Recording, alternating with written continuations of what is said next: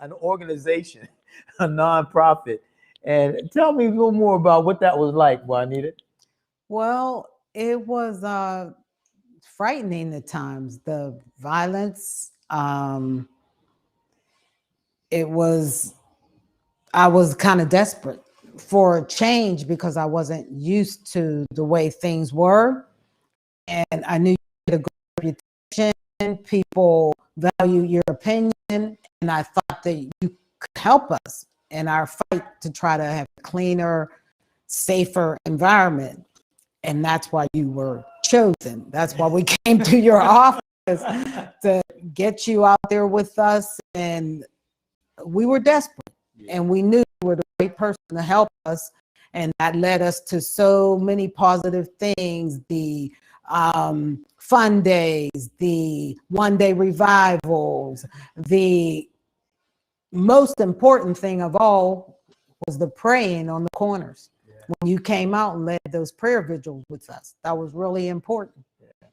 Well, you know what, Juanita, you said that I was helping you all, but it was you that was helping me, because I was trying to figure it out. I was trying to figure it out. I was in between. Am I going to be a person that just starts the church and just passes the church and church services, or are we going to do something different? And I think really it was your entrance into my life that gave me the sense that I was entering a university. And that's why I started calling Hazelwood the University of Hazelwood. And you were my first professor. You were my first professor because you dragged me out of this office and you got me on them street corners. And it was like, okay, praying in church, but here's where somebody just got shot and killed, and we want you to pray here. And that was, I wasn't doing that. I wasn't doing that back then. You know what I mean? I wasn't going on the corners and praying with people. I was praying in church and praying for people and going to the hospitals and things like that. But I wasn't going to where somebody was shot and that spot. Right. And you had gathered so many people, to do that. Yeah. And I didn't know you weren't doing that. It mattered to me that you weren't doing that. I was desperate, and I knew there was a good pastor up the street that would probably work with us. And that's why I showed up on your doorstep. Yes. I'm glad you did, Juanita. Yeah, I'm glad I'm you glad did. I did too, because we've developed a good relationship, and that's what's important. And all of your hard work that you've done and what you've done for the people in this community is just viable. It's so viable. Well, I tell you what, you're sitting in this chair because I've seen what you've done for the people in this community, and I've seen the gardens that you planted, the places that you cleaned up. Where there was a dead body, you would clean up, and you'd make it so that people would still want to be in that place. Where if they wanted to memorialize their loved ones, it would be a flower bed there now, just things like that. And then also the services that you had on some of these corners. You had services, and then they grew into the one night revival, which started growing to the place where we had to be outside because there was so many people that was coming. And all of that had an impact on how we would do things through Center of Life. So you were first. And all of that had an impact on anything that we would do with Center of Life. We were impacted by you, so many others from this community. I tell people all the time, because this is a University of Hazelwood, everything that we learned that we were doing came from people. The people were saying, this is what we want. And we believe what the people were saying. So, and we do to this day. So I can't thank you enough. Thank you. Can't thank you enough. What's the future for the Block Club and for the one night revivals? What is the vision for the future? Well, once COVID's over, the vision for the one night revivals is to get back out there, and bring as many people out as we can possibly can, and as many clergy out as we possibly can. And the future for the Block Club is to try to grow it, try to wrap it around Monongahela, to Chatsworth, to Hazelwood Avenues, just to grow it. That's important. That is so important, and I was thinking about how, you know, you the work that you started just continued to grow, and it continued to grow until there was so many people, that were involved. And I would see people from other communities that I knew that would come into your service, the one night revival, and it's really got big. Yes, You it know, did. it And got people so look big. forward to it. Yeah. Mhm. I mean, one year I think we had like 3 days of services. It was so big, Yes. and the community owes you just a debt of thank you, a gratitude. Just to thank you for everything that you continue to do, Juanita. The things that you continue to do to this day to encourage people in this community, to bring peace and understanding and harmony. You've been able to do that. You've been able to do that. I think through the prayers and all of us getting together and praying, I think that changed things, because from what I understand, Hazelwood has one of the lowest crime rates in the city now. So God answers prayers, and he sends us the right people to communicate with and to work with, such as yourself. So prayer changes things. And I'm grateful to you, Pastor Tim. Thank you. Yes, and I believe that the Lord has big things for you, and the community is just going to continue to grow and get better and bigger. Yeah. Well, whatever happens for us happens for everybody. Right. Because Absolutely. we are raised. We are where we are because of you, and because of so many other people in Hazelwood. And as this thing rises, we all rise together, and we give God the glory for all of it. For all of it. Yes. So Jerry Humphreys, man, I remember so many times coming home. Sometimes I would be heading out to work. I would see you coming to deliver, and sometimes I'd be coming home. Maybe I'd come home early, and I'd see you from time to time. But I appreciate your presence in this community, and I appreciated the fact, that as I got to know you better, I found that you were helping so many men. And I didn't know what kind of men you were helping until you finally sat down and told me your story, and the groups of men that you were meeting with, and the things that you all were talking about, and I was attracted to it because it was about military. My father served in the military. Many of my family members served in the military. I had family members that served in Vietnam, and so it's just really, when you begin to tell me your story, I just began to become more and more attracted to your life, because not too many people will share their story, that experience, Right. that had that experience, man. That's correct. That's correct. Yeah. And as you were sharing that with me, I thought, man, and then you were showing me how you were helping people get their benefits when they didn't know about their benefits, taking them to different places, connecting them, and creating you had this large network of people that you've been meeting with on a regular basis. And I told friends of mine that I knew, they were older than me, but I was telling about you, telling them about the things that you shared with me, and how you were working to help people. And as a matter of fact, you helped another family that I was trying to help them find out more about their benefits for their dad, and you helped them, So I just, I appreciate, man, the work that you've done and your life in this community. Just, you never know what a person's life is like until you begin to build that relationship with them. I agree with you. And my history goes back to when I was a little boy. We lived down at the end of Sylvan, and I used to run up and down the street as a little boy, past this church. I don't know how many times, not knowing that I would be connected when I was that little, to tell you how God works.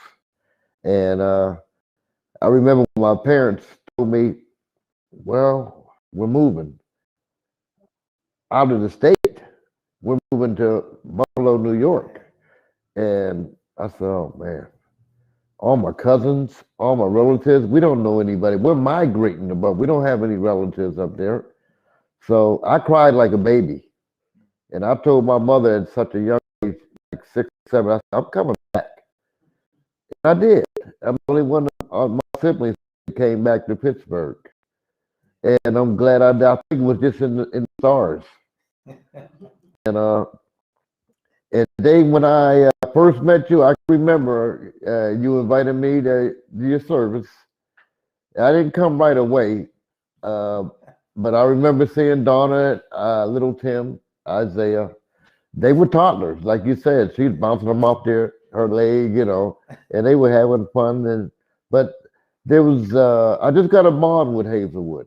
Hazelwood to me was like I said, I cried. I cried crocodile tears. I didn't want to leave.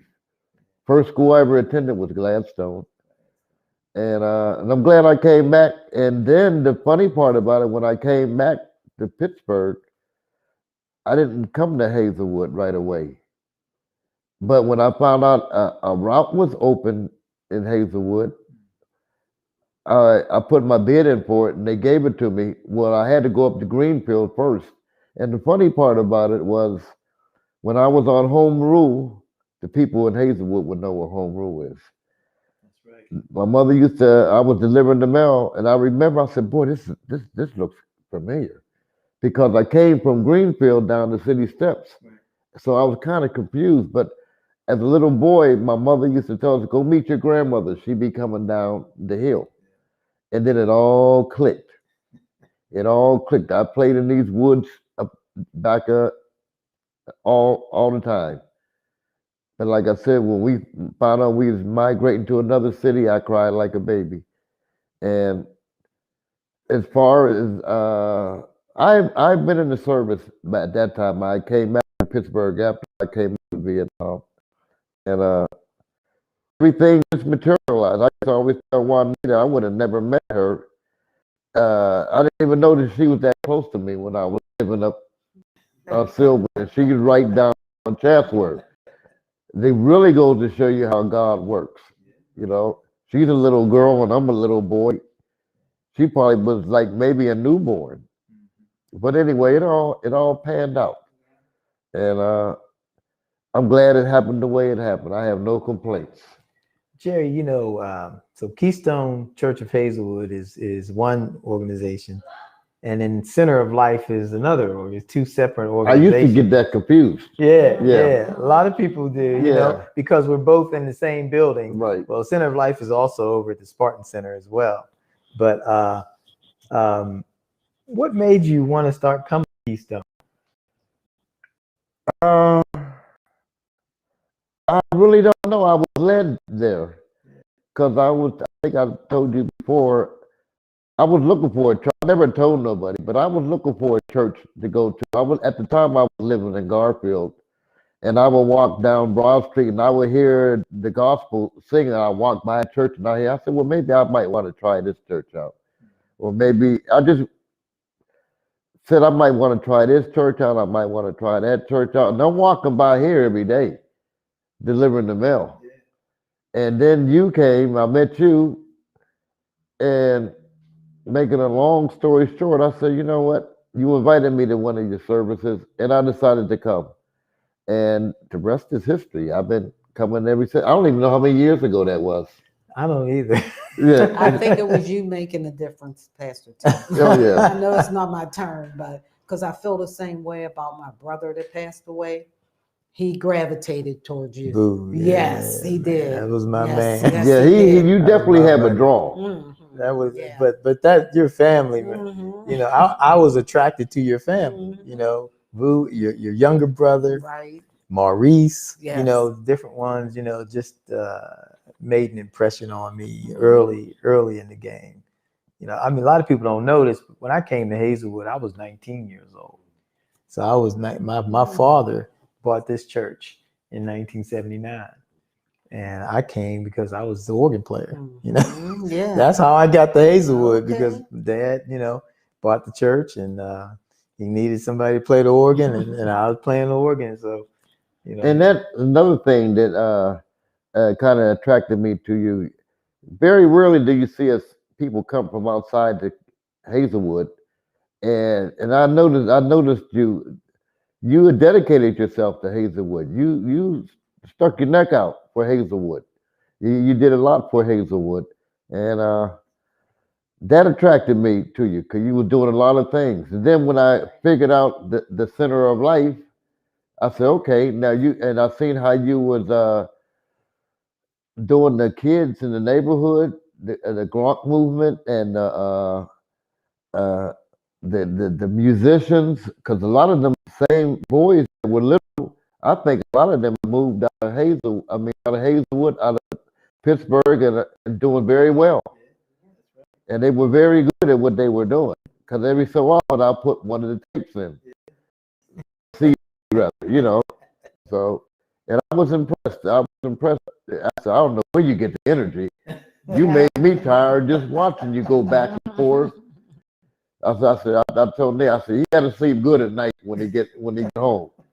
Well, you saw the need for change. Just like when we started the Block Club, we saw the need for change, and the people wanted change. A lot of people may have been afraid to fight for the change, but we wanted change in our community. Yeah, and you know, the change came through the people Right. in the community. I remember I remember your sister down over at the YMCA, you know, Libby, yeah. Libby, you know, they kept that Y open until 11 Sure o'clock at did. night. Where most of the Ys was closing up at like 6 or Right. 7. I was a product of their Y. Yeah. Yeah. Yeah, They took us everywhere. absolutely. There was Young Life at the Y. Mhm. They took us on different trips to Sea Yeah. World or Yeah. Saranac Lake Village in Yeah. upstate New York. They kept you busy. That's something. Mm-hmm. That is something, you know. But Yeah. that's why I said, you know, when we got ready to start Center of Life, all the ingredients were already here. Everybody was already, there were people already doing work, already doing good stuff like yourself and Jerry and different ones already doing good stuff. All we need to do is find our place and fit in with everybody else. And it worked out very well. And I'm thankful that we've been able to work together for these last 20 years, you Yes. know, and I'm Grateful. praying for another 20 years. I may not be in the same position, but I'll always be in and love Hazelwood. Yes. You know, Hazelwood is impacted my. It's not the trees and the streets. It's the people. Yeah. Everything is about Exactly. people. You know, Exactly. and so I appreciate the people that have touched my life from the youngest person to the oldest person. I appreciate everyone. Well, to me, it was like, this is roots for me. And a lot of people come back to the roots. Some people, like my mother, wanted to get out. I was completely opposite. You know, oh no, I don't want to leave here. I got all this family around here.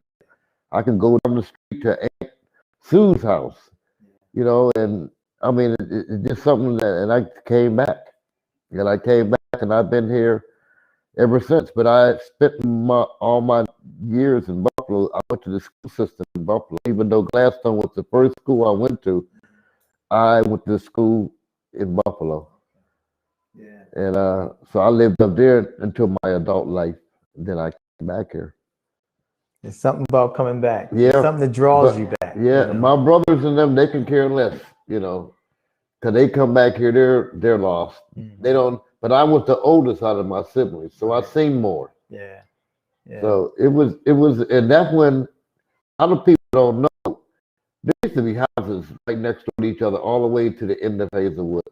And Hazelwood, I mean Sylvan. Mhm. Sylvan, you can go all the way to Greenfield. It went all the way through. My mother said when she was going to deliver me, that's the way they went. I have a picture of this building that we're sitting in right now before the church was built onto the front of it. Oh yeah. Yeah. And there, like you said, there's buildings all the way down. Oh yeah. Trees. Yeah. Tree line. It was cobblestone, you know, and went all the way down to Greenfield. Right. You said, All the way you to know? the bridge. Yeah. Yeah.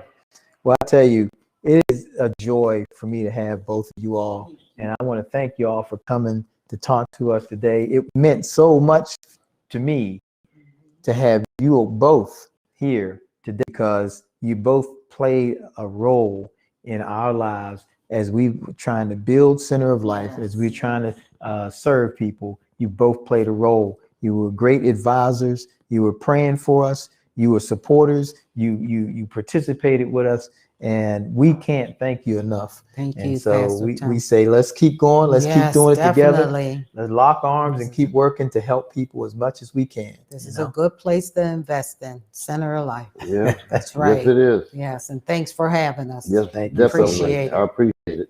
And thank you all for joining us. We have a whole lot more to go, and we want to thank you again for joining us. We hope you're enjoying yourself, and we hope that you're telling people about this and that they're tuning in. We're hoping to raise as much money as we can for this one night, and then we're going to move on and continue the work. So have a great day. Juanita and Jerry, you know, let me tell you something. I had the very great pleasure and honor of performing their wedding this past Saturday. And I just feel so honored to be in the life of those two people and for them to be in our life as well. And as you've heard me talk about the University of Hazelwood so many times, I have another professor that is sitting here with us. And this professor is the Reverend Michael Murray of the Murray family. So if you know anything about Hazelwood, you know the Murray family because there's a whole bunch of them. And I'm trying to remember where you fall in the mix. I'm fifth in the middle. He's in the middle of how many? 10. In the middle of 10 people. Now, Reverend Murray is also the pastor of Second Baptist Church in McKees Rocks, Pennsylvania. Second Baptist Church, McKees Rocks, Pennsylvania, where they have a Sunday morning service every Sunday morning in Zoom. I have been seeing Reverend Murray bring the message, and he brings it. He brings it. He doesn't compromise. And so, listen, I am so glad that you are able to join us here today. Reverend Murray is a lifelong resident of this community. Grew up walking these streets and playing baseball and basketball and football, and he went to Gladstone. And I don't know, did you go to Bergwin? Went to Bergwin. Went to Bergwin too. But I wanted to bring him on because one of the first opportunities that I received to volunteer was under his leadership. He was running at the time the Hazelwood Cobra football team and running it underneath his organization, which is THIMA, the Greater Hazelwood Youth Mentoring and the Hazelwood Youth Mentorship and Athletic Association. Okay. Hazelwood Youth Mentorship and Athletic Association. Yes. I always say greater for some reason because we include everybody in it. Right. But Reverend Murray was running the football team, and I remember going up there and watching the kids practice and watching Reverend Murray as he was working with the coaches, as he was working with the kids, and the patience that he showed with those kids. And not just Reverend Murray, but his wife Adele was right there at his side and helping and making sure that the kids were fed. They got a good meal, each time that they came to practice. Water was provided, everything. And that was in 2001 when we were just getting started. We were trying to learn what it was that we should do. And one of my examples, one of my professors was the Reverend Michael Murray. Thank you so much for being here. You're so welcome. I'm honored. I'm honored. And since we have almost a similar twin set of our heart for the community and the people of the community, the children of the communities, I feel like we're twins. And it's such a privilege. It's such an honor. I did not know that in glazing upon how God has blessed us, how to direct and intro into the lives of the families and particularly the children here in the community, that we know you're always being watched, but we did not know that there was watch with intent.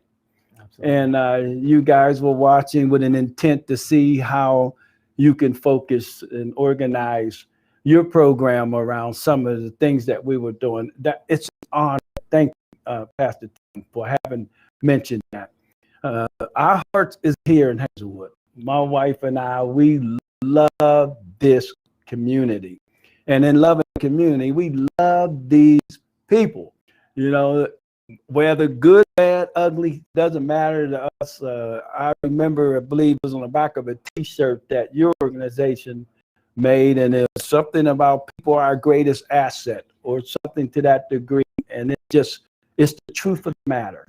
Everything is about people. Everything is about people, and they are our greatest asset. So when I seen that, it just spoke volume. Said that's the truth of the matter.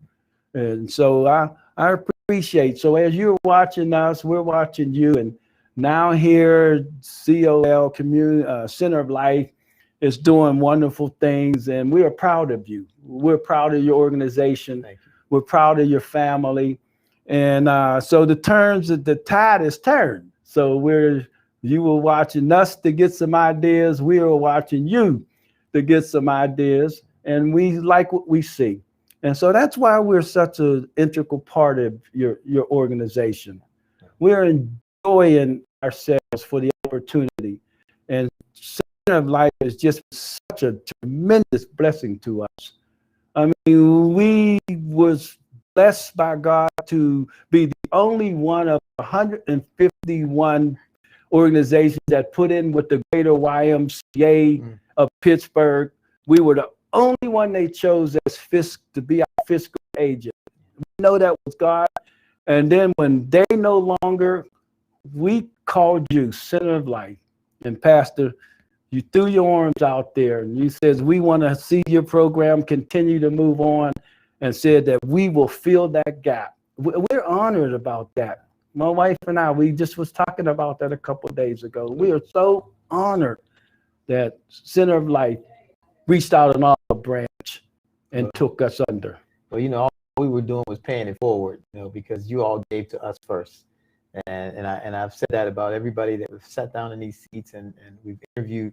For anybody who is from Hazelwood, it came from you all first. And anything that you all gave to us, any way that you taught us, anything that we learned, we had to pour it back into the community, And of course, we give God all the glory, but certainly. I give credit to whom credit is due. And I want to give you credit. I want to pin these flowers on you and your wife, Adele, for the love that you've shown this community. We saw it. We saw it firsthand. We saw how you fed children. We saw how you ran programs. We saw how you were running things up at the swimming pool area where the water park is now. We've seen all these things. We've seen how you raised your children. We've seen that. It's an example. And I'll tell you something, nothing is as contagious as an example. And so when you have a good example in front of you, you want to make sure that people know about it because it shines. It shines bright enough for people to know, but it's good to say thank you. And I'm saying thank you to you for everything that you've done for COL, for the people in Hazelwood, for your leadership as well, for your leadership. And you've been a committee man, I believe, for many, many years. Oh yeah, I'm going on towards the 20th term. Yeah. And so, I mean, representing this community in ways that sometimes the community doesn't even realize it, that you're standing in the gap. And so thank you for that. You're not just involved through the church. You're not just involved through youth work and things like that, but you're involved in the political world as well. So that means a lot. That means a lot. And we thank you for your example. And I thank you for coming up here today and for sharing with us on this day to celebrate 20 years. And we're going to continue this celebration, you all. And we want you to keep rolling with us. We have so much more to go. Thank you for all of you who are giving, for all of you who are sending in your donations and your gifts. We thank you. We can't thank you enough. And just keep following us and keep staying with us as we go forward to celebrate our roots, our rhythm, and the road ahead.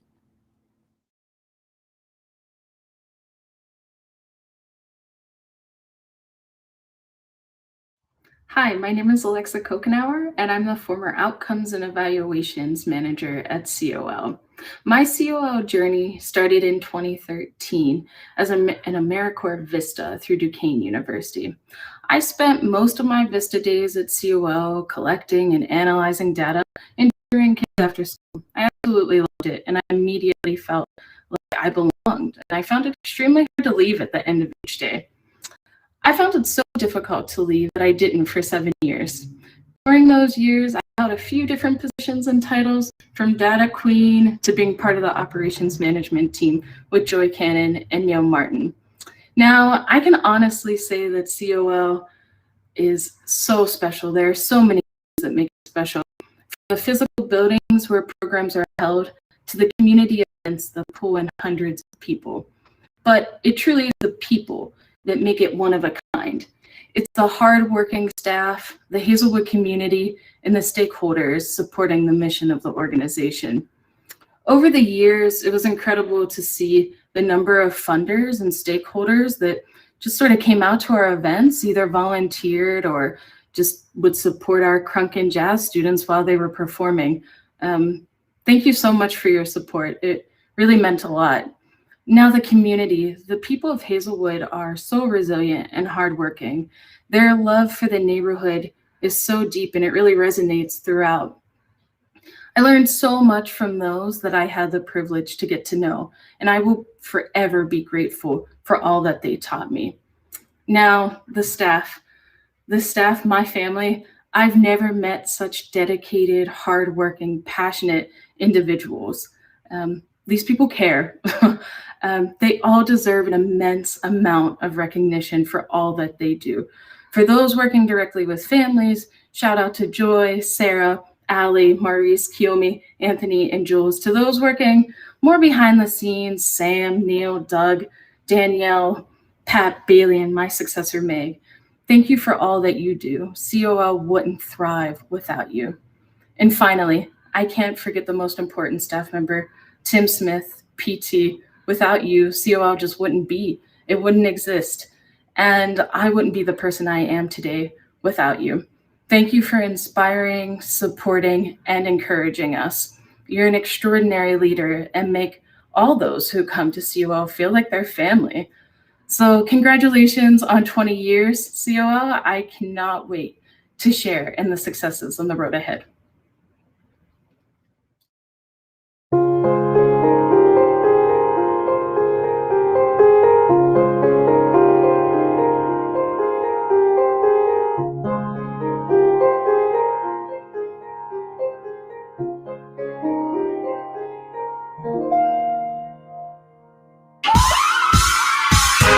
There's one hand, there's another, one heart, there's 100 beats, one dream, there's a vision, start the movement. You're not alone. The crunk movement, this is our moment. When you're in the movement, You're not alone. the crunk movement, this is our moment. When you're in the movement, the crunk movement started this movement.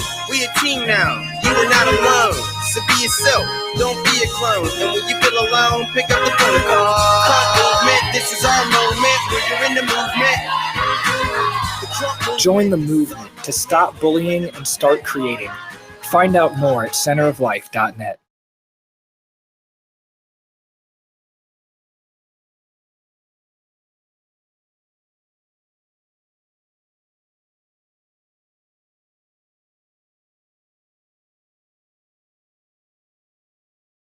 Iconic.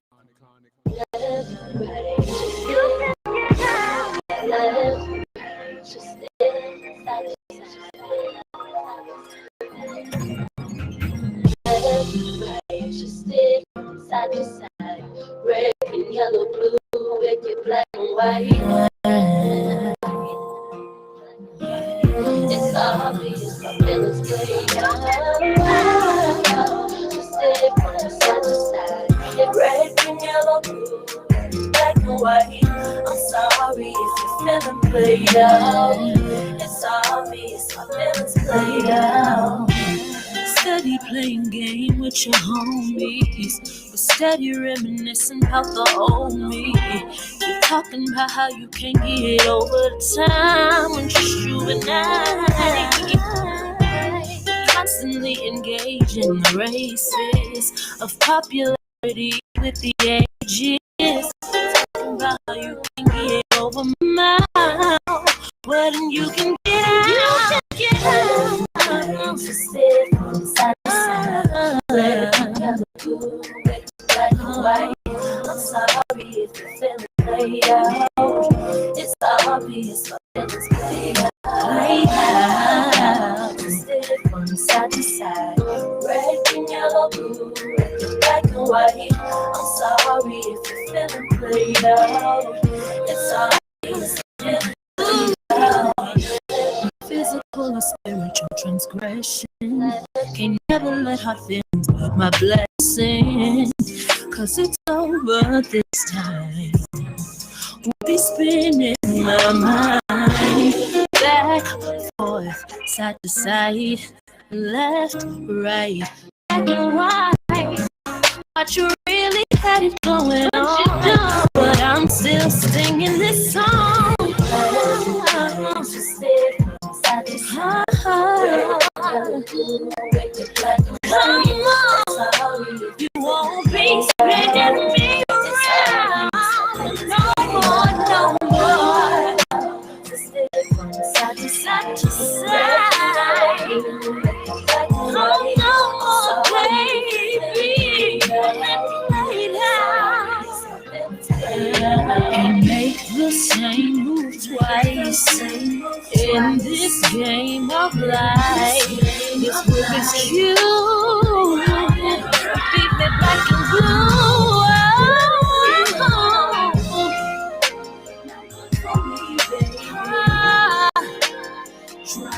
Black and white, really played out.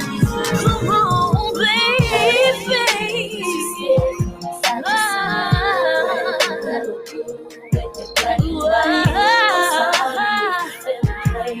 Played out. No, I'm not sorry. Oh no. Come on. I'm sorry for you.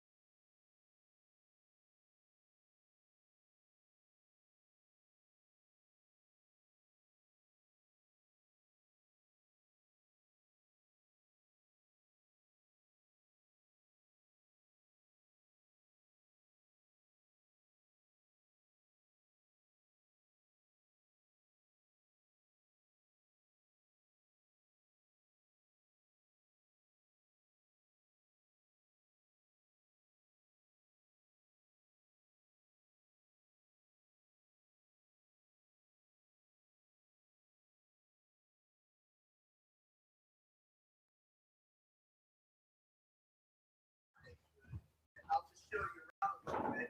This is our neighborhood. Such a beautiful neighborhood. Ooh, look, we have art as well. The van is here. This is one of the vans that we use to deliver food every day to our neighbors. And it looks like the door's open, so I think it's gone. It's good. some of the folks who deliver the food may be in here. Matter of fact,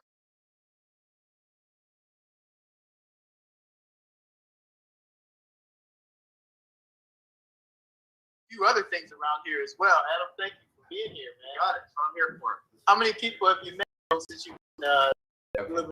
Oh gosh, so many. I'm starting to learn names now finally. They recognize who I am, which is kind of nice. It's nice to get to know Hazelwood really, because I didn't know it was here, and I got so many nice people I've been missing out on all this time. So a lot. And you guys here are wonderful. I love all the staff. They're such good people. Well, we're so glad that you registered for the University of Hazelwood, and stay with us, man. Yeah. You never really get a degree in this university, but you just go to school. It's not the journey, not the destination, right? All about the people. It's all about the people. This is great. I just wanted you to see a little bit of the neighborhood.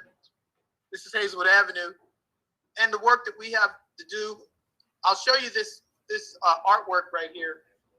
This artwork was done by a group of students way back when we first started Center of Life. and they were working with a world-renowned artist whose name is Bob Qualters.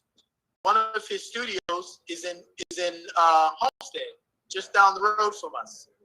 And the kids that did this, they were dreaming about what they would be when they got older.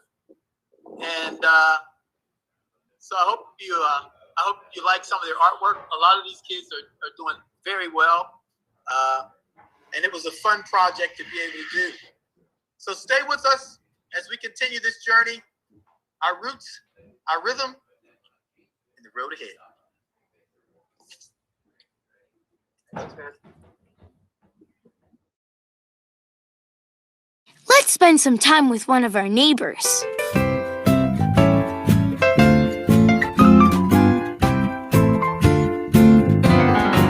Hi, I'm Brayden. Here's my friend Tim to help clean up the playground. Let's go plant some flowers.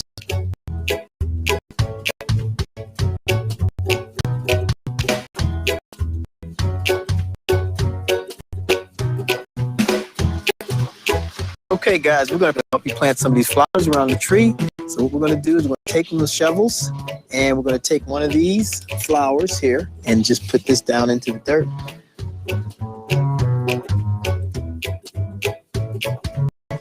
This is going to be so nice for the neighborhood right here, right down in here, okay?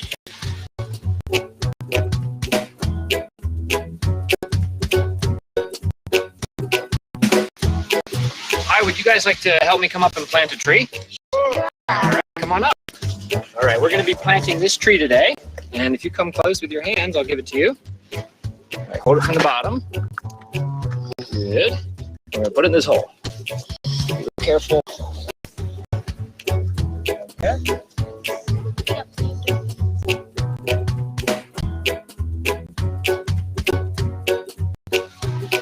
If you guys want to help me spread it all the way around the dirt, okay? Great. Let's step away. Brayden, give me a watering can to water our tree. Yeah. Thank you. I'm gonna help some more neighbors. Bye.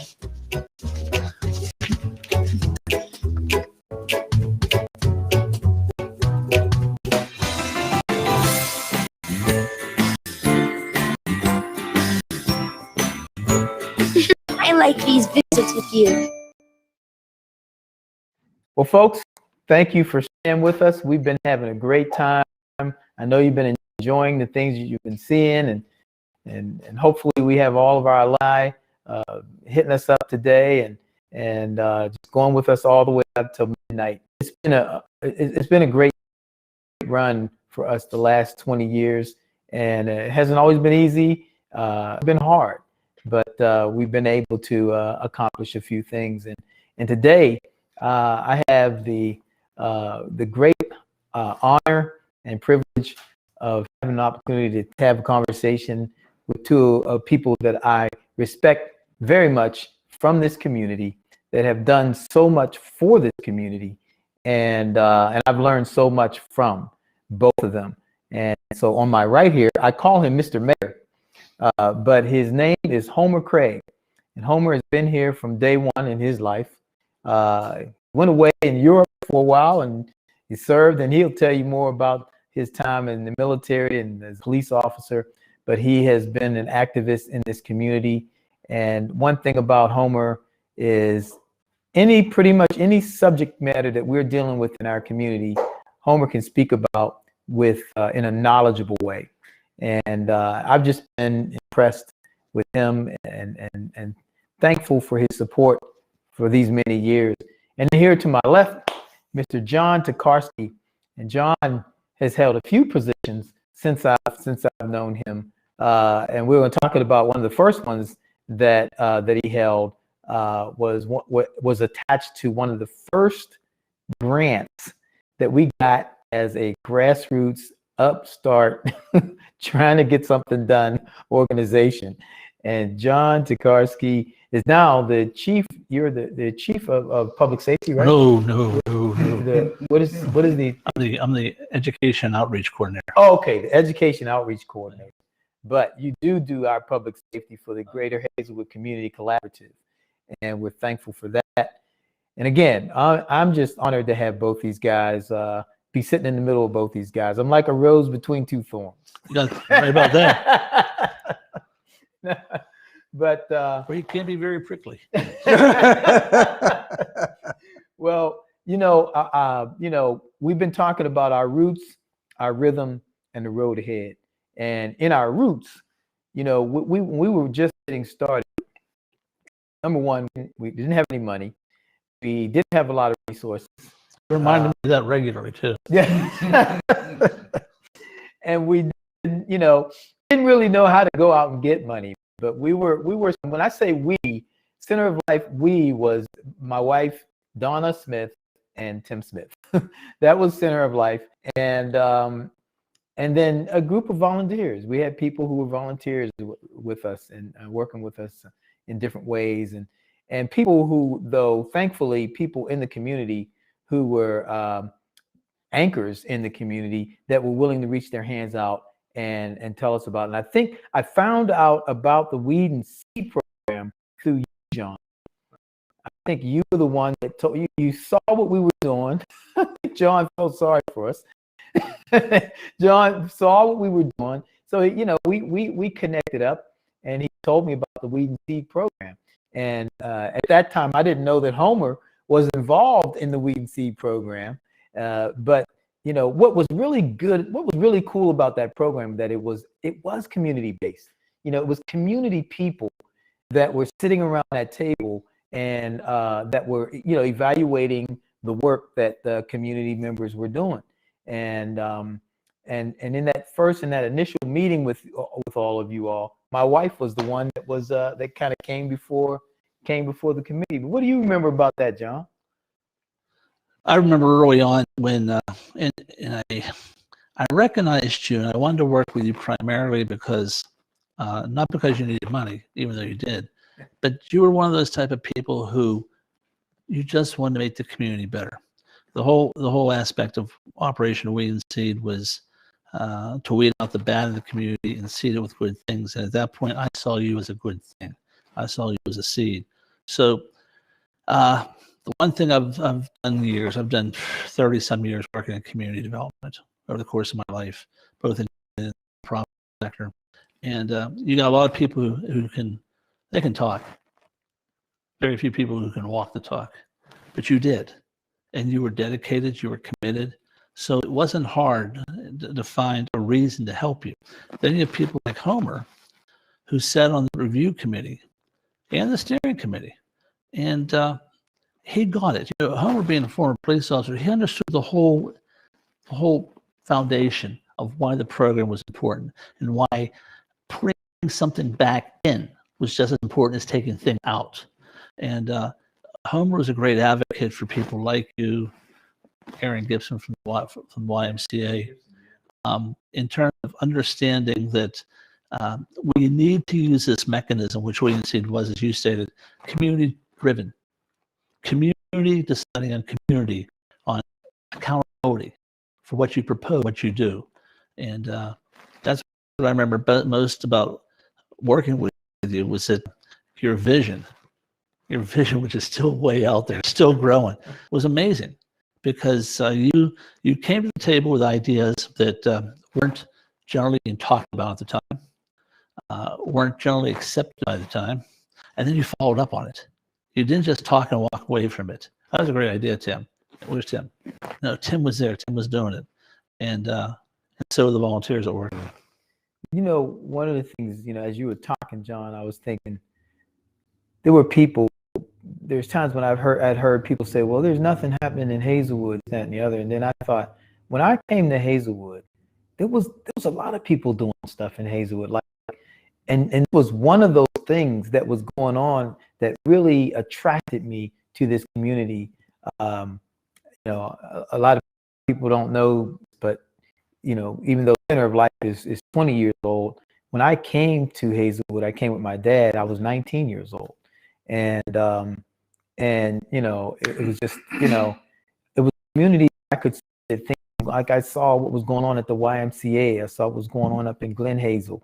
I saw the football team going. I saw a lot of different things But mostly what I saw, people working together. People, even though there were a lot of things that we should have gotten in this community, like benefits or funding and stuff that should have come. But even though some of that we may have missed, we had community members that had banded together and began to work to do something. And if it wasn't for you all, we would have never got that grant, you know. The human capital that's in this community and that you leveraged is immense.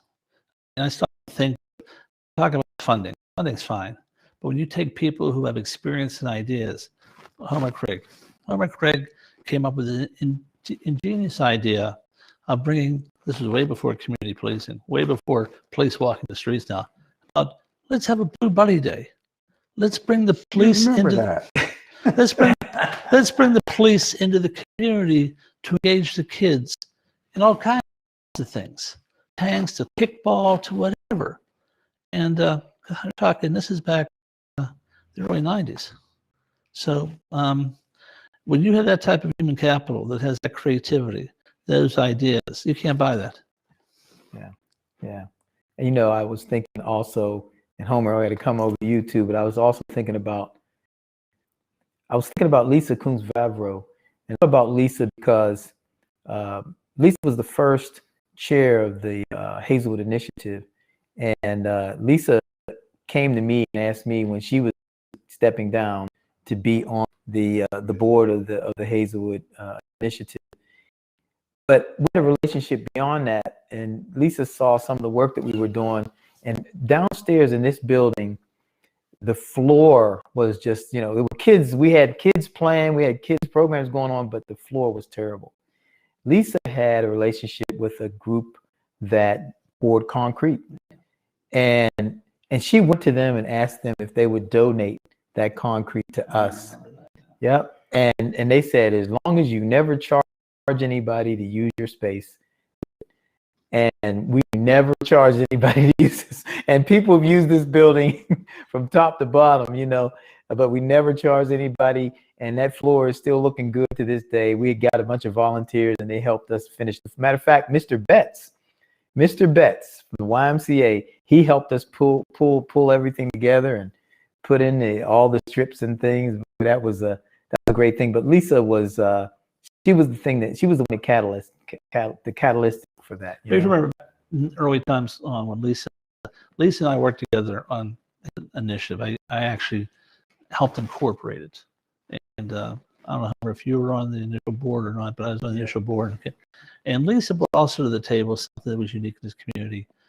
It brought appreciation for landscaping, for beautification, and for vegetation, which was something that really wasn't profound or seen here in this community.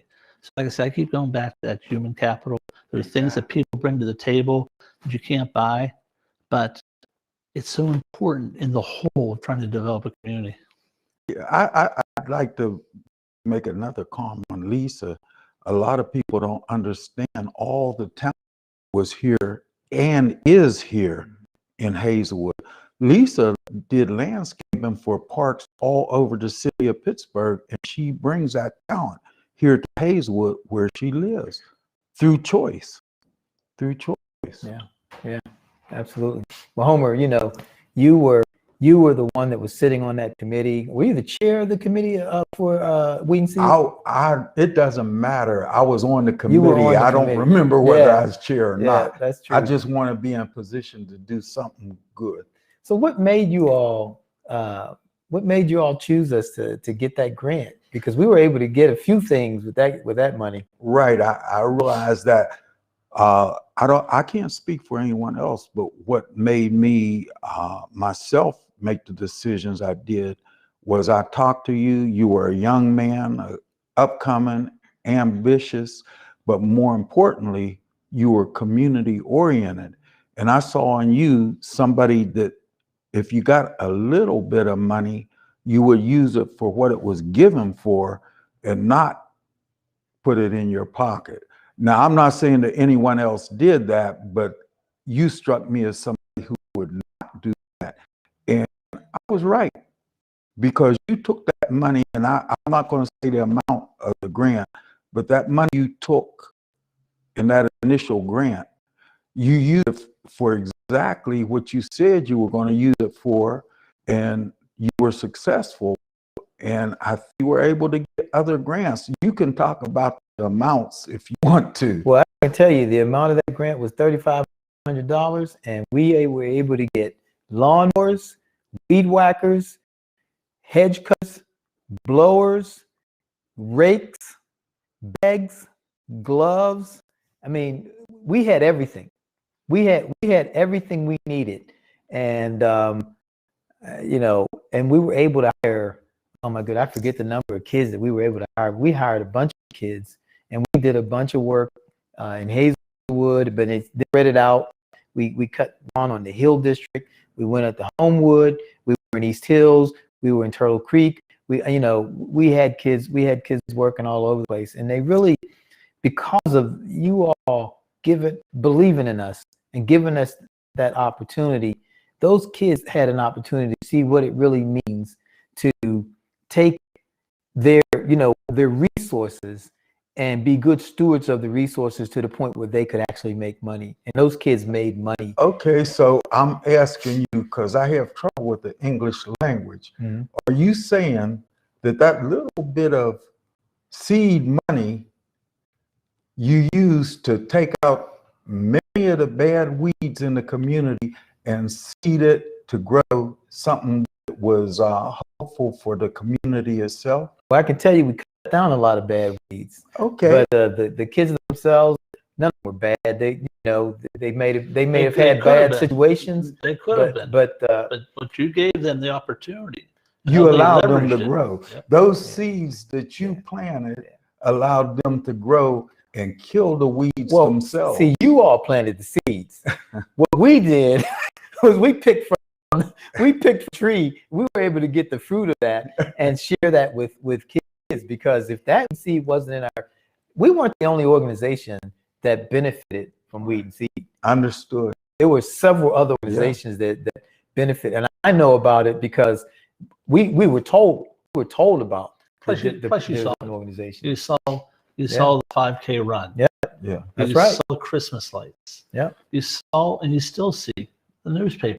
That's right. Exactly. So there's a lot of That's different right. things. What I find still what's so coming. interesting about all of this is being your 20th anniversary and seeing the whole menu and a range of things that you do now, and stopping and think it all started with $3,500 grant.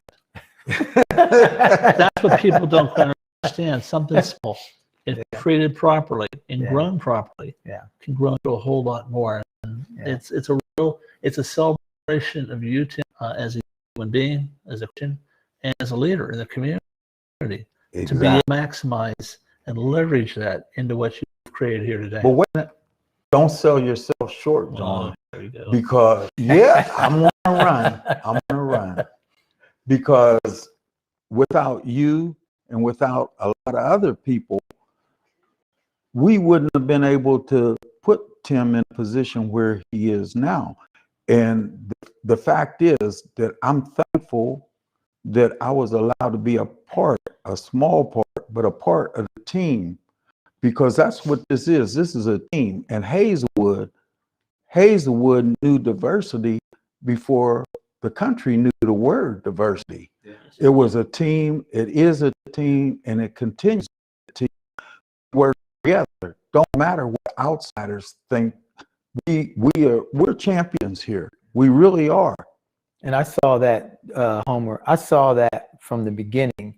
Even when I was in investment banking, I saw that. I come home, because I lived right upstairs on the second floor, and I saw, the community people doing what we could. Everybody doing what they could to work together and to pull things together. And it made me think about, Glenn Dixon when he was running the football program. It made me think about Jim McLaughlin and Joan. Don't forget Joan. Jim and Joan running the Pony League. That was the Pony League, wasn't it? No, it was a T-ball. Was it T-ball? But I thought he ran some of the older ones too. We funded him for uniforms. Yeah. Oh, okay. Yeah. My bad. And Jim ran that program for years. And he still collects money for the Halloween program. Yeah. He funds just about with money he collects all year long. Yeah. He doesn't do it during Halloween season. He does it all year long. And his family, his new family, continues to support us. Yeah. So, well, I was just so impressed. But the YMCA was staying open until like 11 o'clock at night. I mean, that was not in any other neighborhood that I knew of. You know, we were staying open so late. And then I was thinking about Glenn Dixon and the football program, all those kids that he was working with up there at the football program, of course, and going and back. Can I share something with you that you might not know about Glenn? Yeah. He and his brother go back to the Glen Hazel Boys Club, the boxing team I was telling you about. Okay, yeah. That's where they got their team spirit and started. And Glenn was actually a trainer for one of the welterweight champions of the world. Yeah. Did you know that? No, I didn't know that. No, I'll think of his name. I'm old. I'm senile. But go ahead. But you know, then later, Reverend Murray, when he took over the Cobras, the football team, and that's when I started volunteering to coach on the team as well. My boys, they both played on the football team until they were, you know, too old to play on it anymore. And I'm just thinking about all the people that were already at work, You in keep this talking about community. those things. I keep thinking about all the things that we and C did fund. There it 'Cause is. They funded the uniforms for the football team, Yeah. the equipment. Yeah. You know. That's why I'm bringing these things up, because it's Yeah. like you guys are It's too all- humble to talk about it, but I'm bringing these things up because, you know, even though we're celebrating 20 years of Center of Life, that's only 20 years. There was 20 years before Center of Life. There was 20 years before that 20 years, you know? And there were, and when I look at, there's another young man in this community, his name is Jaquay Carter. Jaquay has been putting out some history about this community that is just priceless. It's just priceless, you know? I mean, he has shown us things about this building that we're in that we didn't even know, you know? And when I look at that, when you look at that, you get a chance to see that diversity that you're talking about. Yeah, Homer. this was a Mennonite building at one time. Not Mennonite. What was it? It was a Hungarian Lutheran church. It was a Okay. Hungarian Lutheran church, and it was the home of George Tenor Oliver. He was a Pennsylvania senator. Oliver High School. Yeah, same Oliver, same name. Yeah, but you know, this, you know, it's just when I think about that kind of stuff, and the reason why I like to bring it up is because nothing is done by itself. Nobody can do anything by themselves. You got to make friends. You have to be friendly and make friends with people and respect people. And any success that we have, That's the key. It's because we've been able to connect up with folks and folks who are willing to help us. Because when you don't have anything, you got to have people to believe in you. You have to establish and build relationships. Relationships that all You tap something else, respect. Mutual respect. You earned your respect, but you give respect. And that's very important too. You know, when you establish these relationships, not everybody might have a check to write to get to you. They'll call you up and say, "Hey, I have tickets for this, or I have some books for the kids to read, or something like that." And that all saves you money on other fronts, and possibly also expands programming opportunities that you may already have started that are being complemented. So that goes back to human capital. Which reminds me of a set of books that you just gave us, do-it-yourself books, as a matter of fact. They're nice. And, you know, these are things that a lot of our kids have never seen because they spend a lot of time on the internet. But when you look in these books and you think about all the things that people pay people to do, how easy it is to do, and how easy it is to do, and how it's all right there in front of you, these kids are going to learn a lot just from those books. I gave them a Time Life series, over 20 volumes, a few hundreds of dollars, but it's like good pictures, easy to read, and it breaks down everything: plumbing, electricity, how to plaster a wall. It's pretty cool. And when I was talking to him, I know how many kids he works with, and how, as with most kids, their mind range goes from here to there. So anything's possible if you expose them to the opportunity and the knowledge. So, Well, one of the thing, not only thing, but one of the things I really like about what Reverend Tim has done, he's linked music and entertainment to education. And one of my favorites, you probably forgot it, is a CD that the kids put out called Drop the Nine. Okay, tell them what Drop the Nine means. Yeah, man. You already know, yeah. John. I'm just going to tell you. Tell them what The 9mm. Drop the Nine. Yeah, that's it. That's it. Yeah. Well, you know, we've talked a little bit about our roots. We talked a little bit about rhythm, where we are now. Let's talk a little bit about the future, the road ahead. You know, the three of us, are activists in this community. The three of us are doing our part to try to make sure that that we serve everybody in the community, and that we bring as many resources in the community as we can. And I'm excited about the future. Quite frankly, we have people that have come into this community that now they're new, they're brand new. One of the people that I was thinking about just recently, you all, is Officer Schifrin. So I don't know if you all have met Dave Schifrin yet, but Dave Schifrin is he's on the police force. He worked at the number 4 police station, but he's from so he spent a lot of his career in New York. So him coming to Hazelwood, that was easy for him. Like he wasn't afraid to come to Hazelwood. he previously was a teacher. Yeah, which helped. Yeah, and I purchased his first set of chess sets so he could establish the chess league here in Hazelwood. Well, I was just going to say, I saw Dave, 2 weeks ago, he was down at the Lutheran Church in Hazelwood. Dave not only takes his personal time to teach the kids chess, but he and another officer gave a very, very well organized and informative program on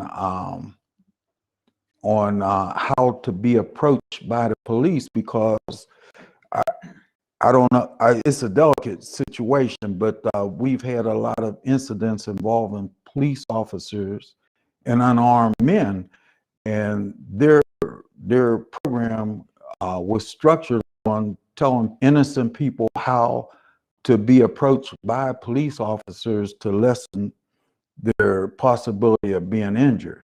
Interaction was important. Interaction. I couldn't find the right words. Thank you, John. But they're also having a series down there. The next part of their series will be an interaction on human trafficking. So, That's this Saturday. Yeah, I know. But the thing is, people need to know that there are more good police officers than questionable police officers, and men like Dave. And Dave is one you mentioned specifically, but there's more men like him that need to be recognized and need to have interaction with the community so that they'll understand that police are just like anything else. There's a few bad apples. And I can tell you that because I spent 28 years on the force. But there's more good on all sides. And those are the people that we have to identify and target for their input and participation in the future. Because I'll tell you, the biggest, while you're optimistic about the future, and I am too regarding the physical makeup and structure of the community, I'm also very concerned because we're all activists, if you want to call us that, or you can just say we're community leaders. But in any case, we started out at a young age volunteering. Young people today don't know about volunteering for the most part. They're not raised to understand the importance of volunteering, giving back, and not being paid for it. Understand some kids, they have to work because their family needs money. Simple things like that, because we have to grow the next generation of leaders in this community. In 40 years, probably I won't be here and you won't be here. Tim, I'll probably always be here. But, we have to do this. We have to identify, and when I say grow, we have to create opportunities for them to be in leadership. Yeah, John, Step back and leadership. can I piggyback on what you just said and put a personal issue in there? My granddaughter volunteered. She was a candy striper when she was going to high school, 4,000 hours of volunteer. Now, if you want to push forward into the future, she's 35 years old now. She's medical director for the city of Midland, Texas. So there's something to be gained from being a volunteer. There's something to be gained. And I that's a personal thing with me, and I'm very proud of her. So I'm going to promote her too. Okay. But your point is that if you do volunteer work, you don't know where it'll lead to. My thought is it leads to something good. And the hard part of it is there's not as many opportunities for young people to get involved in worthwhile volunteer activities. I know when I was young, I was involved in something called Red Cross Youth. And it started like when I was in grade school.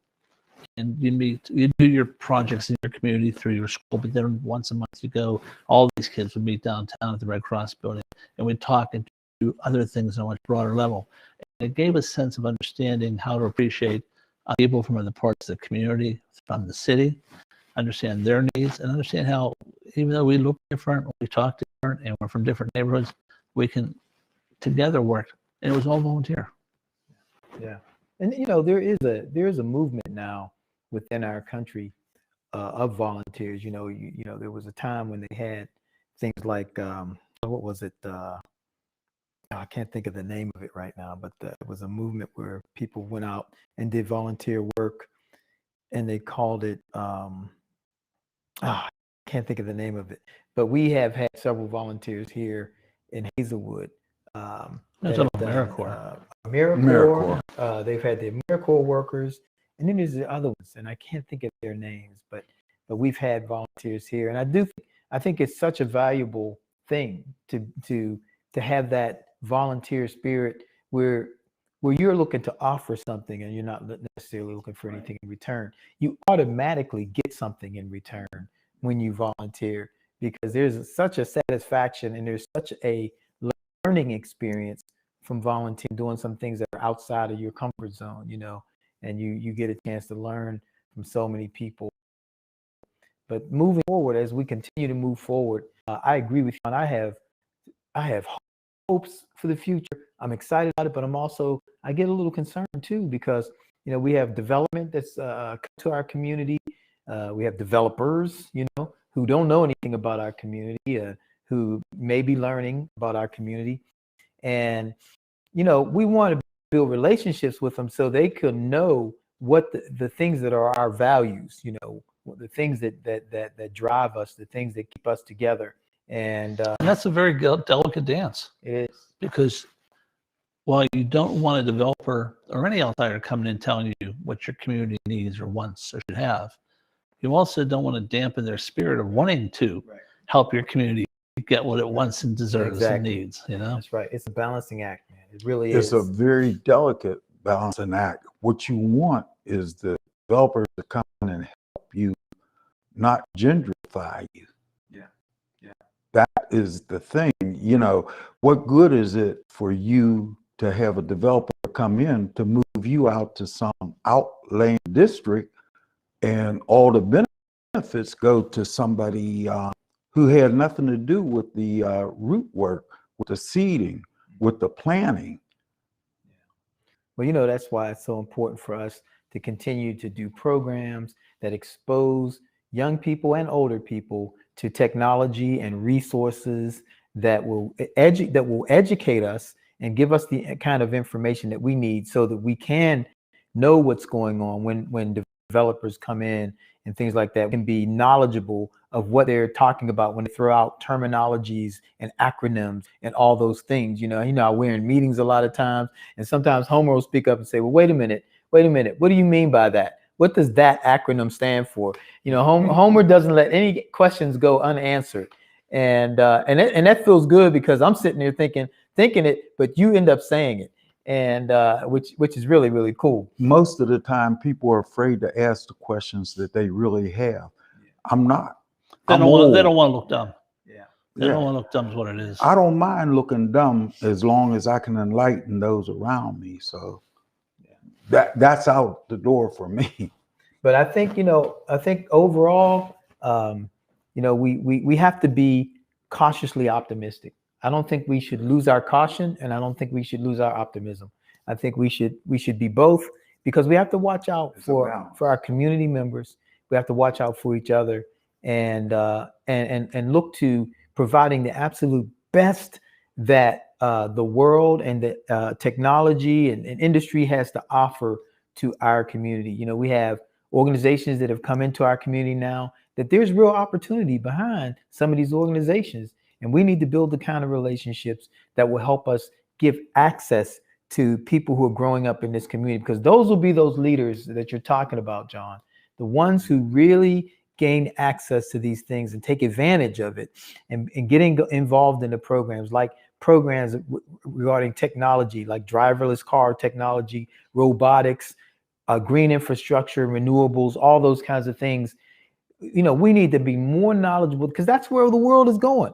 That's where it's going. And when we expose our neighbors to that kind of thing, we are raising up the next leadership.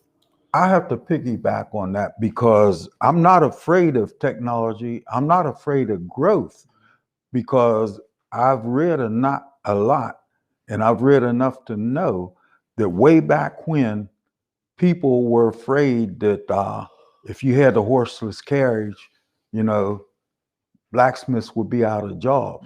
Well, they still have blacksmiths. Okay, but that horseless carriage made a whole lot of jobs possible, because it only takes one guy to rebuild a buggy. It takes a whole lot to rebuild a car.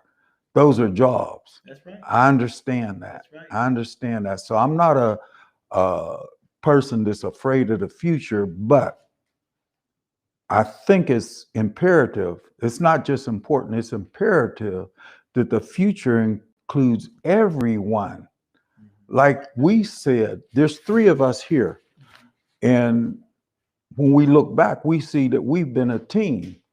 And I believe that there should be room on the team for everybody, not just the pitcher, not just the quarterback, but the water boy too. That's why those people will be viewing this discussion today.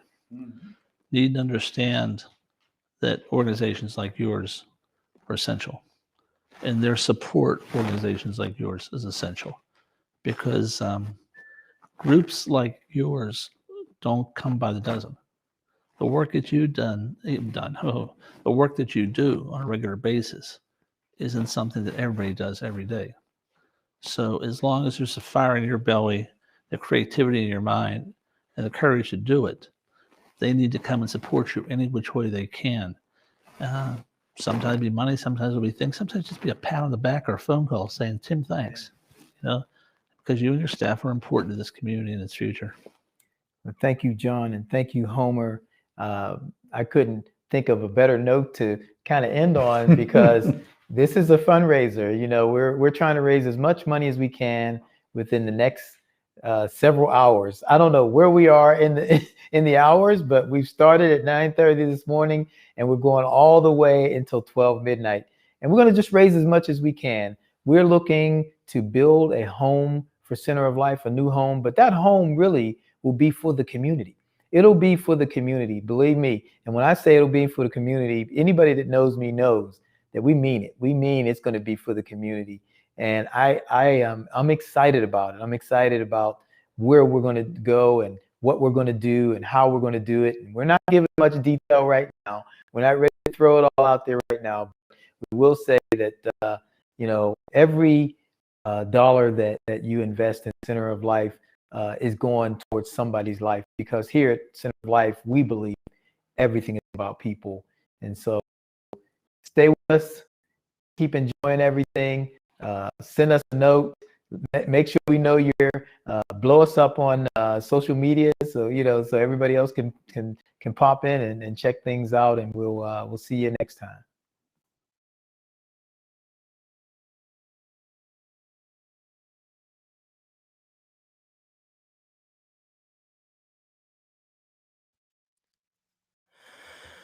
No one makes me feel the way you do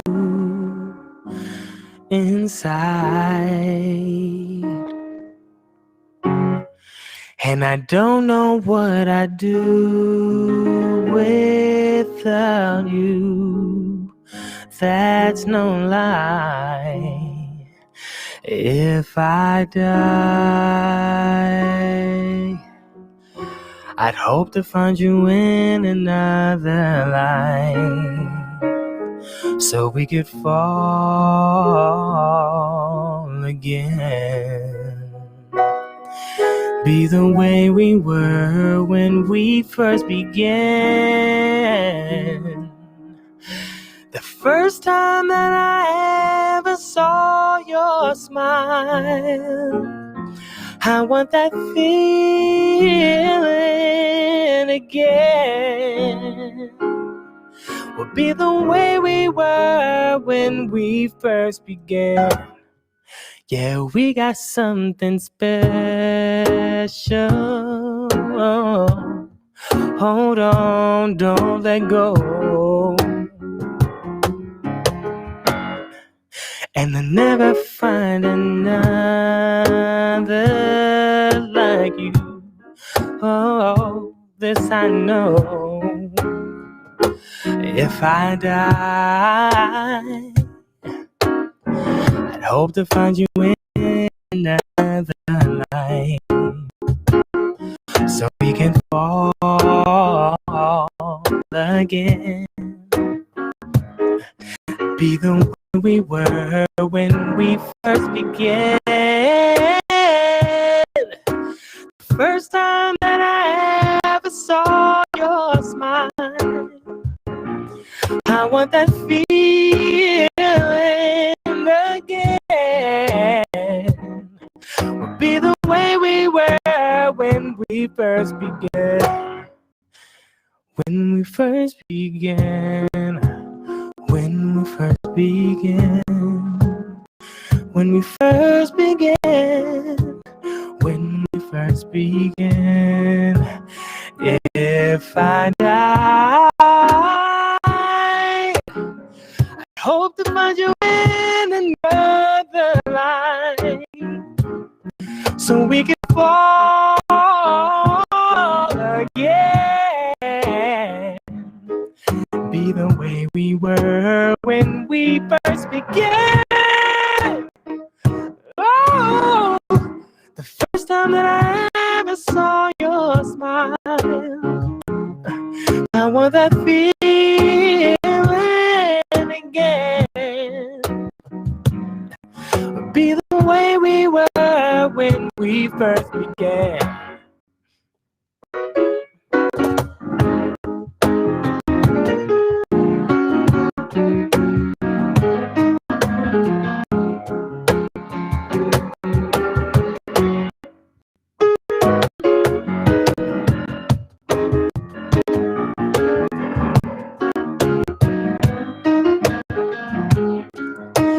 If I die,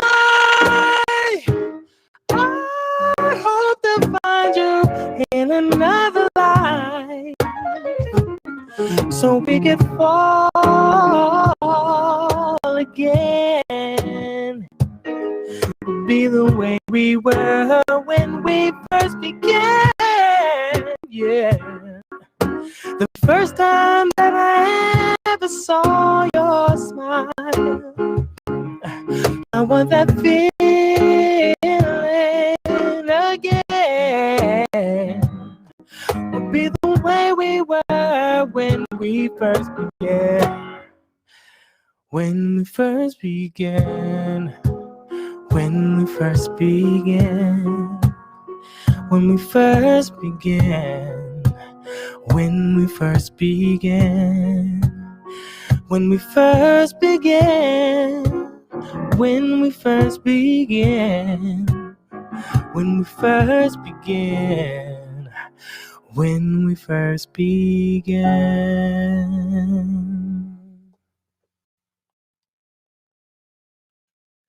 So the next song that we're gonna do is called Clarity. and it's actually a song that I wrote at the beginning of the quarantine, the lockdown, and yeah, it was just a way for me to kind of vent and get my feelings out about everything that was going on. There was a lot going on, and yeah, so I hope you enjoy.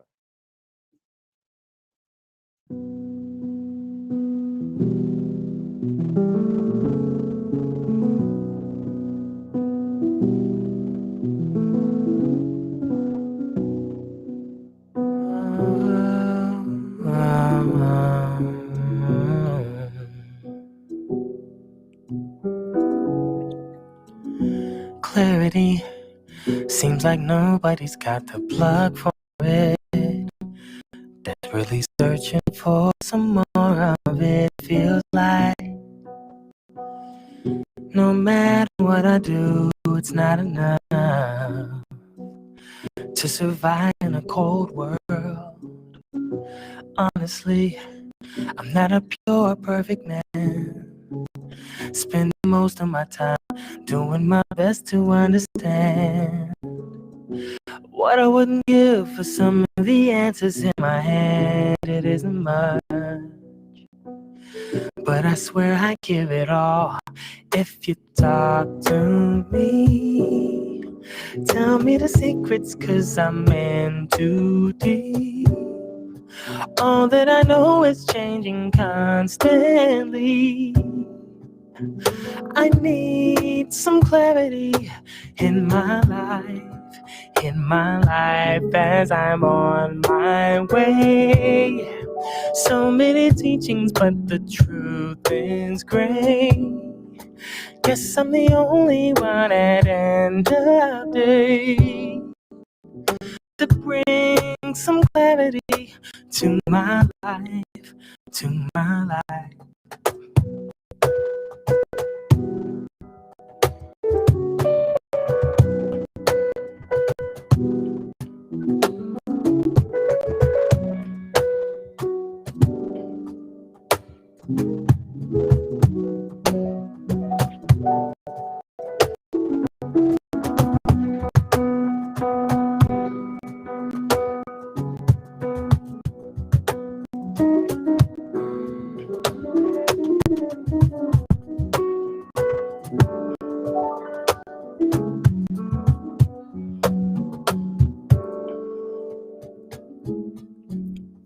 It's obvious for me to see the gig is rigged.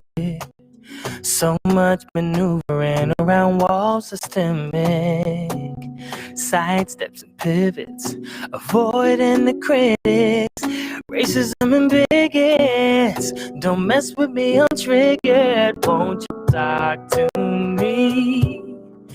Tell me the secrets, 'cause I'm in too deep. All that I know is changing constantly. I need some clarity in my life as I'm on my way. So many teachings, but the truth is gray. Guess I'm the only one at end of day to bring some clarity in my life, in my life. In my life, in my life, in my life, in my life, oh, in my life, in my life, oh, in my life, in my life, in my life, in my life, in my life, in my life. So we have one more song for you. It's a Stevie Wonder song called "Love's Need of Love," and I also just want to take this opportunity to say thank you for having me. This was fun, and I'm just so happy to be a part of celebrating such an amazing organization in Center of Life. So yeah, happy 20th anniversary. Also, if you look to my left, you're right, my left, you'll see Mr. Adam Bonomo, and he's an amazing keyboardist, as you've heard, and also an amazing singer and songwriter. And he has his own band called Bonomo, which I'm actually the drummer for. And the music is incredible. It's incredible. You have to check it out. Wherever you get your music, Apple Music, Spotify, it's available everywhere. Or you can also just go to bonomoband.com. Bonomoband.com. There it is. Bonomoband.com. Quick plug. You know, you gotta look out for your homies, you know. So yeah, without further ado, Love's Need of Love, Stevie Wonder.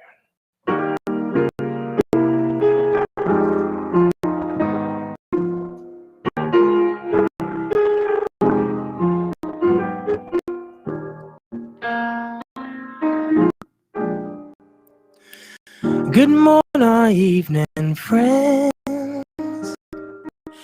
Here's your friendly announcer. I have serious news to pass on to everybody. What I'm about to say could mean the world's disaster. Could change your joy and laughter to tears and pain. It's that love's in need of love today. Don't delay, send yours in right away. Don't you know that hate's going round, breaking every heart? Stop it, please, before it's gone too far. Oh,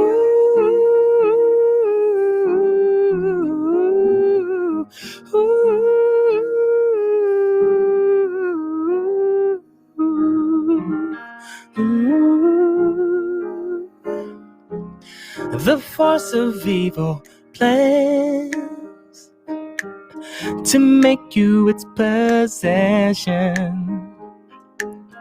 It will if you let it destroy everybody. We all must take precautionary measures. If you haven't peace, you share, then hear me when I say, don't you know that love's in need, yeah, of love today? Don't delay, send yours in right away.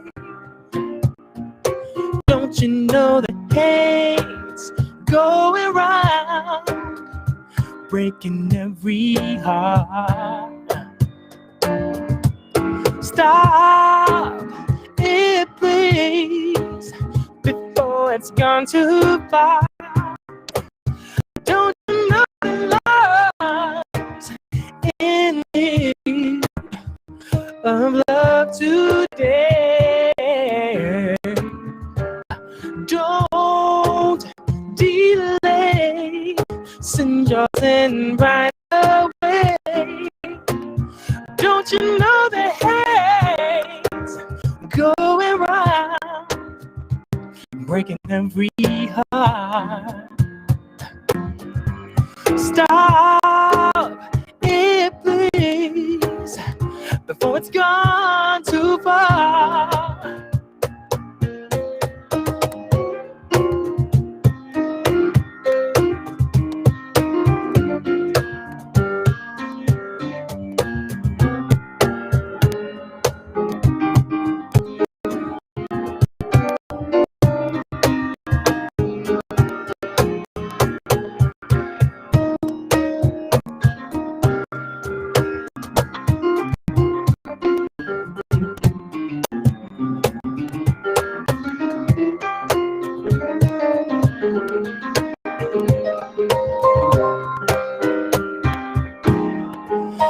Don't you know that love's in need of love today? Don't delay, send your love right away. Don't you know the hate's going round, breaking every heart? Stop it, please, before it's gone too far. Don't you know that love, love, love, love, love, love, love, love, yeah. Don't you know the hate's going round? Whoa, whoa, whoa. Stop it, please, before it's gone too far. Yeah, I'm talking about love. Thank you. Happy 20th anniversary, Center of Life.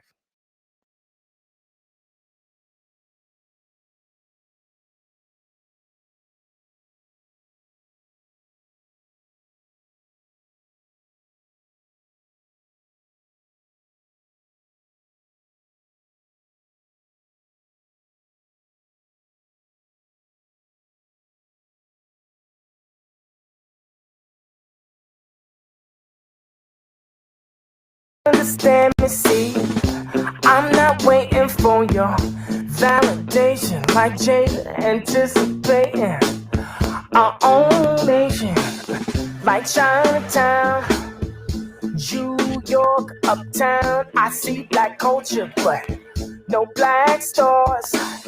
They're gentrifying, colonizing, capitalizing. I hope you're recognizing. So why wait for them to give us freedom? We do for ourselves, we don't need them.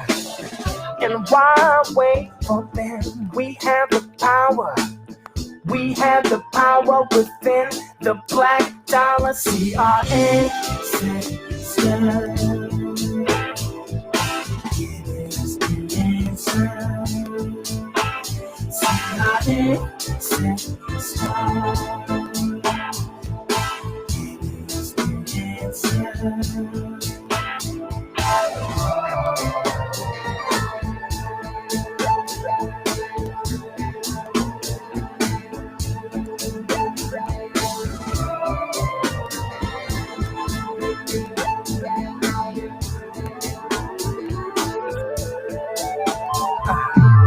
Look to the sun, look to the stars, and soon you'll find just who we are. We are kings, and she's a queen. It ain't our purpose to settle for second string. So why wait for them any further when they're killing our children? They poison our water. Why wait when we can unify? See, we don't die, black spirits, we multiply. See our ancestors giving us the answer. See our ancestors giving us the answer. See our ancestors giving us the answer. See our ancestors giving us the answer.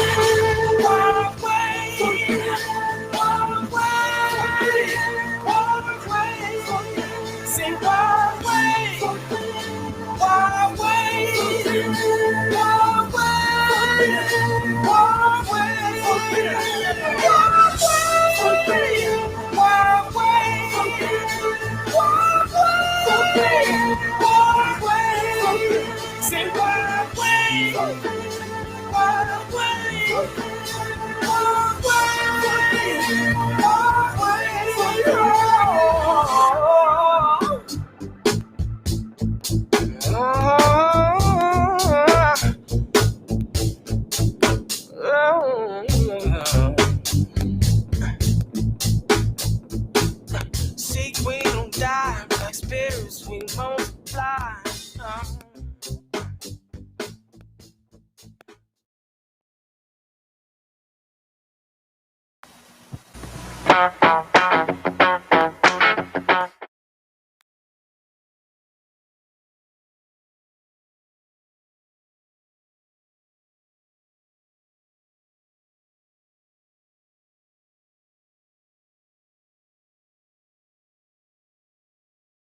So proud of that last singer.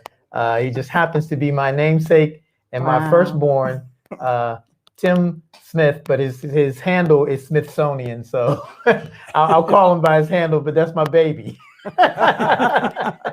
And oh man, I'm like so proud of him, and that music is so beautiful. His voice is beautiful, and I couldn't be more proud. Of course, Tim grew up right here in Hazelwood, and was a part of the programs that we were running here. He was part of the jazz band, the crunk movement, all of those things, and I'm just so glad to see he's doing well. He's a professional musician in New York. He's singing and playing and all those things, and so congratulations, Tim. Great stuff. Congratulations. Hey, listen, you all, our journey, our Center of Life journey through the University of Hazelwood continues with two more professors that I am sitting with here. And I call everybody who lives in Hazelwood our professors. And I'm just going to start here with Judy McLaughlin. Used to be Judy Yates. Yes, it was. And I knew Judy Yates before she was Judy McLaughlin, because when we were first starting Center of Life, there was so many things that we need. Matter of fact, before Center of Life, we needed things from the city that we needed help with. And whenever I would call to the councilman's office, Judy would answer the phone. And Judy made sure that we got the things that we needed. And I want to say something in particular. We were trying to get a piece of property that was right next to our church. And it was so hard for us to get through all because there's a lot of red tape. There's a lot of things that you have to do. And at the time, we just didn't know what to do to acquire the property. And I remember reaching out to you, Judy. I remember reaching out to you, and you took us through step by step. You got the councilman involved. The councilman hooked us up because the councilman has roots in Hazelwood as well. So, I mean, it just means so much to know somebody. And then when I look over here to Jim McLaughlin, when I remember first coming to Hazelwood, when I first came to Hazelwood, and I was only 19 years old when I first came here with my dad, who was the pastor of the Keystone Church. And I remember kind of going around and just walking around and seeing what was going on. And I had heard about a guy who was running the t-ball and the baseball. And I didn't have any kids then. I wasn't married then or anything. But I wanted to see what was going on. I remember seeing you, Jim. I saw you before you ever saw me. Yeah. working with those kids, working and making sure those games were going on. It was so beautiful because there was food over there. There was a concession stand. When we had the concession stand. Yeah.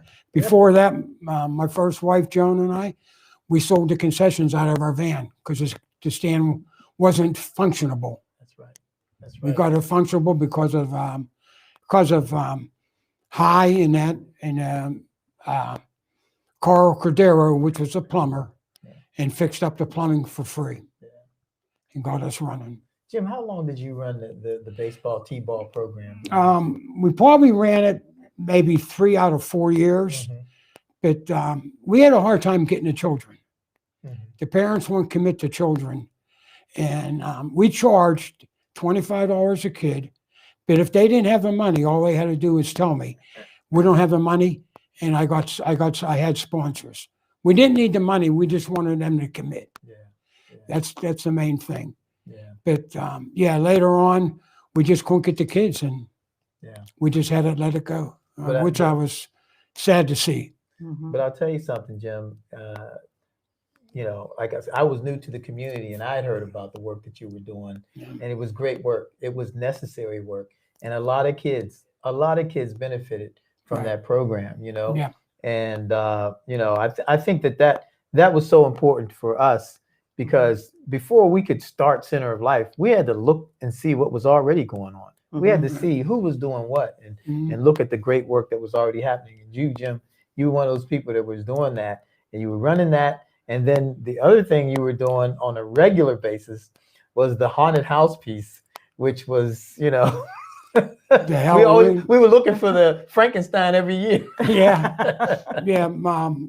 My first wife, Joan, had an idea in 1999 to start a safe Halloween, because people were scared to open their door. So we figured, that's when we were down at the Hazelwood Initiative, was down at the corner of Johnson and 2nd Avenue. So we had it at the gazebo. And before the officers got there, we had a haunted house in there. We had a lavatory in there, and we had a cemetery where I was in with my chainsaw and in a clown mask and a yellow rain suit outfit. Wow. But we started, and we had weed and seed money back then. So that's what paid for the program. Weed and seed. And I remember Joan ordering 10,000 bags. And they asked, why are you ordering 10,000? Well, we ain't going to do this 1 year. We're going to keep on doing it. And we've been doing it. Well, this year will be 22 coming up. Wow. And between Joan, Judy, and I, we have done it probably 18 out of the 22. There's probably 3 years where Joan and I didn't do it. But now, since Joan passed, and before I married Judy, we started, and she's helped me. But I'm not alone on this. I got like 43 people or businesses donating to me. Like the members of the High organization, all the business here in Hazelwood, the waterfront, Atria's up in Pleasant Hills, Olive Garden on 51. I don't let nobody alone. The politicians, if you want to listen to me, we even had it last year during the virus. Yeah, that's right. Just to keep it going. Yeah. And we're going to do it again this year, and we're glad to do it. That's great. Well, you know what, Jim? It's such a blessing to so many of the kids, especially around Halloween, when they want to get dressed up and they want to walk the community. And it's so nice to see how many of the community members come out and participate in it. We open up the gazebo, and whenever you all hear Jim say hi, he's talking about the Hazelwood Initiative. So the Hazelwood Initiative is one of the organizations that have helped sponsor many of these programs that were going on, especially some of the ones when we were doing the light up night and the Halloween, the Halloween piece. And so the important part of this, really, the reason why we have these interviews is because so many people will talk about the work of Center of Life, but I want people to understand that there were things going on here before Center of Life ever got started. There were people doing things that were before Center of Life ever got started. And Jim, you were one of those people, and your wife, Joan, the first wife, Joan, you were both very active. Lisa Kuntz Vavro, I remember her. She was the witch. She was the wicked witch. Not in real life, but she has that voice. So I remember the first time she did it at a meeting, everybody got scared. They jumped. But yeah, she's been there every year except last year. Yeah. She didn't make it last year because she was out of time. Yeah. But she's been there every year. Well, I want to give recognition to Lisa Kuntz Vavro. She was the first executive director of the, the first chair of the Hazelwood Initiative. Right. And we wanted to get her on here, but she wasn't feeling very well. So she couldn't be with us today. But we just want to say hello to you, Lisa. Lisa and I, we go beyond the Hazelwood Initiative because we kind of grew up at the same time. Our families knew each other through a mutual friend named Sam Sellers, who used to work at her father's or grandfather's bakery in Oakland.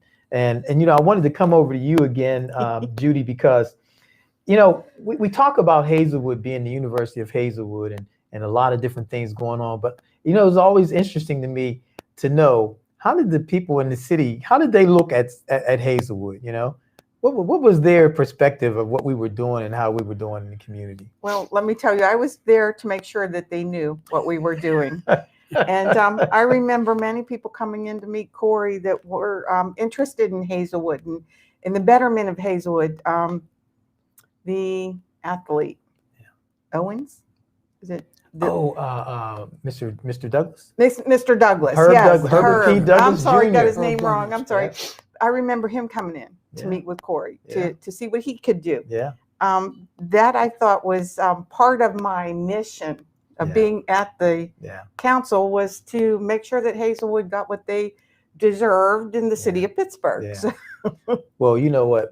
I give you credit for that because I knew your name. Like this, I may not have known anybody else's name in the city, but I knew Judy Yates. I knew that name, and I knew that if I needed something, I could call you. You always treated us with respect. You always were polite to us, and you always were patient with us, because we would call sometimes very impatient, and you would be very patient because we were the community. We wanted to get something done, you know, and you knew that we had to navigate that situation. well, that was one of the things I found out, is that nothing moves fast in government. Yeah. And the other thing was that the community is not one branch. Yeah. It's made up of a whole lot of people bringing what they feel is important to them. Yeah. Yeah. And that was an eye opener for me. Absolutely. Absolutely. Well, I tell you what, it has been a pleasure being able to sit down with you all and just to talk about what it was like even before Center of Life, but also your support for Center of Life over the years.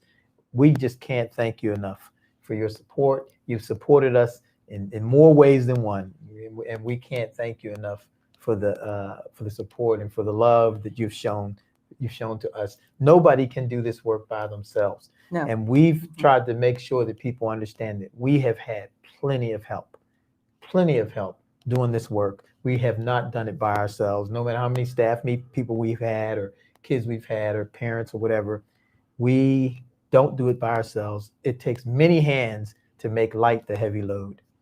But we want to let you know that how much we appreciate the Center of Life. And we got a phone call when all of the pandemic started to make sure we were okay. That really made us feel good. Yeah.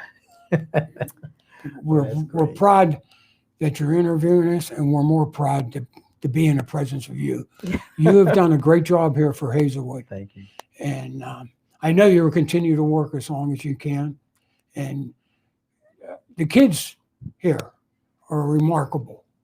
I met a couple on the street that came through this program, and they were a better person because of it. Thank you. And because of you.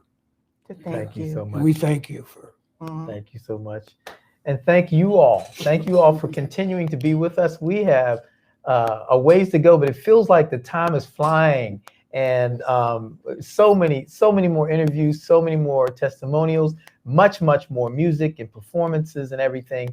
So many things. Keep looking at the pictures, because you will see yourself at some point. You may not recognize yourself if it's like 10 years before, but you'll see yourself. So stay with us as we continue on our trip, our roots, our rhythm, and the road ahead. Thank you.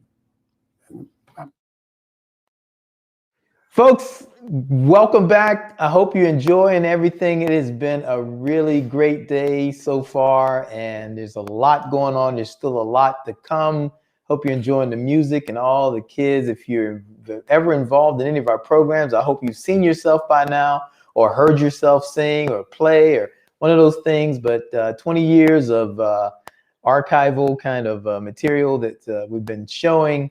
And it's just been great meeting a lot of people from Hazelwood that you may not have known were a part of the life of Center of Life as well.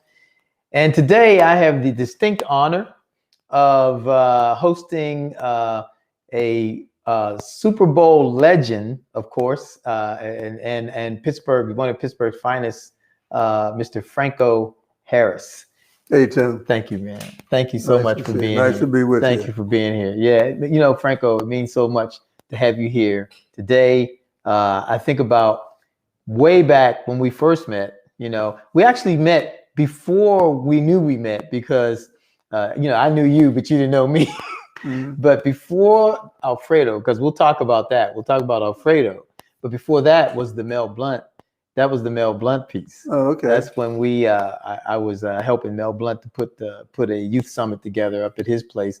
And then that's when we actually, first time we met was up there. And but that was a good time, you know. But well, there's been quite a journey since then. Absolutely. No doubt. Absolutely. Well, you know, one of the areas where you and Doc, your son, Doc Harris, have just been such a blessing to Center of Life.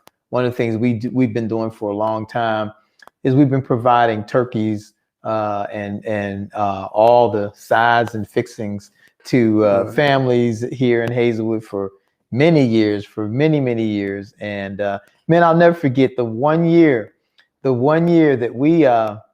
we were really coming short, really bad. And I don't know how you found out about it, but you and Doc came over here, man, and I think we got footage of that too. But you all came over here and you all provided turkeys and bags. We had more stuff than we actually needed, but we gave it all away. We actually gave it all away. And I mean, that was priceless for us because, you know, the numbers kept going up every year. You know, we started off, we gave out 20 turkeys. When we first started, we gave out 20 turkeys and 20 bags, and that was it. We were over. But then it just kept the demand continued to grow, and I think now we're doing well over 200 and some every year, you know. And wow, that's incredible, Tim. But that has a lot to do with 20 to 200. Yep, over 200. Wow, over 200. You know, so there's 20 years. That's 200, right. You know, boy, that's all connecting. Well, you know, Franco, you know, I look at all these twos that are out here, like the 20, the 200, and I was 2021. Yeah, 2021. And I said, boy, if I could just raise $20 million, I'm looking at my camera. I'm looking at the camera here. $20 million. And it starts with that $1 that you give. That's it. Remember that. But you know, you being here and you being at our family festivals, showing up at the family festivals, and man, I left your, oh my goodness, I had a gift for you that I left at my house. So I'm gonna get that. I'm gonna probably just put it in the mail for you. Okay, I look forward to that. Yeah, we have something that you're really gonna like it. I'll just tell you what it is. As long as it's not Pitt, is it? No, it's not. It's not Pitt. It's not Pitt. That's a gift that I can't give you. You would have had to get that years ago. You know? But it's a picture of you. Look, I mean, it's amazing. Franco Harris, a Super Bowl legend, who has actually have time to pay a little attention to us here at Center of Life. And I'll tell you something. The relationship that he and I have has been a very rich, rewarding relationship. He's just the salt of the earth kind of person, and we appreciate him being with us. You'll get a chance to see more of Franco as we go further, but we just wanted to break in and talk a little bit about how you can help us and how you can continue to be a partner with us as we move into the next 20 years. So Pat. Yeah, so I come up here and I have to follow Franco Harris. It's kind of like, you know, I don't know how I'm going to do this or what I'm going to say, because what can I say that Franco hasn't already said or you know, that he could motivate you to give. But let me just give you a rundown of, you know, today's our 20th anniversary, and there's multiple ways to give. And so the easiest way to give is to go to www.centeroflife.net/COL20. Now you can also, if you don't feel comfortable on the internet, you can give us a call right here at 412-521-3468, and we can guide you through the process of donating. If you'd like to send us a check, you can send us a check at 161 Hazelwood Avenue, Pittsburgh, PA 15207. And if you'd like to give through the United Way, you could also use our contributor choice number, which is 1315188. And the last way you can give is through Amazon Smile. Like I said before, as you're on Amazon shopping around, buying all your things, you just make your regular purchases, and a portion of those proceeds will come to Center of Life. And it's pretty, that's almost the easiest way that you don't even have to think about giving. And you can do that just in your day-to-day life, along with your gift today. And so to do that, you just go to smile.amazon.com, search for Center of Life, and just proceed as normal, make your purchase, and some of that money will come to us. We had planned on doing a huge 20-year celebration that we were going to be using a really nice spot down on Hazelwood Green. But because of the pandemic, we had to pivot. We had to pivot a little bit. We had to change the way we do things. But we still feel like we know, not just feel like it, but we know, we're convinced that you all are out there, you're behind us 100%, and that you're going to continue to support us. The support that is coming in is phenomenal right now. We're just really thankful for everybody who's thinking about us, everybody who's writing those checks and sending in the money through the internet and everything else. We're just so thankful for that. And we don't feel like we're going to do worse because of the pandemic. We actually feel like we're going to do better because people, their level of sensitivity is much higher now because of the pandemic. And you realize that we're trying to do something that really needs to be done for people. And so we can't thank you enough for sharing with us, for continuing to take this journey with us. We're excited about it. There's so much more to come. And we want you to stay with us as we continue our trip on our roots, our rhythm, and the road ahead. Hey to my COL Center of Life family. It is trumpeter vocalist Benny Benack III, and I am reflecting back on the magical times that Center of Life afforded me when I was a very young student growing up in Pittsburgh. I actually was coming back from a gig in the car this weekend and listened back to the COL Hazelwood album that we put together with fellow alumni from that time that are still my musical brothers to this day: George Hyde III, Anton DeFay, Brett Williams, Michael Stephenson. Where to begin? These were my first musical peers, my first musical brothers. Growing up in Pittsburgh in a musical family, I was always playing with older musicians and people around the scene, but it wasn't until PT got me on board with COL that I really met other young people my age that had the same passion for the music that I did. And COL really provided us with, a purpose and a direction and a reason to get together and practice music and share music and hang out and, fellowship and community and all the things that, really set us up as professionals. And, that group of all of us from COL under PT's guidance and leadership eventually formed a band together, Elevations. We recorded a number of albums together. We won an award from the Monterey Jazz Festival. We still make music together to this day. And, it's been so great for me to look back and see generations after us, other young musicians find that same purpose and direction and sense of musical family and community that COL gave all of us many years ago, and really set up a great foundation for all of us to become the flourishing professional musicians that we have. So nothing but great memories and, fond times, and much gratitude from me for my time with COL. And just want to say congratulations and thank you to everyone and PT and the whole family.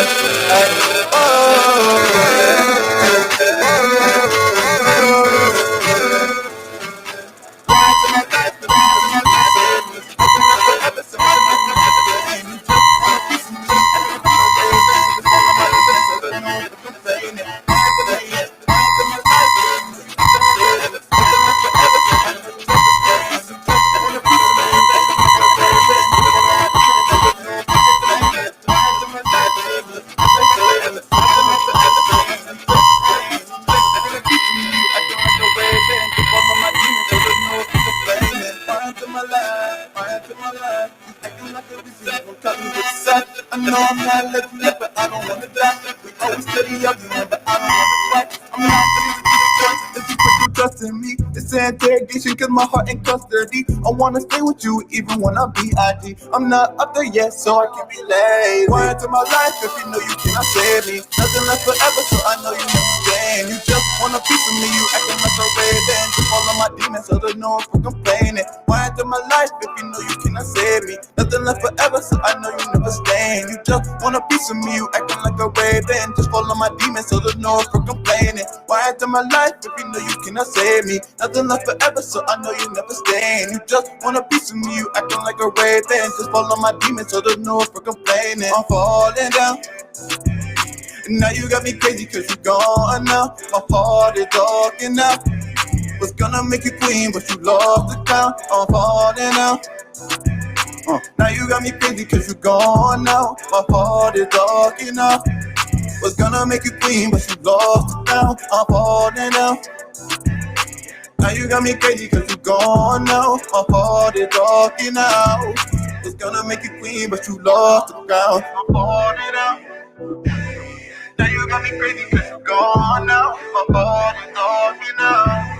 It's gonna make you queen, but you lost the ground.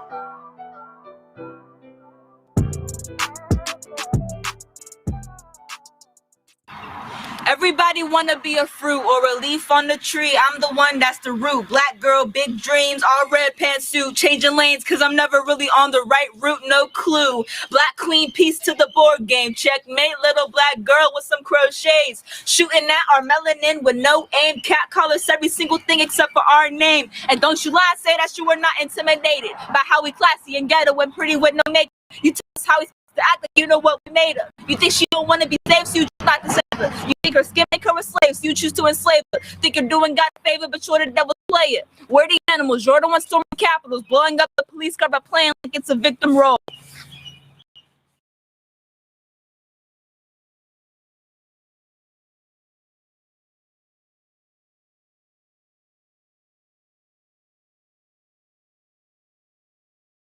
So I love the arts. I've always loved it. My friends in high school, Pastor Tim's son, Isaiah and Tim, they were both my friends. And then our group of friends, Courtney, Sydney, Jordan, I knew they would go. They would always tell me about it. And so one day I went with them after school. We danced, practiced. I loved it and just kind of kept going, you know, as often as I could throughout my senior year.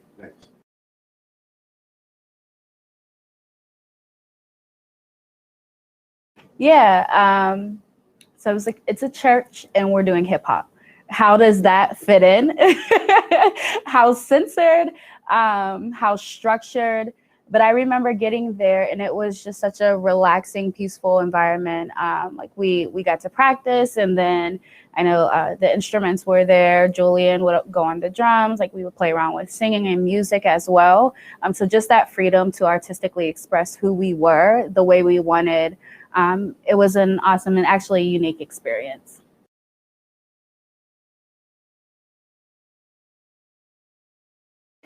Because no one was doing it. And I think even though we were at the stage where we hungered for just kind of like that raw hip hop, those raw lyrics, we didn't get the messages that we needed to be better. And I feel like that's what even united us as friends. Like we were in our own space, had our own thing going on, but we all knew that we were destined for greatness, so to speak, and we were going somewhere. So just having the positive messages through music and dance, having that space for, again, was like it.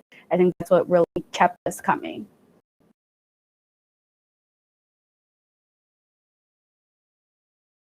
I think it's okay to be who you are, like at the core. If your artistic expression comes out as weird, or comes off, as weird or being silly, whoever you are, how you express yourself, like that, okay, and that's something you can be confident in, because that's not the message we get outside.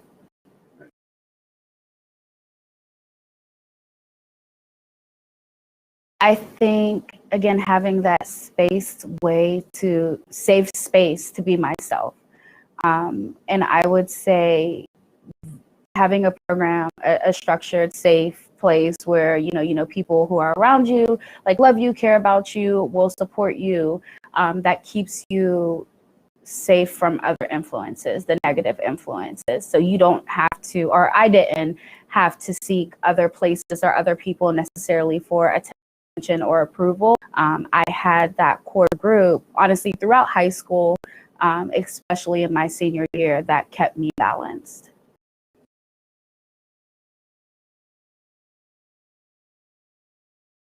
Crunk is something that brings us all together because actually life has taken us in different ways. I think that this is an experience that all of us can look back on and smile and just kind of relish in the moment of positively sharing this experience together. I think that friendship is just unique, because even going back to Kappa, when there was a performance, like we would together as like the Kappa Crunk crew, and we would have our like routine together, and we would have a spot where it's not that necessarily others were outsiders, even though they were, but we were just that core group that no matter where, no matter what, we can come together at any time because of this common experience.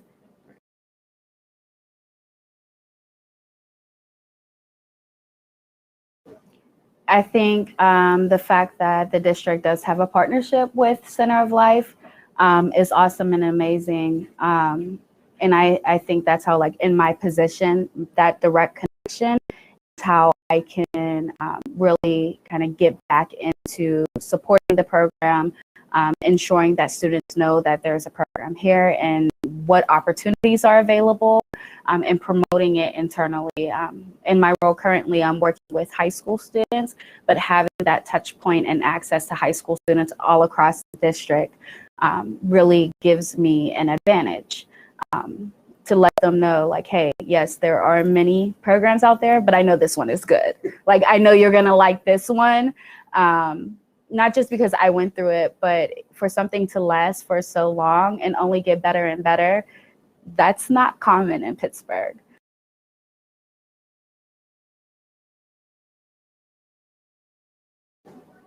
I think ultimately it taught and enhanced who I was trying to be or who I was as an artist at that time. And it gave me family, like consistent, strong family.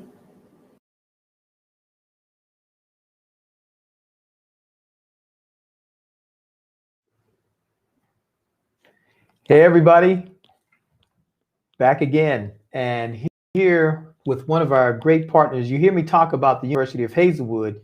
Well, the University of Hazelwood has created partnerships with other universities. Actually, Center of Life has done that. And the kind of relationships that we have built are the kind that put people first. And Duquesne University is one of those relationships that we've had that goes all the way back, I believe, to almost 2003. And where we've been working with them, and we've had people from Duquesne come into our community and work with us as community, like community members. And they followed our lead and they helped us where we needed help. Well, just so you know, we talked a little bit about the pandemic and the impact that it has had on our community. And one of the organizations that really stood up with us has been Duquesne University. And I have with me here today, Paige Williams. And Paige is one of the instructors and the manager of community health initiatives at Duquesne University and our Center for Integrative Health. And I'm happy to be here today. We're so glad to have you. We're so glad to have you. And Paige really leads the effort that I want to have her talk more about for how we reach out to many of our senior citizens, as well as some who we know are disabled within our community, because these are things that we had to really address during the pandemic. And Paige, thank you so much for being here, and thank you for the work that you've been doing, the hard work that you've been doing to really help to make people more comfortable and provide them with some really essential resources. When we had to pivot as an organization, we had to start, delivering food and toiletries and paper products and cleaning products and, all those kinds of things. But as we were doing that, we noticed that when we would go to visit a house or when we would go to take a meal to a house or something, sometimes there would be a person in there that may not have had somebody looking in on them. And very quickly, we all started having meetings around that. And you all came up with what I felt was a great idea, because we had the community outreach team, which was a part of the census team that was already doing really good work, building relationships, giving us information about what people needed in the community. But then we needed to take it a step further. And let's talk a little bit about that. Yeah, so we were really excited to be able to launch the community health worker program in Hazelwood. We were able to actually hire on some of the women that were doing the census team work. So they already had great knowledge of the neighborhood. But then we also brought on additional employees who actually live in the neighborhood. So I think that's a huge plus, because they're familiar with the neighborhood, they already know people, and many of them were already sort of doing this work. So great opportunity to really get them out there, more job training, work in their neighborhood. It was really a win-win for everyone. So they're able to actually go into the homes and do health assessments, but they're also doing social determinants of health screening. So looking at things like stable housing, food insecurity, mental health, health literacy, and really just focusing on these different things and making sure that when we are screening for these underlying chronic diseases, we're referring people the right way. So, whether it be they have heart disease, but they don't have, adequate access to food, we need to make sure that, one, they have food, and two, that then we can educate them on how to, create a healthy meal from a food pantry or something like that. But also, if they identify that they don't have stable housing, how can we connect them with different initiatives that are happening in the community to make sure that they don't lose their home or don't become displaced? So it's been a really great experience, and we've been able to visit many families in the community. And really, as you mentioned before, this is really from age 0 onward. We've had some great successes, and one of our community health workers actually the other day just flyering in her neighborhood, and she ran into an elderly lady who had seen her out there flyering, wondering, hey, like, what's going on in my neighborhood? And the community health worker actually talked to her for a couple hours about the program and just everything that we had to offer, and really identified that this woman was in need of services. But not only that, she was actually caring for her granddaughter who had just recently gotten pregnant as a teen mom. And through that outreach, now not only are we connecting the elderly lady to services, but we're really helping, this young mom to make sure she has a healthy pregnancy. Luckily, the community health worker met with her very early on in her pregnancy, and now we can make sure, she's getting rides to her visits and she's really staying accountable with that healthcare. So really, that was a great success, I think, for this program, and I'm happy and excited to be able to go out and do more of that. So absolutely. Yeah. Well, Duquesne has been very instrumental in our community. I remember when we before we started the Greater Hazelwood Community Collaborative, the GHCC, we had a partnership called the Hazelwood Duquesne Partnership. And that was before your time and probably before Dr. Jen's time. We want to talk about Dr. Jen Elliott, who's also a part of this work.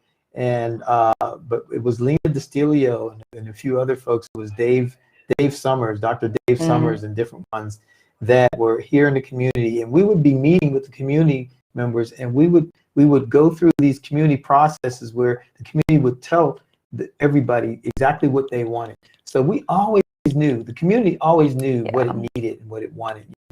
It wasn't like we needed outside help to do that. We're thankful for the partners that have come alongside us and this work that you all have done. And I want to also highlight the work that you all have done with respect to screening for asthma as well. Talk a little bit about that. Yeah, so aligning again with the neighborhood plan and just identifying what the needs were of the residents. There's high rates of asthma in the neighborhood, and we actually are screening school children in the neighborhood to see if they have asthma, and not only that, if they identify that they do have asthma, you know, how well controlled is their asthma? So we're able to connect students in the neighborhood to care that's actually directly here in the neighborhood through the Spartan Center's after school program that we worked in, and then also at Propel Hazelwood. So that's been really nice. You know, we're seeing, I want to say, close to 15 kids who we would have never known that they had asthma and weren't receiving proper care. So that's been a really great success as well too. Absolutely. We can't miss Dr. Jerome Gloucester's office, our own health center down on the avenue there, you know, who also plays a role in the work that we're doing here in the community. But this has just been great to be able to talk to you, Paige, and always, you know, when I hear your name, I think of my daughter whose name is Sage. But we can't thank you all enough for the work that you're doing. And if you talk with Jen, and if Jen wants to pop in and just say hello to everybody and talk a little bit about the programs and things, we'd love to have her as well. Awesome. But thank you for being here. Yeah, thanks for having me. Stay with us, folks. It's been a great day. It's getting better and better as we go. Feels like it's going too fast. I would love for this to go a lot longer, but we only have until 12 midnight. So stay with us for our roots, our rhythm, and the road ahead. Well, folks, here we are again, and we're celebrating 20 years of service to Hazelwood and to Pittsburgh. And it is my distinct honor to be able to sit here with a young man that I've been knowing since before I even started Center of Life. And but he has become somebody that is just so loved in this community, and kids in particular, kids love him. He like the Pied Piper. When he comes around, the kids just latch on to him like the bee after honey. And but I tell you, Maurice Cole is he's a model neighbor. He's a good brother. He's well loved, but he's well loved because he loves well. And I'm thankful to have him here with us today. And Maurice, man, I just want us to talk a little bit about the past, man, and what it was like in the beginning. You know, when we first started hooking up, you know, I remember on some Sundays, man, when I was preaching, seeing you sneak in the back. Yeah. He's sneaking in the back of the church. He's sitting in the back, man, and sneak out before I can catch you. Man. Yes. And but I said, man, you know, we're gonna just take our time. We're gonna see what happens here. But man. But you know, there's so much that you have done to really be a blessing to people, man. And thank you. And you know, I mean, everybody that knows you, everybody that I know who knows you loves you, you know, and that's important. That means, man, you know, your name, you got a great name. You got a great name, man, because, you know, that's, you know, our scripture says that a good name is better than gold and it's better than silver, you know, if you have a good name. And so you have that. And so I just wanted to talk a little bit about, you know, what it was like back then, man. What attracted you to the programs, to the organization? You know what I mean? What is it that you saw? Not me, man, but the work. You know what I mean? Yeah. Well, I was working with kids with dirt bikes and stuff because I had kids of my own. So I would do the dirt bikes and stuff, and the go-karts and stuff. And then one day my aunt was like, "Oh, you need to meet this guy. His name is Pastor Tim. You know, he's working with kids." And I was like, "Oh no, I don't want to meet nobody because people, when it comes to kids, be in the crooked stuff, and I don't want to be a part of that." I'm being honest. I was like, I don't want to be a part of that. I said, No thanks. She's like, no, he's the real deal. You could trust him, because I had a chance to be a part of the organization, and I was just like, no, I'm not doing that. Like, no. And Mom was like, he's the real deal. So I was like, okay. And I had met you. And then we didn't see each other for a while. And then I was down the playground doing basketball with the kids, shirts and skins. One team had on shirts, one team had skins because we didn't have uniforms. And I remember very well, you came to the playground and you was like, hey, would y'all guys like some jerseys? Man, that light switch went off. I was like, yeah, I remember it very well. I was like, yeah, we would like jerseys. And, we got the jerseys, and I remember very well one particular kid, he when I seen him put on that jersey and them kids put on that jersey, it was like, it brought memories back when I used to be in the YMCA, and when we first got our basketball jerseys, and everybody was just like, wow, they were so happy, and I was so happy, and I was just like, wow. You know, I was like, yeah, he's the one. I'm like, he's the one. And you gave me an opportunity. You gave me an opportunity to do things my way because you trusted me. And, you know, I was able to do stuff that I normally wouldn't have been able to do because you was like, well, Tim, I want to do this. You was like, okay, come on. I'm like, Tim, I want to do this. You're like, okay, come on. So that allowed me to start doing more things with kids.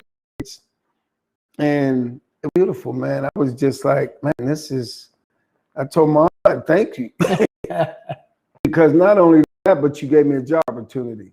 So you gave me an opportunity to get paid for something I was willing to do for free. Don't get no better than that. I was already doing it for free. And you was like, here, come on board. Now, it was no looking back after that. Yeah, man, I remember seeing you working with the kids and adults on the dirt bikes. And I remember how meticulous you were about that. You was real cool. You was more careful than I would have been. And, you know, just teaching both adults and kids how to not just ride the bikes, but fix the bikes, clean the bikes, you know, maintenance, you know, service the bikes and everything. And then you teaching them how to ride. And I said, man, this guy, he's real particular about making sure that people are safe and everything. And then I remember also seeing you walking up the hill, man, many times. You'd be walking up the hill, going up to Middledale. And volunteering your time up there, man. Be with those kids, man. You know? That was. Yeah, I mean, and that turned into something. You know? And it's just, you know, when we were down at the basketball court, and when I saw you down at the basketball court, I saw the little kids on one side, and I saw the sort of bigger kids on the other side, and I said, you want to get a smaller basket? You want to get a lower basket for the hoop for the little kids, you know? And you was like, no, man. You said, no, they ain't gonna learn. They gonna learn regulation. The kids was this big, man. The kids was so little, man. I said, man, they can't. They have these big basketballs, man. But the thing about it is, I wanted them to be out there even though they couldn't reach the hoop. Yeah. Because it was something for them to shoot for. Yeah.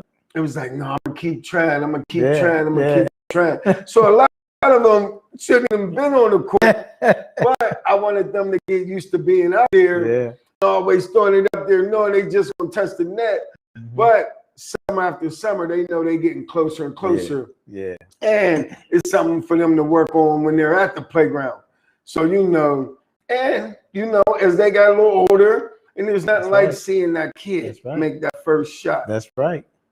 That changes his life. It's like, man, it's a game changer. Like, I made it. Yeah. I made it. And that right there is what I like to see, because I'd rather for you to reach for something you're not able to grab and then eventually be able to grab it, because it makes you always be willing to try. That's right. Keep reaching. Yeah. Keep reaching. Yeah. Man. That's what it's all about, you know. And some of those same kids that we watched trying to play with them big basketballs, them high hoop, ended up being some phenomenal ball players, man. Oh yeah. They ended up good, man. Yeah. And I said, man, I learned something there, man. I said, man, because I would have brought the hoop down to make a shot, but you had them, you know, kind of, you know, on a sort of a incremental journey, where little by little they could learn. Some of the kids' jerseys was even long. Like big skirts. Big old skirts on them, man. Big shoes. It was funny because the kid didn't care how big the jersey was. He just wanted the jersey on. Yeah. He wanted to be official. Oh man. Those were good days, man. Oh man. And the basketball league did a lot of good stuff, man. We traveled with them and everything. Yeah. We should take them up to a place called Lake Chautauqua Mission Meadows. That was the name of it. And it's right on the lake, right Lake Chautauqua, man. We would do the overnight, the weekend retreats, man. They have the tournaments up there. And then we would go to Mifflin. Mifflin, man. We had a bunch of kids over there playing basketball. Yeah. And it's just all those things, you know. What was it that attracted you to the programs, you know, like the fusion program, the after programs and things? What it was is like I grew up without a mom and a dad, and my grandmother and my aunt raised me along with the community. So it was people like Livy Jones, Donnie Stevens, Jimmy Kelly. He taught me how to ride dirt bikes. Livia Jones, she was our female basketball coach. Okay. So I learned how to play basketball from a female. Yeah. But she was like a mom, dad, aunt, uncle, cousin. Like she was everything in one. And Donnie, he was the same way. He took us different places. So they taught me, along with my family, is that if you behave, people don't mind being bothered with you. You can go many places and you ain't got to die. So it was more or less motivation for me when I had kids to do it, because I knew what it was like to be the kid without a dad. Right. So I knew exactly how that kid felt. Like my kids had dirt bikes and go-karts, but I wasn't that kid. I wasn't my kids. I was the kid that knocked on your door and said, "You coming out?" Yeah. Because I wanted to hang with you because you had the toys. Yeah. And I didn't have it, but I wanted to experience it. You know, so, you know, my friends, they had them, so they would let me ride. Their parents would let me ride. And Jimmy taught me how to take care of dirt bikes, him and Davey, and they were strict. Like, so when it came for me to be doing it with children, it was easy because they already gave me the blueprint. So the only thing I had to do was stay the course of what they taught me. And that was like, okay, safety first. So we would sit there, I make sure you be safe. I'll tell you the rules. So when you break a rule, you already know the consequences. So it was like, you can't say you didn't know. So, you know, those people taught me some things, man, to where it just made me like doing it. You know, and I like to see the kid who I see kids who remind me of my friends. You know, so even when I'm working at kids, sometimes I'll be laughing to myself. I'll be like, man, he remind me of Mike. You know, or he remind me of this person or that person, and be laughing to myself. And the thing about what attracted me to Center of Life, it was my aunt. Because my aunt let me know Center of Life was real. It was like, no, this is not no get rich scheme, none of that. No, he's for real about kids. And I was like, you know what? Okay. Well, you know, I remember, Maurice, I remember when we had the basketball games down on the hoop court, Lewis Playground, And then when the games were over, we would play ball with the young ones. Yeah.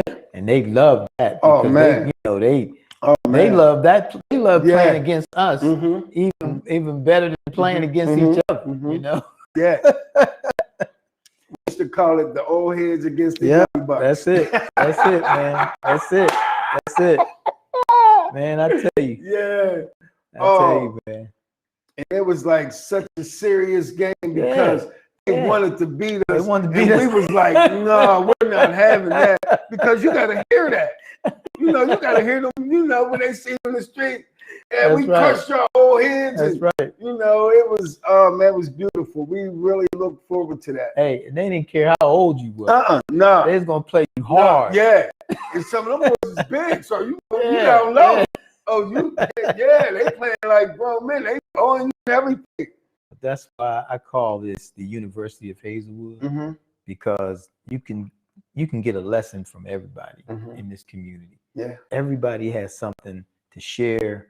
You know, just like people share with you about go-karts and about dirt bikes. You shared with the next one about it. Yeah. Others are sharing, you know, and I've seen that throughout this community. Yeah. I've seen people just continue to pay it forward to others, you know, and it's just a blessing. They call you Mr. Maurice around here, man. Yeah, you that's know? that's funny. Yep, they call you Mr. Even Maurice. some of my friends tease me. They be like, "Hey, Mr. Maurice." Yeah. I'm like, "Man, stop that." Yeah. I mean, but the kids love you. Yeah, I love them And too. that right there, that says so much, man. It says so much. I know that feeling. I know the feeling, man, when you walk in a room and kids just like, oh, there he is. And they're all over you, hanging on your pants and your shirt and everything. Yeah. Oh, I say he wears some big shirts 'cause he needs something to hang on to, because the kids is going to get him, man.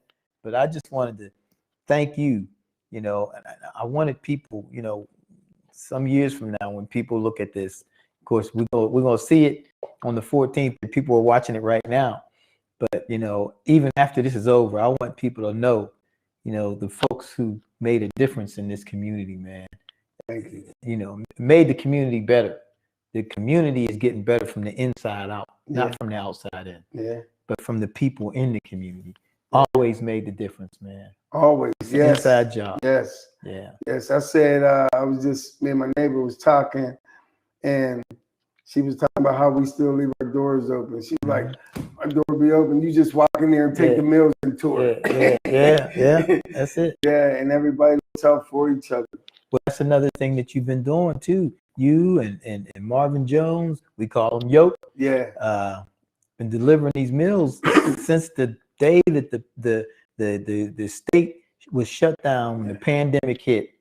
Y'all been delivering food to people, man. And I mean, just thousands and thousands and thousands of meals. Yeah. Hundreds of thousands of meals. Man, that and they y'all look did. forward. There's a guy that he said, you know what? Since y'all been passing out meals, I gained 10 pounds. And he's like, thank you, man. Yep. He said I gained 10 pounds. Then the meals is beautiful, but what's really important and beautiful also is just conversation with the elderly. Yeah. And then, you know, when we first started delivering meal, a kid was a newborn, you know, and then all of a sudden the kid, he started coming to the door, you know, he crawling and he walking and able to talk to the elderly, because some of them don't even get nobody coming back. So, you know, they get a visit and then they'll sit there and have you there for a while just wanting to talk. So just being able to conversate with a lot of the elderly and try to help them, because, you know, they can't get certain things. So I'm able to call somebody on the staff and say, hey, can you, you know, help them with this? So because I didn't even realize how much the elderly were forgotten about until we started passing out meals. And like, I couldn't believe it. Like that was an eye opener for me to where I was like, wow. That's right. And to be able to get them resources, and then they're feeling better after you get them the resources. They're like, thank you. And I was like, wow, some days got emotional for me, because you know, you just assume somebody's looking after them when that is really not the case. Like, you know, so to be able to help them and see the little kids, you know, get older. It was like, man, you was a newborn when I first started delivering milk. Now you walking, and I do a thing with the kids is I say, I love you. So, you know, I do that with them, and then when they're old enough to do it back, oh man, that's man. that's a highlight. They be like, That's it. you know, I'm like, That's yeah, it. That's it, man. yeah. That's it. Well, Maurice, I've seen you work. I've seen you interact with older people, with middle-aged people, with like college-age people, and with kids. I've seen you do all of that, man. And you have been a blessing to Center of Life, but even more so, you've been a blessing to this community, man. And this community, I told you, when we build our building, when we get our new building, there's going to be a spot that's going to be named after Maurice Cole. I'm telling you, it's going to be named after you, man. Oh, man. When the kids see Mr. Maurice's place, they running right in there, man. You know, so I tell you, I want to thank you again for doing this interview. And we're going to talk to a few more people, and we want you all to stay with us because we got more to come. And keep sending in that money. We're trying to raise as much money as we can today. Just one day. Just one day. So call all your friends and tell them to help us out. Take care.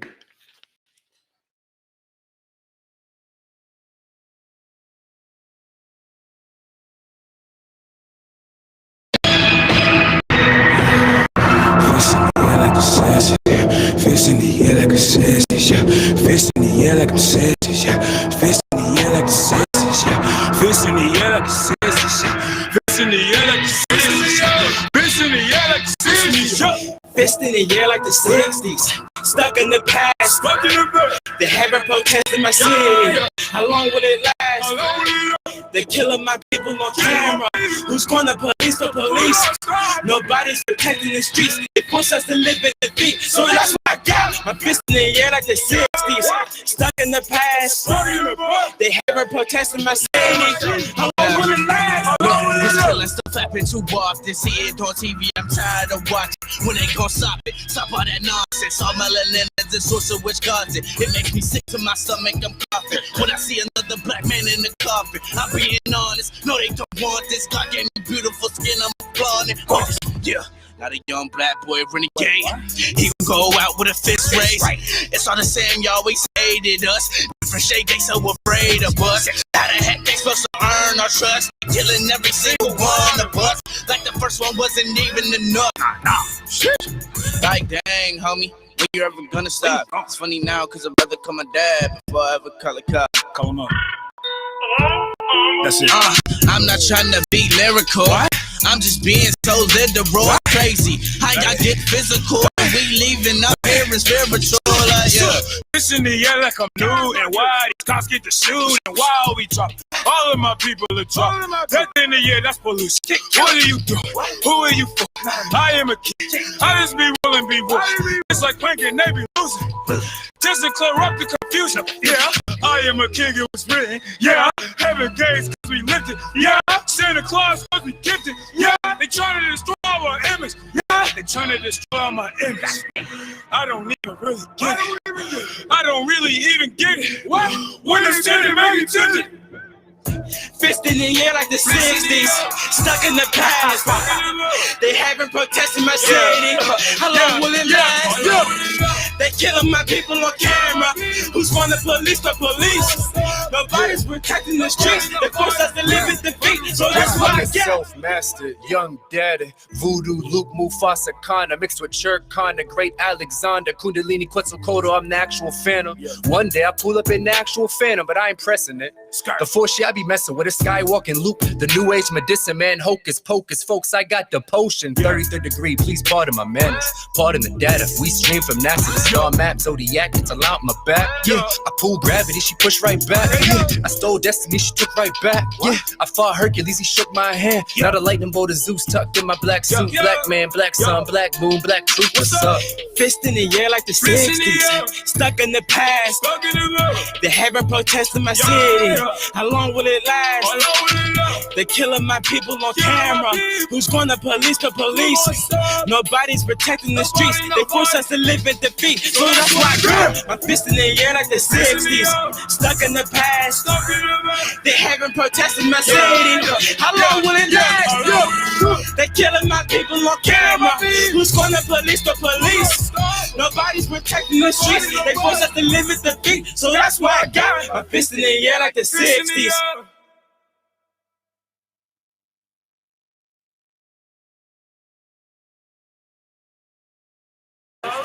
Yo, what's up with this 60s video shit? You already know how you get a crack in 2017 on the big news, man. What you heard about us before, you're gonna hear about us again, man. 2017.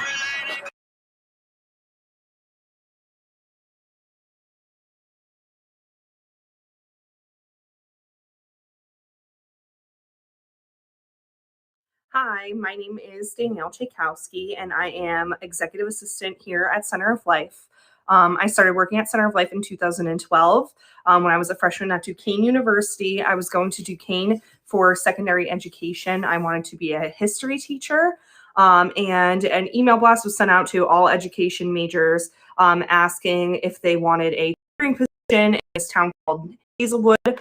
I was fresh to Pittsburgh. I only lived here for about 2 weeks at that point, and I was like, yeah, I'm totally down for the job. I got hired and I started tutoring, and through my work at Center of Life and working with the children of Hazelwood, I realized that the reason I wanted to be a teacher was to help people, but that I would be able to help people so much better and so many more people if I did not confine myself to being a teacher. So that led me to stop pursuing a degree in secondary education and start pursuing a degree in social work and social sciences. And that was probably the best decision that I ever made. I definitely, especially once the pandemic hit, was very happy that I did not become a teacher. And I have been working with Center of Life ever since 2012. And I really love the community. I love working here. I love Center of Life so much because it is a community empowerment program. We really help folks kind of like learn about themselves, learn how to take care of themselves, learn how to take care of their families. And that's an aspect that I really appreciate about the organization. I feel like I just love the community, and there is so much good happening in the community, and I love being a part of it. I feel very connected here. Since I started working here when I was 18, I feel like I kind of grew up in Hazelwood. I definitely became an adult through my work in Hazelwood. And for that, I will be very appreciative.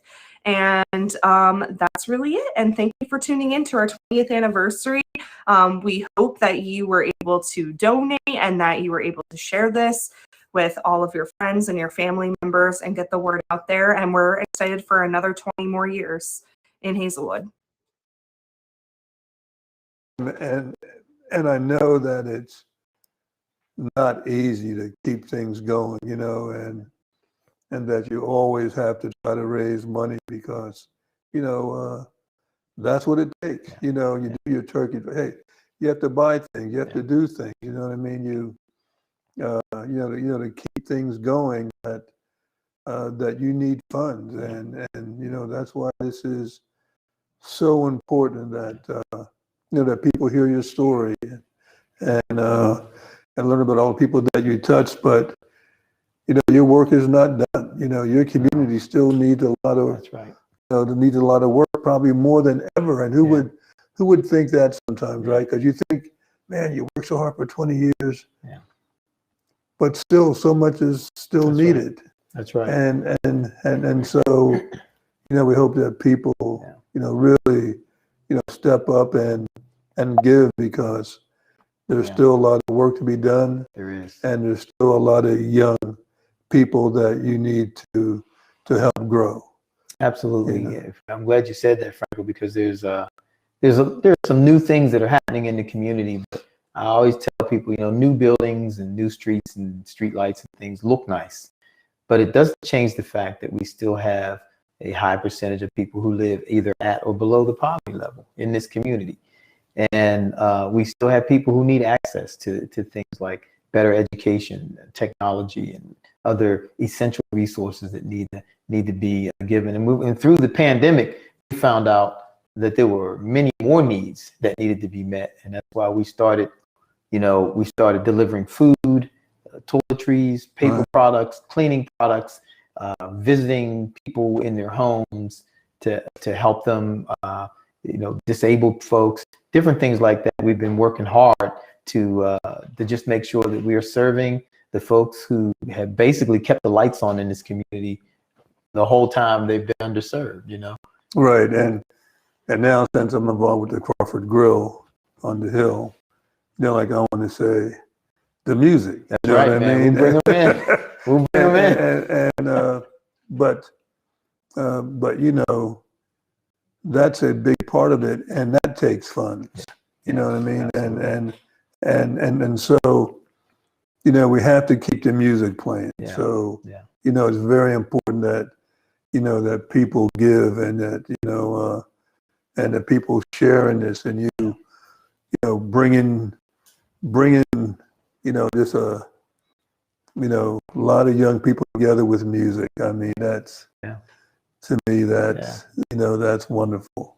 It is. It's great. And we love doing it. So there's things about what we do here that are extremely rewarding. There are other things that we have to do, and there are things that we want to do, Right. And so it's always a combination. It's always a combination. Well, there's always challenges. We know there's moments, that we all face in different things, and but at the same time, just with the stories that you're telling, a lot of gratifying moments. Oh yeah, absolutely. And what can you say about that? You know what I mean? But we know that, when you look at moments and gratifying moments, that it only comes through hard work. That's right. And that hard work, sometimes you need help, you need people to help you. Yeah. And to help you keep it going. So that's, so that's why this fundraiser is so important. It is. It is important. It is important because we're a nonprofit organization, and we've got the people who work here. I feel like I have a stellar staff of people, that work here. They're doing an outstanding job. Every day they come, and the highest priority for us is to love people and to use things, Okay. and not the other way around, not using people and loving things, but loving people and using things. Well, I tell you what, we talked about, 20 being a great number.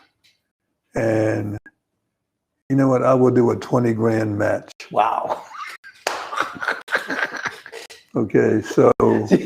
Stop the cameras. I don't know. Excuse me, I got to catch my breath real quick here, Doug. This will be a blooper for sure.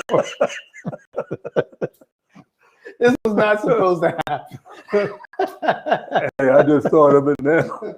I thought about 20. I like the number 20. Oh man. And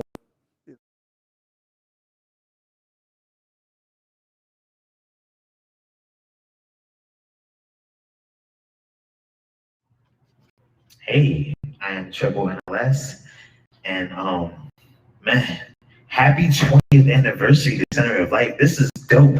20 years, bro, 2 decades. That is super dope, yo. Center of Life. So I was part of the Crunk movement at Center of Life, right?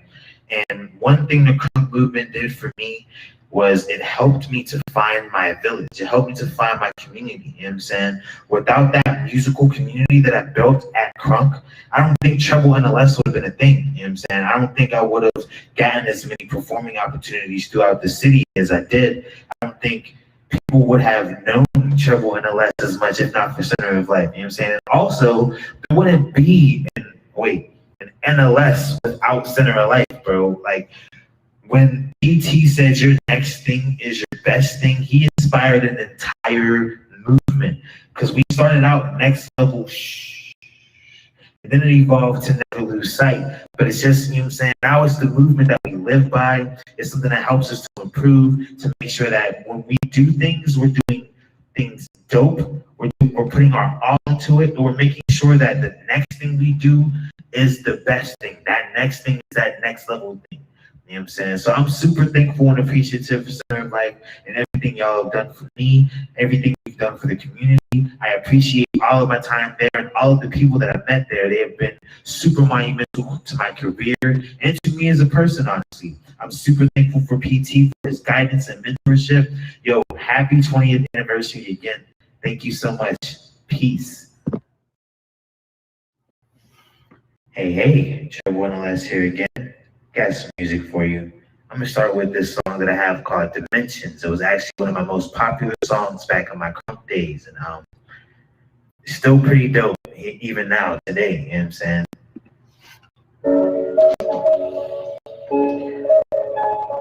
So as the story goes, I met a young lady, thought she was attractive, and I thought to myself, maybe I should write a song about it, you know? So then it turned into this, Dimensions. Yeah.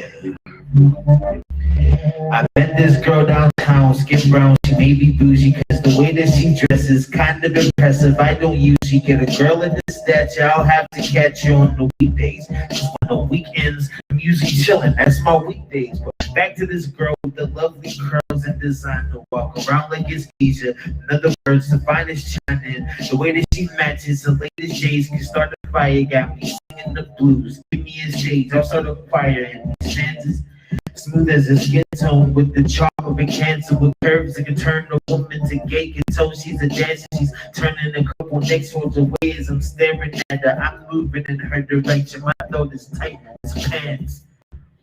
I don't know what I'm going to say. They can see the look on their faces, intimidating, basically making me think they don't have a chance in the world. But hey, I won't know what unless I try it. I started it off with, hey, I think yo. She said, I think I know what you're gonna say. You'll compliment my appeal like it's written over my face. You'll tell me about my body, the way that my hips sway. They use me like I'm mature. Every young and treats me this way. So don't call me sexy, please. Don't call me cute. If you call me beautiful, then we may be cool. If you ain't the one, I'm sorry, we ain't the two. Don't you waste my time, baby, I won't waste you. She killed me off with kindness, applied it. She acts like she's a cold with you. You see that she's a diamond, she's topless. I just try to figure where her mind is. I knew you caught my eye, I came to find it. But she was like, boy, you're so gifted. Tell me, what's your excuse? I told her, I ain't like these other dudes. I ain't know the rules. I ain't know my shoulders out to tell you the truth. Squeeze me so you leave me, baby. I got the juice. I think you sensed it. I come with some dimensions. I find that hard to mention when people think I'm bad. Yeah, I never ended up dating that girl, but it was a cool song though, you know. But I like to say that, you know, it is what it is. You know what I'm saying? Hold on, I just spit that. Come out. Speaking of it is what it is, that's the title of this next song, you know what I'm saying? This is off of a project called Stop Waiting for Friday. You can check that out on my SoundCloud, you know what I'm saying? Yeah. It goes, might not get any better, yeah, might not get any better, yeah, might not get any better, yeah, might not get any better. I got some issues, I think my rent's due, I got some bills laid, sorry I missed you, I need a sensei, I need a drink too, might need a blunt, won't even stun, I need a drink too, I just been road rage, I ain't got no patience, living in slow stages, no standing ovations, Checking out whole cases, put me about on my cold phases. This country is so racist, I can't even go places. They might not get any better, yeah, might not get any better, yeah, might not get any better, yeah, might not get, yeah. Can't accept that nothing life should be something like candid pictures on the Saturday, something like adolescence on the shelter. I can't escape, not to live, so I'll never forget. Can't accept that nothing life should be something like iridescent color, shift in my industry, incandescent, dream messages, life lessons as we move along. Can't change it, I'ma change my mind up. Gray clouds paint a different sky. Loose hands begging to be tied up. Life is just another exercise. Stress and pressure, strengthen every diamond. Back is equipment to survive. Life don't give us lemons to despise us. Life gives you lemons because it might not get any better. Yeah, might not get any better. Yeah, might not get any better. Yeah, might not get any better. Yeah, might not get any better. Yeah, might not get any better. Yeah, might not get any better. Yeah, might not get any better. Yeah. See, I told you, stop waiting for Fridays. Yeah, and this next song is just me getting a little bit introspective. It's off of an album I have titled Pen, Story of an American Reject. Give me that, I need a, give me that, I need a reason to dip in a pop me out. Give me that, I need a, give me that, I need a reason to dip in a pop me out. I need to speak from my truth without putting my foot in my mouth. I need to be on my P and my Q with a new rationale. I need to see all the me and the people that do me so foul. I need to be held accountable for things I allow. Am I wrong? Tell me right now so I can explain. Am I wrong? Tell me so I can stay in my life. Am I wrong? Tell me right now or never complain. Am I wrong? Am I wrong? Am I wrong? Give me that. I need a. Give me that. I need a reason to dip in the pop me out. Give me that. I need a. Give me that. I need a reason to dip in the pop me out. I need the pieces of help with my peace when there's reason to doubt. I need to see me the reason for picking my head in the clouds. I need for people that speak to me daily and honestly vow. We're gonna be accountable for things we allow. Am I wrong? Tell me right now so I can explain. Am I wrong?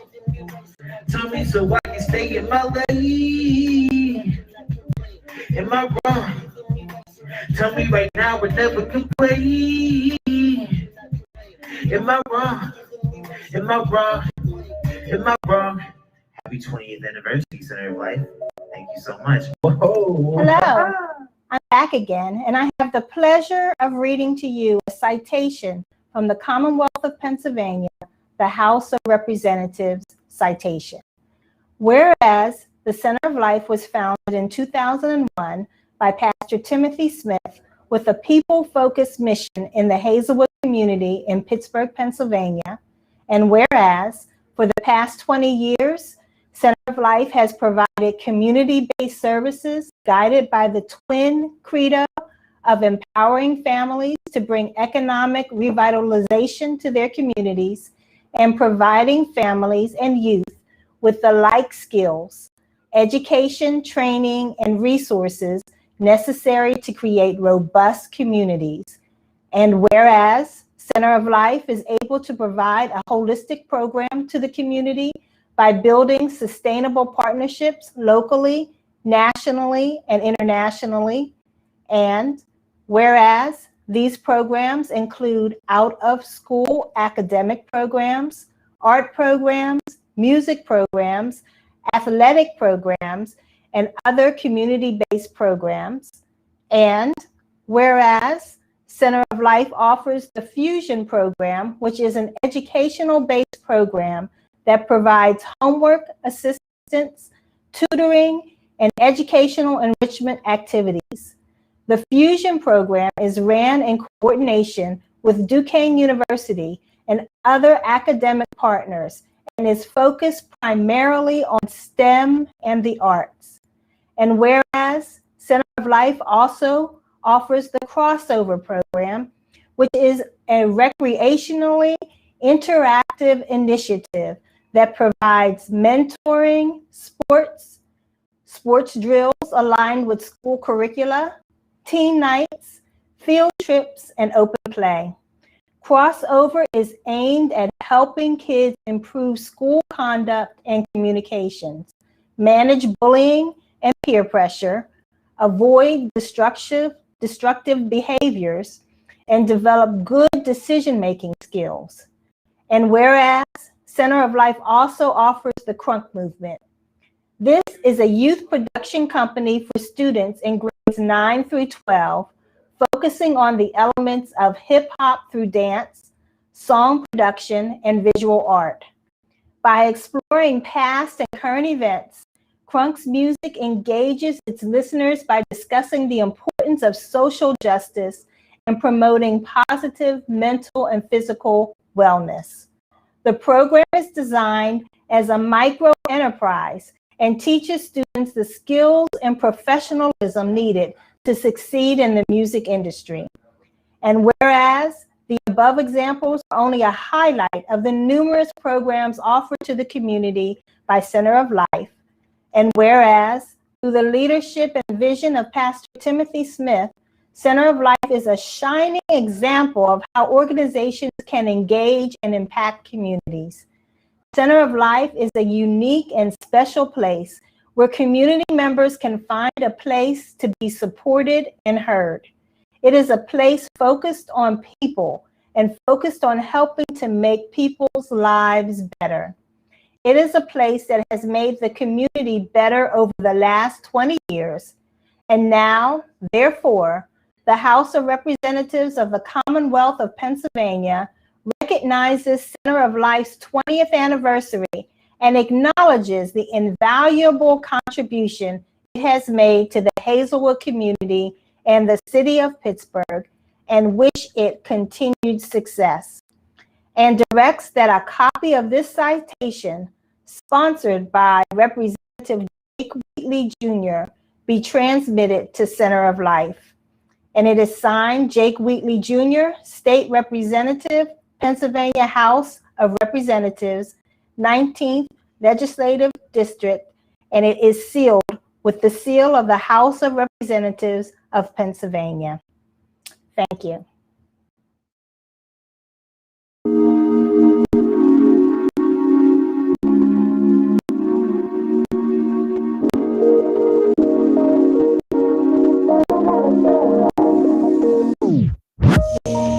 Gotta finish on my promo. Tried to call you once, but you don't answer telephone. No. Wake up to a text like you been gone, but you ain't home. No. When I gotta work, we work it out, or you go look up and down and round and round. You know you should let me go. All your friends done told you so. Back and forth and lost and found, but you never had a girl like me. Oh, my baby hit me with the play. And I said, so were you the belly for the plane? I don't know, this is whatever you make it. But don't just go when I know that we can save it. Landing in a no, boot up and we solo like we rolling on a yo-yo. Smiling for the photo, but the feeling be like oh no. Collars popping polos and we face the world like combo. Up and down and round and round. You know you should let me go. All your friends done told you so. Back and forth and lost and found, but you never had a girl like me. Oh, my baby hit me with the play. Yeah, you're running it all back to me. And I said, so you the belly for the plane. Shouldn't be the one that's on my mind. I don't know, this is what whenever you make it. If you even make it out to don't just go when I know that we can save it. Or maybe we got lost at sea. You got the keys to my heart, but you drive me crazy. Our world is falling apart, but you still my baby. This here was a work of art, but it's getting hazy. Before you know we'll be dark and it ain't gonna face me, no. My baby hit me with the play. I said, so you the baby for the plane. I don't know, this is whatever you make it. Don't just go when I know that we can save it. Cause you ain't never had a girl like me. Never had a girl like me. Never had a girl like, never had a girl like, never had a girl like, never had a girl like me. Never had a girl like, never had a girl like,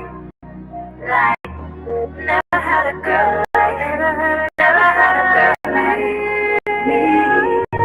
Never had a girl like, never had a girl like, never had a girl like, never had a girl like me. Never had a girl like, never had a girl like, never had a girl like, never had a girl like me. Never had a girl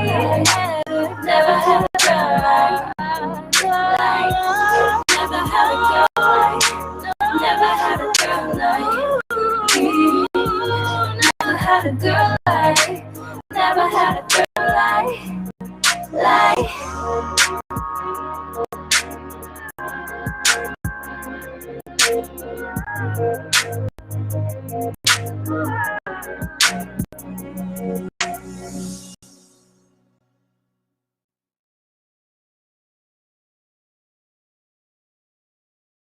Well, folks, thanks so much for sticking with us. We are having an absolutely wonderful time today. It is so much stuff. So I know you are seeing so many kids that you've never seen before, or maybe that you haven't seen in years. And I'm seeing people, I'm starting to figure out how old I am now, how long we've been doing this. But hey, you know what? It's just been exciting. It's very exciting times here at Center of Life and here in Hazelwood, what I call the University of Hazelwood. And actually, here at the University of Hazelwood, we have another one of the professors, a young man that I just truly admire. So much respect for him and for the work that he is doing, for how he has prepared himself to do this work.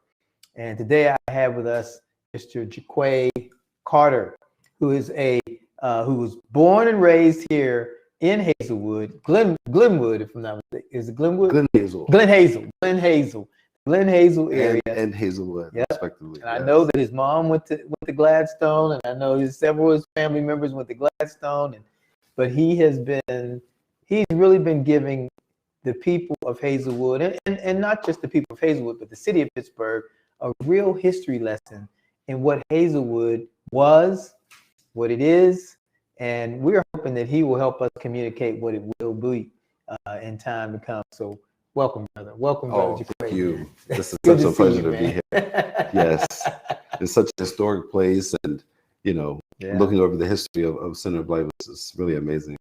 A lot has gone on in this room alone, but Wow. throughout the years,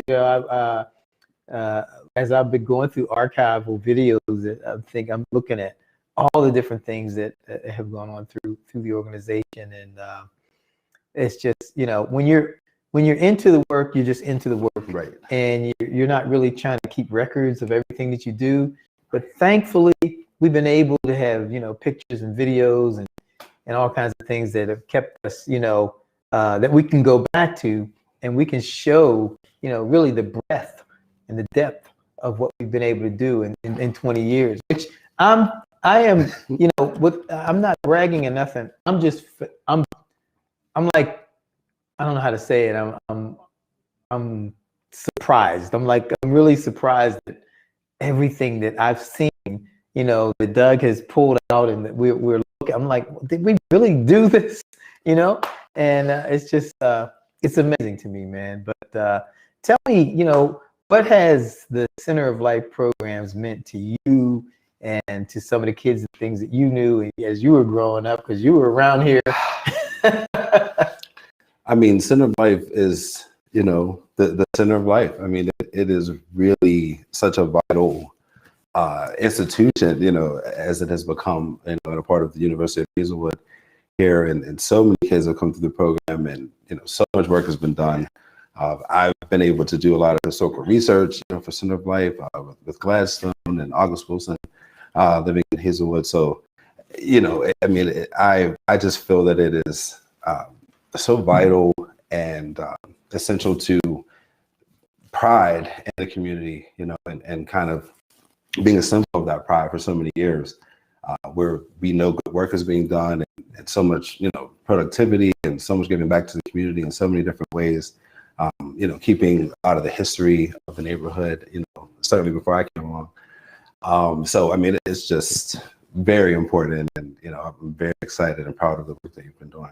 Well, thank you, Jaquay. And you know, we did our part to you know, try to share history with the community and those kinds of things. But we, in my opinion, we didn't even scratch the surface compared to the work that you have done just in the short 3-year period.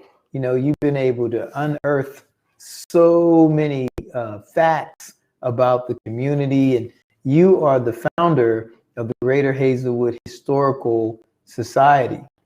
And we've never had anything like that in this community before.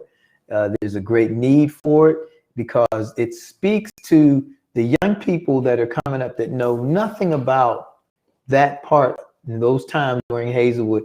You're literally talking about times in Hazelwood when my father worked at the mill. Yes. So my father was down there at that mill, working at the mill, and he got the job by standing in front of the gate with his toolbox and his gloves and his hard hat and his boots on and his lunch pail, and he looked like he was ready to work. And they picked him. Right. And they picked him. He ended up running an overhead crane down there, man. Wow. But you know, when I look at your pictures, I think about my dad. And I'll bet you there's a lot of people in this community, when they look at your pictures that you show and the explanation you give, they're thinking about their family members, because so many have family members that work down there. Absolutely. I mean, that is such a great story, you know, and your father playing a part in the history of J&L, and that whole story going back to the 1860s even, you know, around when the time this house was even built. So there's a lot of wealth and history, rich heritage of industrial, you know, immigrants coming in from Eastern European, and you know, then obviously African Americans coming in with the Great Migration, including my, you know, great grandparents coming to this area. So it's really important to know those things and to not let it go by. So many of the things are, you know, actually gone. You know, you can't see it anymore. But having those pictures and, you know, just keeping those memories alive is really important. So that's right. That's right. How do you feel that your work is impacting the present day Hazelwood today?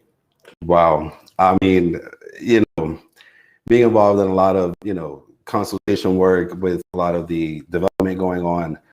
You know, at first I really did think that a lot of the work would be just looking at, you know, black and white pictures that, you know, being stuck in the past, but it really does inform the future too. And with all the growth and development going on, it really helps to know like what the neighborhood was like before. So many developers have wanted to know, like, you know, meet with me to learn more about the neighborhood and see pictures of, you know, how the avenue used to look before, you know, we rebuild and things like that. So it's just really important. It turned out to be much more important than I, you know, initially thought. Oh, it's extremely important. I know when you talk about the August Wilson, history of August Wilson in this community, I remember you first put the picture of him up when he was, I think, 14 years old. And, you know, when he played basketball down at Lewis Playground, and he be at the library down there. I believe that was the age when he wrote the essay that they didn't believe that he wrote. Yes, and which really turned out to be inspirational for him. And you know, and so they didn't believe he did it because he was black. Right. And so he proved that he did do it. And today, you know, is even greater proof because the man is all over the world, you know. Right. Yeah, I mean, in his own words, he even said that Hazelwood was the place where possibility was proven, you know, from what he learned a lot of his experience with racism and, you know, being accused of plagiarizing that Napoleon paper. So, you know, and living right, I mean, a couple of feet away from here. Yeah, a few doors down. So much history all around us. You know? Right. What he also lived on Flowers for a while, right? Yes. Did he live on Monongahela at all? Not that I know. Okay, so just the two locations, Flowers and Sylvan. Okay. Yes, and the Flowers house is still there, but I think they rebuilt in the Sylvan. I was just at an exhibit that was highlighting August Wilson's work, and there was nothing about Hazelwood, and so every time I go to an exhibit or something that talks about August Wilson, I go to the curator and I say, listen, there are some things that you need to know about August Wilson that you don't know, and there's people who grew up with the man who still are living in the community where he grew up, you know, and that's the thing that people don't realize. Yeah, there are people who remember him who were right. also attending Gladstone with him. Yeah. You know, so that's something. You know, it's very important. Yeah. His time living here, about 4 years. That's right. That's right. Well, you know, Mr. Douglas, Herb Douglas Jr., Herbert P. Douglas Jr. Yes. The oldest living Olympiad right now, and he's African American. Grew up in this community right across the street from us. Right. And he told me about the days when August Wilson used to cut his grass. Wow. He used to cut grass for his dad. You know? Yes. Yeah. So I mean, and his dad even made history. Yeah. You know, being the first, I think, with a CNI dog. That's right. That's right. You know, so it's. Right. I mean, you know, everywhere you look. But growing up here, I had no idea of any of this. You know, didn't know August Wilson lived here. Didn't know there was an Olympiad. You know. And it was, you know, just right there on our fingertips. You know, I mean, all I did was do a little research and was able to find all these things that everyone should know. So looking forward to getting some sort of plaques or, you know, historical markers alongside the road because there's so much history here. We're going to do our part. We're going to do our part to get more recognition for August Wilson in Hazelwood, the Hazelwood August Wilson that we all know and are proud of. And we're proud of the Hill District August Wilson too. But he's clearly belongs to the world now. Right. And we just want the world to know that his start was right here, you know, was right here in Hazelwood. And I think he would want people to know that. I think you know, so. It's just something that isn't well known, you know. Yeah. Sometimes you have to do a little research and kind of fix some of the misinformation that's out there. You know, many of the stories say that he you know, dropped out of Central Catholic, you know, which wasn't really true. So Central Catholic, I don't know how that. Yeah, I mean, that's how some people want to tell the story. You know, it sounds better that way sometimes. Well, I think that's why your work is so significant because it helps us kind of get rid of the myths and brings up the facts, no matter what the facts look like. I recall when you were doing your studies on Stephen Foster and the dialogue that surfaced behind that, because there were some people who fell on one side of the conversation and others who fell on the other side, knowing that Stephen Foster wrote music, you know, from the Woods House or something like that. Yes. I think that was one of the issues. And then the other issue was dealing with Uncle Ned, the Uncle Ned sort of character, you know, that they have sitting at the feet of the Stephen Foster statue. Yes. You know, I mean, I had a affinity, you know, for the Uncle Ned character. You know, I was more so advocating for his role in history because Stephen Foster has, you know, things named after him. I mean, he's very, you know, but the African American experience where he drew his, you know, his inspiration, I think that was really important. And the conversation around it, I thought was really important. So, you know, I you know, it did kind of open up a few. You pushed that conversation up to the top. I remember when you sent me the email and I gave you some feedback, and my feedback was, well, maybe we should look into whether or not Uncle Ned actually was the author of some of the songs that Stephen Foster wrote. Right. And, you know, I felt like, you know, that was important to the idea of whether or not we keep the statue up or not, you know? Like, if we want to tell the true history, then let's tell it and leave the statue right there and say, okay, you know, we see Stephen Foster sitting up and we see Ned sitting at his feet. But guess what? Those songs that Stephen Foster got credit for, Ned, and we know that that is true throughout the history of America, where Black people never got the credit for many of the songs and things that they wrote or the inventions that they created. Oh man! But you know, but here we are in this. now. Yeah, here we are in this is day of reckoning. You know, That's right. racial reconciliation. That's right. You know, I think I was just a little bit before. You know, sort of this last year that we've had. But I think the conversation may have been a little bit more, you know, poignant at that time. But you know. But I just think it was worth, you know, examining it, or like you said, just researching it and finding out, you know, the truth about it. So. Well, you know, I was thinking when you mentioned how this building was built somewhere around the 1860s or something like that, and I was thinking, well, that's not that's just before what the Emancipation Proclamation. Wow. When you think really about interesting. Yes. We're sitting in a building that was built before the slaves were actually emancipated, you know.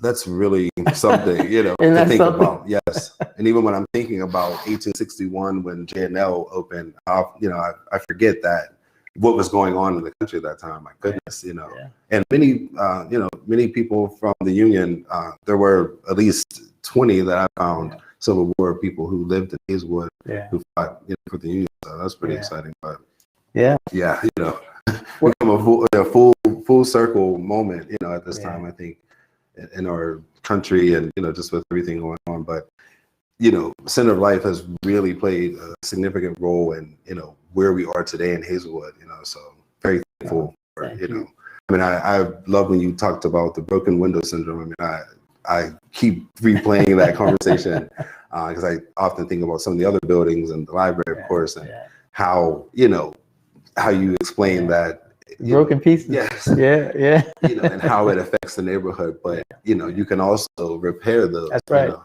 and I love how you've, you know, kept the section that, you know, fell a little bit in the sanctuary. But, you know, just as an example of that. But it's very profound. You know, Center of Life is really profound. When we look at ourselves, we have to look at ourselves in context, and we have to look at ourselves in the fullness. And there are broken pieces to ourselves. And then there are those pieces that look a little bit better.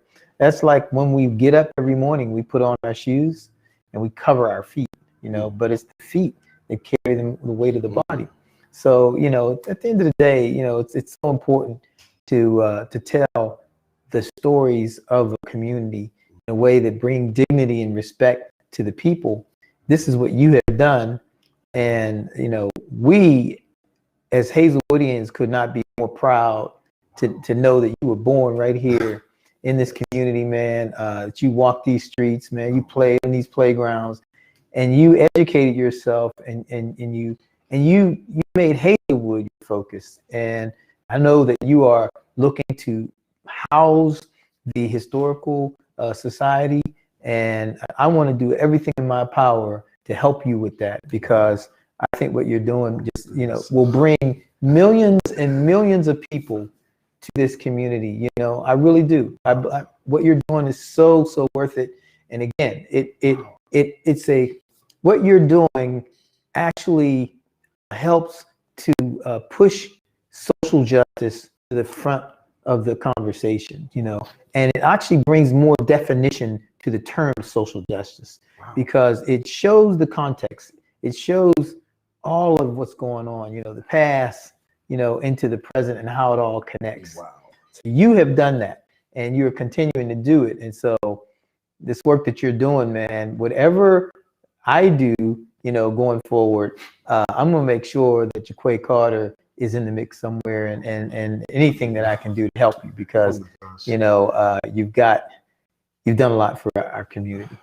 Yes, and so have you, and I've been so inspired by all the work that you've done, you know, and hearing about your father's story and all that, you know, all those things, all the work that everyone has done, you know, in this community is basically what pushes me ahead, you know, and trying to honor and give some pride to that, you know, and not forget about certain things that really mean a lot to this community. So, which Center of Life is definitely one of those. So I really appreciate this. Well, Jaquay, I want to thank you so much for joining us. Thank you for taking the time to spend. This is going to go down in history. This thing that we're doing here today, and on the 14th of May, we're going to be showing this from 9:30 until 12 midnight. We'll have all kinds of stuff, and I tell you, you might see a picture of Jaquay when he was just a little boy in some of these archives, you know. So keep an eye open, you know, keep a real eye open. Yes. And we want you to keep us posted on the work that you're doing. Oh, absolutely. And we're following you, of course, on social media on a regular basis. And we want everybody else to remember the Greater Hazelwood Historical Society, the founder and CEO of this society is Mr. Jaquay Carter, Dr. Professor Jaquay Carter, part of the University of Hazelwood. And I am pleased to have had him here. Listen, you all stay with us.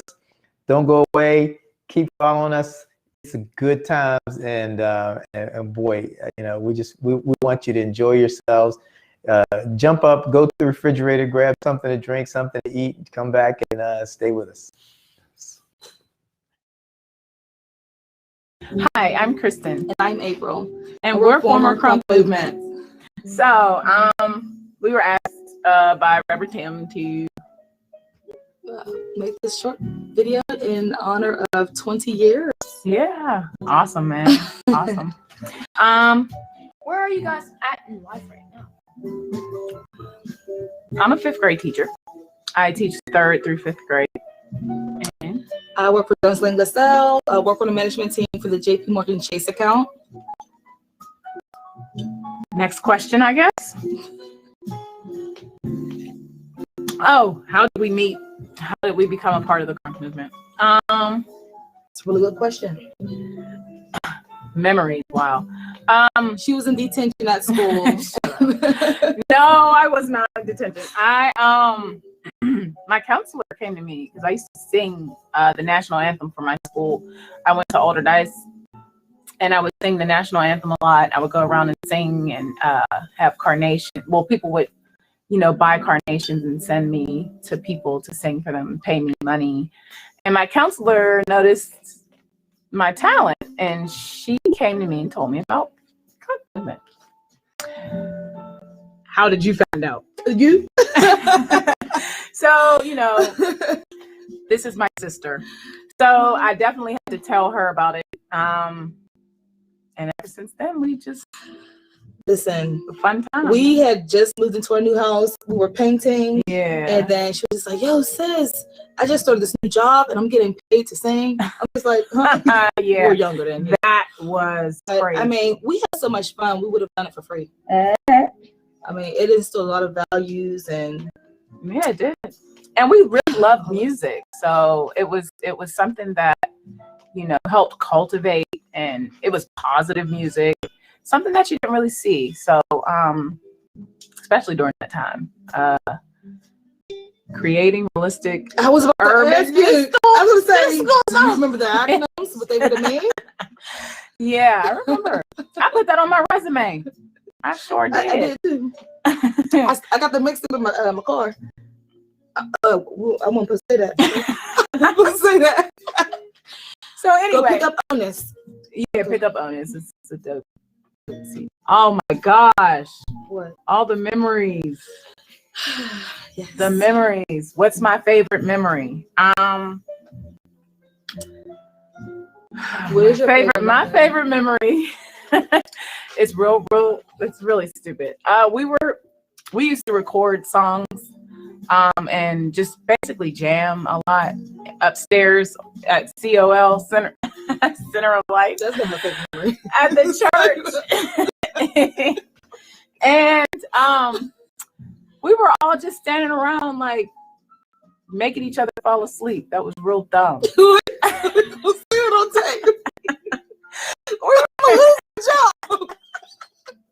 We were pushing on each other's necks to make each other fall asleep. We did the dumbest stuff. But anyway, we cultivated a lot of relationships. Just, you know, yeah, a lot of relationships. My favorite memory is eating Vocelli's pizza with everyone. Building the studio, getting dirty, getting dust in my ass, complaining. Yeah, but we had fun. Yes, we had fun doing it. Yes. What was it? Meeting at the soul food place, getting down the street from my mom's house. What was that place called? I forgot. Ooh, Lord. It was a soul food restaurant. We used to go there a lot too. Yes. Not as much as Vicelli's though. No. Yeah. Vocelli's was home. I think he knew like the people with the little baby people there. pepperonis. They were like and orange sauce. There's so many. Yeah, lots of memories. Wait, when we used to go to Eaton Park at nighttime. You remember that? Mm-hmm. And when we sat with Terrence Blanchard on April 1st. It was not April 1st. It was April 1st. Was it? Mm-hmm. It was my dang. birthday. Because then after we sat with them, we went to Eaton Park, remember? Yeah. I forgot about that. But yeah, it was a good time. I remember we used to go to those. It was actually my first time ever going to a real live jazz concert. Manchester Craftsman's Guild. Yeah, and it was a wonderful experience. So it was something that I really appreciate that. Like that was something that cultivated a lot of just how I see music today. So yeah. It's a great thing. And I think I just loved, all in all, the energy that we all had. We were really like one big family. There was no bullying. There was no cliques. Yeah. Everyone was literally together. Yeah, always laughing. And always even if you were the type to like be isolated or like standoffish, we would pull you in. Yeah. Yeah. Like I really times at the studio. Oh my goodness. I mean, so many memories. I mean, we even had food there. Like we had a really nice time.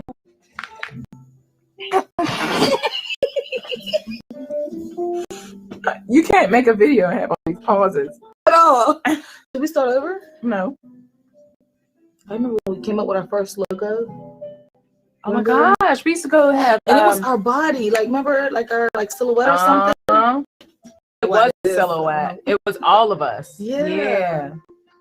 And we learned about computers and how to like work, do video design and graphic design. Like we learned a lot.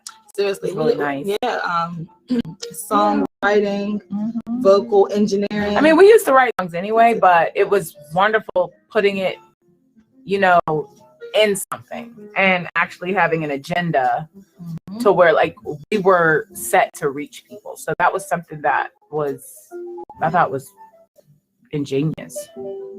So yeah, we used to I'd be like, I'll call you like, sis, what you think about this verse? And I would sing it to her. We used to be on the bus she would, yeah. Sometimes we'll just freestyle and then just record the same day. Yeah, and it was a wonderful thing for people who actually love music, and you actually got to be around people of the same caliber. Because, you know, sometimes you can feel alone in that when everyone doesn't share your gift or talent, and, you know, they don't have the love for it like you do. So they're not going to go as gung-ho like you are. So it was just a wonderful time. Always. I need to say more. I feel like I'm the only one. I was saying I'm doing the most talking. No, you ain't. Where are we today? I'm currently married. I have 4 beautiful children. A 13-year-old, a 12-year-old, an 8-year-old, and a newborn. How about you? I am, Lord willing, about to be married. And I have a 10-year-old. And all of her kids and an abundance of other children that are awesome at. Yes, she's an aunt mom. So yeah, we do that. We do aunt moms.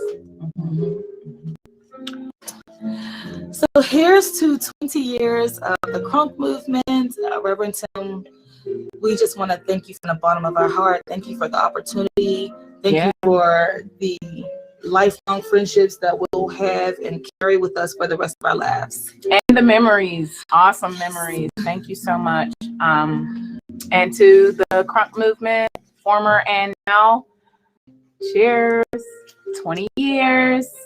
Hey, everybody. Thanks for staying with us. I know you're having a good time. We're having a wonderful time over here. And I am just ecstatic right now because we have with us a group of guys that have been with us since almost the beginning of Center of Life. And this group is, they're formerly, the group formerly known as Midlife Crisis. I think they changed their names to DOA, which means Dead on Arrival. But when we get together, we just laugh just because we were together. And listen, I want you to go around and tell everybody's name in the Midlife Crisis. So start with Ron. My name's Ron, Deb Rosini. My friends call me Deb. All right. Ron's a singer. You can tell by that raspiness in his voice. He thinks he's a singer. That's even scary. Hey, I'm Nick Nichols, trombonist and keyboard player. I'm Randy Bauer. I'm the bass player, and I fetch bus carts for Tim when he needs something to play. Tim was in our last gig. That's right. I'm Brian Long. I play harmonica. I'm Doug King. I play guitar and I sing. I'm Alan Long, and I play drums. All right. Well, here we have. I don't know if you guys want me to call you the group formerly known as Midlife Crisis or just Dead on Arrival. But these are great guys, and when we were first starting Center of Life, we were already working with kids in the area of jazz, instrumental jazz, and we had a few gigs. We would get from time to time, and the kids were really playing well. But we'd never been on the big stage before, and so before all of that happened, we actually met these guys through Nick Nichols. Nick, tell us more about that. Well, if you remember. I do remember. Because I don't. Yeah, I thing that sticks out in my mind, Tim, is Brian was having a picnic, I think, over to his place, and I invited you and your wife to come out and just have some fun. Yeah. And because Midlife Crisis' whole purpose in life was to donations. I mean, that's what we did. We did. We brought the kids out to play that thing. That's right. Okay, that's right. That's exactly right.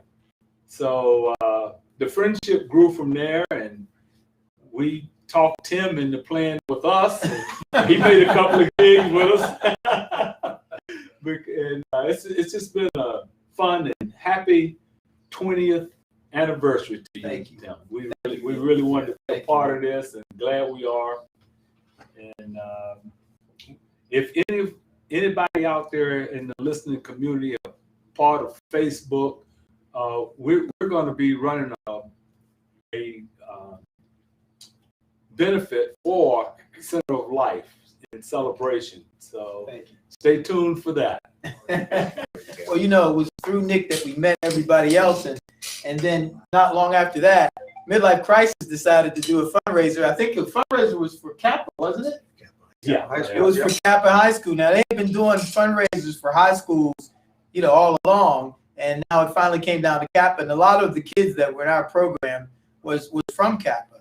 So maybe Brian, maybe you take it from there. Oh boy! So that was so we played at the Bynum Theater. The first time we played out, we played for Regional Minority Purchasing Council. We should talk more about that Bynum Theater. we were the double bogey band. It was a train wreck. For Kappa, we filled the Bynum with 1,200 seats. Yeah. It was. That's all that matters, really. Well, from that, we started getting a whole bunch of gigs. Right. Our kids started playing all over the place because you guys put us on the big stage, Yeah. and that the was world saw what musicians really were. But that was a blessing to us, and our kids, they loved playing. They really loved playing, And then in the early years, we didn't have that many venues that we were getting invited to, you know. So coming to play at your house, playing at the Biden put us on the map. And the next thing you know, we were getting calls everywhere. We started to get calls everywhere, you know. Well, one interjection here. Alan and I went down to Kappa High School, and we set up a table there. Yeah. And we just thought we were going to get bum rushed by the kids wanting our signature. So we were all set up, ready to sign. We had security there. The security guard came.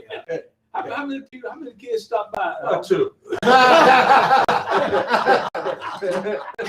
Yeah, you got stuck with a lot of Alan Long bobblehead. We still have it. If anyone needs it, we still have it. A lot of merch left over. Get your merch now. We'll take those bobbleheads. But it was, you know, it's just been great. You all have, down through the years, you supported our golf outing as well. And we all went out to golf, which was really out there at Diamond Run Golf Course. And we wasn't able to do it this year because of the pandemic, or last year. But we're going to get back out there. But down through the years, but you all have been great friends to us. And we just really want to say thank you. Thank you to Midlife Crisis. Thank you. All Thank you. Congratulations. Congratulations. Thank you so much. You know, 20 years, you know. God bless you. We hope to be hope we'll be around 20 years from now. Yeah, another 20. Just to say hello. I don't know if I'll be in this position.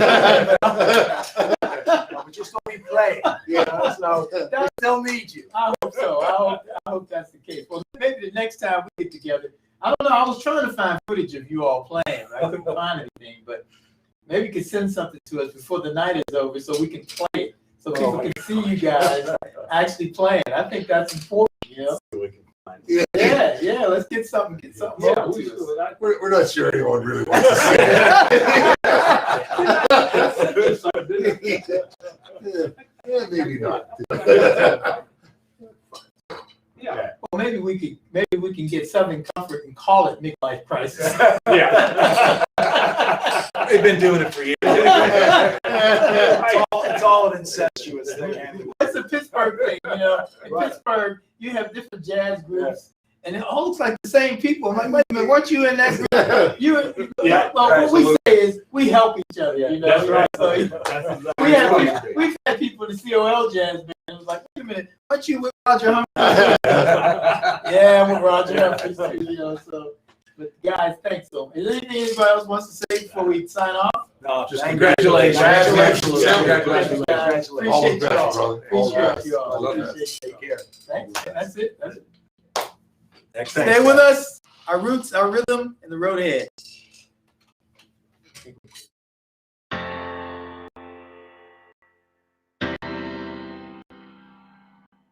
My name is Elise, and I am 6.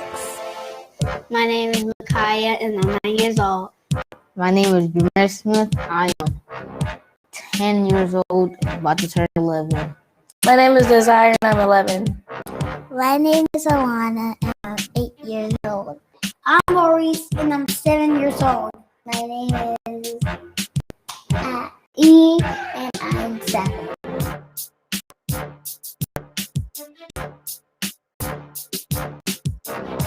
I love making new friends.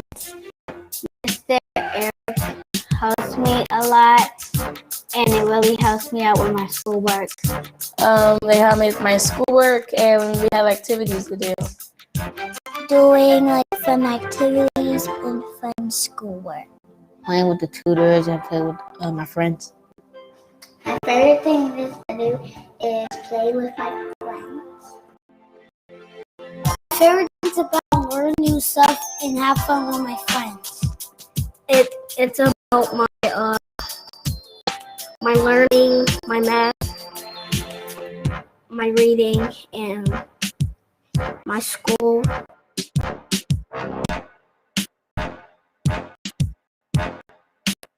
The wave pool. Well, in the summertime, we go like to the wave pools and the pools and stuff. That's fun. Yeah. I like going to the wave pool. My favorite field trip that I went on was the zoo. Yeah, the zoo. Probably the one to we was going to the pool. The zoo. Thank you, teachers, to help me with this work, and please be good kids because you need to be good at school.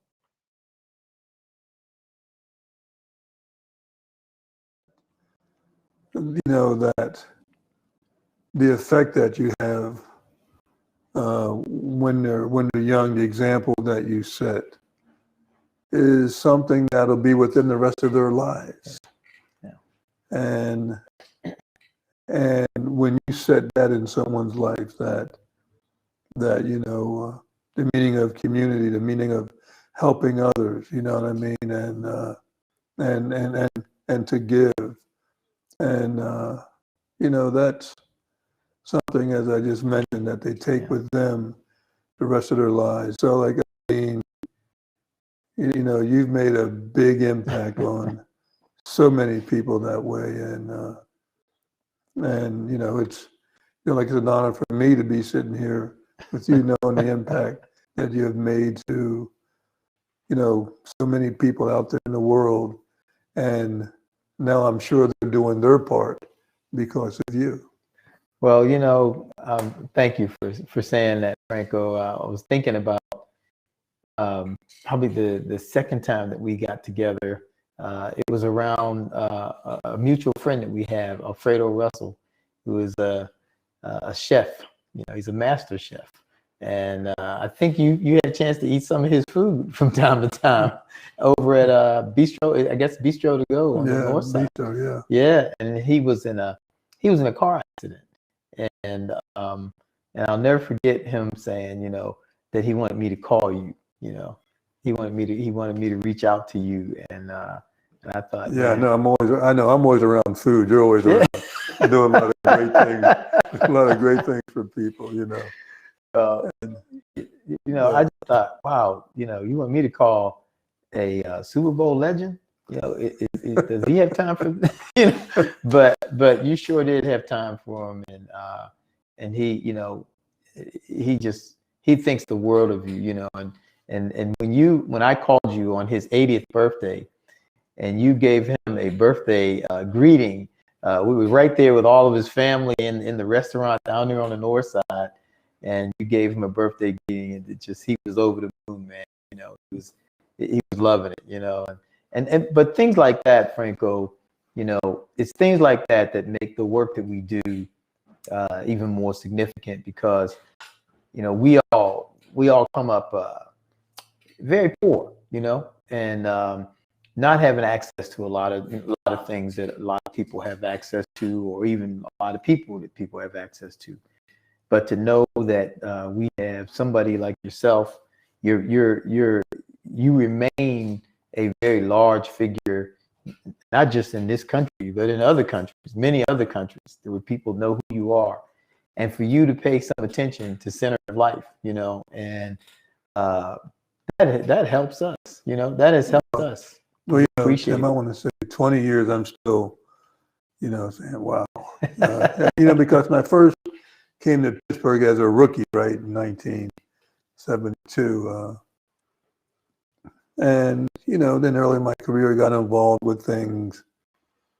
And like I said to myself, you know, oh, you know what, probably like in a few years, you know, things will be better and we won't need these charities and organizations. And, you know, I mean, that's the kind of thing that was in my mind. Oh, you know, we'll do some work now. It won't be needed down the line.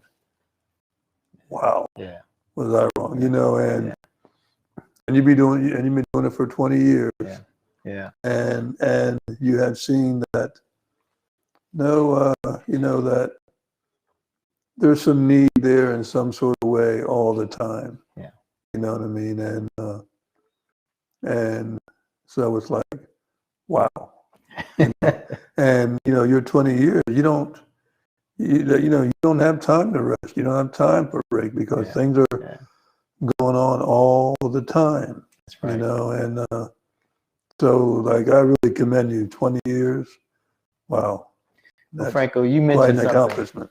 You just mentioned something that we're discovering right now, because as we're going through all these archives and everything, we said, boy, we've never celebrated before. You know, I remember when we went to the Monterey Jazz Festival, the Next Generation, you know, and our kids, the first year in 2011, they took second place. The next year in 2012, they took first place. We never really celebrated that, you know, never really celebrated it. And the kids got some great opportunities. Matter of fact, every single one of those kids that were in that jazz band, they're all professional musicians traveling all over the world, everything. But we never celebrated that, you know. And you know, and those are moments to celebrate. You know what? It's not too late. No. You know what? So that was 2012. That's right. So next year you bring them back for the 20th anniversary. Yeah. Yeah. You know what I mean? That, you know, there's always, you know, always that time. It's never too late to celebrate, and, you know, a chance to bring people together. Well, we're going to see those. We're going to see that same group of guys on today, on the 14th of May. We're going to see some of those same group of guys perform for us. Beautiful. They're still keeping in touch with us. A lot of the kids keep in touch, and it's a huge blessing. I sit back. I feel like a great grandfather, man. You know, because we are getting older. I'm going to tell you right now. I literally have kids that I had when they were 11, and I have had their kids, and I've had their kids' kids in this program. So I feel like I'm a great grandfather. And I'm okay with that, you know. We are having a great time here at Center of Life in Pittsburgh, PA, in America. But we just want everybody to know that the reach that we have had has reached England as well. And we have some really cool folks that are on with us from England. It's been so long, you know. I just want to give them a little background that, you know, before I started Center of Life, I was the director of a program called Cross Trainers, and through Cross Trainers, we recruited, you know, students, college students from all over the country, some from other countries. And a few years we recruited some students from England. One was from Wigan. I think were both from Wigan? Yeah. Okay. So both were from Wigan. And we have with us, we have Emma Staples. Is it Staples? Sharples. It's Emma Sharp. I'm not used to that last name. We used to have another last name. So everybody got married on me, you know. We have Emma Sharples and we have Julie Smith. That was an easy one. Yeah. She stayed with the family. Thank you all. Thank you all so much for being with us. Thank you for joining us for this great celebration. It has been a phenomenal day. And I guess you all have been watching. So you've been things all the way from England. I guess you have friends from England that are watching as well. Yeah. And we're just so thankful that you all are with us, and that we also have a promo from you all we're going to be showing as well that was really, really well done in beautiful parts of your country. So one of the oldest parts of your country, if I'm not mistaken. Yeah. So we're looking forward to watching that. But now we just want to hear from you all. Like, what was it like for you all to be in America and your time? I think one was in Homewood and the other was in Wilkinsburg. Mm-hmm. So why don't we start with Homewood? Okay, yeah. So the most fantastic experience. I have so many amazing memories of being in Homewood. I've never been on a plane before, let alone, you know, come to America. And it was just a fantastic experience for me, seeing a completely different place. You know, working in Homewood was so special, working with the children. Absolutely loved it. And you'll see on the promo video for this that I thought, you know, I was going to give so much to these kids, and actually it was the other way around. I learned so much, and it stretched me so much, way out of my comfort zone, but in a really amazing way. It was fantastic. Just, I would recommend it to anyone to come and work with you, Tim. Well, thank you, Julie. You know, I remember looking at pictures of you as you were working with the kids and how patient you were and how much they hung on you. You know, I always measure how much the kids love somebody by how much they actually hung on them. And they would hang on you, Julie, like it was like a set of monkey bars or something. You know, you didn't have enough arms and enough legs to keep these kids satisfied. But I tell you, but kids know when you love them. You know what I mean? And what color is love? You know what I mean? Kids know, you know, when you care about them and what color is care. You know, and you know, in Cross Trainers, we dealt a lot with the fact that we were glad that we were multi-ethnic, multicultural organization that brought in people from all over the place. You know, all kinds of people, male, female, black, white, all kinds of folks that came in to work with us, and that made the experience for the kids so much richer. You know, because it wasn't just us, it wasn't just Americans that they were meeting, but they were meeting people from Africa, they were meeting people from England, from Germany, from different places that they would meet people from. And it was such an enriching experience for them. Why don't we go over to Wilkinsburg? Hey. So I was fortunate enough to do 2 years with the Cross Trainers program. And the first time I came out to America on my own, it was amazing. Living with a great bunch of American interns, and I was the only English person. Was an education on both sides. We worked really well together. We shared such a multicultural focus on delivering educational programs to the children and working within the neighborhoods. I just think it's so tremendous that this work has flourished for 20 years and that we were really well led by Tim and the team, and we were poured into as students and interns, and then we could pour out to the children and share with the children and learn with the children and hang out with the children, and it enriched our lives to be part of the Cross Trainers program. Yeah. Well, I'll tell you what, Cross Trainers was enriched. Our lives, my life was enriched. My wife's life was enriched by continuing to be in you all's presence as well. And I just can't say enough about how attentive you all were to the kids, because that was, to me, that was the most important thing. And one of the things that we really valued was the relational time that we spent with kids. And you know, that was the real key. That was the secret sauce for the work that we were doing. Where we sent a lot of other kids home, but we chose a few kids to stay back in the camp, and we built relationships with them. And that was the secret sauce. That's where the relationships went to a whole nother level. And we not just built relationships with the kids, but we built relationships with their family members. Yeah.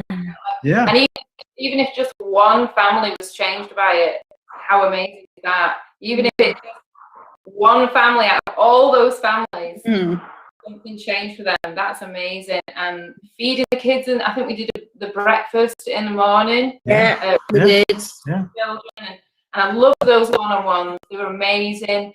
I think I brought tea. I think they might have all tried English tea. But it's so special, you're right? It's so special. Yeah, and hanging out with the children on the front steps of the apartment where we were living were the most special times. The hanging out sessions in an afternoon where the children would just migrate to where we were staying, and just to share simple things in life with the children was really special. I mean, so many things, so many wonderful moments, so many teachable moments, so many precious moments that we shared with the kids. And you know, I was just thinking about how we had about 8 churches that we were working with in 8 different communities. We had about 64 cross-trainer staff across those 8, those 8 communities that were working with all those kids. And I have no idea, and there was so many kids. I didn't even count the kids. There was so many kids, Yeah. and that work that you all did is still having an impact today. Many of those children are parents now.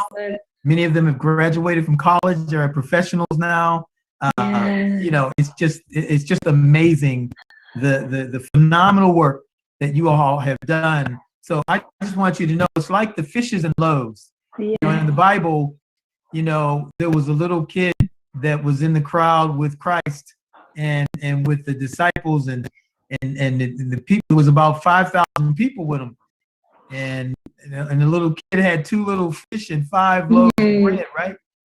And they gave the fish and the loaves to Jesus, and Jesus held it up to God, and he blessed it and he broke it, and it just kept on breaking. And that's exactly what your contribution is doing. It continues to break. It's feeding the multitude, So you might think sometimes that, I only spent 2 years, or I only spent 1 year, or whatever. But what you did, that 1 or 2 years or that 3 years, continues to break today, and people are still feeding off of that. So I just want you to know that, and just be encouraged. And I'm looking forward to looking at the I want everybody to see the promotional that Emma and Julie did. It is beautiful. It's in a beautiful country, and they get, they show us around a little bit, but they just, we're just so thankful to have you all join us, and we're looking forward to you all coming to Pittsburgh and spending some time with us. Now, we want to thank you, Tim. We want to thank you for your incredible leadership over the last 20 years. You've been so used unbelievably. We want to thank you for what you poured into us for those 20 years. Yeah. Thank you so much. Thank and you. anyone who's watching, and I encourage you to give to the work that Tim's doing now. Definitely. He's working right in the centre of your community in Hazelwood, in Pittsburgh, and he knows your community, he knows the needs, he knows the people, and he's doing amazing things. So I encourage you to give as much as you can today. Well, listen, thank you so much. Before we go to Zimbabwe, I want you both to tell everybody what you're doing now, because we knew you when you were interns in in Pittsburgh, Homewood, and Wilkinsburg. But now, tell people what you're doing now. So Emma, you go first. Okay, so I'm a community nursing matron, and I lead a large team of nurses across the locality, and direct them and lead them and manage them. And I have been doing that all the way through the pandemic. So it's been a real challenging time. But since the cross-trainer program, I qualified as a nurse. And I've worked as a nurse in my local community for 20 years. And like I say, now I'm in leadership. And it has been the most challenging 12 months, but the most rewarding 12 months to see people kind of humble and in so much need, and being able to pour into people's lives in such a remarkable way. Show people God's love and when they've been dying and poorly, and we've lost a lot of people, and it's been like we've been in a wartime kind of situation. But hey, the things that we were taught in our cross-trainer days, our foundations have really set us stead for serving in my community. Yeah. That's phenomenal. And thank you for doing that work, Emma. Thank you for saving lives. Thank you for making people comfortable and for keeping people safe. It's more important now than ever. And so we do not take your presence and the work that you do for granted. Thank you for that. Thank you. Julie, tell us what you're doing these days. And I know you're doing some very important work because I read about it. Oh, good.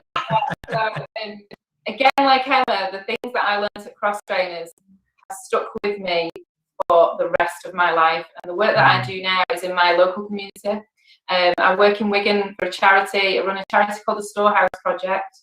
And we have a clothing and food bank and furniture bank. We work with vulnerable people. people with mental health issues, people who are just struggling through unemployment. Wigan, this is what I was talking about how you know the problems in your community. In Wigan, domestic abuse is huge. There's a lot of domestic abuse and a lot of women who have to flee domestic abuse. So we do a lot of work with that, helping ladies who fled domestic abuse and move into new properties. So yeah, very similar to some of the things that Essential Life does. And I've taken those lessons and things that I learned all those years ago, and I'm still working in my community now. That is amazing. That is amazing. Well, see, again, that's the fishes and the loaves, you know, and it continues to break, and everything that you're giving, even now in the areas that you're in, continues to break, and it's multiplying to more people than we will ever know. We'll never know all the people that we've touched, you know, and so thank you all so much. Like, look, help me welcome Anesu. And Anesu, I know you have a new last name. Do you still go by the last name that you used to go by? Because we, you know, I like saying the last name a lot. And you know, since the second edition of Coming to America, my almost last name is very popular.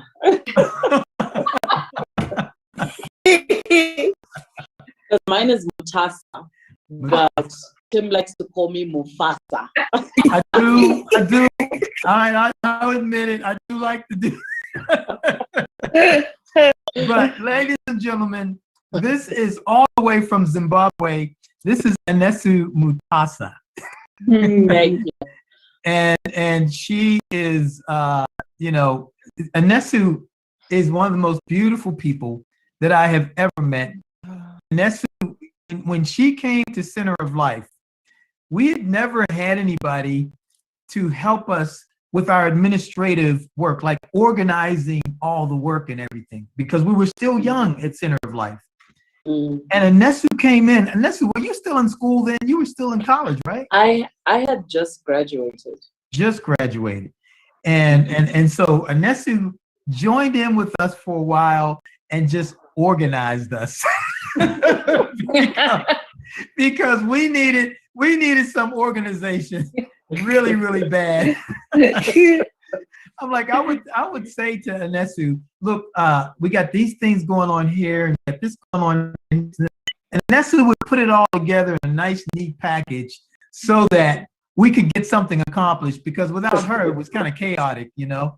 But Anesu, you know, we're so thrilled that you were able to join us today, all the way from Zimbabwe, and just you know, just to see your face means so much to us.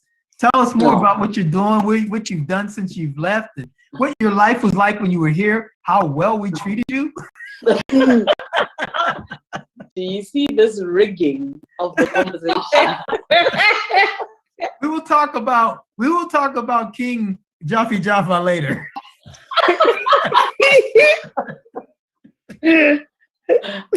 So thank you, Tim. I'm so happy that we're here celebrating the 20 years of Center of Life. I actually just want to talk about when I first walked through the doors.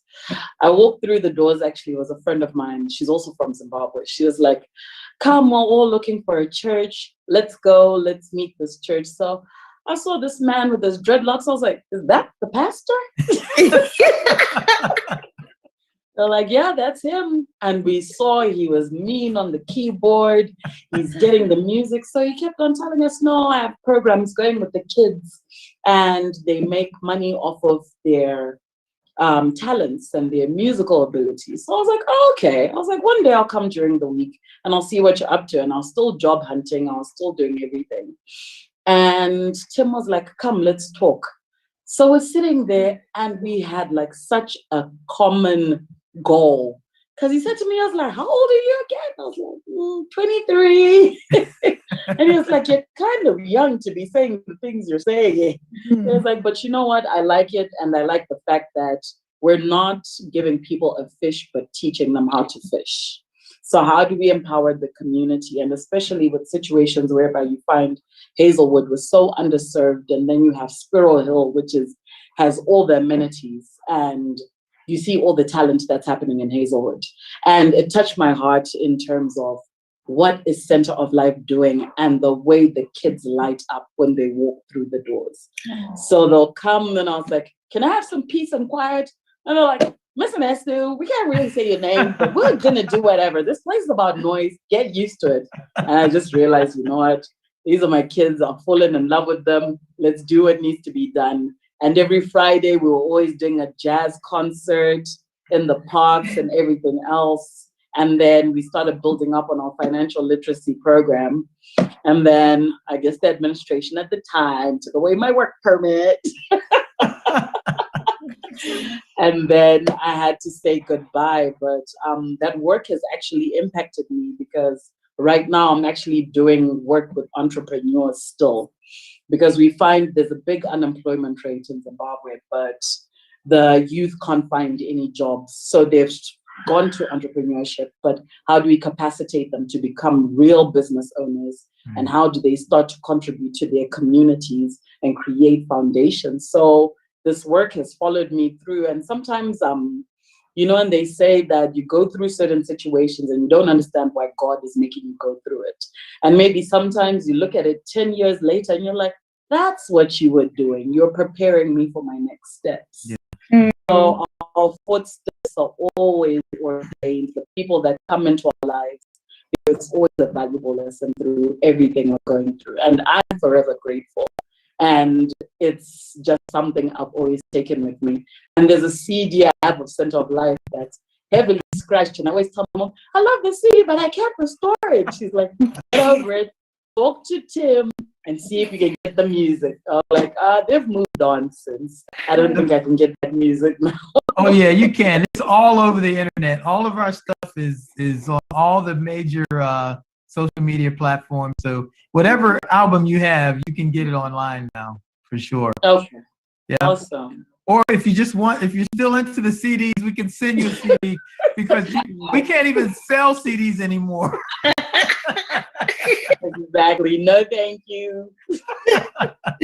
What about the tape recorder, Tim? Oh my goodness. We no more cassettes, no more VHS. It's all gone now, you know. It's all at my house. We're storing it away, you know, for posterity reasons. But listen, you know, Anestu, you said something that was very important, you know, just the work that you're doing, this idea of giving them a fish so that they'll eat it and hopefully they'll want more, and then teaching them how to fish so that they can feed themselves and their family members. But then we take it 2 steps further. We want to teach them how to own the pond that they're fishing in so that they can put people to work. And then we want to teach them how to create new ponds to own so that they can control their own economy. And to me, that is a replenishing, it's a replenishing principle that everybody needs to be empowered to be able to control their own economy and be able to have a good, healthy life for their families. Nobody should be poor or broke, you know, or any of those kinds of things. Nobody has to. There's too many riches all over the earth. There's too many riches. The problem is people who are greedy for power and control. And so, you know, we have to continue to work together to bring about righteousness, justice, and equity in our world, no matter where we are in the world. And I just applaud you all. The 3 of you are doing some extremely significant work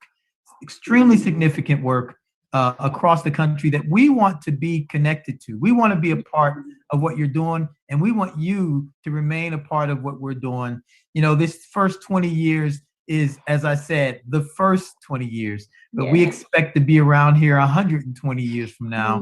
Maybe not me, but you know, but we expect that the work is going to last for a long time. And one of the things that we're saying is that, you know, we don't want to become a bureaucracy, but we want to continue to be able to serve, because programs can change, but it's not so easy for people to change their lives when they're in certain lifetime situations. And so what we try to do, we say everything is about people. We try to build our programs around people, build our services and things around people, so that it's relevant, so that it's not just us reaching out, but it's us reaching out and actually touching.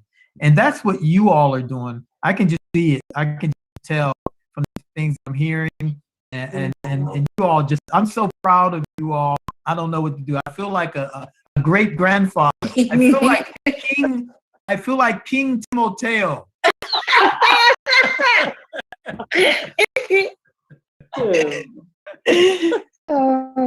Tell them, make sure you tell them, Annette, that King Timoteo is coming to Zimbabwe. Exactly. You even have the colors of the flag on. Yeah, that's right. And I got my beads on too. So. Well done. I'm fully clothed. Oh, I am so glad. I am so glad that we've had this time together. I'm glad we've had a chance to talk and laugh and share with each other and just love on each other a little bit. You know, this means so much to me, to just go back and look back at some of these days, and it also means a lot to the people of Hazelwood and the people of Pittsburgh, because these are things that they don't know about Center of Life. They don't know how far the reach has been, you know, and we were talking about the exhibit that we had in Center of Life we had an exhibit here for 2 years or so that we did, that the community put together. It was called I Lived, We Lived, I Lived, We Lived, What Did We Miss? And it was done by several parents that were living here in the community and in our partnership with Carnegie Mellon University. And we were just really kind of talking about the community. We were celebrating lives that were lost and just recognizing those lives that were lost. But when we had that exhibit up, we had people from 19 different countries come to visit the exhibit. And so we know we can't get everybody on today from Zoom from all 19 countries, but it was just amazing the how far reaching all of this has gone. And so we know that God is able to bring all of us together in any way. And these days, the world is a lot smaller because of Zoom and emails and FaceTime and all that good stuff, you know. But listen, any last words before I let you go? I don't want to let you go. We just want to say thank you. Thank you, Tim and Donna and the team. Yeah, and just carry on this amazing work you're doing. It's fantastic. Yeah, and my last words will actually be, don't underestimate the footprint that you're making in someone's life. No matter how small or great, it's reaching further than you can actually imagine. And to those watching at home, Center of Life, please tune into what they're doing, contribute to their funding, because these are impacting the young people who are going to end up running America one day. So, and we may have to send a few of them. We might have to send a few of them over to England and Zimbabwe too. You know, definitely. Yeah, we want to broaden their horizon. You know. Yes. Thank you all so much. Thank you. I can't thank you enough. This is not going to be the end. We're going to keep in touch with each other. Emma and Julie, you're coming in September. We'll be looking for you all. We're excited to have you, and we'll be looking for your promo also. And we really, Anesu, now we need you to get back. We need you to come back home. Come back home for a little while and bring my great grandson. King Timoteo. He's a beautiful baby. Beautiful baby. Thank you. So you all have beautiful families. Thank you so much for everything. And we want everybody out there in Zoom land or wherever land we're in. This is cyberspace. Please stay with us. We've got a long way to go, but actually it feels like it's going really fast. But we have a long way to go. And we have so much more music, entertainment, so many more pictures and videos we want to show you, just so you can see what people can do working together in 20 years. So stay with us as we continue with our roots, our rhythm, and the road ahead. Thank you.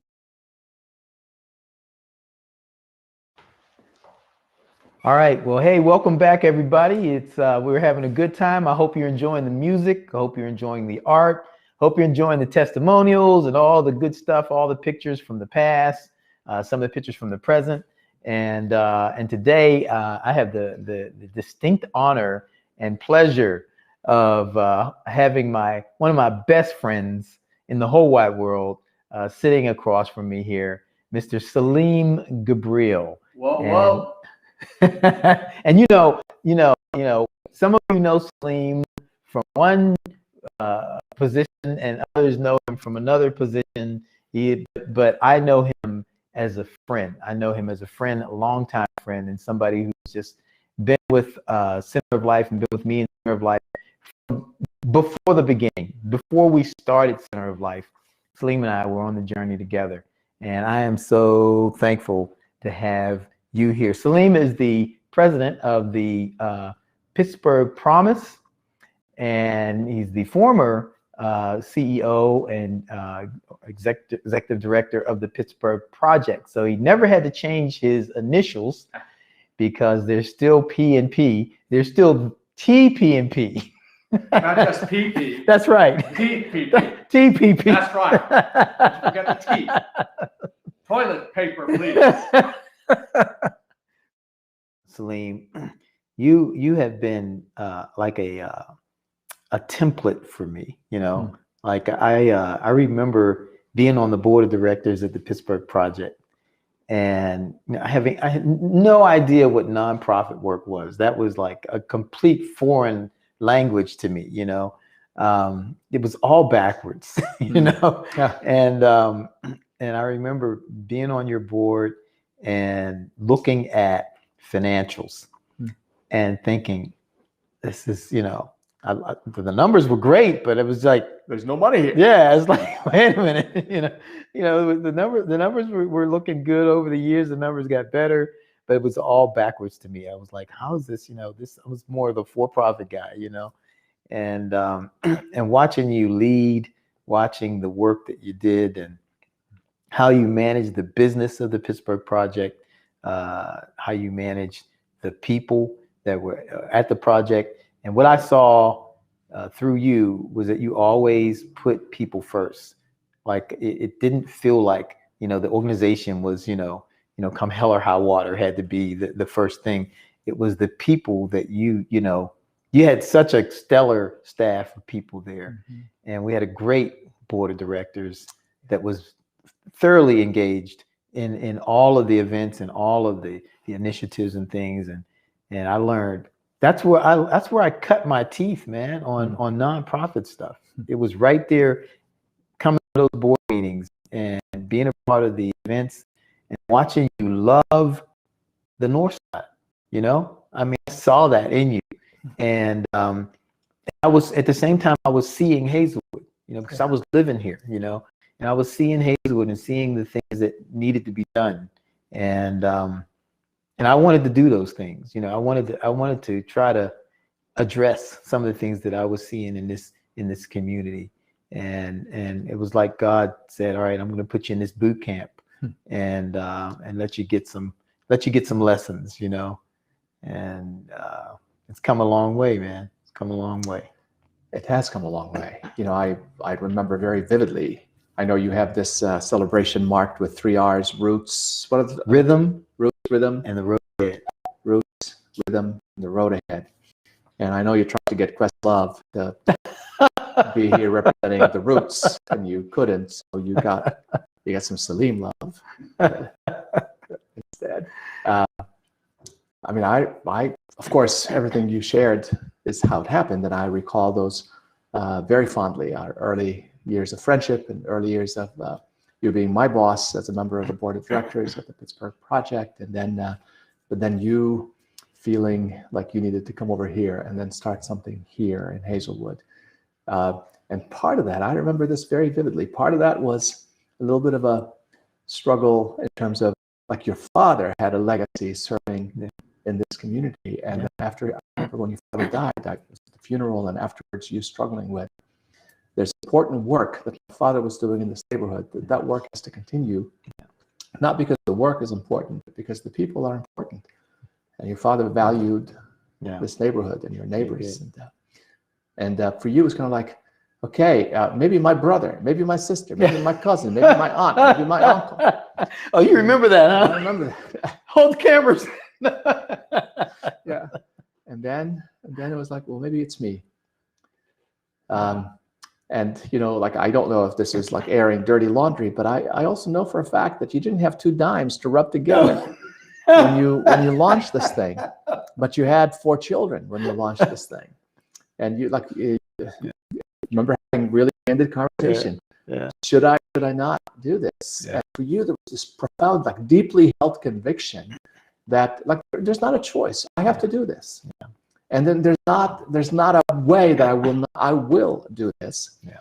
Then, you know, your amazing wife, Nana, blessed you and said, go do this. Yeah. And don't worry about, like, right now, bringing home the bacon. Yeah. I'll bring it home and I'll fry it up in a pan because, yeah. you know, I'm a woman. Oh, stop right there. Yeah.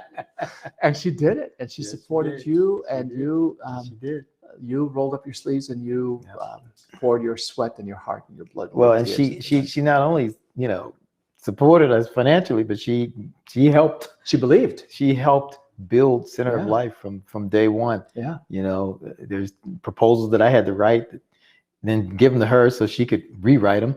Yeah. You know, so there's so much that she did from day one, even to this day. You know, like Patty and you. You know, I mean, we're working together as a team. You know. Yeah. What a Yeah. gift.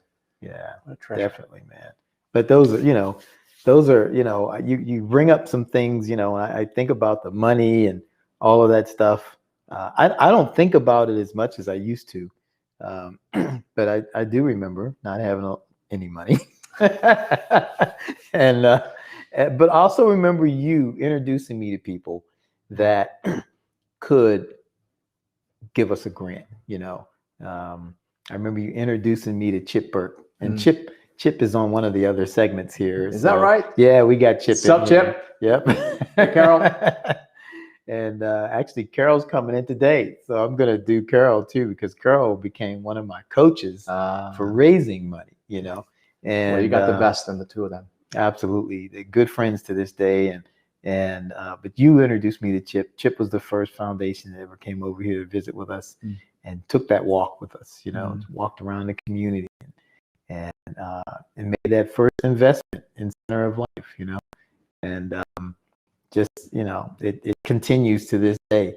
It continues to this day, and I think the whole idea of putting people first has been an example that you gave, example that I carried over here, because I knew that you know programs and games and events are one thing, but the main thing are people, because people have lives that they're living, they have reality that they're dealing with, right? And that doesn't just change overnight. And so the idea was to take the journey with people, take that journey, and wherever it leads, that's where you're going to be at the time, and you have to be able to just be there in that reality and be with people. You can't say, well, if you can just change this or this or this, then we can be together. That's not a part of the reality. No. You know, we're together, and so it is what it is, and we're going to take the walk. You know? Yes. And that's not, I mean, we don't do that because that is the strategy. Yeah. We do that because for us, there's not another way to do it. Yeah. And I know you and I both operate out of a faith grounding. And I mean, the whole Christian story, the whole biblical story is about God becoming flesh, God coming to the neighborhood, God and living in amongst us, being one of us, eating and laughing and celebrating and going to weddings and crying and then eventually dying. That's right. But then also showing us how we make a comeback. That's right. You know, there's not an alternative. So it's not a strategy. It's just like, how else? We don't know another way to do it. That's right. That's right. That's right. That's the example that we have. Yeah. And it's the example that we try to set. And, you know, Salim, you know, I know you're this way. I remember watching you get your honorary doctorate up at Geneva University. And was that was an honorary doctorate? Yeah. It was okay. I'm just double checking. I just want to make sure it was an honorary and not another kind of doctorate. No, it wasn't earned. But it's Dr. I've never earned a Dr. doctorate. Salim Gabriel. But the honorary ones, they give them out. They give them out easily. Well, I will never forget being in the audience and thinking, what is he going to say? And it was all these people there. It was a graduation, and you got up there and you said, you said that, you quoted the words to a song that I remember hearing so many times, but I don't know the exact words, but I do know that all of the things that, that have been done, you gave the credit to God. You gave the credit to Christ. And that just, I was just like, wow, I knew he was going to do that. I knew he was going to just turn that doctrine upside down. But it was, it's a lot easier than having to write a speech. Just to get up and say, I'm going to quote a song. If there's anything good that's ever happened in life, it's from Jesus. That's right. There it is. I remember. But I was close. I was close, but I remember that. I remember you giving God all the glory. And that's what I do.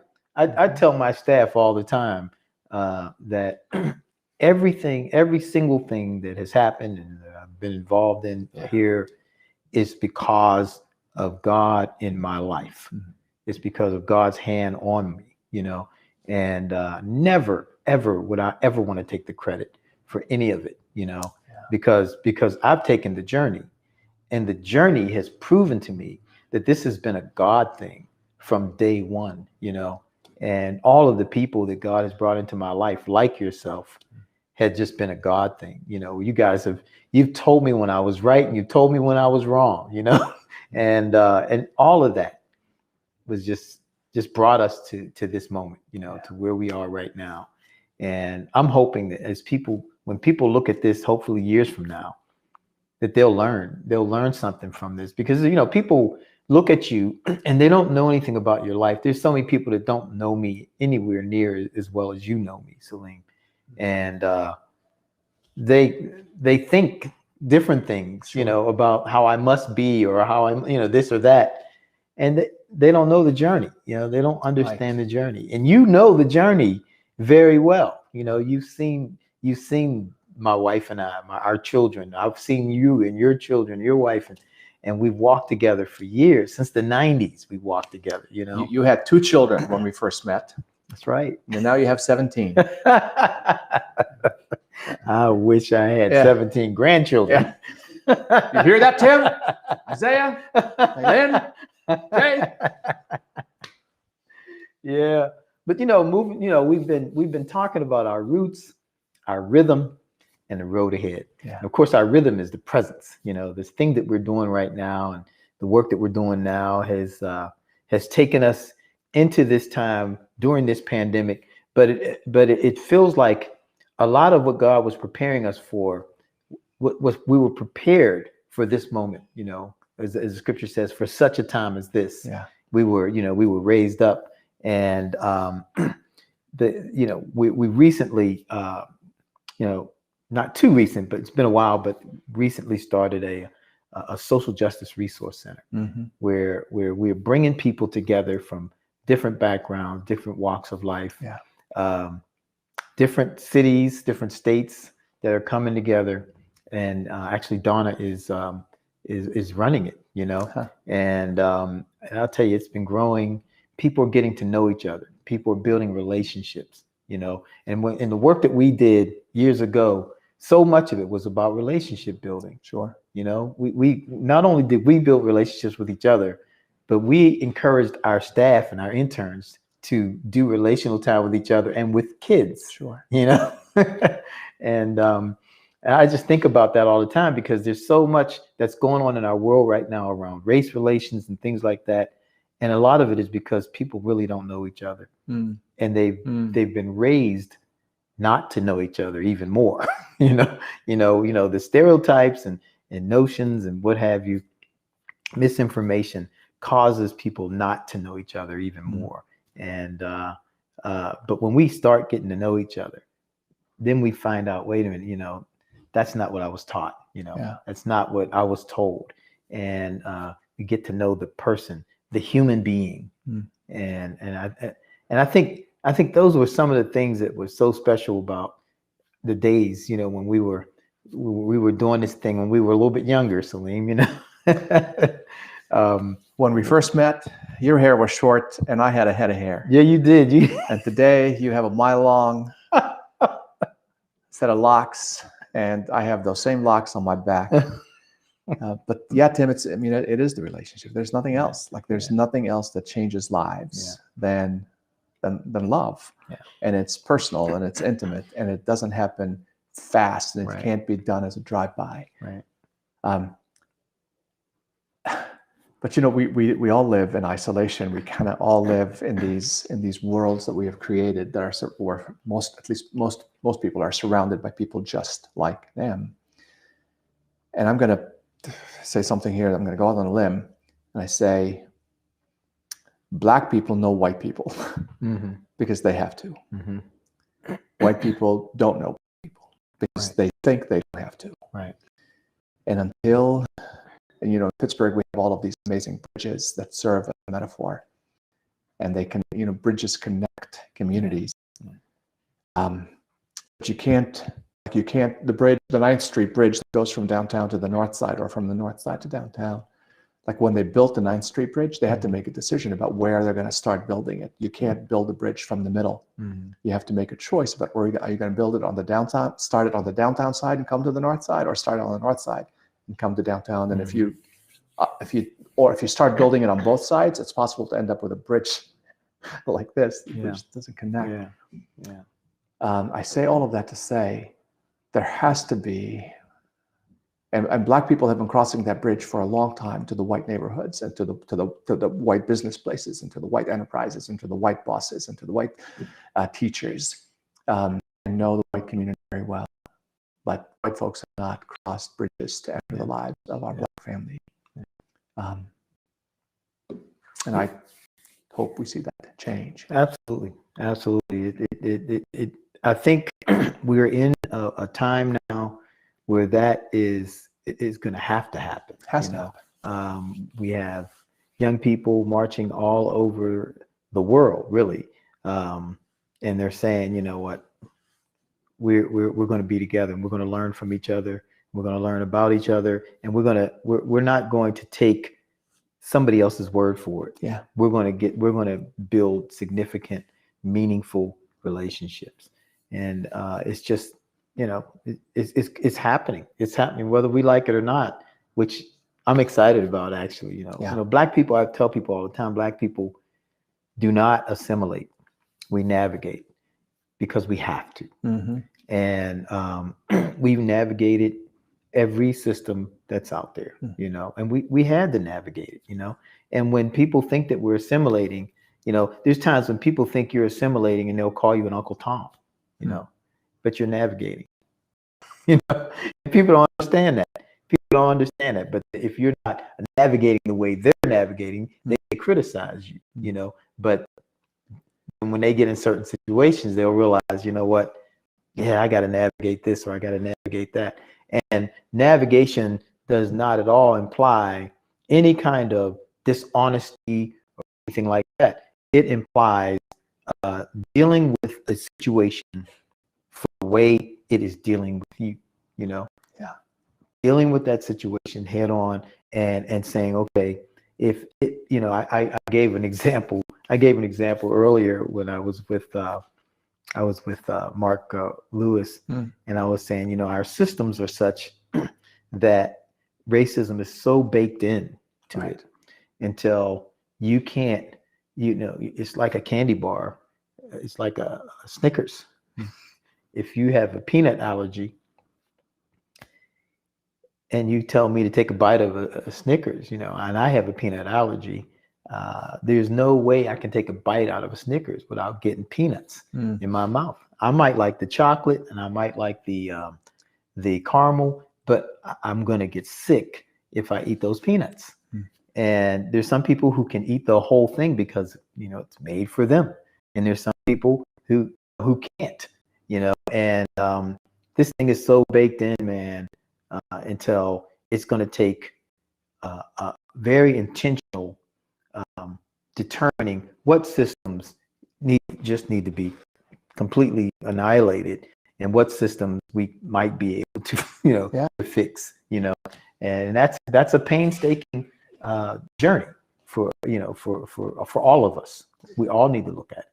And frankly, I don't see, to me, the most freeing thing that a white person can do, the most freeing, liberating thing when it comes to race relations that a white person can do, is to recognize that. It's just to admit that the air that I breathe is racist air. Yeah. The water that I swim in is racist water. This nation, the United States of America, was born out of racism. Yeah.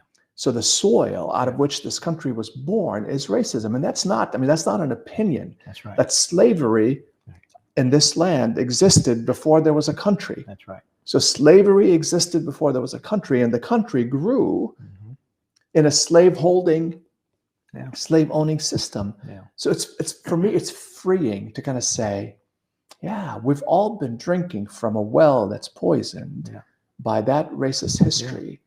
And it's still, so it's the well is the well, the earth is the earth, the soil is the soil, and so it's freeing for me to admit that. It's freeing for me to say that I see the world through a racialized lens, and it's impossible not to. It's impossible not to. Yeah. But what is possible is for me to, this whole crossing the bridge thing, to listen, and let you tell me what I need to know about you, and you tell me what I need to know about race, and you tell me what I need to know about your experience as a Black man in this racialized country. It's freeing for me to admit that. Yeah. It's enslaving to resist that. Yeah, that's right. There's no question about it, Salim. I was thinking about conversations that you and I had years ago, man. You were telling me about your upbringing and things that you saw in Lebanon, and I was thinking, well, we have you were telling me one time, you were talking about how people walk around, they have guns, strapped to them, M16s, M16s, and I wasn't seeing that, even though we had drive-by shootings and shootings in our communities every day.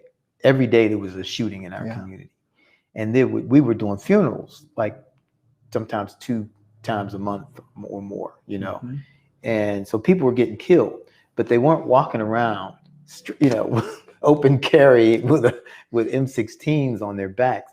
And I thought, what kind of a life was that? You know what I mean? And when you told me that, I had to go home and really sit with that for a while, because I had to think, man, what he's seeing this country from a whole different lens, and I'm trying to figure this thing out. I'm trying to figure out how do we get the guns out of these young people's hands and get degrees in their hands, or get them a job, or those kinds of things. The competition was stiff, right? Because we certainly didn't have money to offer kids, but we could offer them programs and opportunities and ways of getting exposed to some positive things.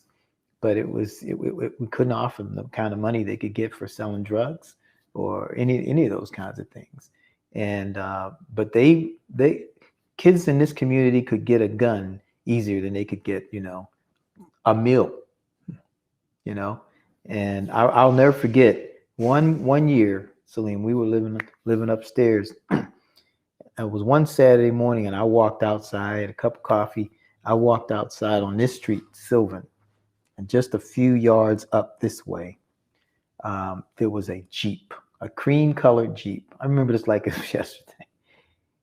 All the windows were down, and it was a Jeep Cherokee, one of those Jeep Cherokees, and the windows were down, and it was filled with guns and high-powered weapons and artillery. Wow. And so my neighbor walked out, other people walked out. None of us really said anything to each other. We were all speechless. Just looking at it. And the first thing I said was, now how does this get in our neighborhood? Where did this come from? How do we get it out? Yeah. Well, we called the police. the police came, put the vehicle on a flatbed, and took it out of the community. We made a police report, and we never heard anything else about it. And the next day, it was in front of my house on the north side. Probably. But I mean, stuff like that. I just thought, and they, people will say, you've heard people say, well, why don't they just get a job and do, why don't they work hard? You work hard and you pull yourself up by your bootstraps and everything. Well, the only thing you give us is a gun. Right. You make that very easy. In the drugs, we don't have helicopters and private planes and things to bring drugs into our community, the way, not at the volume they were coming into our community. When crack cocaine was on, it was an epidemic. It was. And I'm just saying, it's, I think about those days, and I think about the stories you told me about, the things that you saw, just, I guess, walking to school, Sure. Yeah. I mean, we lived I grew up in Lebanon in the Middle East. And then I was born in the city of Beirut, but raised in southern Lebanon, about 35 miles north of the Israeli border. And we lived in a little community on the edge of the city of Sidon. And so the street that we lived on, I mean, this is like, the whole village coming together. The street that I lived on started with my school, and then the principal's home, and then our home, and then our church. And then on the other side of the church was my extended family, my grandparents, 3 uncles and 2 aunts, their spouses and their children, my cousins. So from the school to my grandparents' family, that was my community. Yeah. School, principal, church, I mean, our house, church, and then my extended family. That was my world. Now, the bookends, however, of that street, on that side of the school with only a Welcome back, folks. We have been having a phenomenal time all day long, and I hope that you're enjoying the music. I hope you're enjoying the testimonials and the interviews as well. These interviews are so important because these are people that can tell you things about Center of Life that you probably never knew.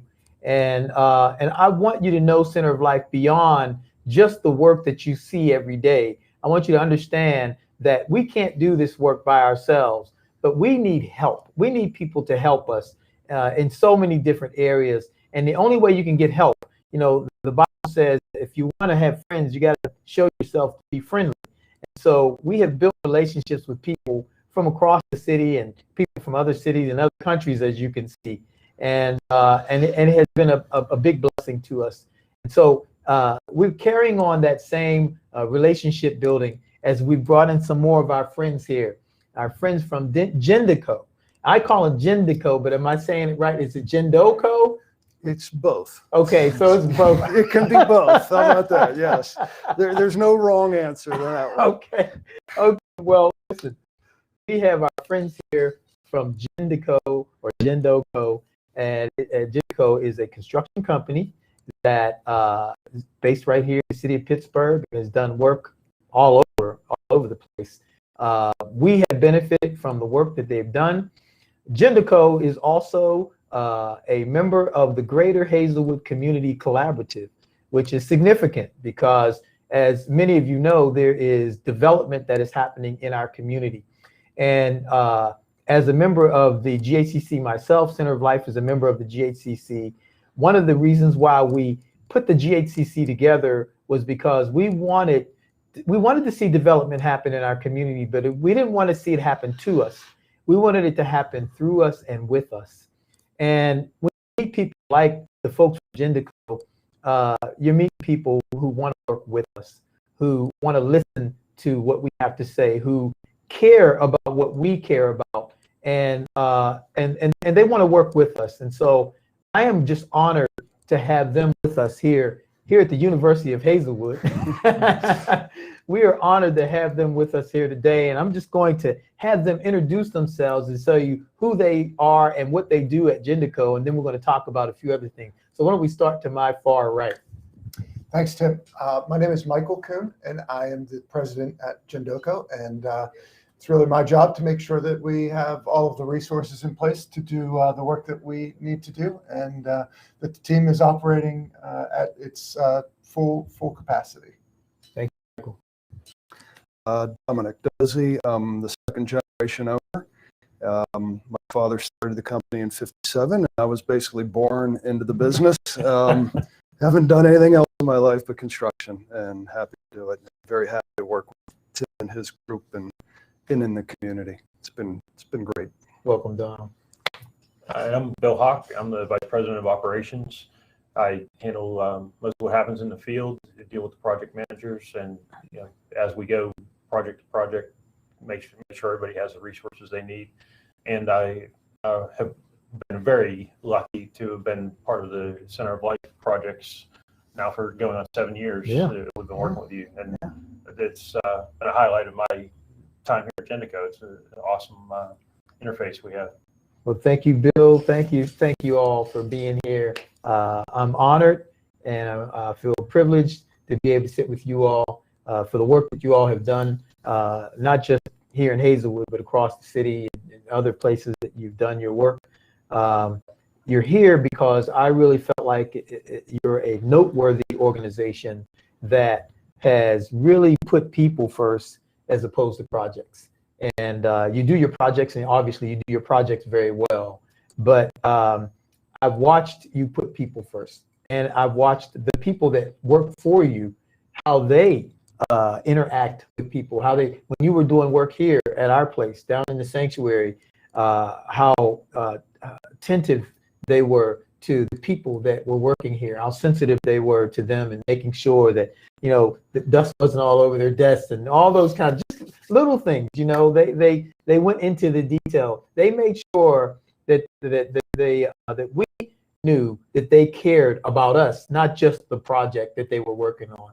So that was a huge blessing. And I wanted you all to come in because I feel like it was really important for us to have you all, because since Center of Life has had an experience with you all, there are people who don't know everything that you do. There are people who don't know the conversations that we've had and the real heart that you have for doing community development the right way, and I'm glad we're able to sit here and have this conversation, because there has been some angst within our community, because when we start seeing buildings going up, we start seeing things happening, people don't always know what's going on. But they need to know that there are people behind some of these things that really care about us as a community. And the first thing I want to just kind of bring up is some years ago we had to do an exhibit in our sanctuary, and it was a huge project. We had 28 parents that were involved in that. We had about 33 college students that were involved, and most of them were international students, and teachers, instructors, and artists. And we had to find a group to redo our church, really redo it, and just really be sensitive to the time crunch that we were in, because we were in a real time crunch. We had to have that done by May the 17th. I remember. I will never forget the date. And you guys sent a crew up here. You came in, and we went over everything. And I tell you, the work was just outstanding. And we were able to get that done, and we were able to open that exhibit on time. And so many thousands of people, just thousands and thousands of people came to see that exhibit. But it was so much better because you all prepared the sanctuary for it, and the guys just did a really good job. And so I just wanted to mention that first thing, Tim, it's really big reason is because how easy it was to work with you and all your people here. The best projects are when everybody's on the same page and no one's fighting with each other. And you all were so understanding also of what needed to happen, and you were trying to help us in every way you could. So that's why it happened. It was really all of us pulling together, and so. But thank you for mentioning that. But it really was it was a team effort. It really was, and it turned out beautiful. It was a very powerful exhibit. It just was amazing. Well, you know, when I see a company that operates the way your company operates, it makes me wonder what your philosophies are. Because, you know, we have philosophy here at Center of Life, and that is, you know, our value, our foundational value statement is that everything is about people. And so we will always put people before programs. We can create programs at this drop of a hat. You know, most people can create programs, but it's better to fit the programs where the people are, as opposed to trying to squeeze the people into the program, you know.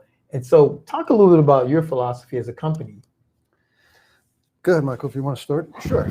Yeah, so we've really made a deliberate effort and focus on, you know, mission-driven and people-centered projects, right? So over our 63 years now of existence, we've really built upon a foundation of, you know, great service, you know, quality work, and you know, safety of our people and the people around us, and we built upon that. And ultimately, you know, whenever I say mission-driven and people-centered work, that's really the type of partners that we're looking for to work with, which is why we do a lot of work in nonprofit areas, you know, with organizations all over the city. You know, we're looking to have a positive impact on people, nature, and communities. That's the work that we want to do. That's what's up. Yeah. And Tim, you mentioned that, you know, there's concern in the community about development happening without input, with, you know, it happening to you as opposed to with you or through you. And we recognize that quickly, and for working with you and finding out by listening that, so that's why we wanted to join, you know, organizations and understand what's going on in Hazelwood and what the community really wanted. And that's the way you have to approach projects. You have to understand the people you're working with, what's important to them. And then you try and go along with them and help them achieve what they're looking to achieve. Well, I think you all have done that definitely in this community. The fact that you stepped forward to want to be a part, to apply to be a part of the Greater Hazelwood Community Collaborative, for me, that was a big step, because that means now you don't just want to be coming into the community to see how much money you can make off the community, but it means you want to actually be a part of the fabric of the community, that you're coming here to stay. You're not like coming in, hit and run, and you're going to go home, but you're here and you're part of the fabric. You're in the meetings. You're hearing, you know, the ups and the downs. You're hearing the challenges and the successes. You're in the mix with us. And that's so important, you know, and I'll tell you why. Because, you know, on March the 13th of 2020, we had heard that the governor was going to close down the state.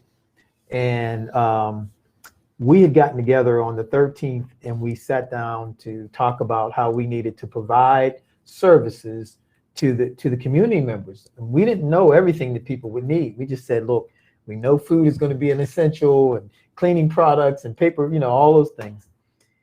Well, on March the 16th, the governor shut everything down. And that was the first day that we started delivering food and toiletries and paper products and cleaning products and everything else.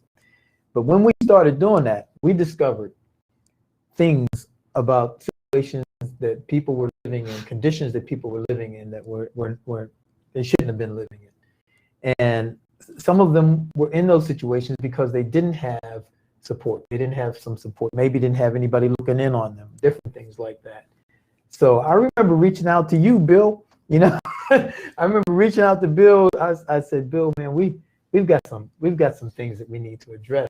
And we weren't taking pictures of people's houses and weren't telling people the addresses or any of those things. And we're not doing that right now. But when I told Bill about it, Bill said, well, you know, let's get together. Let's see if we can, you know, if we can go over to these houses and let's take a look at the situation and see what we can do. And that spoke volumes to me as a person who's been working in this community. I've been working in the community longer than 20 years, but Center of Life is 20 years old. Okay. But when Bill said that, you know, I just thought, man, wow, these are the kind of folks that we want to work with, because they care about, now it's time let's put it like this. Now's the time, if we're going to be human, now's the time for us to be as human as we can be. You know, that humanity thing needs to come out. And I always felt that in you, Bill. Just you took the time, you know, no matter how busy you were, you would always take the time and take my calls and come out and see the project. And you know, for us, we're like, if somebody is reaching out to us, we just can't ignore them. Like we have to go to their homes and we have to say, okay, we don't know what we can do. We're going to try to figure it out. You know, we didn't know, you know, but you would come with us and you would analyze the situation. And we would try to help to get us things going there. Yeah, we enjoyed that, you know, helping those people. It was sad to see the situation that they were in, but again, they just didn't have the resources to know how we do. And you know, handing us, it's work the guys like to do. It's our, you know, that's what our people are, carpenters, laborers. They want to do this type of work. You handed us it's really the benefit through Jindoco. I've been at other companies, and not every company gives you the freedom to go just make it right. We'll figure everything else out later, but help the people. I have that freedom to do it here, and all the guys that were on the site were glad to come up and help, and it took care of some miserable situations. But I'm glad everybody it worked out well. People got to know each other. You know, we actually picked up a couple of workers from the community and have come into the labor union. That has been a good interaction both ways. Well, you know, that's another thing that I want to bring up, because as you all had been doing the work down in Hazelwood Green, we sent people to you all and you hired them, you know, and I mean, you know, that just speaks volumes. It speaks volumes. And that is those are the kind of partners that we need in the GHCC, in the Hazelwood community, you know, partners that are going to look at the situation and not look at it for the dollar signs alone, but look at it because of the human being that is in the midst. And every home that you went to, every home that they worked on, the people were happy. They were like really happy when it was, you know, then when it was done, they were satisfied, and it was like, wow, this is a blessing. And they were thanking Pastor Tim, and I was like, no, thank Jindoco, thank the folks at Jindoco, you know. And some of it was just making it safe, you know, unsafe set of stairs, you know, where water was maybe coming into the house and creating other issues. You got to get the water to quit coming in the house and things like that. Right. But, you know, the three of us are all born and raised in Pittsburgh, and I think we all recognize that, you know, every community in the city is important because it makes the city as a whole stronger. And you can't just say, well, those communities aren't important. The Golden Triangle is more important, or this, or Oakland, or whatever, you know what I mean? And those are all important communities too. But every single neighborhood of Pittsburgh has importance. And if they're all stronger, then the whole larger community is better off, right?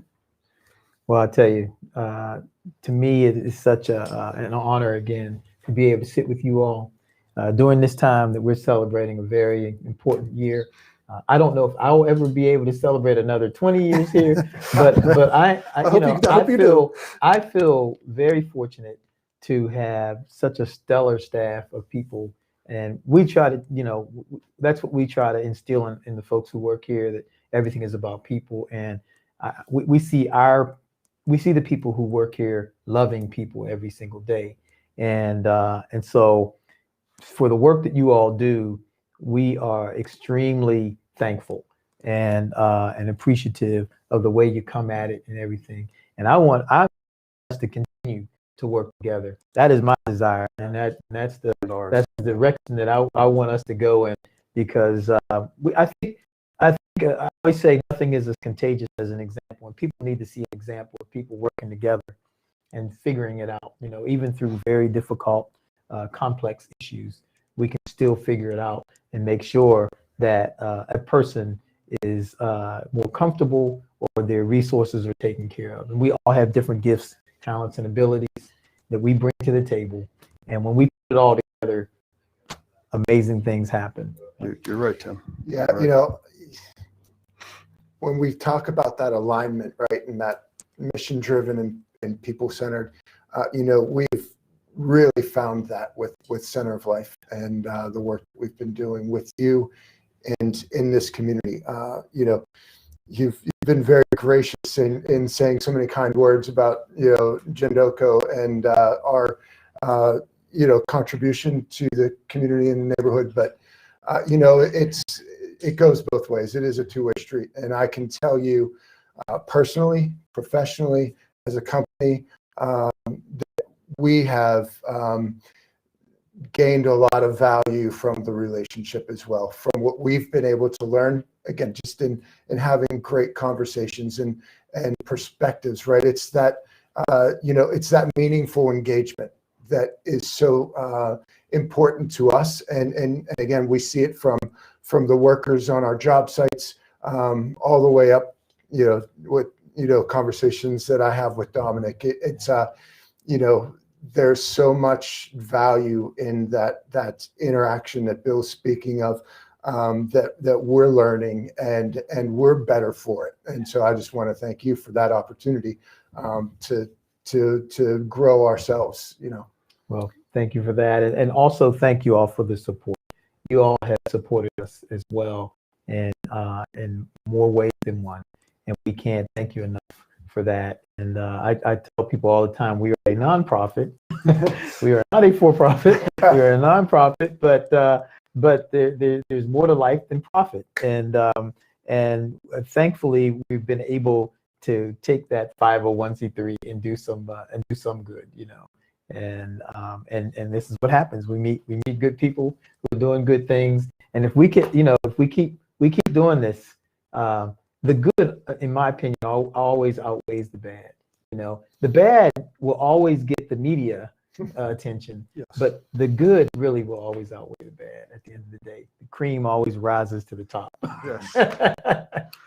So I want to thank you all so much for being with me here. I want our families and friends and our service providers out there in Hazelwood and in the Greater Hazelwood Community Collaborative to know that we have great partners here in Jindoko, and we're just thankful that they're going to be with us as we take this journey. Sometimes it may be a little complex, sometimes it may be a little easier, but we're going to take the journey together, and we're not going away.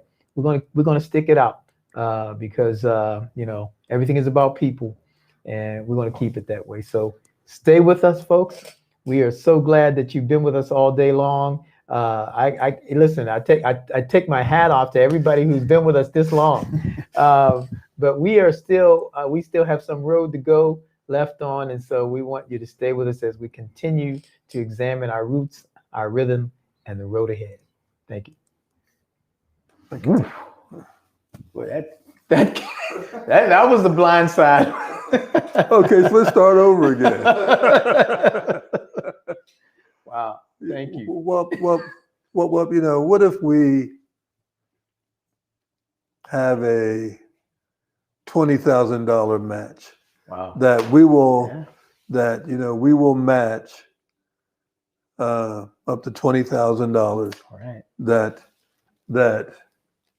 the great, the lovely people will give.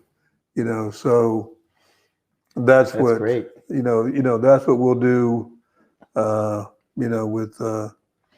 With Doc and myself with Super Bakery, we'll match. You can call the match the time you want to call the match, and we're going to match it up to $20,000. Well, thank you so much, Franco. I mean, that means everything. We certainly appreciate it. If you have, hey, listen. If you have any other friends that can do things like that, there's a lot of people watching this right now, people will laugh at me. Every time I tell them, I said, well, I want to raise $20 million. And they'll look at me like real funny. I'll say, well, I remember when we were just starting Center of Life, maybe we were a few years in, and I said to somebody, I want to raise $1 million. And they all looked at me crazy, I said, but I want to raise $1 million. Now I think they had a whole budget of about $15,000, So but over time, you know, with the work, you mentioned hard work. And one of our models here is hard work beats talent. We have a lot of talent. We have a ton of talent, you know, but what we try to show kids is, you know, your natural talent, your natural ability can only go but so far. But when you connect that to education, you turn that talent into a skill, and you can do it anytime you want to do it. It's not like you have to get lucky or you have to feel a certain way a certain day. But when you really understand how to do it, you know, it becomes a skill, you know. You're absolutely right. I mean, you know, a lot of us have talent in sports, right? And it wasn't until I learned how to work hard did my career go to a whole new level.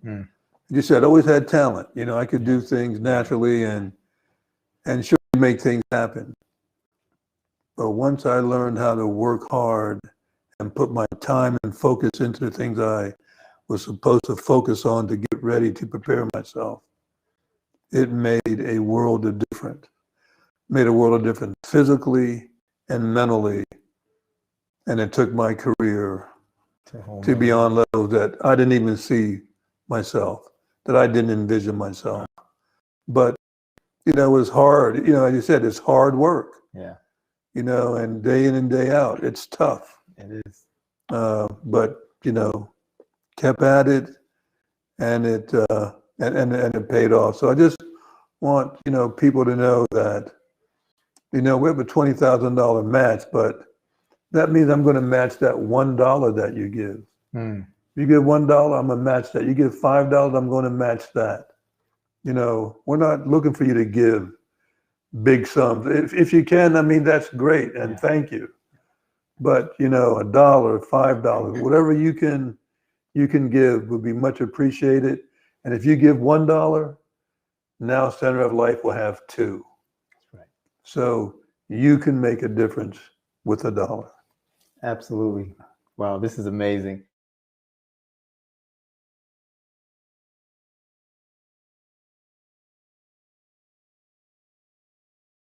Hey, my name's Anton DeFade. I am a bass player from right here in Pittsburgh, Pennsylvania. I was a part of the COL Jazz Band about a decade ago, which is crazy to think about. But yeah, COL was a wonderful experience for me. I met so many different people, and I have some lifelong friends out of it.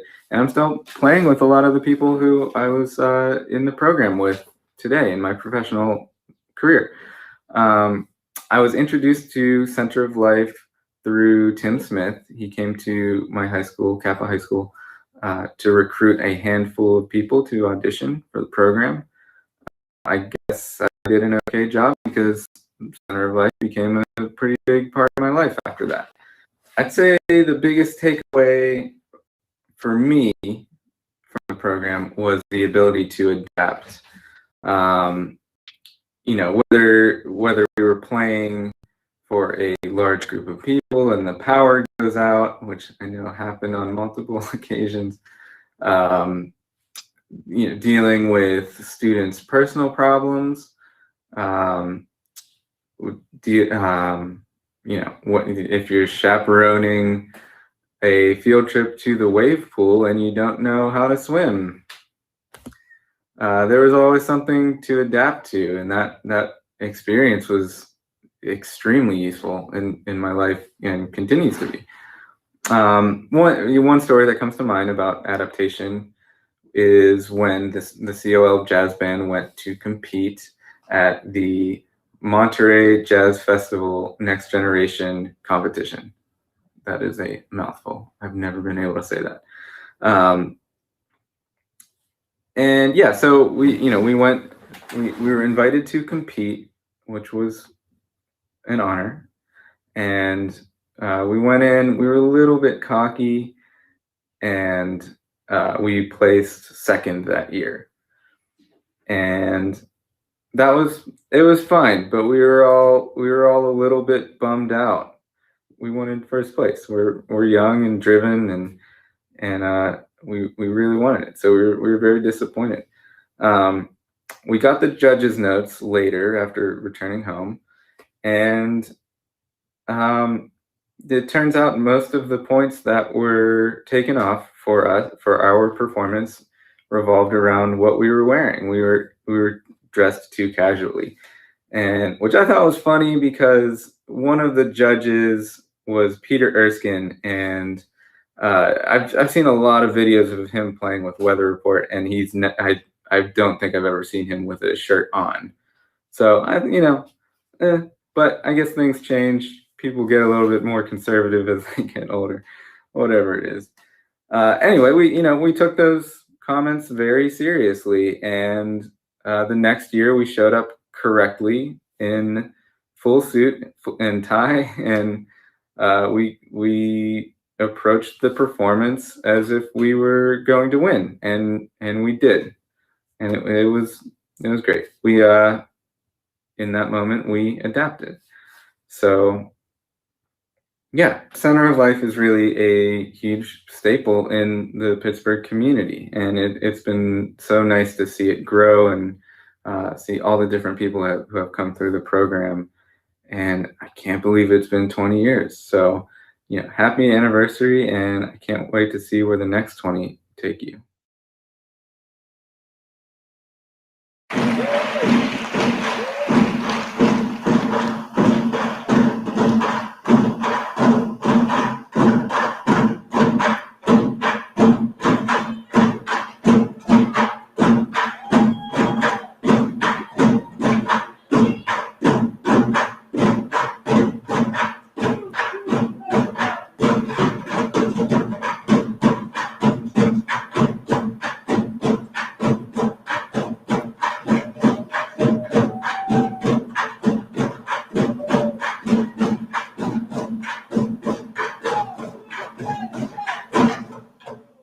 What's up? How we doing out there tonight? What's good? What's good?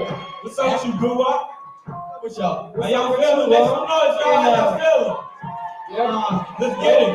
What up, God? What up, G? What up, man? What's up, bro? What up, bro? What up, Queens? What up, fam? We be on the look. with the team. We ain't playing. On the road. Doing shows. We got dreams. What you saying? I was dreaming for one too. Was you dreaming for one too? I was dreaming for one too. That's why I came up. Look, those I came up. Even if it got paid, I don't know what changed.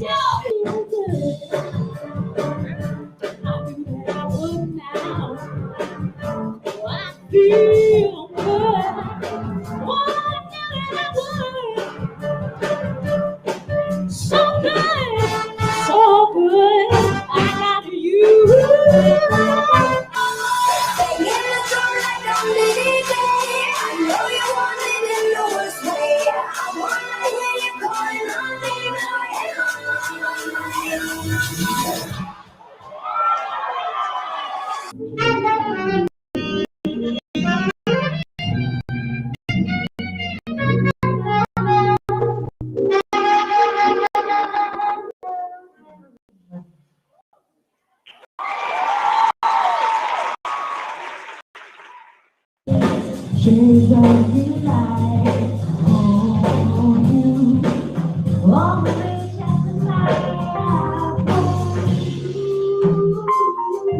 You know me, they call me Afro.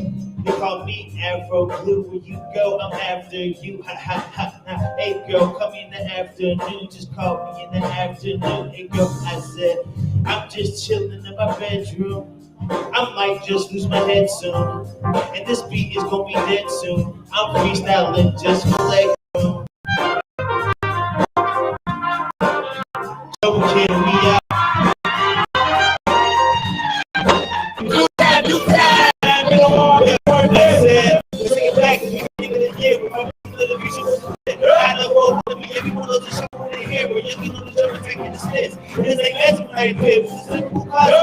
I be trying to do women like my peers and girl, you touch my shit to the kids while they're here for the dreams of my peers. I'ma be like, hey, well, follow we made it. So being on top of when it's feelings amazing. Amazing something to rain no longer living in pain. If we made it, I'll be the best. I'll probably be the most famous. Doing the beat bigger than the stars. Jump with a move when the drive life's hard. Jump with the company called running many queens with the back to the hood. I'll be doing big things, huh? Hey. You looking bright, it's garden tonight. I'm going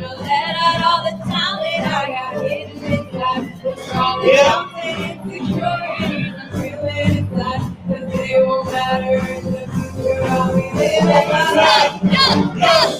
Put your hands in because it was a white house one day.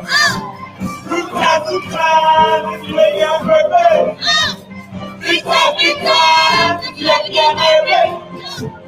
Good time, it'll all be birthday.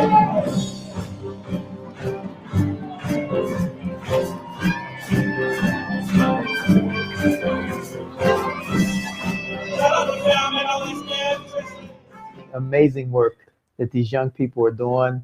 The performances, the music, the memories, all of these things is just amazing, and it's doing the old man's heart some good to see all of this good stuff happen.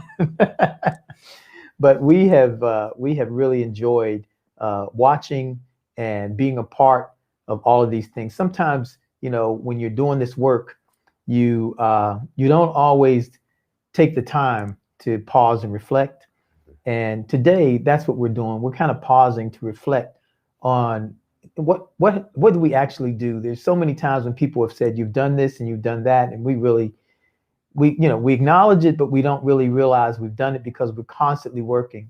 But today we've taken the time to just turn aside from the actual work and just to reflect on it, and to say thank you to you all, those of you who have been supporting us, and just thanking our community, Greater Hazelwood and the Greater Pittsburgh community as well.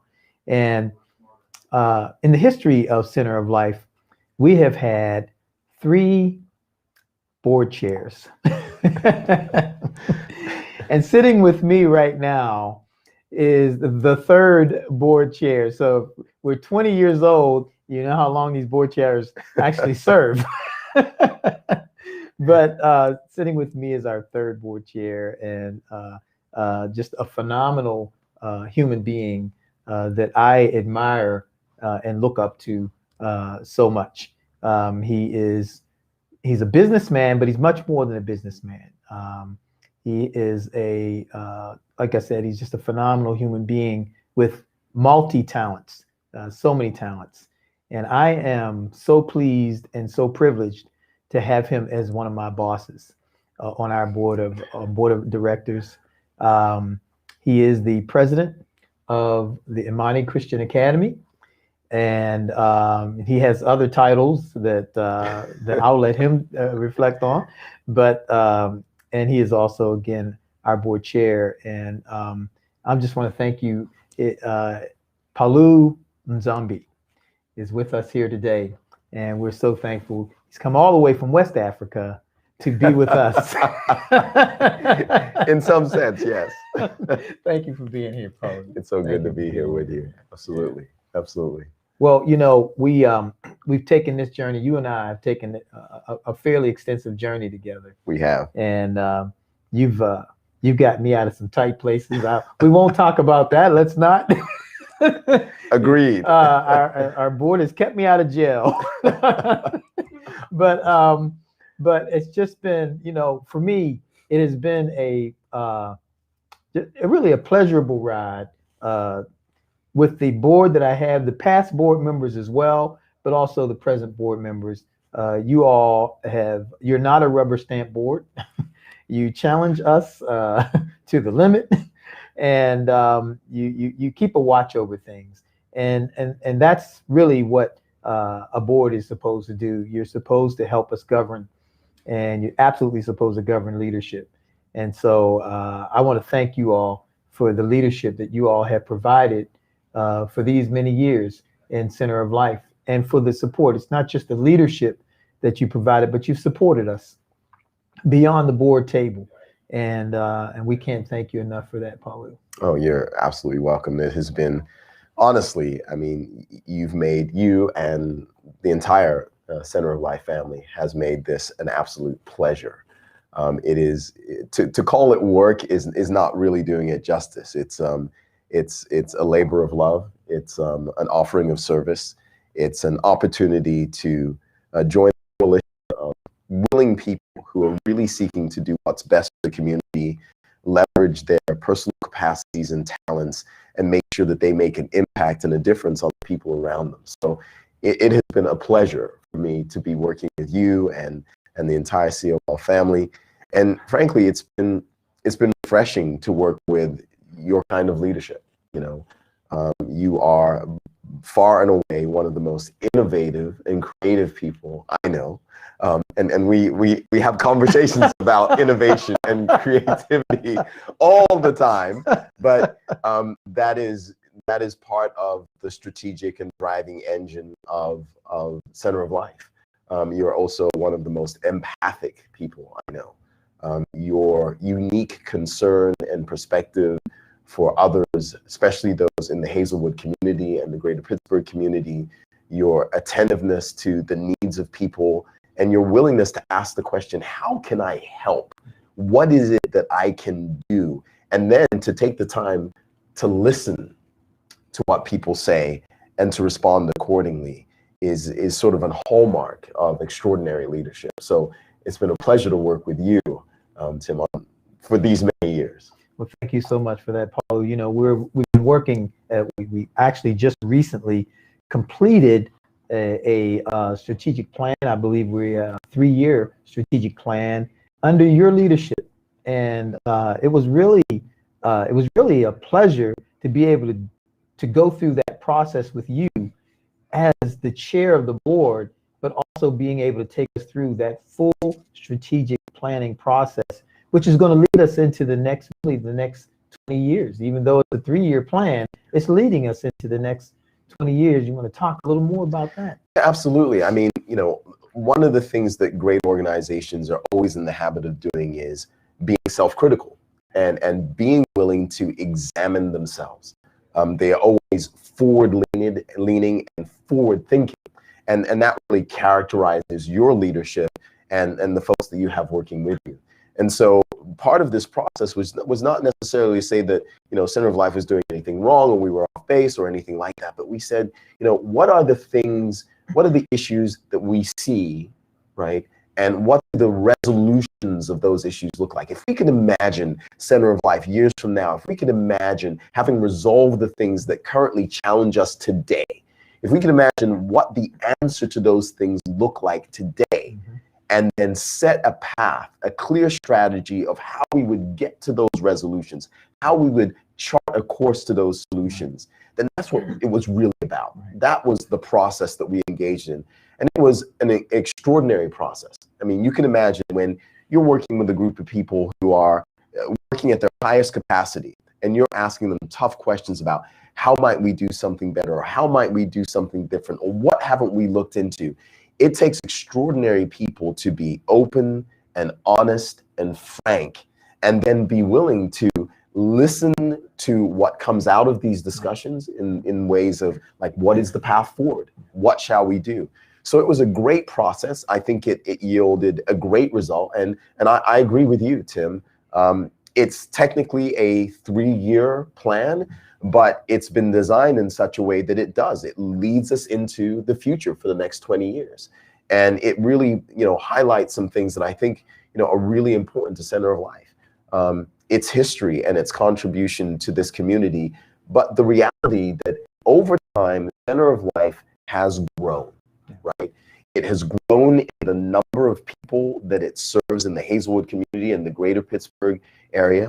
It has grown in terms of its staff size and its offerings, not the least of which are how you innovated and expanded your service offerings during COVID-19, when many people were shutting down and retreating. Center of Life was expanding and adding additional nodes of service to meet needs in the community. And now the reality is that Center of Life needs larger space. It needs more room to accommodate its staff. It needs more room to accommodate the services that it has historically provided, but it also needs more room to sort of address the innovation that it has experienced over the years. So that strategic planning process was, you know, it was like timed extremely well. It found us at a place where we were ripe for the kind of conversations and the future direction that it set for us. Absolutely. It was, the timing couldn't have been any better. And I just need to tell you that every single one of our staff enjoyed the process was the process that really made the difference for us, because some strategic plans take you completely out of your reality and sometimes barely address the reality that you're in. There's no contextual piece to it at all. This strategic plan you put us through was extremely contextual. It did not make me feel like I had to create another whole box. It worked with where we were. Basically, I call it hoboing the train. It hoboed the train, and then it steered us in the direction that we needed to go and helped us to focus in on taking on those things that would help us to address the future in a way that was effective, and that would make us more effective at the work that we did. So, you know, it was really the first strategic plan that I really ever enjoyed. And I don't enjoy stuff like that. You know I don't. But I enjoyed it, and I could see that our staff was enjoying it, and we got great feedback. We got great feedback from because we kind of surveyed the staff, and we wanted to make sure we knew that they understood what they needed to do, that they actually learned something, and they did. And so we are in the midst of implementing that plan. So and it's not hard because of how everything was kind of parsed out and categorized in a way where it was not foreign to us, but it was familiar to us, and we were dealing with what we were dealing with, as opposed to, wait a minute, we're here. How is it that we're talking about all these, pie in the sky things? We're dealing with our reality here. Absolutely, it was really cool. Absolutely. Well, it was a pleasure to work with the staff in that capacity. In some senses, the board chair, you're sort of relegated to a certain position in an organization, and the beauty of being able to work with Center of Life is, from time to time, you've given me liberty to sort of remove the board chair hat and sort of roll up my sleeves and come alongside folks and really help, really dig in. And that obviously, it's designed to provide value to the organization, but it's enormously rewarding to be a board member and even a board chair and be given the latitude and the freedom to engage the organization in that way. So it was a pleasure to work with the staff. It was a pleasure to work with you, and I'm glad that ultimately it's been successful and well received, because ultimately, what we want is something that people feel that they can pick up and carry forward. There's no point in doing that process and ending up with some huge document that sits on the shelf for 3 years, and somebody says, "What do you have?" And then you go grab the strategic plan, you blow off the dust, and you say, "Yeah, we've got one." It has to be a living document that you are working on as a living work plan. Yeah, that's right. Yeah. Well, this is this is something that we're excited about, because we know that it's going to take us into a whole new level of service, level of making sure that we are connecting, that we remain relevant, and of course, it's preparing us for the new place that we'll be in. And the resources that we've been able to get, we took on, of course, under your leadership, we took on a development manager. Some of the existing staff members have become a part of the management team here at Center of Life, and a very effective team, if I might say so myself. They're doing a very good job. Absolutely. Even as we work on, the plans for the future, I feel really good for where we are as a staff right now. And so much of it has to do with, the leadership that we have been blessed to have over Center of Life. And so moving forward, as we're moving forward, that we have some heavy lifting to do with respect to, getting resources and what have you. And we have some great supporters that are supporting us right now. I'm feeling really good about it, actually. As am I. No, I mean, the history of work, the body of work, really, that Center of Life has created sort of speaks for itself. When you walk in the community and you talk to people, you bump into transgenerational experiences experiences with Center of Life, grandmothers who have worked and been touched by Center of Life, their grandchildren who are currently attending, and a whole host of people in between who can speak directly to something that Center of Life has done for them. And, you know, all of that doesn't happen without economic support, right? That is the work that requires resources. Everything that you see, everything that Center of Life does and manifests in terms of arts education, in terms of educational and academic support for children, in terms of family support services, even in terms of the music and the artistic performances and the visual arts things that Center of Life produces, all of that comes out of a wellspring of, yes, innovative, creative, and talented people, but there are resources behind that allow all of those contributions to the community to actually be realized. And one of our challenges, and one that we are happy to meet, is the challenge of raising the kind of resources that are necessary to support a top shelf, high quality, well-run organization like Center of Life. When you talk about the type of things that Center of Life did during COVID-19, when everybody else was backing away, closing down, Center of Life was out in the community, delivering meals, making sure that people could get to appointments, doing the things that other people weren't able to do or weren't willing to do. And resources, to some degree, along with willing and capable people, allowed that to happen. So as we look to the future of Center of Life, we need more resources if we are to continue in the vein that we have and continue to provide more services. Each and every day, we learn about new and different ways that we can serve the community from the community. We want to be able to meet those needs, and we want to be able to meet them at the high levels of quality that people have come to understand and associate with Center of Life. You know, when people come to Center of Life, they know that they're going to be treated fairly. They know they're going to be treated well. They know that they're going to find themselves in a warm and welcoming space. All of those things happen because, you know, Tim, his leadership, have made good use. They've been good stewards of the resources that they've had. We want to see those resources expand so that we can continue to build upon those services and continue to serve the community that has come to value Center of Life in such an extraordinary way. Well, by the way, folks, if you ever want him to come and speak for your organization, we can hire him out to you guys. You're too kind. This young man is extremely articulate and pontificating with the great articulation.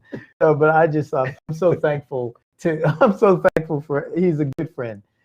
Paulo is a good friend. And it's so funny because, you know, as you were talking, I was thinking, we've got this sort of running joke. It's really, you know, we got this running joke where I've said to the people, I said, we've been here for 20 years. Maybe we can get $20 million. And then everybody looks at me funny. And I'm like, and then I'll laugh and they'll laugh. And then I'll say, wait a minute. I can't think of a time that I've done this work in 20 years that I didn't need $20 million. Like, I need $20 million. Yeah. And I can't, and I know that there are people out there that there may be 2 people who have 10 million, or there may be 4 people who have 5 million apiece or whatever. Absolutely. But I can tell you that the work of nonprofit organizations is extremely essential. Absolutely. It is so necessary, and more now than ever. And the one thing that we should not have to struggle to do is raise money. Absolutely, absolutely. And you know, people might hear that number, 20 million. Oh, wow, 20 million. Well, the reality is, any great achievement starts with small steps. Yeah. And getting to 20 is a matter of getting 1 million, getting a 2 million, getting 5 million. And if you're sitting there and you're wondering, I have some resources, what can I do? There is probably no better thing that you can do than support an organization that has a long history within the community, that has credibility within the community, and continues to strive to serve those the hardest to reach. Yeah. And we saw that during the pandemic. Yeah. We saw how the pandemic shone a light, on nonprofit organizations who literally are doing the work that no one else is doing, and is able, because of their relationship, right? This is not a transactional sort of occurrence, because of the relationship that they have built over years with members of the community, they are now able to leverage those relationships to bless and assist and serve a community that would otherwise not be reachable, right? And you can't pay for that. I think there's like an ad that said some things are priceless. Yeah. That relationship, that long history, that credibility, that is priceless. So if you're looking, I know there's some people now who, even during the pandemic, they were blessed with resources that they would otherwise not have received, right? And there are people who, while during the pandemic, some people experience downturns, some people actually experience upturns. And if you're feeling blessed, if you're feeling like I was one of those people who got out and is getting through the pandemic, and I'm in a better position than I ever thought I would be, this is really an opportunity to leverage those resources and give it to an organization that can have a multiplier effect, that can have an extraordinary impact on a community that for many years here in Pittsburgh hasn't seen and hasn't really been touched by the revitalization efforts that we've seen in other parts of the community, right? That is still a community saying, hey, here we are, and we need investment and we need resources. And the great thing about Center of Life is probably that it's something that you say all the time, right? To say it's all about the people. Everything is about people. Everything is about people. And when you look at Center of Life's activities, you look at where they invest their time and their energy and their talent, it's all about people. People in the community, people who are in need, people who at moments like this need Center of Life more than ever before. So now is the time. There isn't a better time to leverage resources. There isn't a better time to give. And quite frankly, forgive me for saying this as the board chair, but I don't think there's a better organization out there doing this type of work that you can extend that courtesy to, for sure. Paulo, I want to thank you so much for being with us. It means so much to have the chair, to have my boss, to sit here and speak the way you've just spoken. It just means so much to me. And I know it means a lot to the staff. The staff has so much respect for you and to our board members, our other fellow board members. We're just so thankful for you all continuing to give us guidance and governance as we move forward. And we hope that you'll stay with us. We know you've been with us a while and you're looking for the exits. Keep doing it. Okay. We're moving the goalposts a little further, but a man's reach should exceed his grasp. Oh, what's a heaven for? Amen, brother. Amen. Good old Browning. Absolutely. Absolutely. Thank you again. Well said. Well said. Stay with us, folks. We got so much more to go, and we're thankful for you, and we're thankful for everybody that has been participating. Stick with us on our roots, our rhythm, and the road ahead.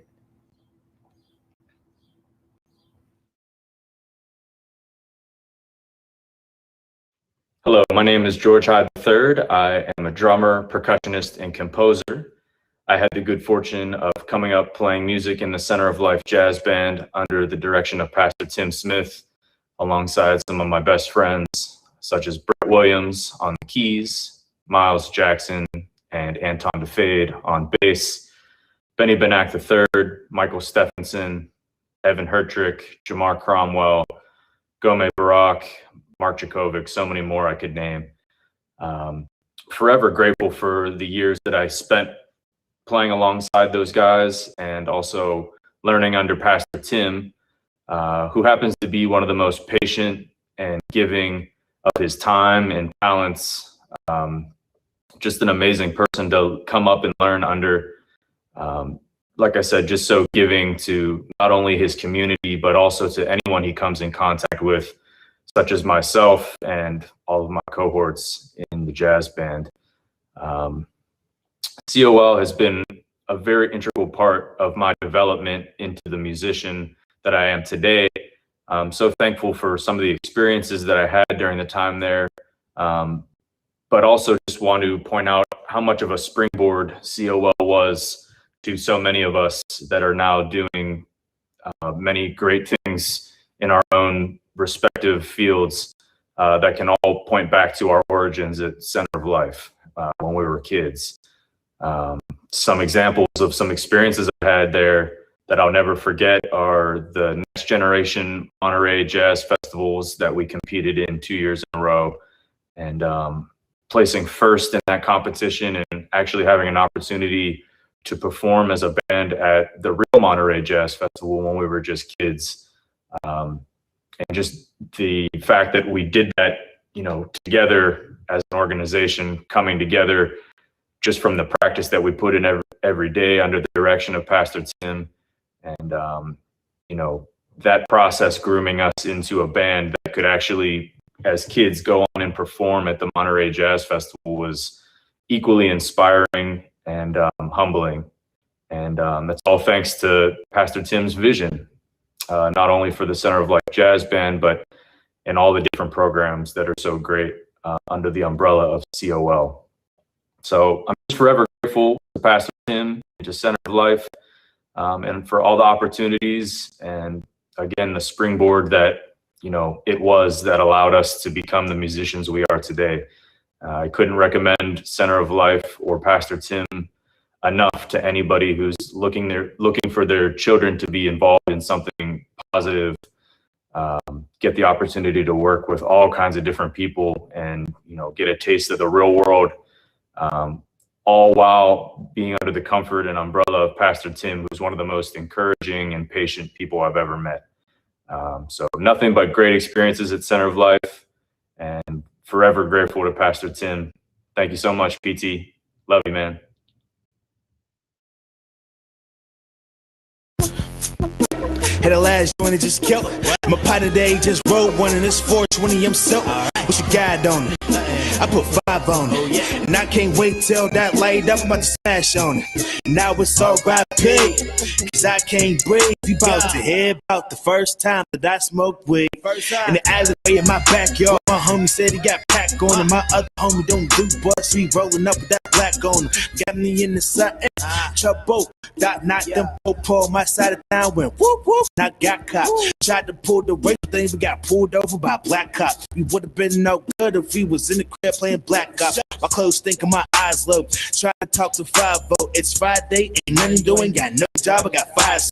My homie said let's roll up. So he faces joint and got fried slow. Sitting on my bike, thinking that's the end of my life. Yo, man, I think they got me in the sun.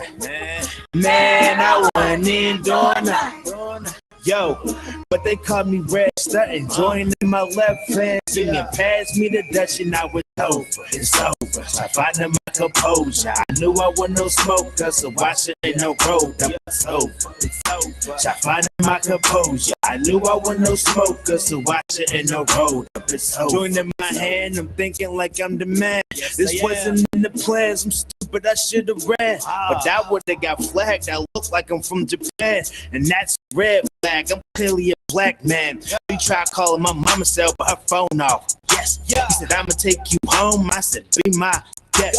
She pulled a pen and he started asking for my address. My mom did, gon' kill me. I'll pay the fine, just build me. I'm sitting in some deep stuff. My head under my feet up. My hands waving, I'm yelling out, please help me, Lord Jesus. My savior, my lifeguard. I got fancy with demons. My only option is to face mom or probation for 3 months. Now which one's worse? I told the cop my last resort would bring my hearse. I'm caught up with some stupid stuff, and all it took was a little puff. And now that I've seen consequences, I'll think twice before rolling up. I think they got me in the sun. Man, I went in doing that. Yo, but they called me Red Sutton, joining my left hand, singing, pass me the Dutch, and now it's over, it's over. I find my composure, I knew I wasn't no smoker, so I shouldn't no road, it's over. I find my composure, I knew I wasn't no smoker, so I shouldn't no road. Yo, they got parental advisories out advising me not to listen to cats on the radio spitting violently, trying to be on my mind, cause they chronically talk about that we have it. Now they hot cause we have it. We got whatever's in reach, the season provided. We'll find it if we provide it. Smoke until it's exhausted, I'm telling you. I'ma ride it until the entire tire burns out. I learned this form of habit from a rapper telling me about. I ain't a roster, I'll be danged if they put my weed out. Inhaling roasting so the demons don't find me to seek out. And I'ma rest right here in hell and breathe out to tell the copper you won't find a drop of dime in me house, cause it could be a gateway drug used for the wrong purpose. The wrong person could take it from the Jamaican lace, and it's not worth it. They use it for the religion. They said the men set for peace, not a dividend or a Benjamin set to control the streets, and that is real. You know.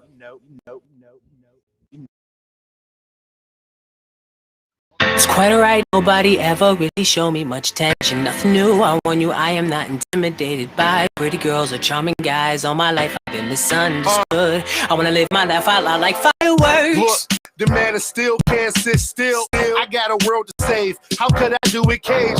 Okay, I'm in the race. We lose a young one every day. We need real love, and I ain't talking Mary J. You see me flying around the globe, trying to make a difference.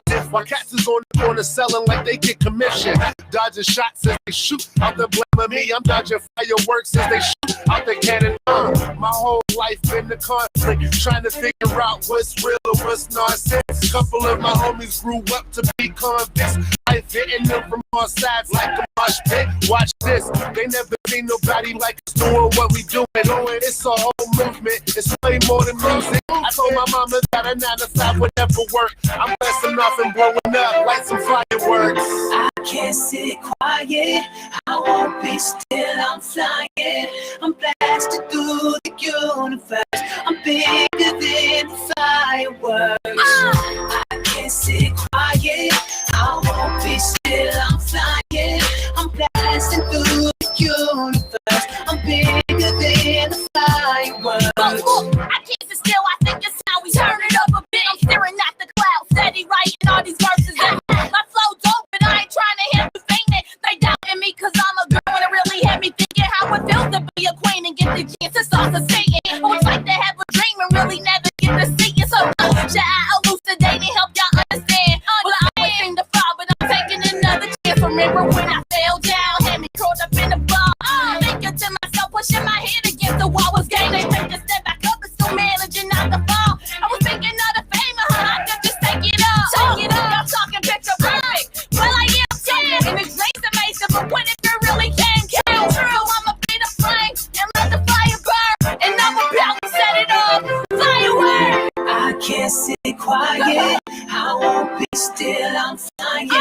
I'm blasted through the universe, I'm bigger than fireworks. I can't sit quiet, I won't be still, I'm flying. I'm blasting through the universe, I'm bigger than the fireworks. It's quite alright, nobody ever really showed me much attention. No, I warn you, I am not intimidated by pretty girls or charming guys. All my life I've been misunderstood. Shining bright, I leave no room for doubt or hesitation. I'm like pushing through the boundary line, like I'm a rocket in the sky. I'm blasting off tonight. I can't sit quiet, I won't be still, I'm flying. I'm blasting through the universe, I'm bigger than the fireworks. I can't sit quiet, I won't be still, I'm flying. I'm blasting through the universe, I'm bigger than the fireworks. It's quite alright, nobody ever really showed me much attention. Nothing new, I warn you, I am not intimidated by pretty girls or charming guys. All my life I've been misunderstood.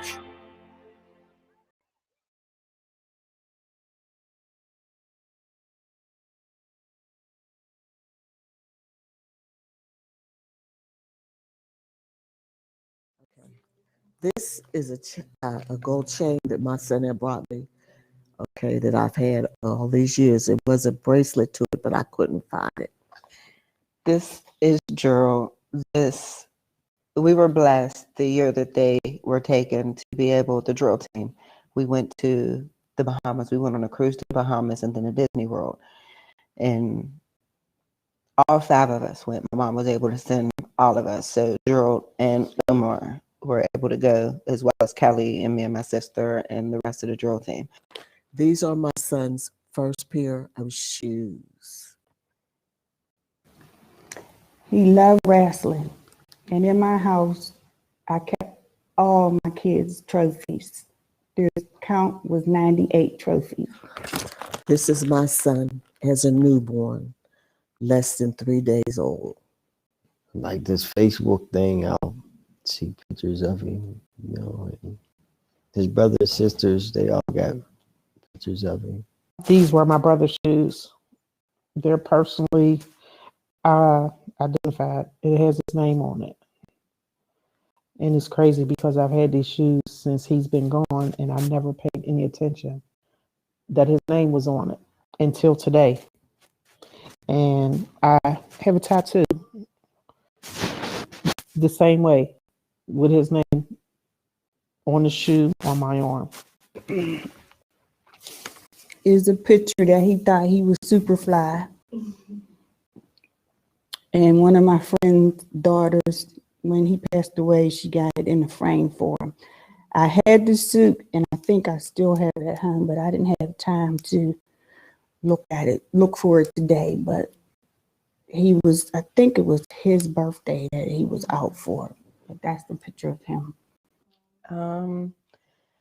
Gerald was 17 when he got killed. His birthday, September 16th. He was killed October, let's say the 4th. And so he had just turned 17. He was 3 years older than me. He was a brat. He was smart. He was talented. But, you know, he had a good heart. He was a sweetheart when he wanted to be, but, you know, he could be trying. And he died in McKeesport. He got shot 5 times in his back. Yeah, and I was in prison. I still don't think I've grieved yet. It's just like so unbelievable that he's gone. My son was 23 years old. He was working his job. He was a bartender. They came in, or they might have been sitting there, I really don't know. You know, someone murdered him. He was working in a bar 2 doors from my mother's house, and they went in a bar and they shot him. I was about to be 15. That's me right here in the middle. I was about to be 15, which makes him still 13. There were people crying on the streets and they were consoling each other on the streets in Hazelwood down by Dairy Mart. Like they were just all over. And I was at loss. It was one of the reasons why I became a therapist. Yeah, Gerald was killed in October. Was killed in November. I'll say maybe about 4.5 weeks apart, all within the same year of my dad passing. So it was, Gerald and Omar was a real shock. My dad was kind of a shock, but we had a little bit of preparation because he was sick. But with Gerald and Omar was like, I just saw him. He was just there. With my youngest son, they weren't really sure. They said that the birth death certificate kept changing. Like it was suspicious, then it said homicide, then they said question mark. And then finally, I think they said suicide because they had heard that he had been playing Russian roulette. But the word on the street was that somebody had shot him in his head. At 16, when I was 16, I lost my best friend. His name was Keon Black. This was like 2001. That was like my first, home experience. So it really, really took a major toll on my psyche. And then 3 years later, my best friend killed my other best friend. Definitely they wanted Omar, but it was for a 4-year vengeance that had happened, for a fight that had happened. Well, I lost a few friends, especially out here in Hazelwood, a few. Lost my cousin, Jolie, Keon, they call him Black, Perp, few people. Like that's like around my age group, like, speaking around my age and all that. Scott Perry, just a few people. He was murdered December 27th, 2009 on Illudian here in Hazelwood. It wasn't easy because he's my baby brother. My mom died years ago from cancer. So he was like my oldest son. And I went on vacation for about 3 years and woke up one day and said, I can't keep doing this. We're not just victims of whomever shot my brothers and whomever shot someone else's brothers or sons in this neighborhood or any other neighborhood for real. It's not, we're not isolated either. We're victims of this system. This is a systematic thing. I work for the school board, and I usually be the one getting up in the morning watching the news and see if school closed, calling people like ain't no school and all this stuff. So I was up and I seen somebody had got shot on Kenmore Avenue, and I said, that sounds like the street that Jermaine moved on. So I called his brother and I told him, and he said, I'll call his phone and I'll call you back. So I got up and I looked out the window. I seen a police car, and he pulled up and he pulled back. So I went in my room and I came back and I heard a knock on the door. And when I answered, he said, are you Lenore Woods? And I said, yes. He said, you need to call the morgue. And I lost.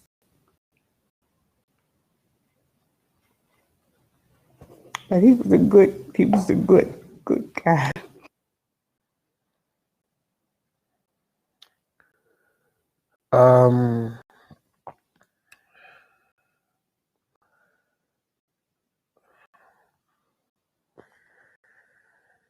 There was a time I thought I was a curse to people. That's how many people close to me, you know what I mean, was just disappearing. I'm thinking like, dang, I can't have no friends. I'm telling you, it was crazy. You probably cannot see it. She's all the way back here. These are my 4 kids, myself and my mother-in-law. A lot of my friends, I end up losing a lot of my friends to the point I don't even go to funerals. I just, I lost so many friends, and it's rather they're dead or, you know, some of my friends, you know, been incarcerated for a long time. They, you know, they call me, and our conversations, or it's kind of weird because what we talk about and stuff was 20 something years ago. You know, so a lot of things we talk about is stuff I literally forgot. It's just like they weren't even here to, you know. But now this will be something. Yes, yes. My daughter Patricia was a very beautiful child. Seriously, very beautiful. She just happened to meet the wrong person who mistreated her. So one day she had enough when she drove the car into the river. A kid I had in my after school program, he's out there on that side. He got shot last night. You know, several times. You know. And he's on that side out there. And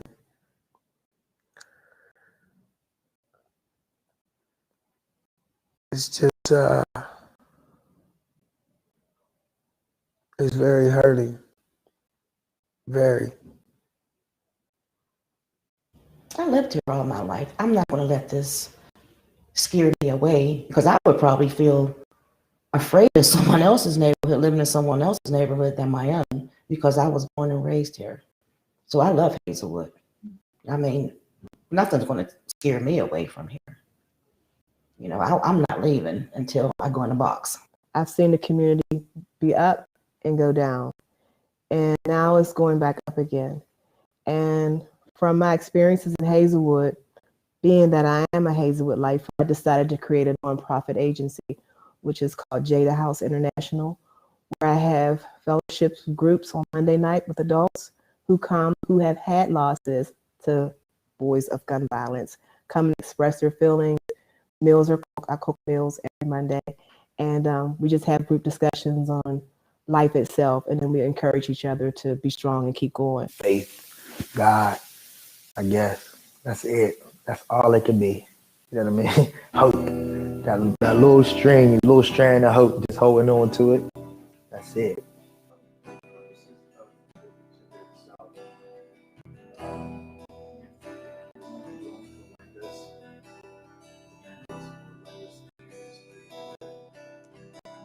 Photos. There is this thing that's like touching, except you don't touch.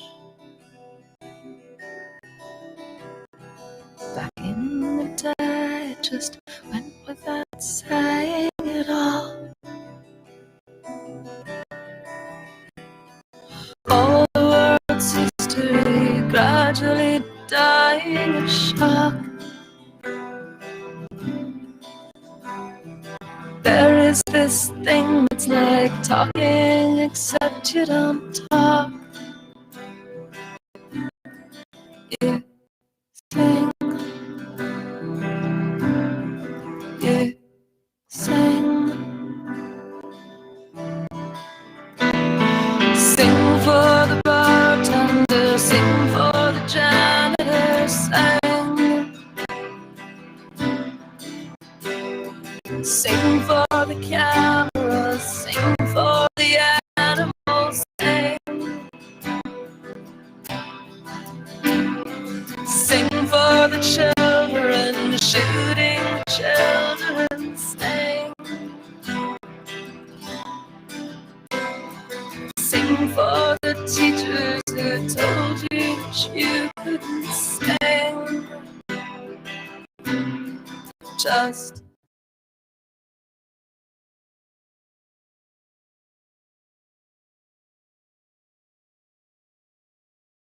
Melissa. Tim. Melissa Hiller. So glad that you're here. I'm so glad to be here. And folks, listen, I'm here with Melissa Hiller from the Center for Love and Kindness and the JCC.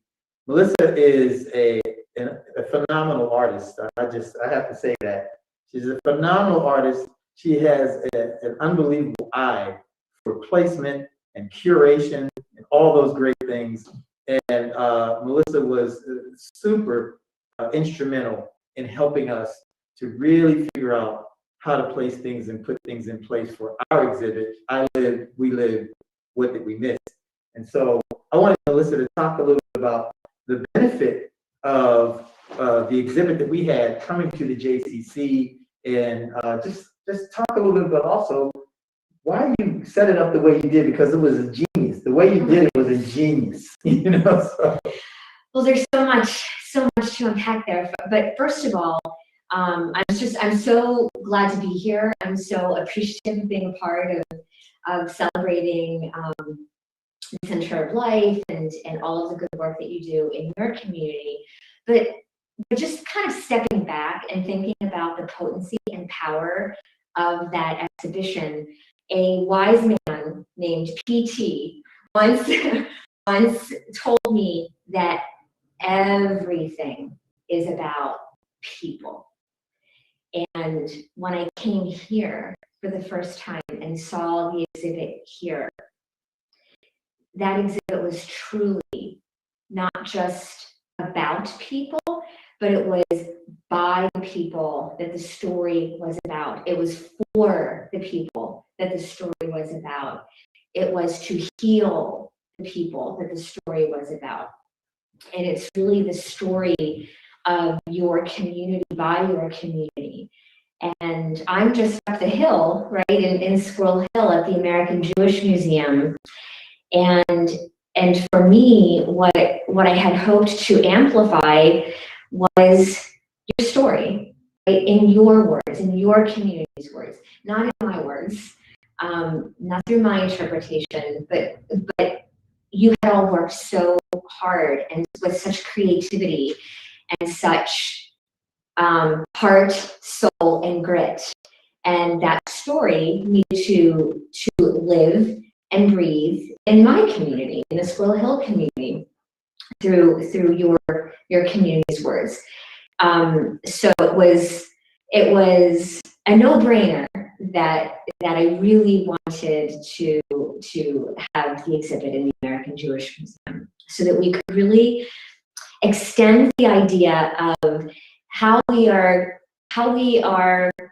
curious about one another's experiences, how we learn from one another and can be guided by one another. And for me, I feel strongest about telling those kinds of stories through art and the expression of art and humanities.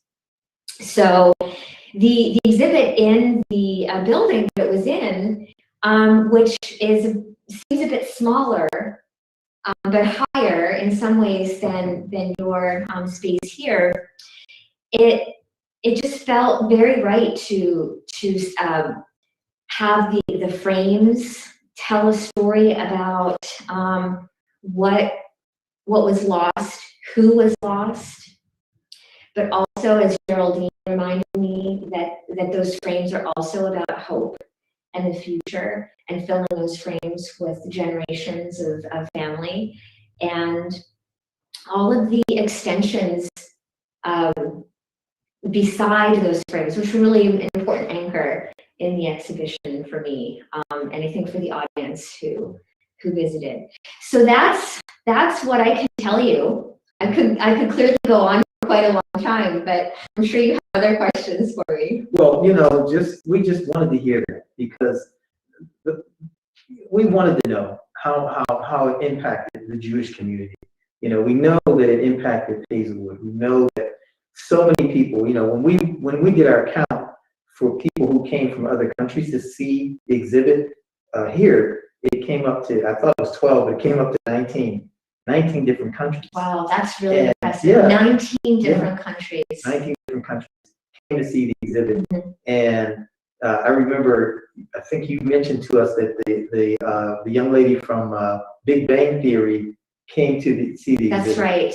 And I can't think of her name. Mayim Bialik. Okay. Yes. Yeah. So I mean, just the word got around to a lot of people, and and I just want you to know that it meant a lot to our Hazelwood families who participated in this project for the exhibit to come up to the JCC. And it meant so much to me that you lent it to the American Jewish Museum, because I feel that this was not just any exhibit.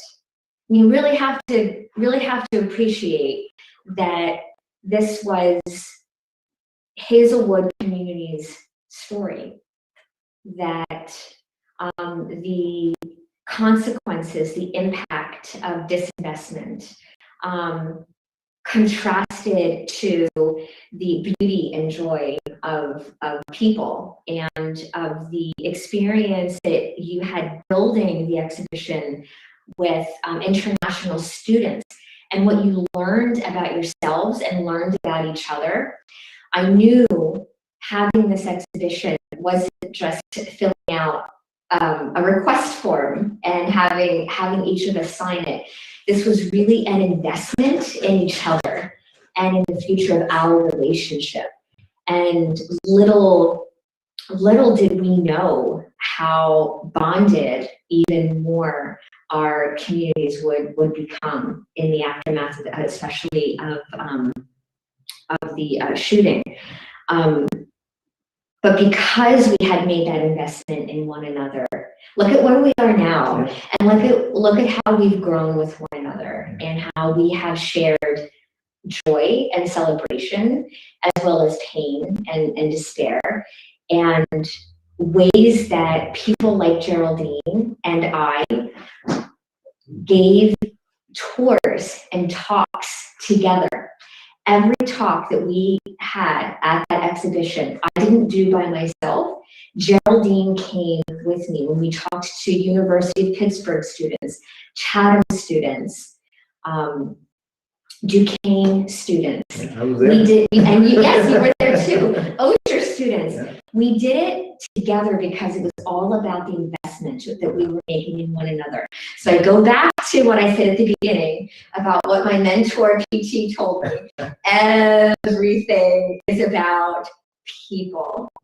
Thank you so much. Thank you for being here. Oh my goodness, this was We're going to run upstairs. this was the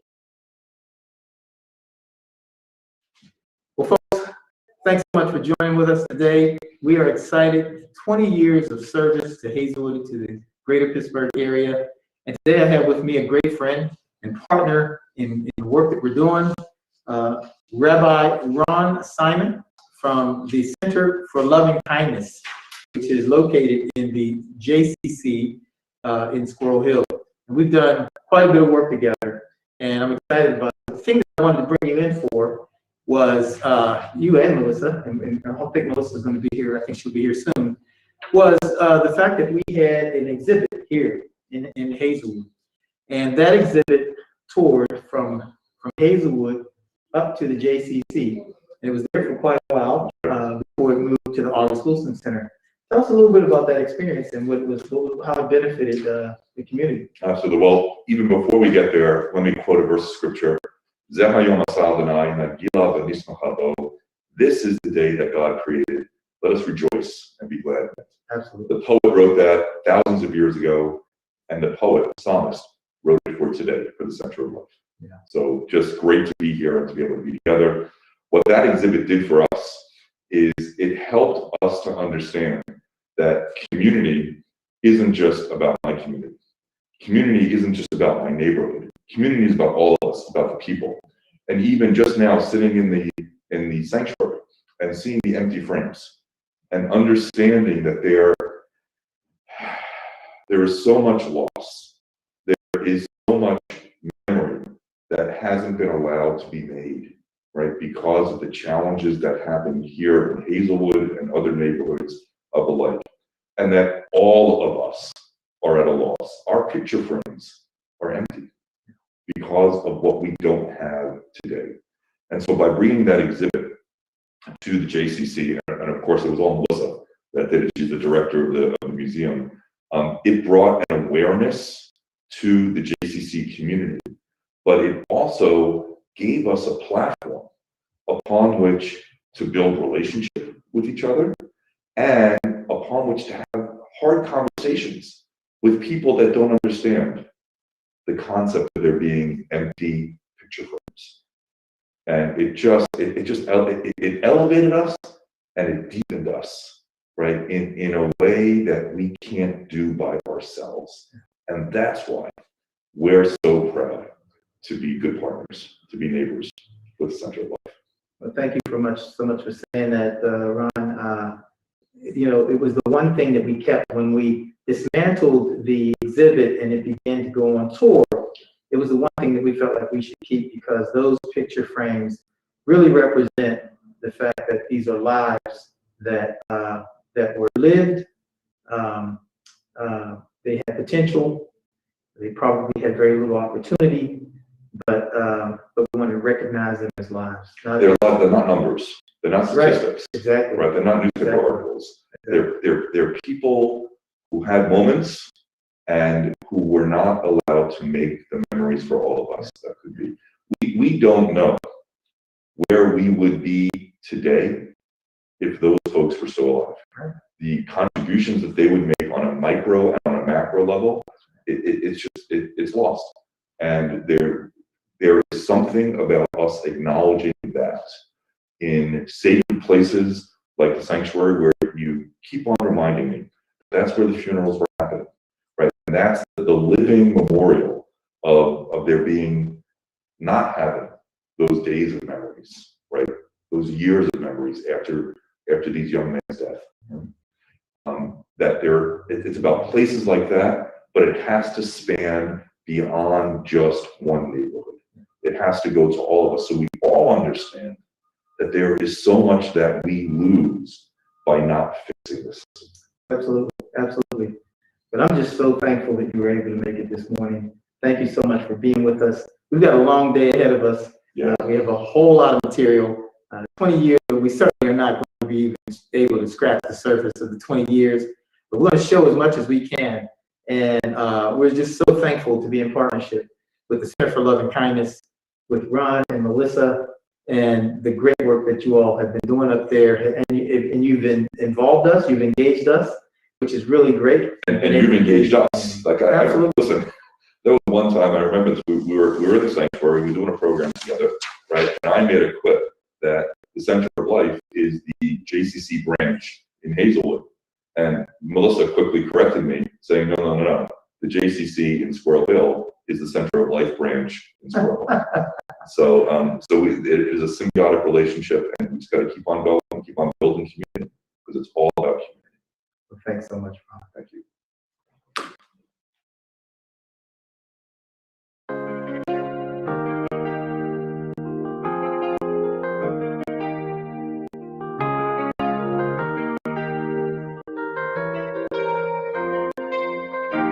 Thunder crying, pouring rain, till it give in and know me. Lights out, I can't see a thing, but I'm surviving, I'm surviving. So by you on your complaints, I dare walk to feed my flame. Fire dancing in the rain, living in a dream. Please don't wake me up from this passion, striving, living it. To you it may be foolishness, but it's my dream and I can't quit, no. This is what dreams are made of. Passion, fire, burning up. This is what dreams are made of. Don't wake me up, no. Don't wake me up, no. This is what dreams are made of. Passion, fire, burning up. This is what dreams are made of. Yo, don't wake me up, no. Don't wake me up, no. It's what dreams is made of. It's the dreams that make us. It's the things that break us. If I'm doubting myself, I'm getting nowhere, and I'm doing it major. Can't care about haters, cause I'm pushing in, I'm chasing, following my dreams. I hope that's how it looks, cause that's how it seems. I can't wait, I gotta take it. It's the voices, I gotta shake it, cause my dreams is big and tall. So gotta climb and I gotta grind. I hear voices, they in my mind, they talk to me, so I talk back. They shot at me, so I shot back. My mind spinning this talk back, cause I don't know my dream and I don't know a thing. All I know to my flow is me, so I wanna be a rapper or go to jail, sit in myself, think about my life with just like me, so look down deep inside. This is what dreams are made of. Passion, fire, burning up.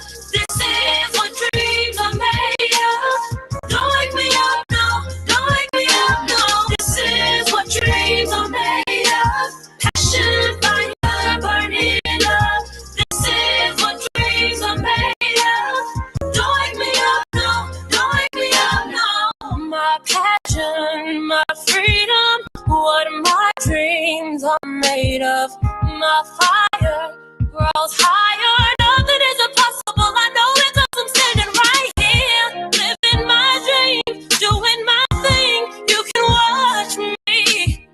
Don't wake me, don't wake me, don't wake me up, no. Don't wake me, don't wake me, don't wake me up, no. Fire burning up. This is what dreams are made of. Don't wake me up, no. Don't wake me up, no. This is what dreams are made of. Passion, fire burning up. This is what dreams are made of. Don't wake me up, no. Don't wake me up, no.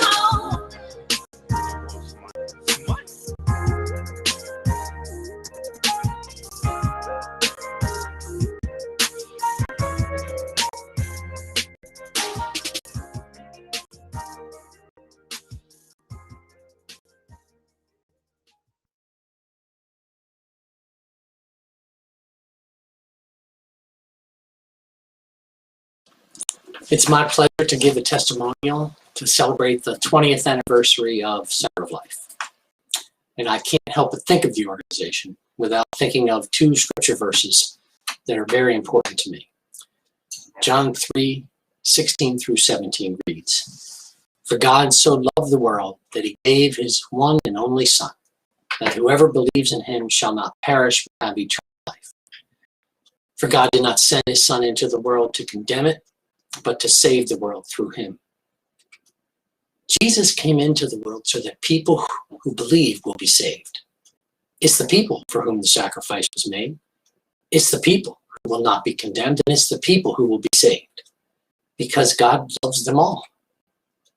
That means every person on this earth is of enormous value to God, so much so that he would sacrifice himself to save him or her. There is not a person alive who does not have a purpose in God's eyes. Indeed, Psalm 139:13 says so overtly. For you created my innermost being, you knit me together in my mother's womb. And verse 16, your eyes saw my unformed body. All the days ordained for me were written in your book before one of them came to be. No one is unloved by God. Before I met the people of COL, I came to believe these verses, and they changed the way I taught my students and how they learned. I knew how powerful these scriptural truths were and sensed their presence when I first encountered COL. It's why I became involved, first serving as a board member and then staff. For COL, everything is about people is more than a catchphrase. It's a calling to act on the truth God has so plainly revealed through the Word. A calling to see every person as valuable and warranting great investment. A calling to slice through any circumstance of life that would prevent someone from realizing their potential.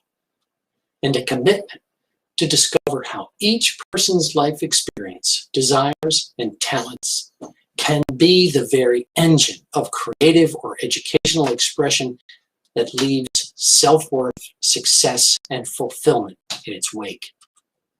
How do I know this? Because I was the first director of operations for COL. And part of my job was to help us codify the way COL did the amazing things it did. I already knew from my time on the board that the vision behind the programs came from Pastor Tim, who holds in his mind all that is COL and the ongoing creative genius to either express it or evoke it from other creative people. Behind him is the incredible Sam, who ensures financial management to sustain these visions. But writing down how COL delivers its programs and accomplishes everything it's about people was my job. I could tell you a host of stories that demonstrate the calling of COL as I began to learn the intricacies of its operations, but I'll give you two here. The first was my introduction to Maurice Cole in the summer of 2013 at our Voices summer program. I had no idea how the summer programs ran and sat in the basement of the old Presbyterian church, now Carnegie Library, with kids running all over the place wondering how is this going to work. The staff was busy getting everything ready for the day and trying to get the kids to sit down to breakfast when in walked Maurice. And within 5 minutes, everything was calm and operating. That he could do this was amazing to me. He didn't say anything special.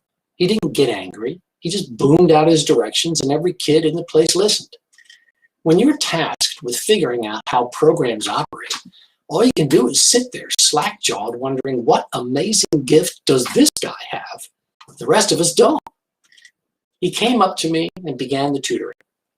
It started with simple directions based on his knowledge of the community and how kids respond to direction. Sure enough, his advice was helpful, but there was more.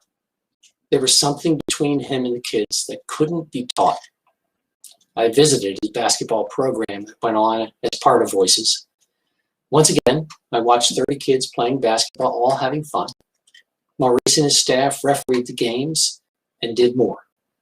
The kids were advised and counseled, accomplishments recognized, and I began to get a sense of what this extra something was that Maurice seemed to possess. And I fully understood it when the fall programs began. You see, Maurice waits at the bus stop with the kids to make sure they're safe. He rides on the bus to the school and then stays in the school for the better part of the day in case any kid from Hazelwood needs his help. If there is an issue at school, Maurice is with the child. He is on the phone with the parents because he knew them all. He would ride with the kids home on the bus, take a few hours off, and return to run his evening recreation program. He and his team transported the kids to the locations, took them home when they needed it, talked to the parents if they thought it wise, and started it all over again the next day. I had many lunches with Maurice where he would talk and talk about his precious children until I finally realized his magic.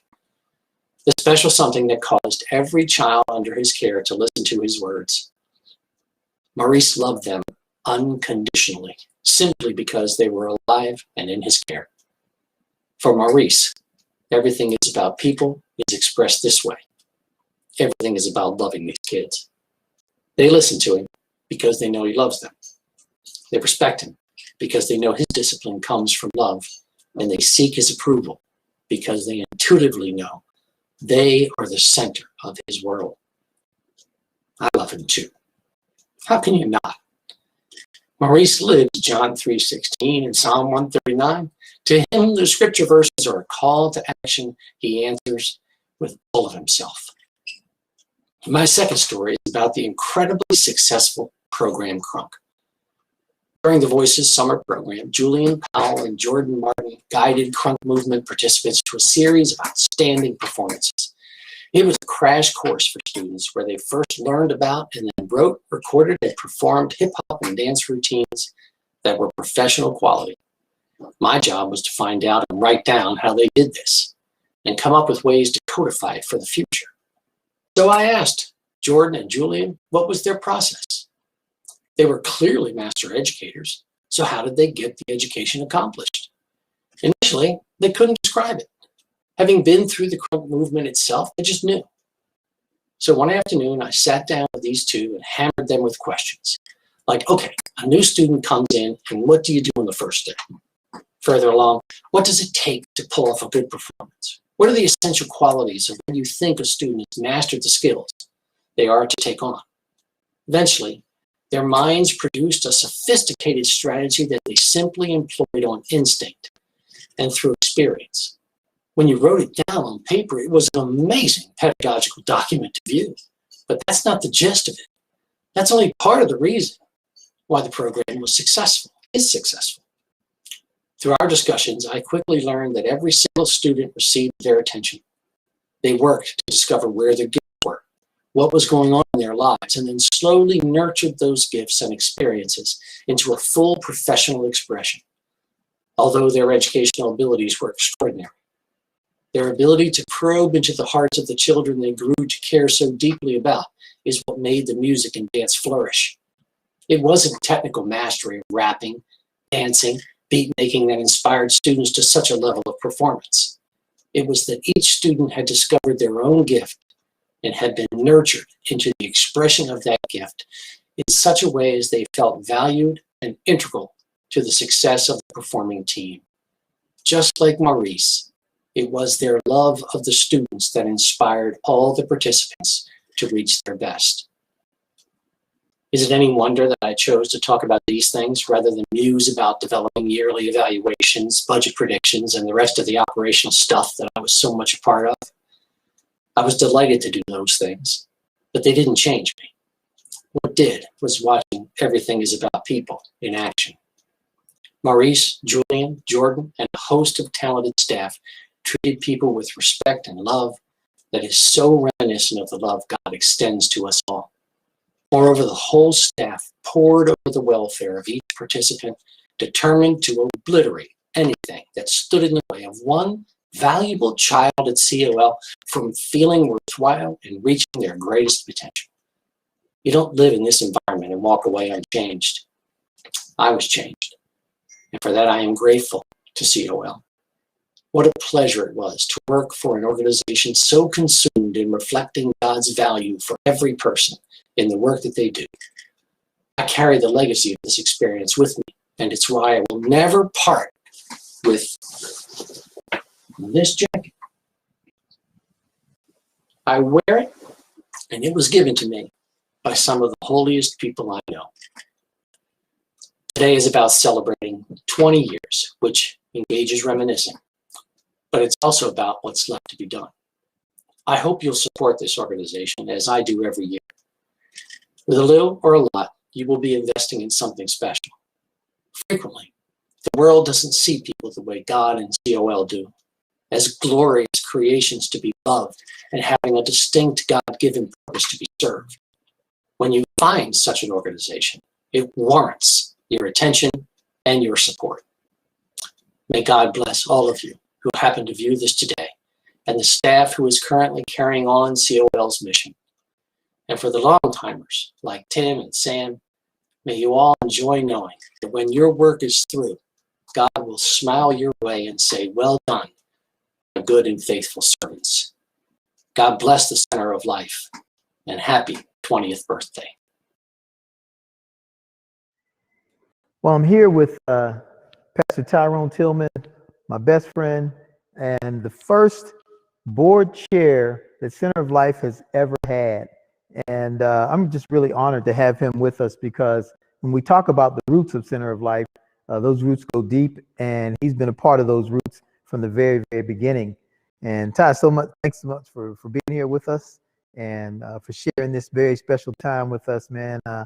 Tell us about what it was like for you, man, you know, just kind of being a part of this and what you saw. Because a lot of times, you know, as somebody who was working in the organization, I missed a lot of things that people noticed that I didn't notice, you know, because I'm constantly on the run. But I know that there were things, as you were providing leadership for the organization, there were things that you saw that I probably missed.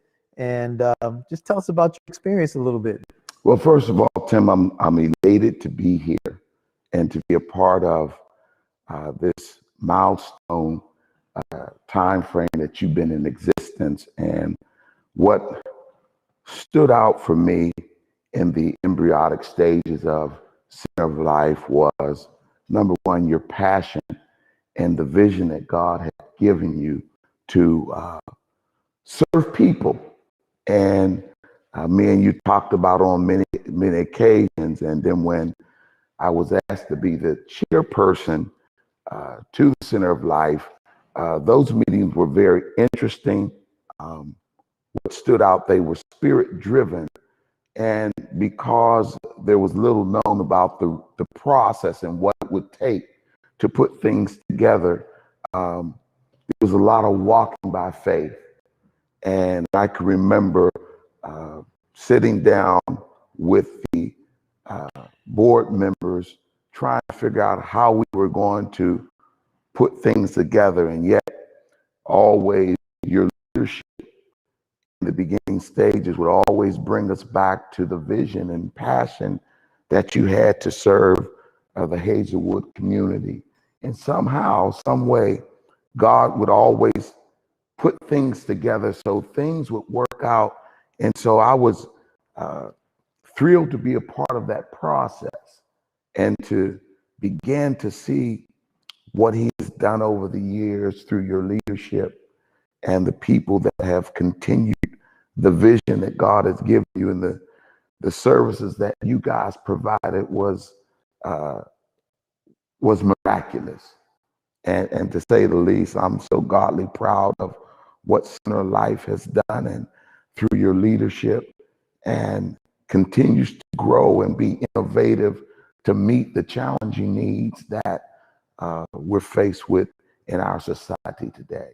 Well, we were absolutely extremely fortunate and blessed to have you at the leadership at that time, because I certainly couldn't provide leadership to the board of directors, and I really needed somebody that I felt was insightful, especially in those beginning years. You know, those were, I call them the wonder years of Center of Life, and there were things that thankfully I remember times when you talking me through things that really helped me to take a different way of looking at things.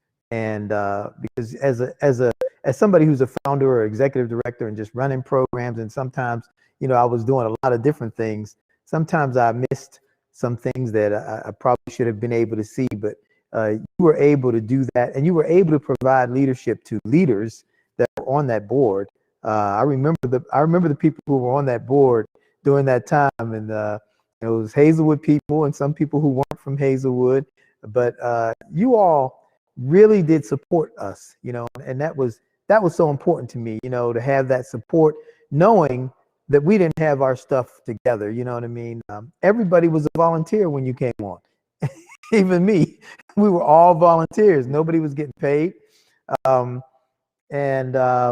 you know, and the leadership that you provided really helped to give us direction for what we would do programmatically, and even keep us on task so that we wouldn't try to overreach the things that we committed to, that we would stay within our lane and stay focused on our scope of service at the time. You know, that's the beauty of collaborative efforts. When you bring different people at the table that have different expertise and can show different views. I thought that was the beauty of the board that we had. You involved not only professionals, but you also involved people in the community who was going to be affected by the vision that God had given you. And their input was very important because it provided the grassroots insights that was needed to make this engine run.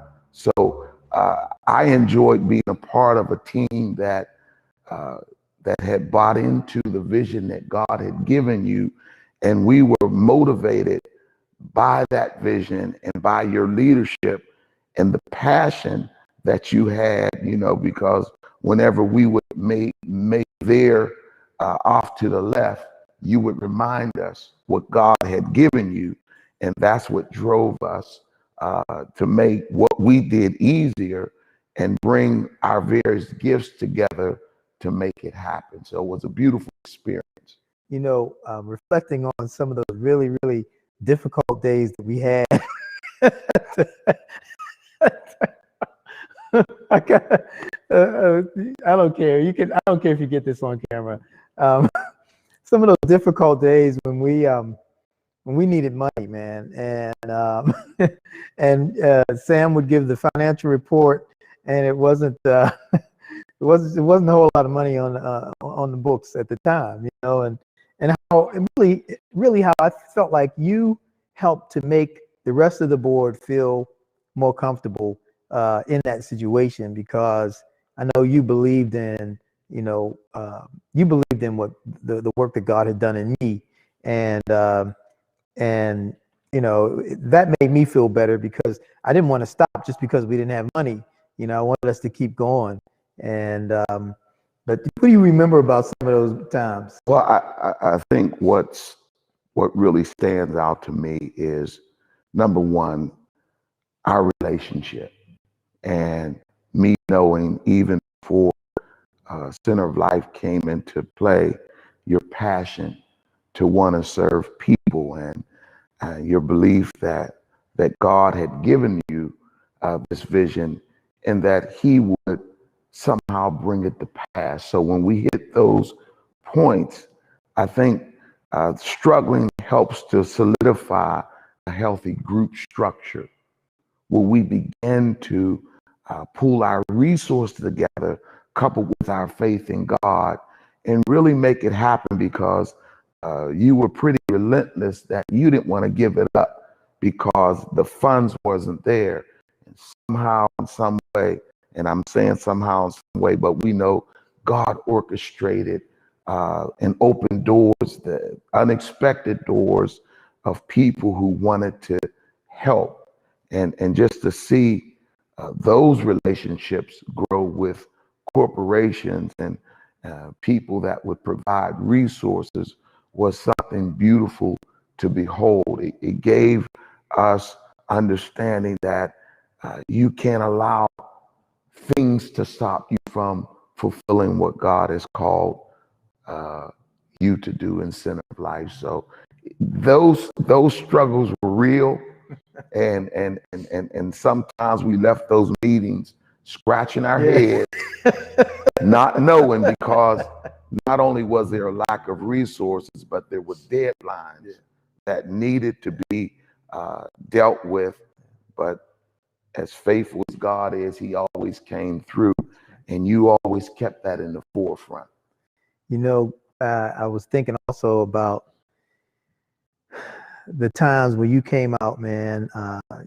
You were the board chair, but you would come out and play basketball with the kids, man. You would mentor them, spend time talking to them, helping them with some of their very personal struggles. And that was so valuable to us because it wasn't just a group of people sitting on a board, but our actual board leader was spending time with the kids that we were working with. You know, some of these kids that we buried, you know, and then some of them are still alive today. But, you know, I think about those days, man, when you were coming out to the hoop court with us. Well, Tim, I'm a strong advocate of investing in relationships on all levels. And I think it helps to invest in the people that you're trying to help and provide services for, because you got to understand their needs, and it's got to be need driven versus idealistic things. And so in interacting and playing basketball gave me some insight as to what the true needs were versus us trying to create something that was in our mind.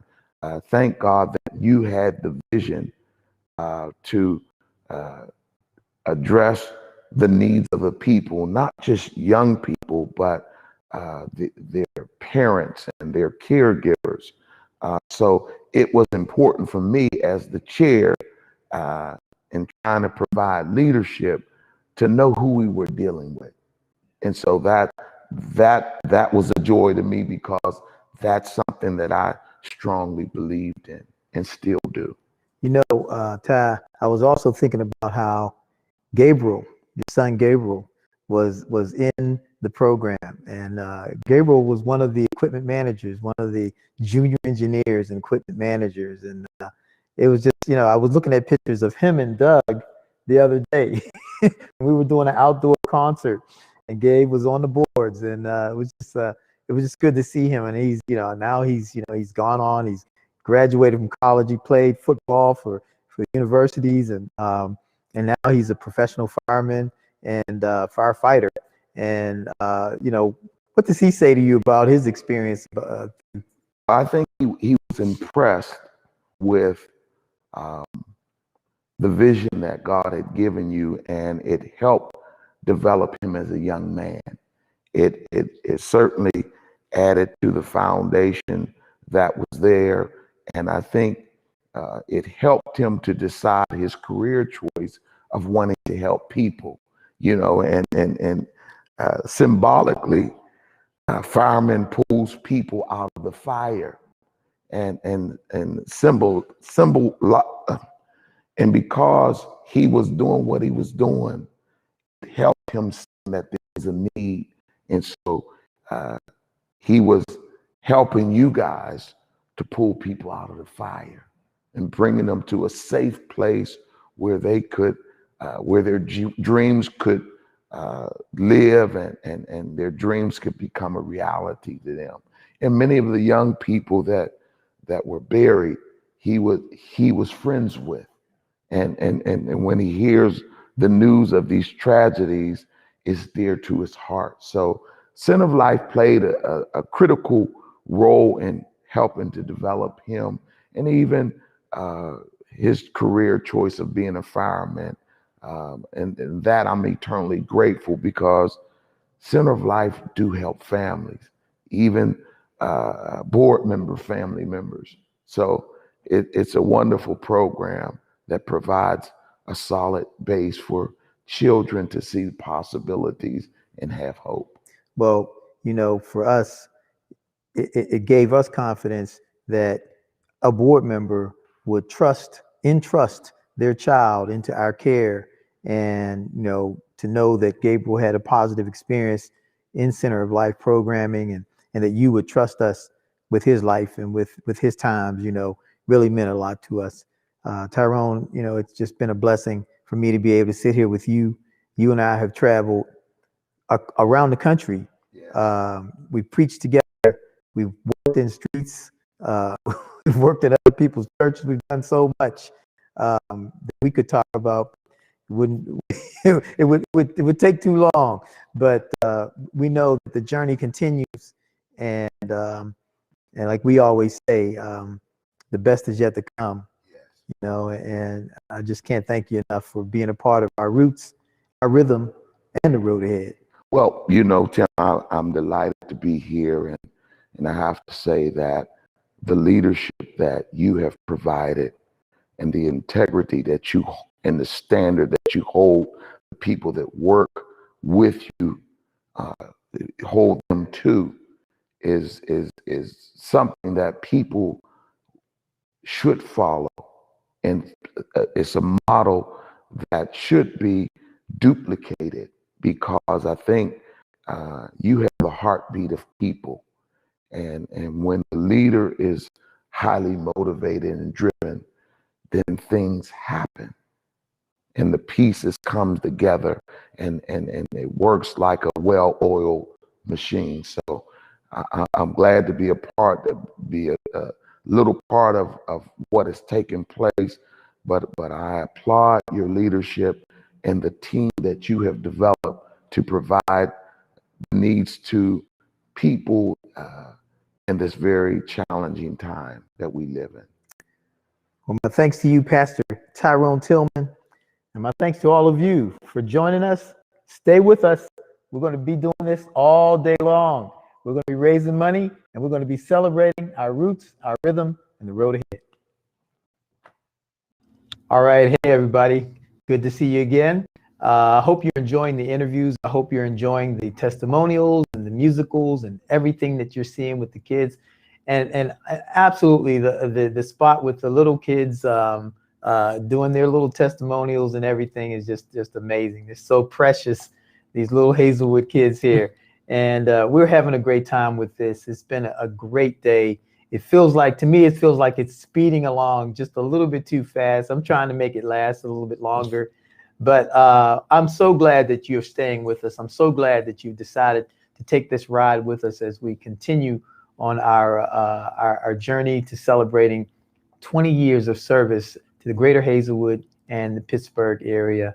And today, I am honored again to have with me somebody that I have admired ever since I was in high school, when he was a young activist working to make sure that civil rights was in play, and that Black people in particular were their rights were being recognized, but also that they would know their rights and that they would know how to be activists in representation of their rights. And I have with us today the president and founder of the Black Political Empowerment Movement, Mr. Tim Stephens. Now, I call him Mr. Tim Stephens, but I got to tell you guys, I can't tell you how often people call me Tim Stephens. And this is the first question. You did tell me this is off script right now.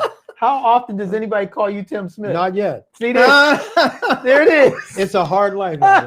It's a hard life. That's hilarious stuff. Get those S's, Well, we all look alike, I guess. No, but see, Tim Stephens is a name. That's a staple. So the Tim Smith thing, I'm thinking, who calls anybody Tim Smith? I can't tell you in the course of my adult life how many times people have called me Tim Stephens. Is that right? And it could be because I'm an activist myself. That's right. That's right. So you're a musician. Yeah, I'm a musician. We're both into music. So yeah, we're both into music. So we do have a fair amount of things in common. But I want to thank you for coming. Absolutely. I want to thank you for being with us. It's been an exhilarating day for us. Good for you. Congratulations. We have never celebrated anything for Center of Life, really.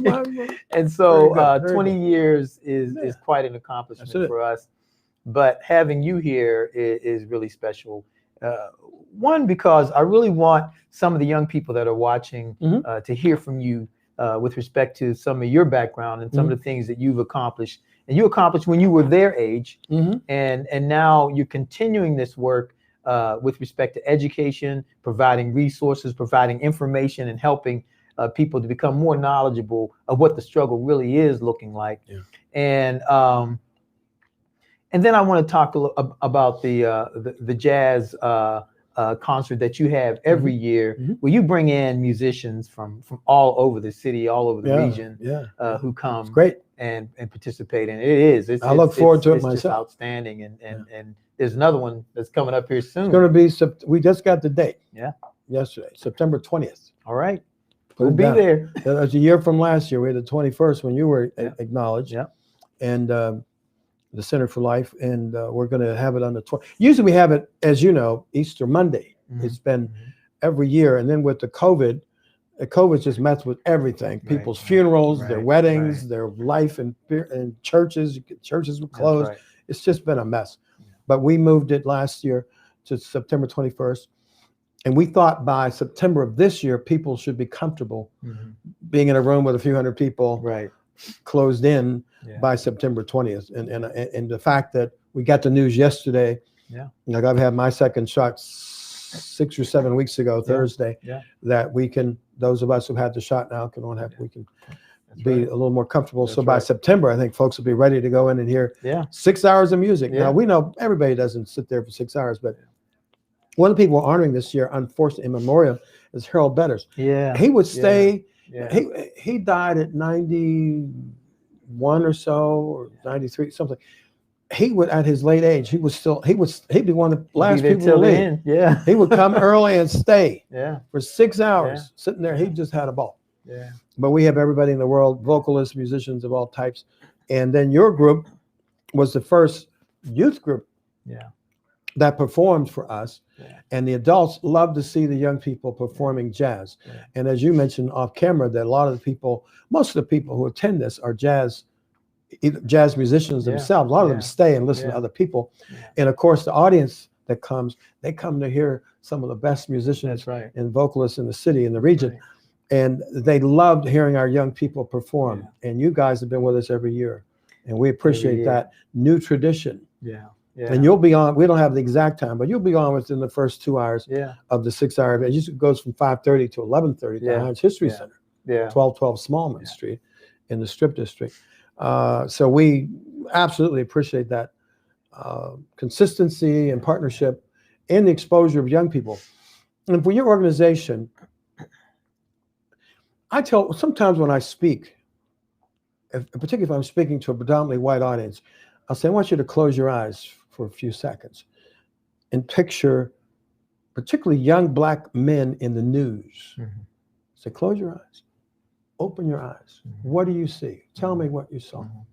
If you're honest, and this goes for black people too, because we see the same news. It's not like a separate news. We see the same news.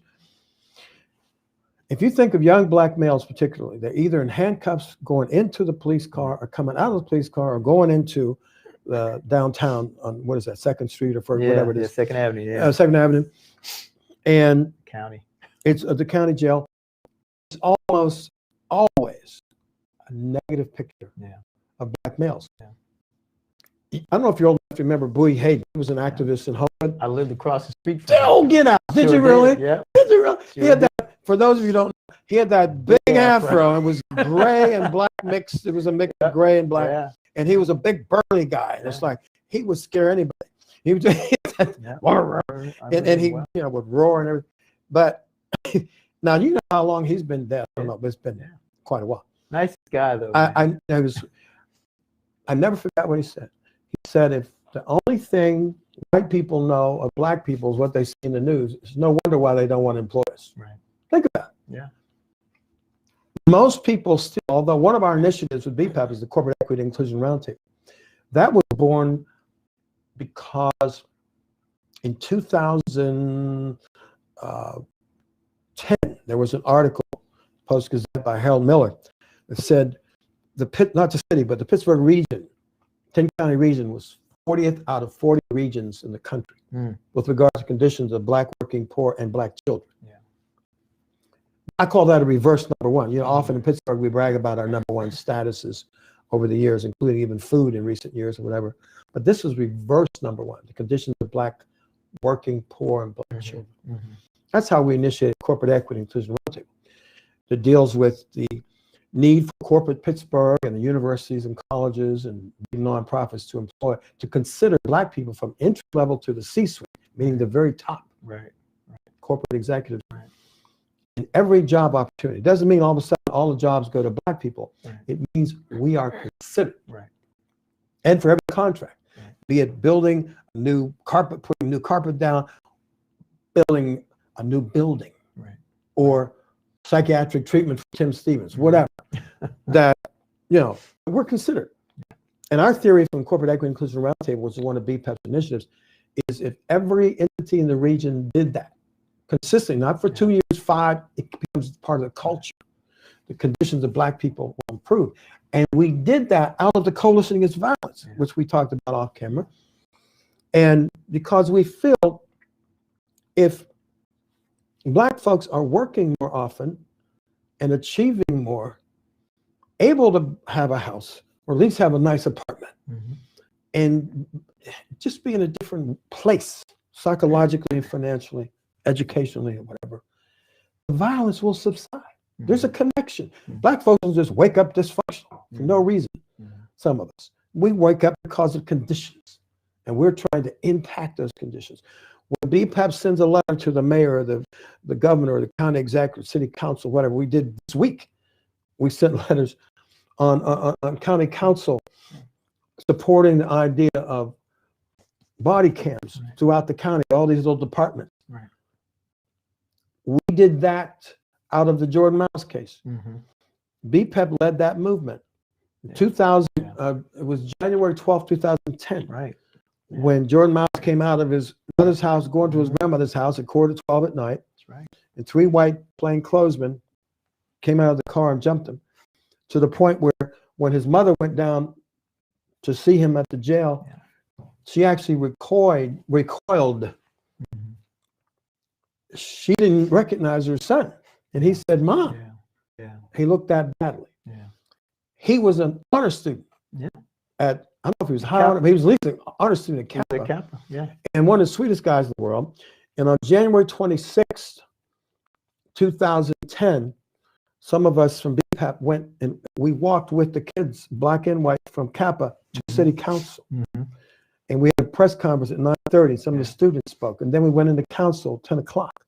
We spoke to council. Because of that, that afternoon, Reverend Ricky Burgess, councilor of Mountain Homewood area, called me and said, because of what you did today, but particularly because of what the kids said, I want to partner with you on some progressive police legislation. It took a while, but we produced a package, a 4-piece package. I think it took actually a year and a half before we finished everything. One of those packages impacts us to this day, was requiring police videos in the cars and body cams. It took a good while to get the body cams. They started with the bicycle officers, okay? Body cam. Now all the officers have body cams. So when we have an incident, it's not just your opinion and mine. It's to a large degree what the camera says.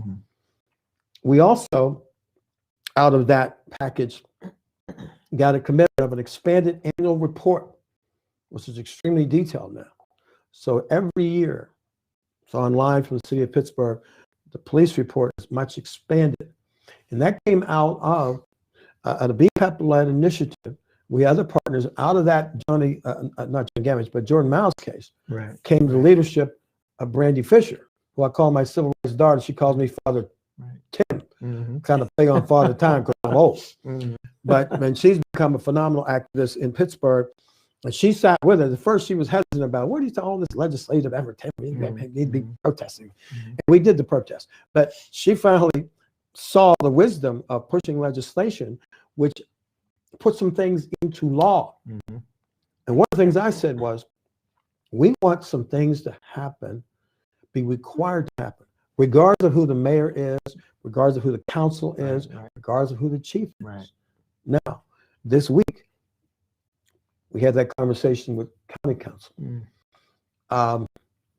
Then city council, the next day, we're communicating with them about the need to use this $355 million coming into Pittsburgh.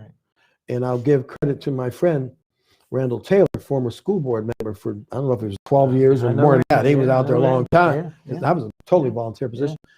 But we talked a few times, and I was with some of our other community partners, like Carl Redwood, whatever. And wrote the letter that night and brought it into council that morning. And because of our conversation and because of our letter, they altered the language of what they were going to vote on that day. And they went with what we asked for. So to the young people, when the protests are important, and I've been in many, I've led many myself, even this past summer, I was at several of them myself, not as a leader, but as a participant. Right. What was cool this summer was almost all those protests were led by teenagers. Yeah. Yeah. And very young adults. That's right. For the most part. Yeah. And I call my civil rights son, Desiree X, he was kind of supportive and on the side. He was kind of playing low key, but being supportive and all this. And this is what one of the things I believe in is, I was on the phone before I came in here with a young man who's 26 years old. He was on our BPEP call last night. We meet every second Thursday. And I was so glad to have him and another young man, Devon Brown, who's I think in his 20s as well, that what I want to see more of is collective leadership. Because I told him today, Sadiq and a young man, I said, there's a reason why sometimes I go to my son, who's only 19, and a few years ago, even when he was 16 or something, Marcus, I'm in trouble with this cell phone. How do I do, or my computer, please. Yeah. You know, so what does that mean? We all have wisdom. And somebody who's a teenager can give wisdom to somebody who's 76. Somebody who's 76 can give wisdom to somebody who's 16. And we all have to respect that. And then those in between, the early 20s, the 40s, the 50s, whatever, we all have a role to play. And my hope is that we play it together. We don't have to agree. But most people, you know, often you'll hear the expression, black people are not unified, all this kind of thing. Well, first of all white people are not unified. Right. Let's be honest. Right. You don't go to white people and say, because, I mean, look at all different people who run for office. There's usually white people run against white people, but sometimes we forget. Black people, for the most part, in my opinion, and I've been an activist for over 50 years, even though I'm only 57. Thank you very much. There you go. Only 57. Watch. Somebody said, what did he say a minute ago? Whatever. Don't listen to people. Don't listen to these people. But seriously, but we have to stay the course, and we have to respect each other. Most black folks, in my opinion, we're in the same book. We might be on a different page now and then, but if you think about most of the time when we're upset a little bit with each other, whatever, most of it is minimal. We want to get to the promised land that Dr. King spoke about, the promised land on this side of the planet, you know, of what we need to do.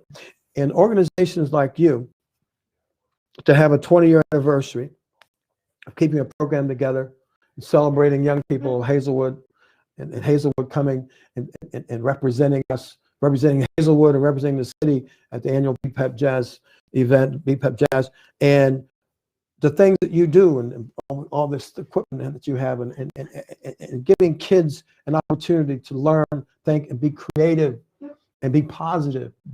I think that there should be more stories, many more stories, positive stories about black young people. Because as I said, I meant what I said. If you close your eyes and think about stories of black teenagers, and particularly black male teenagers or those in their 20s in the news, hardly any that you can find is going to be positive. So I congratulate you and your wife and everybody on the staff and the volunteers who support you on giving some hope and energy to our young people, some faith that there can be a new day. People who, in the mid-90s, when I was NAACP president, Dr. Ralph Banks from University of Pittsburgh had a report. Pittsburgh was #1 in the country, single-headed households, somewhere around 1985. We're still high up in that number. That's another negative #1 that you don't want to have. And my point about that is a lot of the kids, I'm sure, that come to your center have one parent. Am I right? Yeah. And sometimes the one parent has issues with their own history. And for young people to succeed today, they have to have support systems that you provide and their own innate belief in themselves, in not to listen to, all black kids are bad and everybody's going to jail and Nobody's going to learn. Young people who are watching this interview and all this happened today and will happen from your center in the future have to believe they can make a difference. They can make a difference. You don't have to depend on everybody and their mother to make a difference. If you feel you can make a difference, you make a difference. When I started BPEP, literally 35 years ago next week, we announced it May 21st, 1986. I made it up. You know what I said? 35 years ago. I was 35 years younger than I am today. I just had a birthday in May. Congratulations. I did too. Yeah, well, that's why you're a wonderful person. What day? May 4th. May 5th. Ah! Put that down. Put Come it in on, the man. minutes. Come Put on. it in the minutes. No wonder I like you. And your name, and you're Tim Stevens. Some people. Oh, man. But seriously, I made it up. And you know why I made it up? I was in a course at the time. It wasn't a university thing. It was a course, a series of courses I was taking. The course was on excellence. The assignment was create a project around a complaint you have in life. That could be with a relationship, new job, new car, new house, new apartment, whatever, or with the world. I chose the world around me. Why? We didn't have one black person on city council at the time. We did in the past. We didn't then. That was my upset. And I decided to do something about it. And I stood in this group of people who met were primarily white people. There were black people there. Right. But I stood up in this group, everybody announced their project, and I said, I'm going to create something called the Black Political Empowerment Project. And our theme is that we vote in each and every election. Imagine, those listening right now, if every black person in Pittsburgh, in the county in Pennsylvania, voted in each and every election. Yeah. We'd have white people who don't even like black people say, what can we do for the Negroes? If y'all don't know what a Negro is, what can we do for the black people and the African Americans? Seriously, imagine the power we would have if we did just that on a regular basis, not just come out when Barack Obama's running or Reverend Al Sharpton or Jesse Jackson. Even if it's all white people running, somebody's better for us than somebody else. And our goal is to have an impact and be respected. We have to bring respect to ourselves. One way we can do it, if you live in public housing, your vote isn't any bigger than a multimillionaire. They have one vote. Now, maybe they can try to influence the system with some money, but their vote is one. Your vote is one. That's right. So if we're all, just think, if all the young people voted in each and every election, all the Hispanics, all the black people, people with disabilities, the marginalized communities, every election, we wouldn't have to go beg people to do stuff. They would be coming to us and say, what do we need to do? Am I right or wrong? Yeah, you're right. In the end, this project is now 35 years old. Your project's 20 years old. People make up stuff because they want to make a difference. Right. Well, you know, one of the reasons why I really wanted our boys and our girls to participate in your jazz event every year was because it had meaning. Because one of the things that we encourage the young people that are involved in our music programs is to create and compose around something that really means something. Like we want them to, like our hip hop group, the Crunk Movement, they put out a song not too long ago called Fist in the Air, like the 60s. Okay. And you know what that was about. Yeah. That was about Tommy Smith and when they held it at the Olympics. And John Carlos, when they held their fists up in the air. Yeah, they did. And I mean, it's a phenomenal music video that they did. Okay. And the voice that these young people have, they have a project that, like you said, a cause or something that's bothering them. That's bothering them. Don't let it just bother you. Right. And as they say, fester. Right. Fester is an old term that old people use, so don't use that. But fester means it's staying in your mind, it's staying in your heart. It's bothering you. Yeah. All right, don't let it just bother you. Right. Let it motivate you to do something. Exactly. And again, when I started this, I just started it. Yeah. So you can start stuff, and you encourage people to buy into your thinking, and then you bring partners on to assist you to create your vision and expand your vision. I don't have all the vision, but I have vision. Right. But others expand the vision. Yeah. And that's how stuff gets done. Right, right. Well, you know, our jazz band wrote a song called Battle Cry. Okay. And that was another one. Matter of All fact, right. that I like particular cohort of students went to the Monterey Jazz Next Generation Jazz Festival competition Oh, and took first place. get out. We were the only, we were the first group from Pittsburgh to do that. Uh-huh. And we're the only group that has ever won.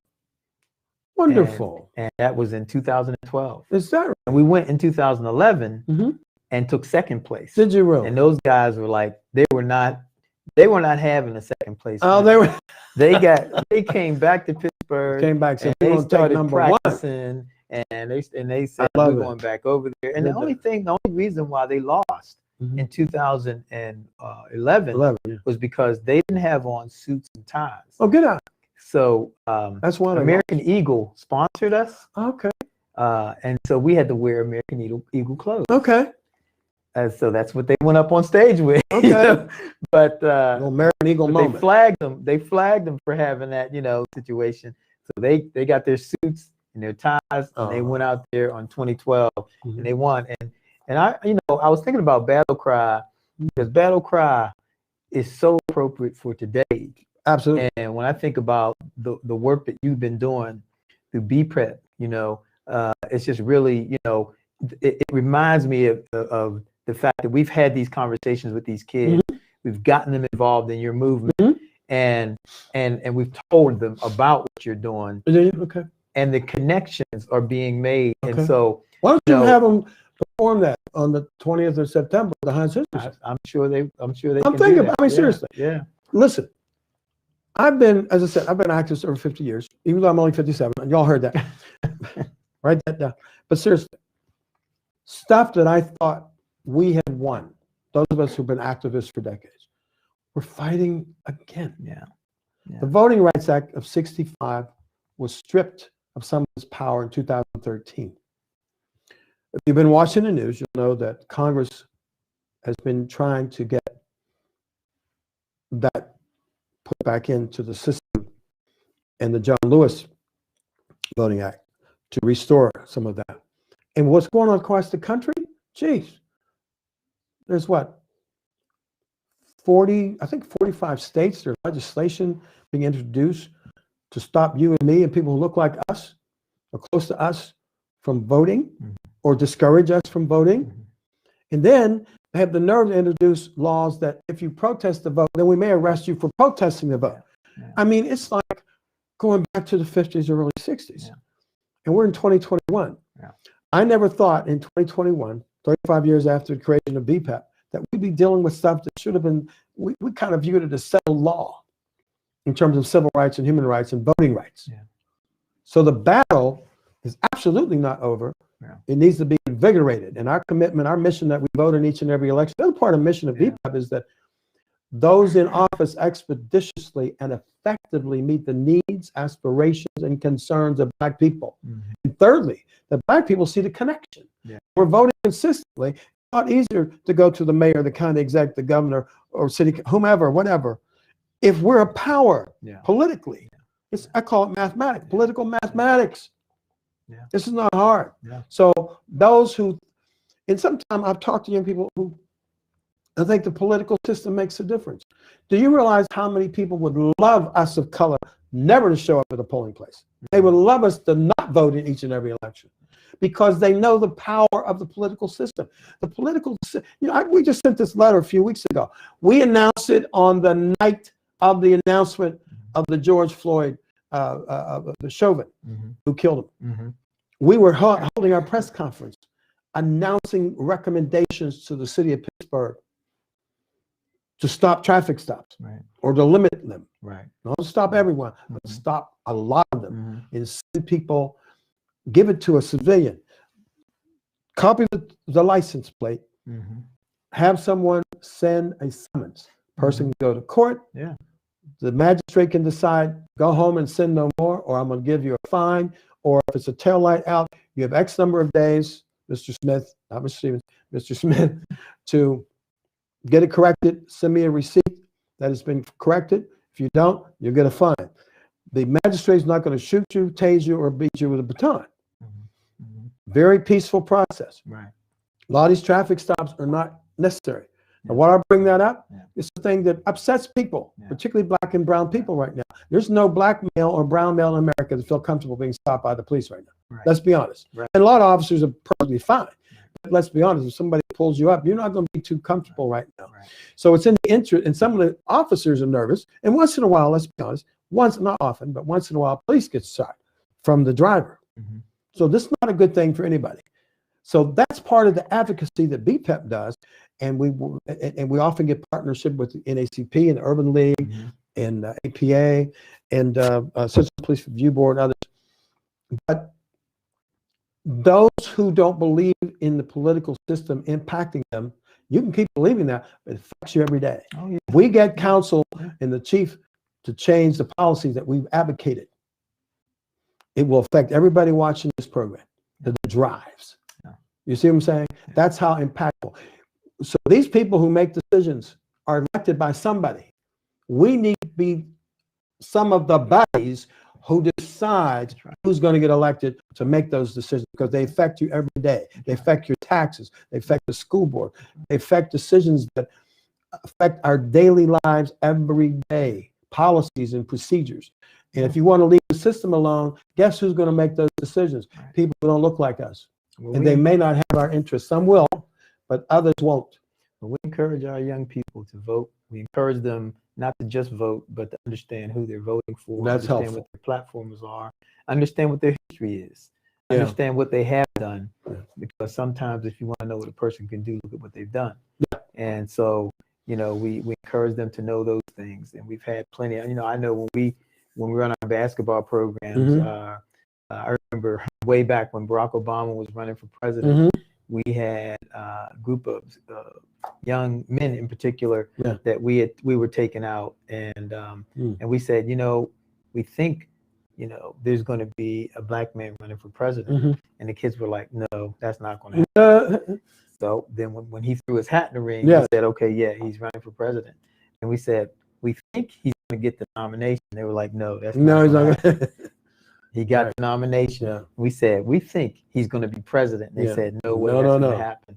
And thankfully, we were able, because of that, we were able to walk them through the whole process, and so that they would understand the significance of their vote.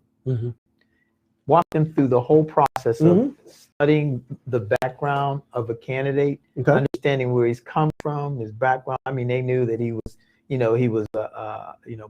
biracial. They knew about, how he grew up and how his grandparents was in his life. They knew all those things, and some of those things he had in common with them. And had it household. And then, and That's then a big he, one. it's a big one.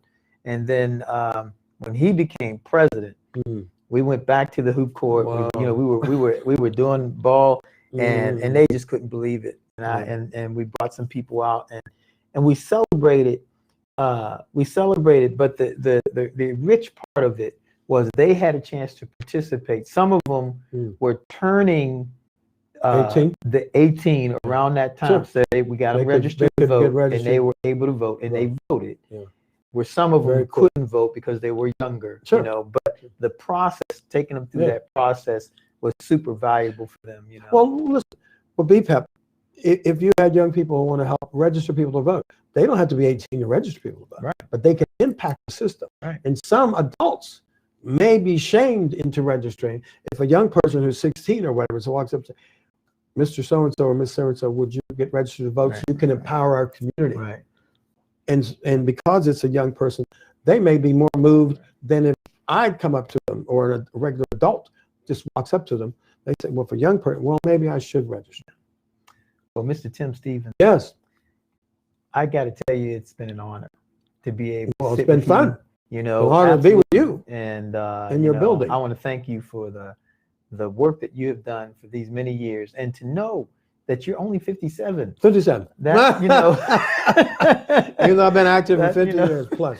And that makes it even more of a miracle, A miracle. But I want to thank you, and thank you for the work that you're doing. Any way that we can help, any way that we can have the students be a part of the work, I think your work educates a lot of people. And I think education is so needed. A big deal. You know, because there's so much misinformation that's out here. We need the truth. We need truth. We need vital information that will help people to be a part of the political system, you know, and understand that it is the one thing that separates us from so many other countries, that we do have a vote. Absolutely. Although some people are trying to mess with it big time. Oh, well, you and know. we have to, you young people, we have to be, what was the theme? Our roots? No, that I asked you to perform on the 20th. Oh, battle cry. Battle cry. Battle cry now has to be, let's bring back, obtain and maintain the rights that we thought we had and the rights that we need to have. Secure those. The battle, rights. secure them. Secure I like those that. rights. Good term. Because Battle cry. the letter, the writings have not secured the right yet. Apparently not. The legislation has not secured the rights not yet, the level which is- that we thought. Which is pretty pathetic. It is pathetic. But you know, I'm not gonna go there right now. But Condition you know, of pathetic right leads to opportunity. Yeah. To correct it. That's right. And that's all of us are in that moment It's right now, another regardless of reason. age. That's right. It's another reason. So thank you for the opportunity and congratulations on 20 years. Keep doing what you're doing. Young people, keep thinking positive. Have the commitment that you can make a difference because you can. Thank you all so much for staying with us. This has been a very rich conversation.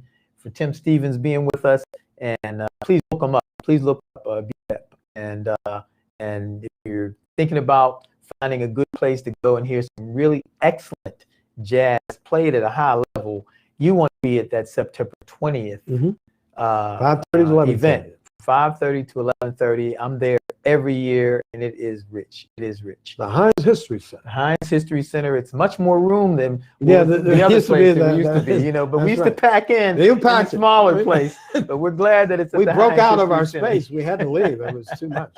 Too much. Too much of a good thing. Stay with us, folks. Our roots, our rhythm, and the road ahead continues as we move forward. All right. Thank you, man.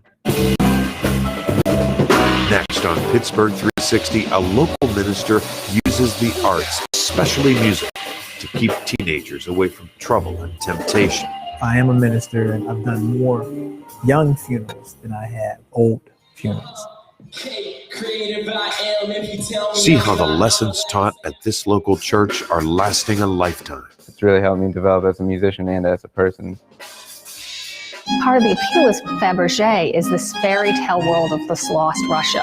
Fabergé at the Frick.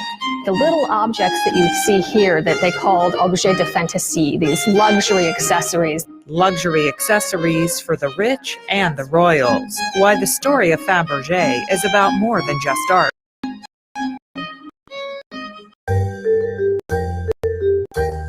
It's a standalone controller that you plug into the lights. And it could be the secret weapon to turn your holiday light display into something even Clark Griswold would envy. Pittsburgh 360 starts now.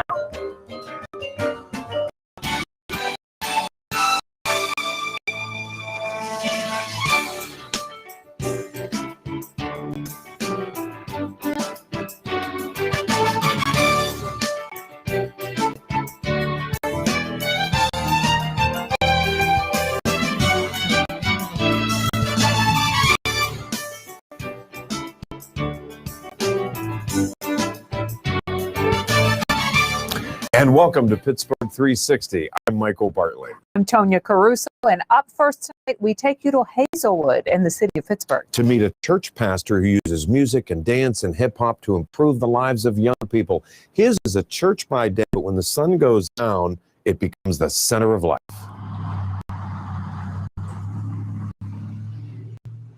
You can't miss it. It's an unusual structure near the bottom of Hazelwood Avenue.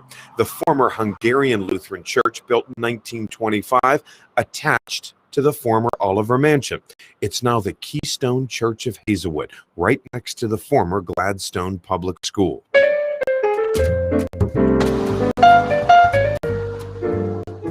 Hazelwood, a neighbor southeast of downtown Pittsburgh, right on the Monongahela River, has seen better days. When steel was king, Hazelwood was living large. What do you see now? Well, today you see a lot of empty buildings. You see very few businesses in this community. No schools. We don't have any schools anymore. Our last school was closed down, I believe it was in 2007, which was Bergwin School. We had a Catholic school, St. Stephen's, which closed, I believe, was in 2003. Pastor of Keystone Church, Tim Smith knows better than anyone that come nightfall, Hazelwood has its problems like many neighborhoods. Hey, what's up, guys? How's it going? But inside his church, young people, high school kids from all around the region come here as the church becomes the center of life. Guys, y'all ready to go tonight?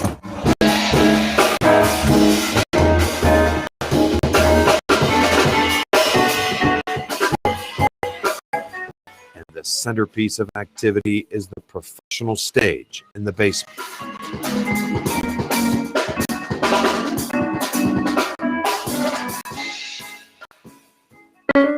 Center of Life is a faith-based nonprofit organization. Three main programs. One is a music and arts program. Kids are involved in this program as dancers, singers, and writers, and rappers, and visual artists, all those kinds of things, and musicians. And there's a jazz band also that goes along with that.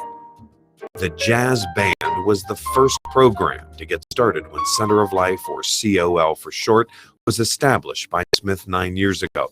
His aim was to use the arts, particularly music, to get away from trouble and temptation. It always bothers me when a kid doesn't think that they're going to live to a certain age. When they think, I'm not going to live to be 20 anyway, so I'm going to do what I have to do. Those things are impacting to me. I am a minister, and I've done more young funerals than I have old funerals. But the young people who come to the Center of Life have only had success in life. 21-year-old professional drummer Julian Powell comes back to instruct the younger kids when taking a break as a student at the prestigious Berklee School of Music in Boston. At the end of the day, is to be as successful at my craft that I can possibly be. COL has changed me as a person. It grew me. It brought me from a kid to a man. Especially as far as me being a musician and my communication skills, my people person skills, all that. COL helped me do that. It's all COL. I give it all back to Pastor Tim. He's like another dad to me. Bass player Anton DeFade was one of the several lucky Center of Life musicians who were chosen to compete as a group at last year's Monterey Jazz Festival in Monterey, California.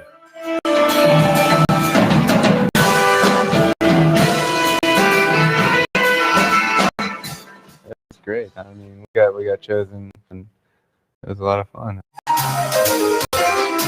And more. No one expected the first-time visiting group from Pittsburgh to take second place at the Monterey International Jazz Festival. DeFade says the younger musicians are even more impressed now with Pastor Smith's Center of Life. It's great. I mean, it's helped me out in like so many different ways. It's really helped me develop as a musician and as a person. Young teenagers like Ellis Durham from Monroeville on the sax.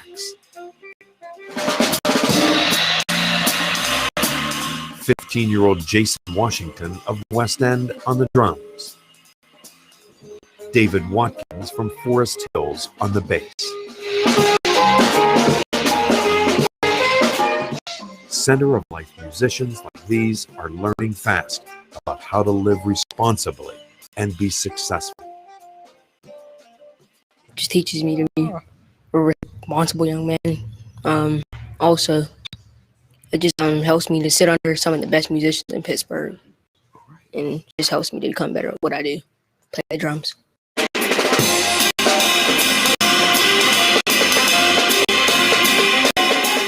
Not only do young people learn about life, become excellent musicians, Pastor Tim says 99% of Center of Life graduates have gone on to major universities. You get to 99% when you take the natural God-given ability of a young person, and you connect that to education, and then you connect that to career, and you teach them how to use that ability, that thing that nobody really ever taught them how to do. They just know how to do it and they love doing it. You teach them how to use that and connect that to formal education.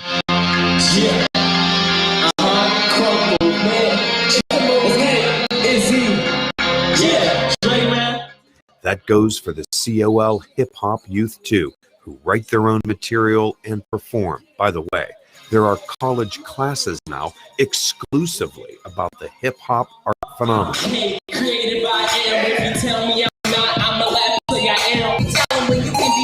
There's a lot of kids that are involved in things like hip hop that don't realize that there is actual formal education across the country in different universities for hip hop, making beats, which they would be calling a producer, things like that. But when they find that out, then this program becomes a lot more significant for them. And so they're more interested in staying in school so that they can go to these other schools like Full Sail and schools like Columbia University, Berkeley, and Boston. The new guy. On Sundays, Pastor Tim preaches and spreads the word of God. He agrees that's his mission here too, with the faith-based Center of Life. And the residents of this historic, proud neighborhood of Hazelwood, they love having these young people here and this program here. Well, I do it because my life has been stirred up by the people in this community. When I came here to Hazelwood, I came here because I wanted to do something.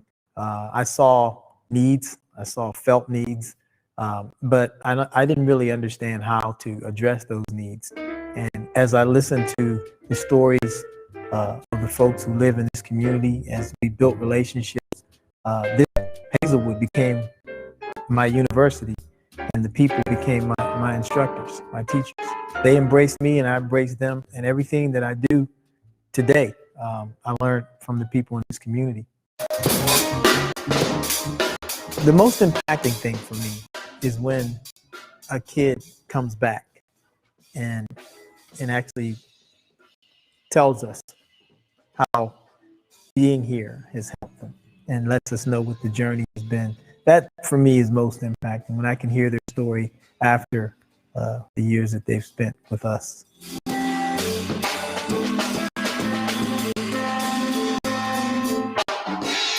There's so much more to learn about the Center of Life. You can read more about it. Just log on to our website, wqed.org/Pittsburgh360.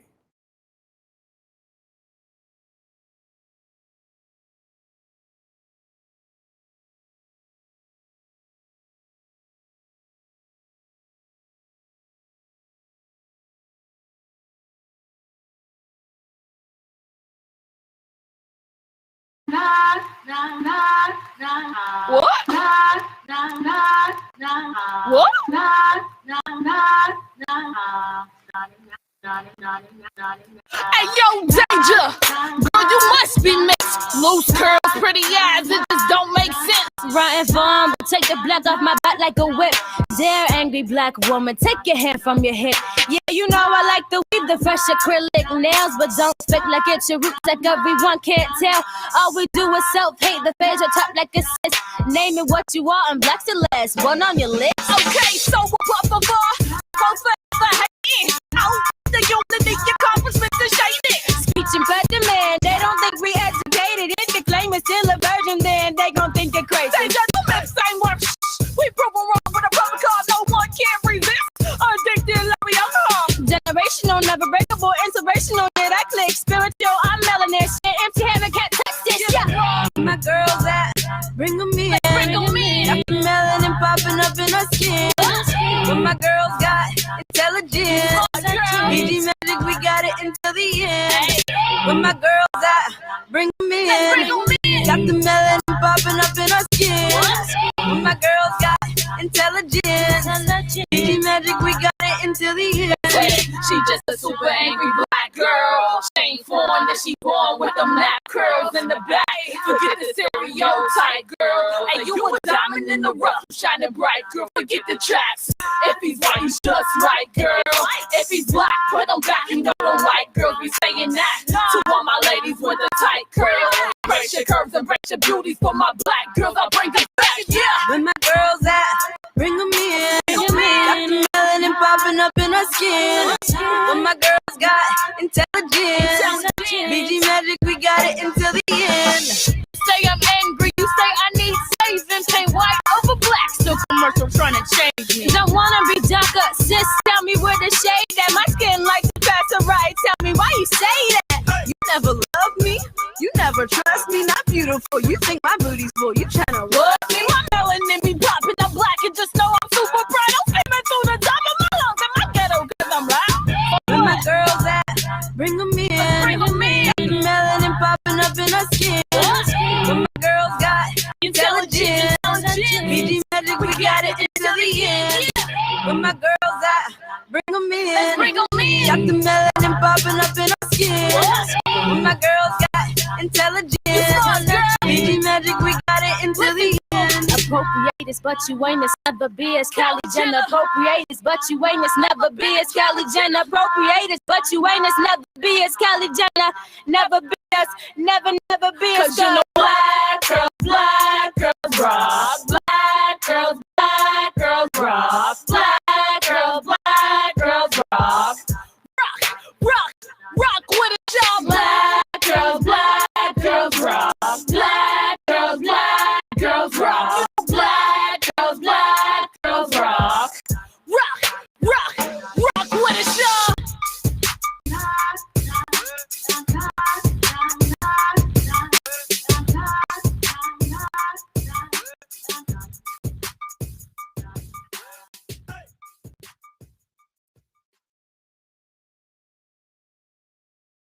Everybody, we are here with a very good friend of mine and a great friend of Hazelwood, Officer Dave Schifrin. And Dave is actually, originally I believe he's from New York, and and moved over here to Pittsburgh to work with our police department, and he's with our particular station, station number 4 up in Squirrel Hill. But there's something very special about Dave that I'm going to let him talk about. But Dave has become a staple in the Hazelwood community. He has built relationships with us in the community. He has built relationships with a lot of kids, and he's done that in a very unique way, a way that's unique, but it's not uncommon, but it's still unique, and I think it's a very essential way to build relationships with kids. And so, Dave, I want to thank you for joining us today. I want to thank you for being with us because I absolutely admire the work that you do. I think that what you're doing is extremely effective, and it certainly has had an impact on a lot of kids. It's impacting them in more than one way, and we should talk about that as we talk about that method that you use. So, welcome, Dave. Thanks, Tim. I don't know if I can live up to the kindness of that introduction, but I'll give it a shot. Yeah, I'll mention a little bit about myself then. I'm from Brooklyn, New York. I came to Pittsburgh, incredibly now, 30 years ago, for a master's in fine arts degree at Pitt in writing, of all things. And I got into policing as research for a book. And it was so interesting, I couldn't stop doing it. So I was really happy to become a community resource officer in Zone 4, which is, I think, about the most diverse and interesting of all the city's 6 zones. It includes Hazelwood and Oakland and Squirrel Hill and Shadyside and Greenfield and other neighborhoods too, about 11. And I was really interested when one of the commanders, a different zone actually, asked all of us, about 1,000 police officers in Pittsburgh, if we had any coaching experience and would be willing to work with city kids to get in touch with them. So Tim knows some of this. I reached out to him and I said, well, probably any of the police officers who get in touch with you are going to want to do coaching, baseball, basketball, football maybe, which is fine. But for kids who might not be as athletic or also have other interests besides sports, I said, what about chess? And I used to teach chess to middle school kids when I was back in the city in that area. So they said fine, and I approached a couple of different places, some of the churches in Hazelwood. I thought Hazelwood would be an especially good place to launch this chess program, since kids didn't always have all the resources and advantages as some kids might in other neighborhoods in Zone 4. So I approached the library, and they said, yeah, why don't you have it here? And the library was looking good and renovated. So we used that. If people are familiar with the Hazelwood Library, up in the upstairs floor, there's a back room there, all glassy, real pretty room, tables, chairs. We started having chess meetings for kids. I wrote a flyer that said anybody from age, I think it was 8 to 16 years old. If you play, great. If you're brand new, you don't know how to play, that's great. We're going to try to have snacks. That would lure some kids, and it did. And then, as Tim knows also, it's interesting. I was trying to sort of recruit kids to be, to start coming to it. And I made up these flyers, and I started carrying them in my duty bag during calls. And at the end of a police call, I would say, hey, there were a couple of kids nearby. I'd say, is that your son or is that your daughter? They know how to play chess. Maybe they'd like to come to this. We'll have food. It's in the library. It's a couple of hours a week. And a lot of parents were really very supportive of it, too. And I found the businesses also were supportive of it. Everybody was supportive of it. It seemed like a kind of win-win. And the very first meeting I had was on a Tuesday, badly chosen because I didn't realize till I got there it was election day. And the kids didn't have school, so they didn't come to the library after school. And the librarian said, well, maybe next Tuesday you'll have more luck. But he was amazed that 6 kids showed up even that day. And the numbers just grew exponentially. Yeah. Next week we're, I think, 12, and 15, and 18, 20, 25, 34 kids at one point. And it kind of leveled off. There wasn't always 34 kids, but usually a good maybe 15 kids, 18 kids coming different ages, experienced and inexperienced. And the idea I mentioned was to, through chess, teach kids critical thinking skills and problem solving and patience, and how to socialize with each other, not get frustrated, be a good winner and a good loser. And I mentioned there's a New York organization that came up with a great motto for teaching chess to kids, and it was that kids who play chess learn to think before they move.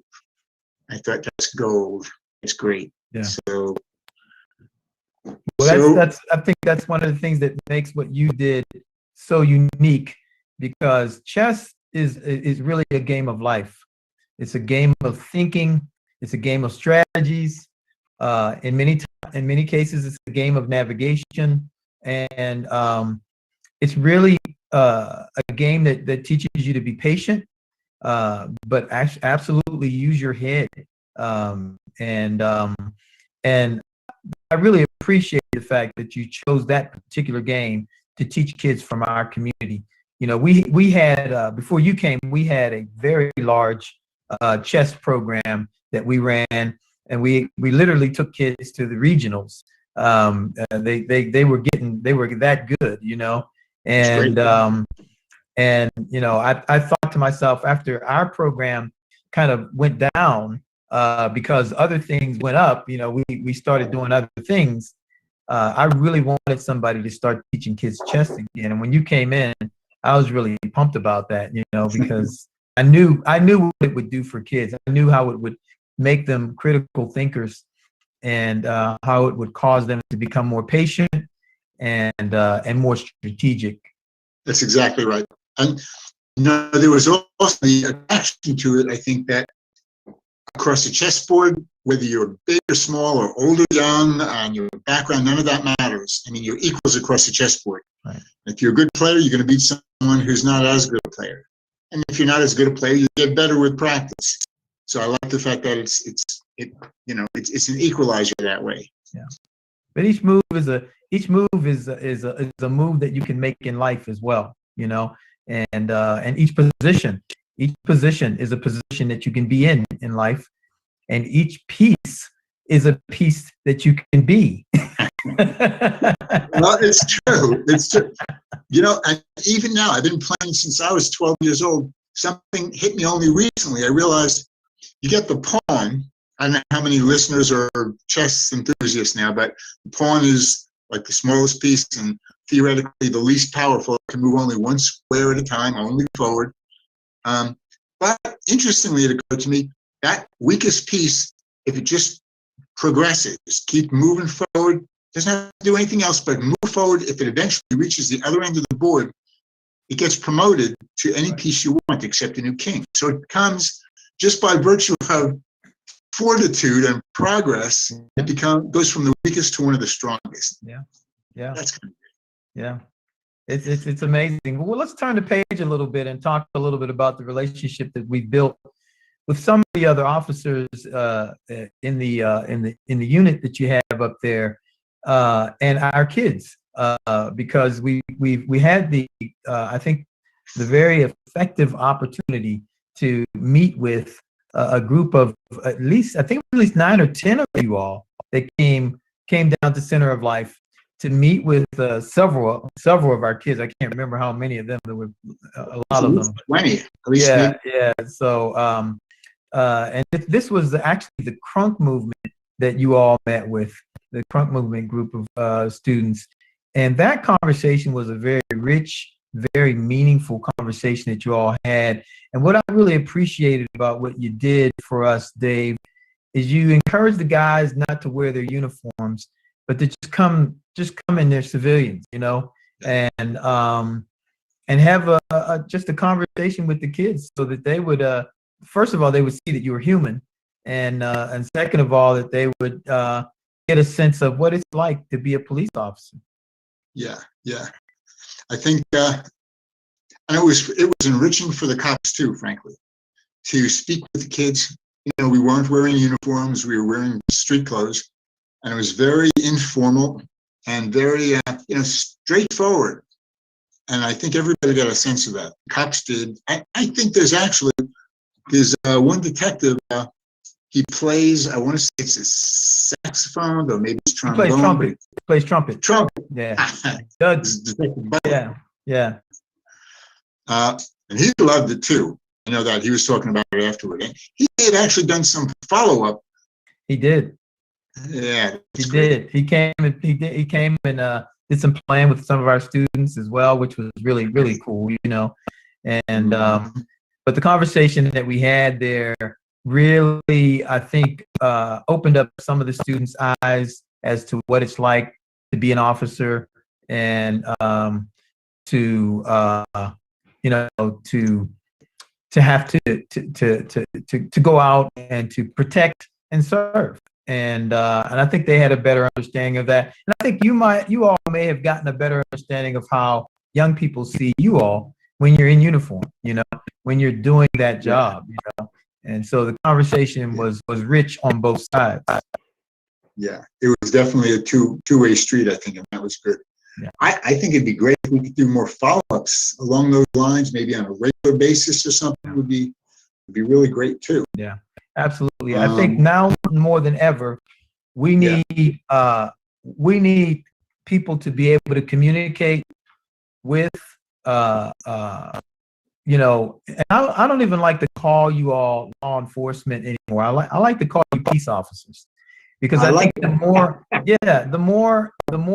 you take on the title of peace officer, the more the actions change into peacekeeping, you know, and it's not easy. It's not easy. You know, you run into all kinds of circumstances as officers. And these are circumstances that a lot of kids, they have no idea what it looks like.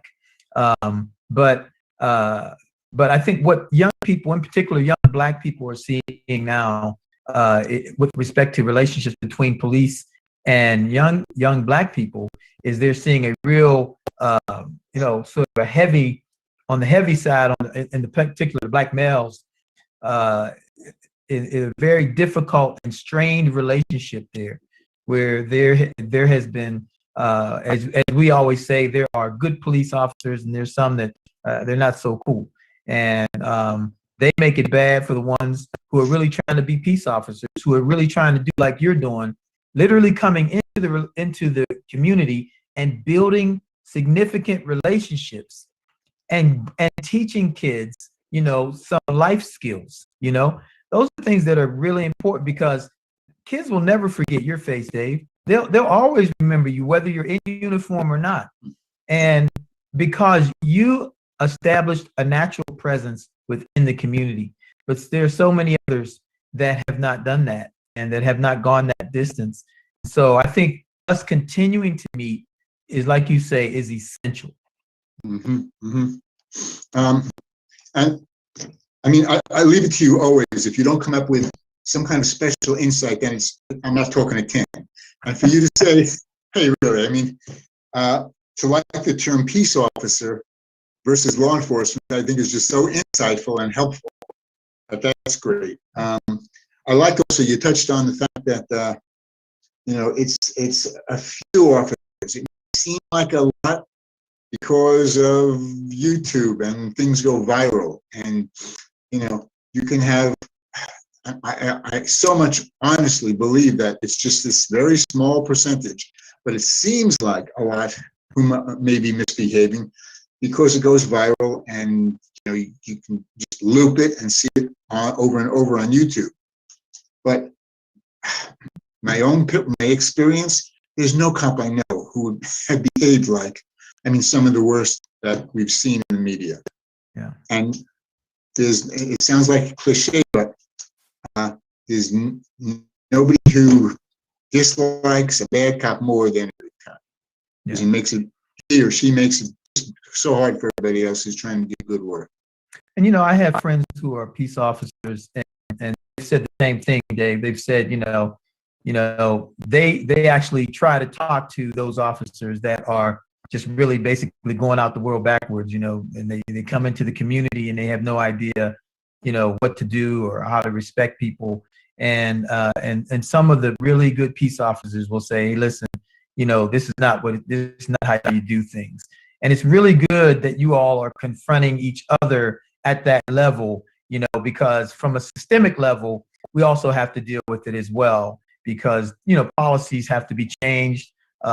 Certain laws have to be changed in order for us, to do differently. If there was no law against running a red light, a lot of people would be running the red lights, but because people know that there is you have to deal with the consequences, then they stop at that light. Even sometimes at 4 o'clock in the morning when there's nobody around, people will stop at that light because they just don't know if they're going to get stopped, And so, but it's just really good to know we're in a bittersweet situation in our times right now, where like we said, we have this real strained relationship between people of color and police officers, and then we have sweet knowing that there are police officers that I know personally that are saying, what, we're fighting this battle from the inside. We're trying to impact the friends that we have that are on the police force who really don't get it, and that's encouraging. When you hear something like that, that's encouraging. And so we have to fight it. We have to fight the battle both on the inside and on the outside, and systemically, so that we see, some significant change, because there's nothing wrong with the job itself, but I think that you're right. I think that we're both right when we say, boy, if we could have more peace officers, if we could be trained to be peace officers, then maybe we would make more peace. Yeah, I think that's smart. Yeah, I think it's also intercommunication with other people. I was thinking about this. So where does, anger and aggression largely comes, I think, from fear. Yeah. If someone who fears another person for whatever the reason is going to maybe seem, bristling and more confrontational and aggressive, because they feel they're afraid. And people, what's the old saying? People fear the unknown. But if the people that you are with on both sides, being policed by and are doing the policing of, you're being a peace officer with, are people that you see not in just emergency and high stakes scenarios, but on a more day-to-day basis. Coming to the center of life, again, as you said, not in uniform and talking, or coming to play trumpet or play chess, then people get to know each other as people, and there's not going to be a way that there's not going to be more trust, I think. Yeah, absolutely, absolutely. So what are your plans for the future, Dave? Well, because the schools were closed, of course, and the libraries had very limited, open hours, we haven't been able to have the chess club for months now, because the library just says, we'll have to wait till it's safe. So there's an open air kind of, not replacement, but substitute for the time being, which is in Market Square downtown. It's a nice open area, and the last 3 Tuesdays at noon, I brought about 10 chess sets, set them up on things. Now, there aren't kids there, unfortunately, because it's downtown and it's middle of the day. But people, working people, maybe they're during a break from their lunch break from work, or they're just walking through whatever, and they see chess sets set up. Chess sets are like magnets, and people just gravitate to them, especially if I kind of encourage them. Hey, do you know how to play? I can teach you in 5 minutes. You can know the basics. And the TV show, The Queen's Gambit, sort of aided that also. It made a whole new chess audience out there. That's right. So having people stop there, and so that's on the immediate horizon. But I'll mention also for the chess kids in Hazelwood. Oh, and I wanted to grab this is I don't know if that's showing. Yeah, I see it. That's the T-shirt that the kids all get for free. Of course, it says Pittsburgh Police Junior Chess Club. A graphic artist. I know, a woman graphic artist designed it for free. Got a bunch of them made up and have been giving them to kids. So that'll be resurrected before too long, I hope. But also, about 1.5 years ago, I think I mentioned, one Christmas time, about 6 of the Pittsburgh Steelers came to Zone 4 station to sing Christmas carols to the cops. And I asked them, hey, do any of you guys play chess? And he didn't volunteer, but everybody pointed. They said he does. He plays chess. And it was Joshua Dobbs. And Josh. Yeah. All right. So Josh, I said, hey, listen, would you be willing to come to Hazelwood? These kids would just fall all over themselves. You're a Pittsburgh Steeler and you love chess. What could be better? He's touching both dreams at the time. Professional athlete. And when he was in school, he went, I think I mentioned this to you, he went to the University of Tennessee. He majored in aerodynamic engineering. He got a 4.0 perfect grade. Also, he's a wonderful guy. And he would come to the chess club meetings, play chess with the kids. Their eyes are like this big, realizing they're playing chess player. And then when we had a tournament at the end of the year, he said, I'll be there at the tournament. Let me write you a check for the trophies, for the pizza, for the medals. Total class act. Yeah. He got traded away. This is the bad news, but it's only temporary bad news. Yeah. He got let go, but then he came back, and he's back playing for the Steelers again, is my understanding. I got in touch with him by text. I said, listen, would you be willing, as soon as the pandemic, protocols are relaxed, would you be willing still to come? He said, I would love to come play chess again with the kids. I've been keeping my game up. I'm better than I was. It's good. So he would be a kind of supporter there too. Well, Josh Dobbs is a phenomenal football player. Actually, he's super smart and he's very athletic. I do hope that he will get an opportunity to lead the team at some point. Dave, I want to say that we've been running a community learning hub at the Spartan Center. And anytime you want to come and bring the chess boards over there, we would love to have you. We have plenty of kids, and we would love to have you come and start teaching these kids the fundamentals of chess, which in many cases are some of the fundamentals of life. And so we would love to have you come through, and you can bring Josh Dobbs with you when you come. I can't speak for him, but I think he would love it. What are there certain days and times, or we can discuss that later? We're there Monday through Friday during school hours. Kids do get free recess, but if you speak with Joy Cannon, of course, Joy is our director of programming, and Joy can tell you the best times to come. But the kids are there every day from morning until school is over. Yeah. I mean, life works in funny ways. I've heard in the last few weeks, a couple of times, someone has said, this can't just happenstance. Yeah. And once was 2 days ago, I was in Squirrel Hill in the police car. I saw a guy walking this nice German Shepherd pup. I got out to talk with him, chit chat. He's an attorney. I described some of what I'm doing. He said, I would love to volunteer to he said, I love chess also. He said, actually, his wife works at something you may know. I didn't know it offhand. It's called Kids Voice. It's a nonprofit here in town. Yeah. And it sounds like they do very good work. Yeah. So I'm going to stay in touch with them if I can too. Yeah. But I'll give a shout out, if I may, also to, we're talking about Steelers and ex-Steelers, Marquise Pouncey. Yeah. He has been supportive of this new CEO. It's called the Community Engagement Office, which takes about 20 neighborhood resource officers and community resource officers, puts us all under the umbrella of this one kind of squad headed by Sergeant Tiffany Klein Costa. I don't know if you know her, but she's very progressive and forward-thinking. She used to be a teacher.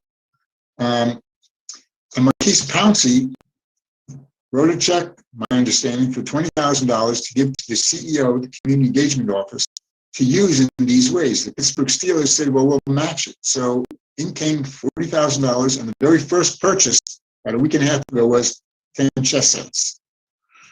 So it's moving in the chess direction. That's great. That's great. Well, listen, Officer Schifrin, Dave, my friend, I am so thankful that you decided to spend some time with us to help us celebrate our 20th anniversary. We've been doing this work for 20 years, and we've made a lot of friends, and you are one of those friends that are in our neighborhood, and you've earned the right to be in the neighborhood, because you've spent time building relationships and just making yourself more significant to the folks that are in this community. And the kids will never forget you. All the kids that you've given the skills to play this game, they will never forget you, because in many cases, it's their first time ever playing the game of chess. And when you light that fire, it's lit, man. It's lit for pretty much for life. I still love to play. I love to play a good game of chess every now and then, So it's a very meaningful situation. So we thank you for joining us, and we thank all of you that are out there continuing to watch, for staying with us. We have so much more to go, even though it still feels like I said, it feels like it's going real fast. But we have a ways to go, and we still have more entertainment. We have great pictures that we're going to be showing you, videos as well. But we just want to say happy anniversary to Center of Life. Absolutely. And we want you to continue to take this journey with our roots, our rhythm, and the road ahead. Thanks so much. Thank you, Tim. It's been a pleasure and an honor.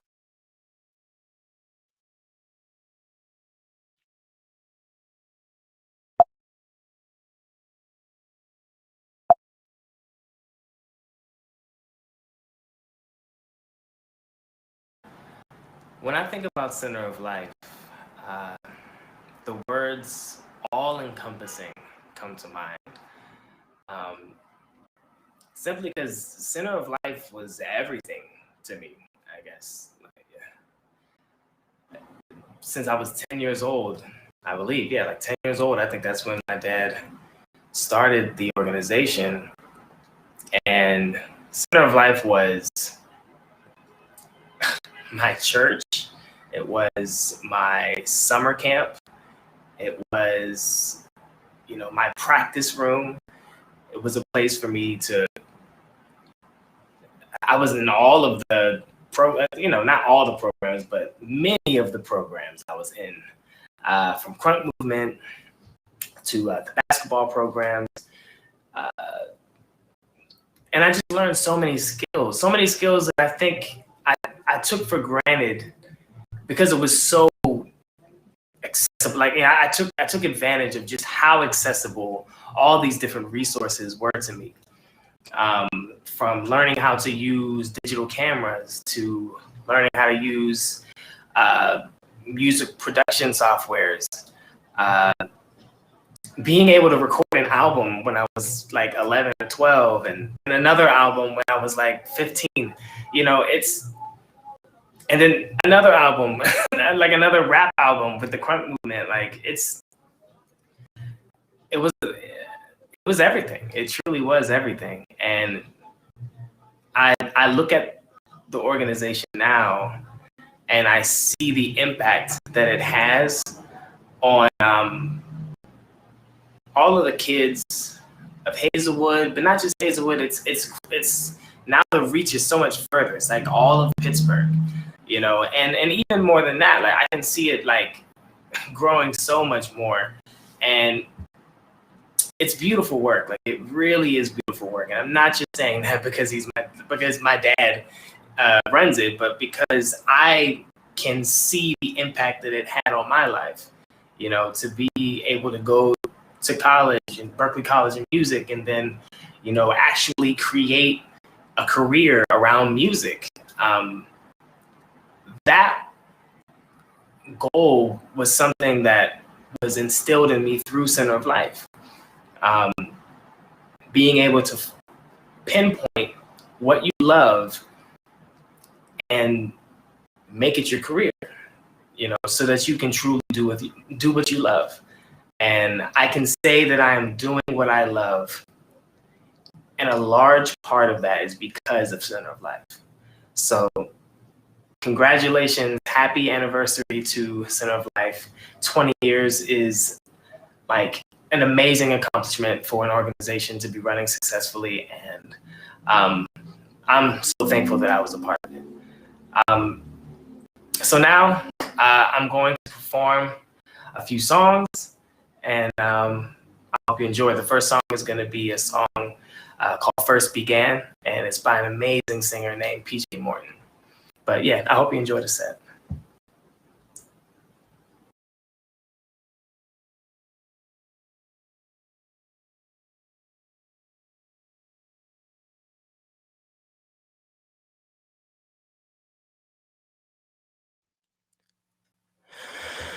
No one makes me feel the way you do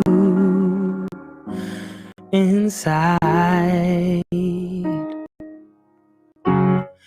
And I don't know what I'd do without you. That's no lie. If I die, I'd hope to find you in another life, so we could fall again. Be the way we were when we first began.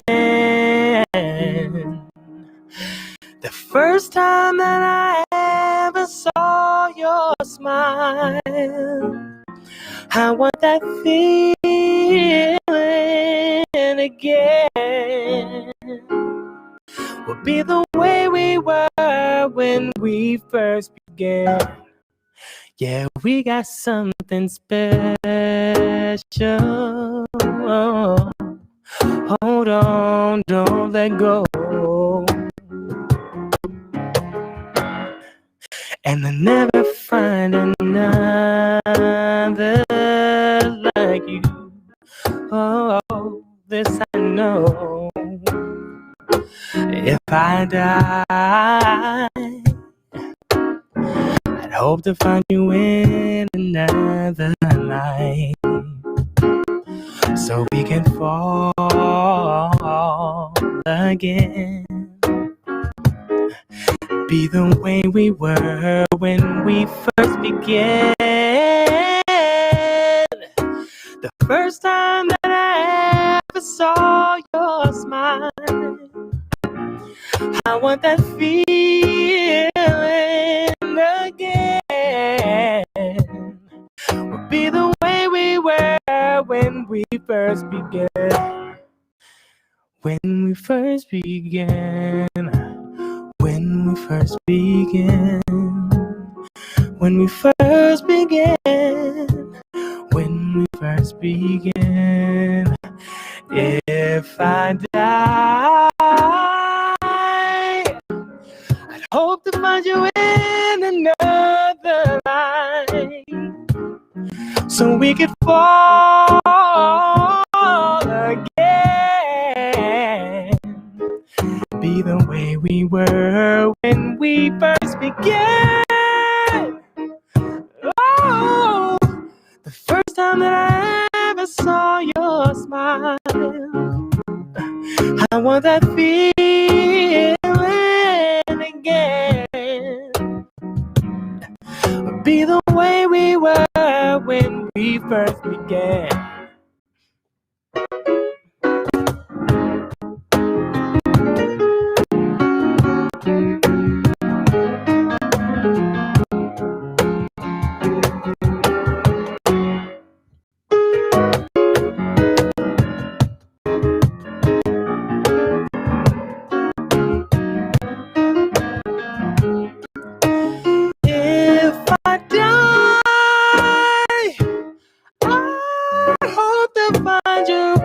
Another life, so we could fall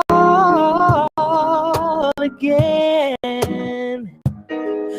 Be the way we were when we first began. Yeah, the first time that I ever saw your smile, I want that feeling again. We'll be the way we were when we first began. When we first began. When we first began. When we first began. When we first began. When we first began. When we first began. When we first began. When we first began.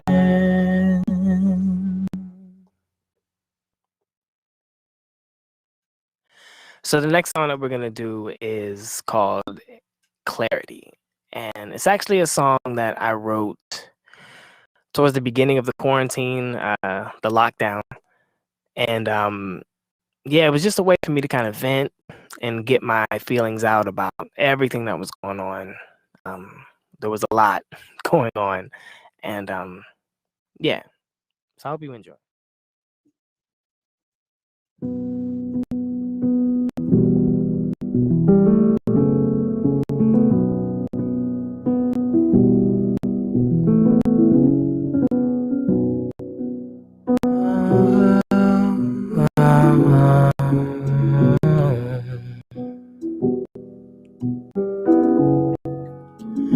Clarity, seems like nobody's got the plug for it. Desperately searching for some more of it. Feels like no matter what I do, it's not enough to survive in a cold world. Honestly, I'm not a pure, perfect man, spending most of my time doing my best to understand What I wouldn't give for some of the answers in my hand. It isn't much, but I swear I give it all if you talk to me. Tell me the secrets, 'cause I'm in too deep. All that I know is changing constantly. I need some clarity in my life as I'm on my way. So many teachings, but the truth is great. Guess I'm the only one at the end of the day to bring some clarity to my life, to my life.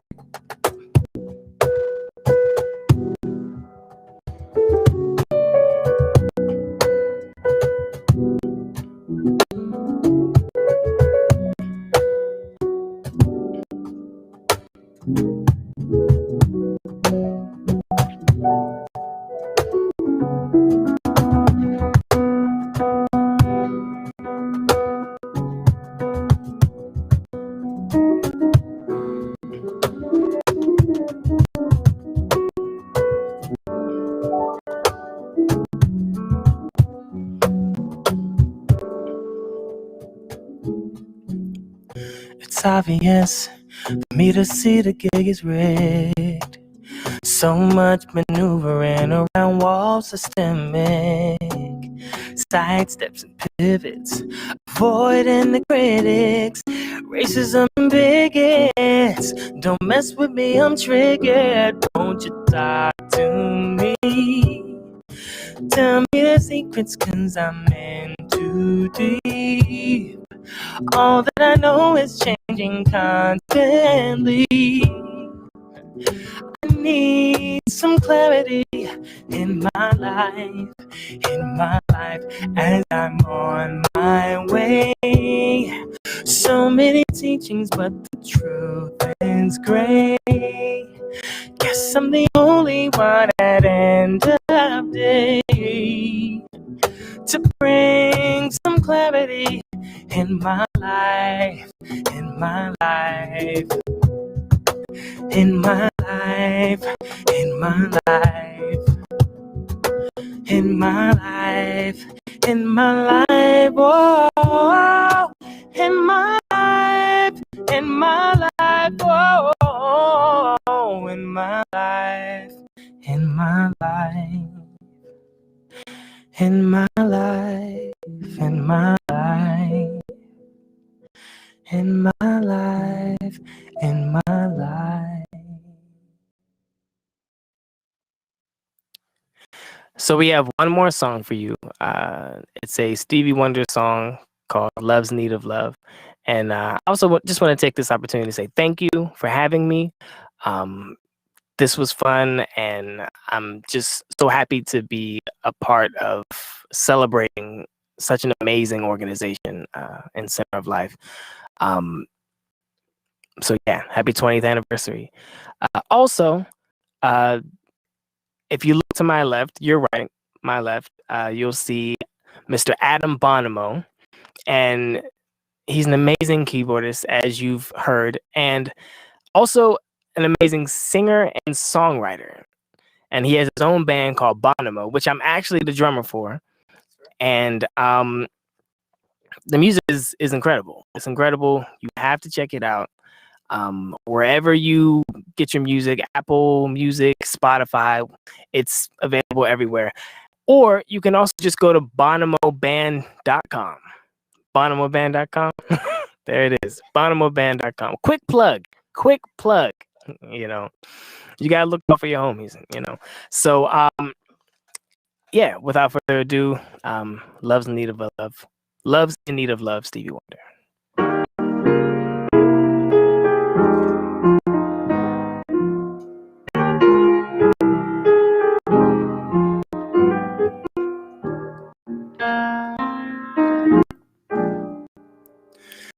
Good morning or evening, friends.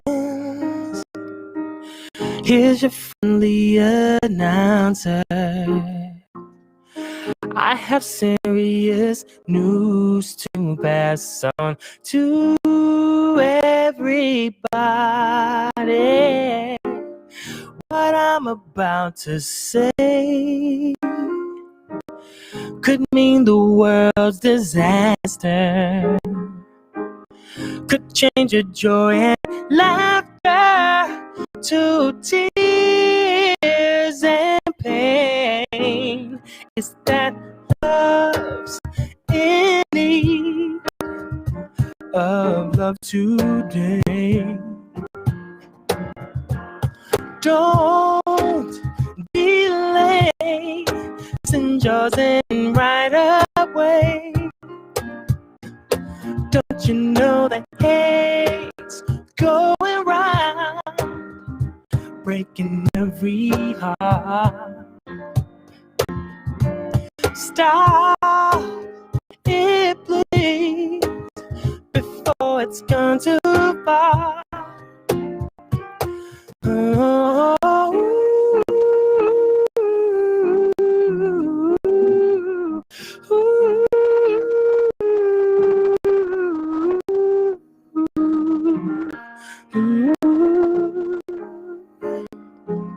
The force of evil plans to make you its possession. It will if you let it destroy everybody. We all must take precautionary measures. If love and peace you treasure, then hear me when I say, don't you know that love's in need, yeah, of love today. Don't delay, send yours in right away. Don't you know that hate's going round, breaking every heart? Stop it, please, before it's gone too far. Don't you know that love's in need of love today? Don't delay, send yours in right away. Don't you know the hate's going round, breaking every heart? Stop it, please, before it's gone too far.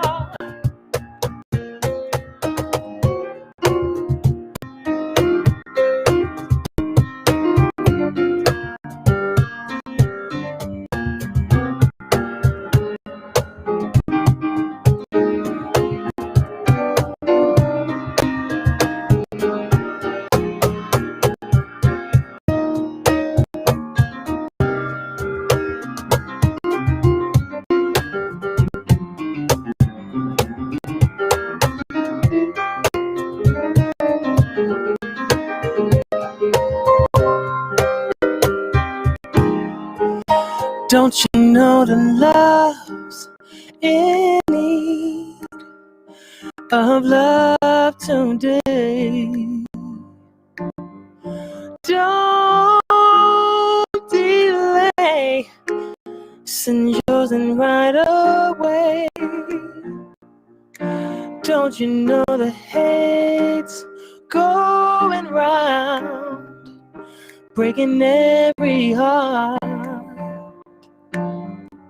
Stop it, please, before it's gone too far. Don't you know that love, love, love, love, love, love, love, love, love. Yeah, don't you know the head's going round? Whoa, whoa, whoa. Stop it, please, before it's gone too far. Yeah, I'm talking about love. Thank you. Happy 20th anniversary, Center of Life.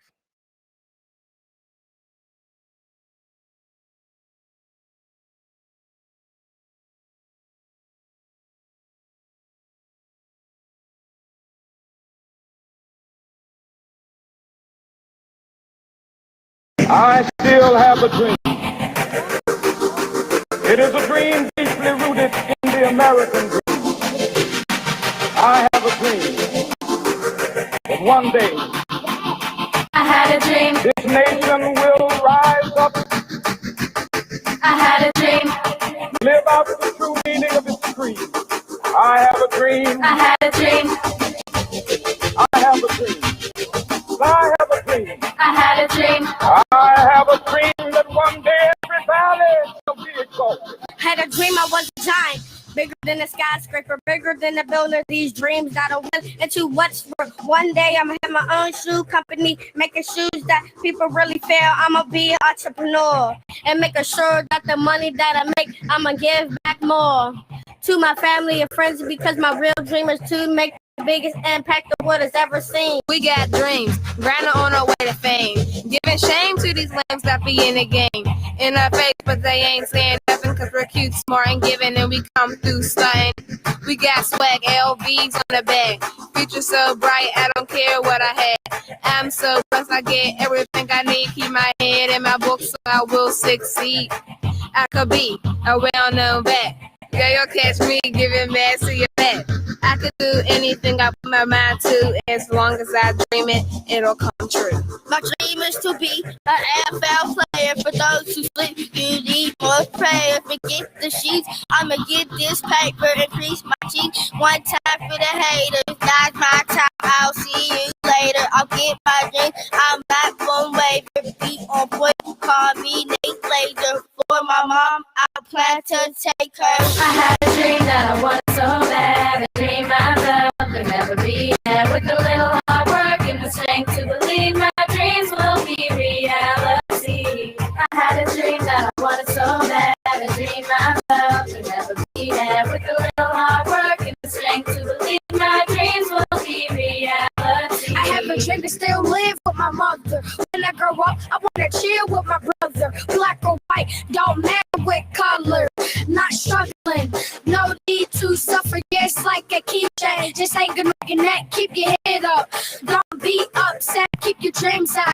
Get like a bird nest. So when you jump out of it, there's no regrets. My dreams to make a world a better place, a better city. Wash away the filth, make it clean, plant a few trees, make it world a little more green. Yeah, see things get a change that less people could gang bang, man. Nowadays people try to be like Bane, fighting people all this time like they are Batman. Time for a better place. Decisions that they gotta see the same.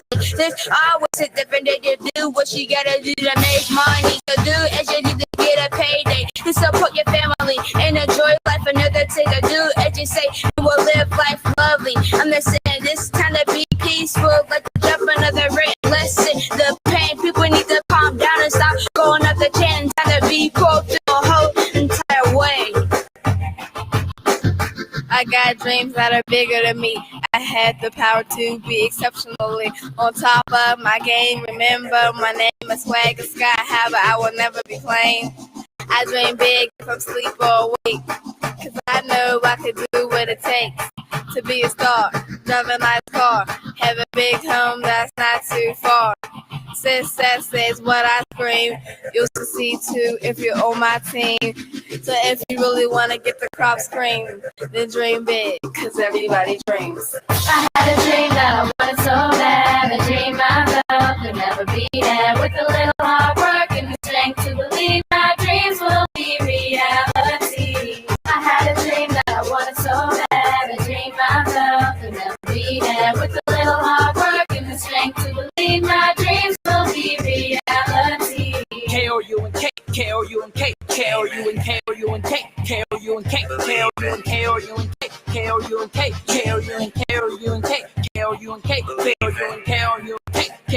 K, K, K-O-U-N-K, K-O-U-N-K, K, K-O-U-N-K, K-O-U-N-K, K-O-U-N-K, K-O-U-N-K, hey.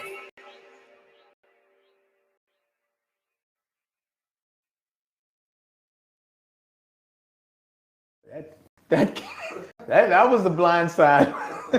Okay, so let's start over again.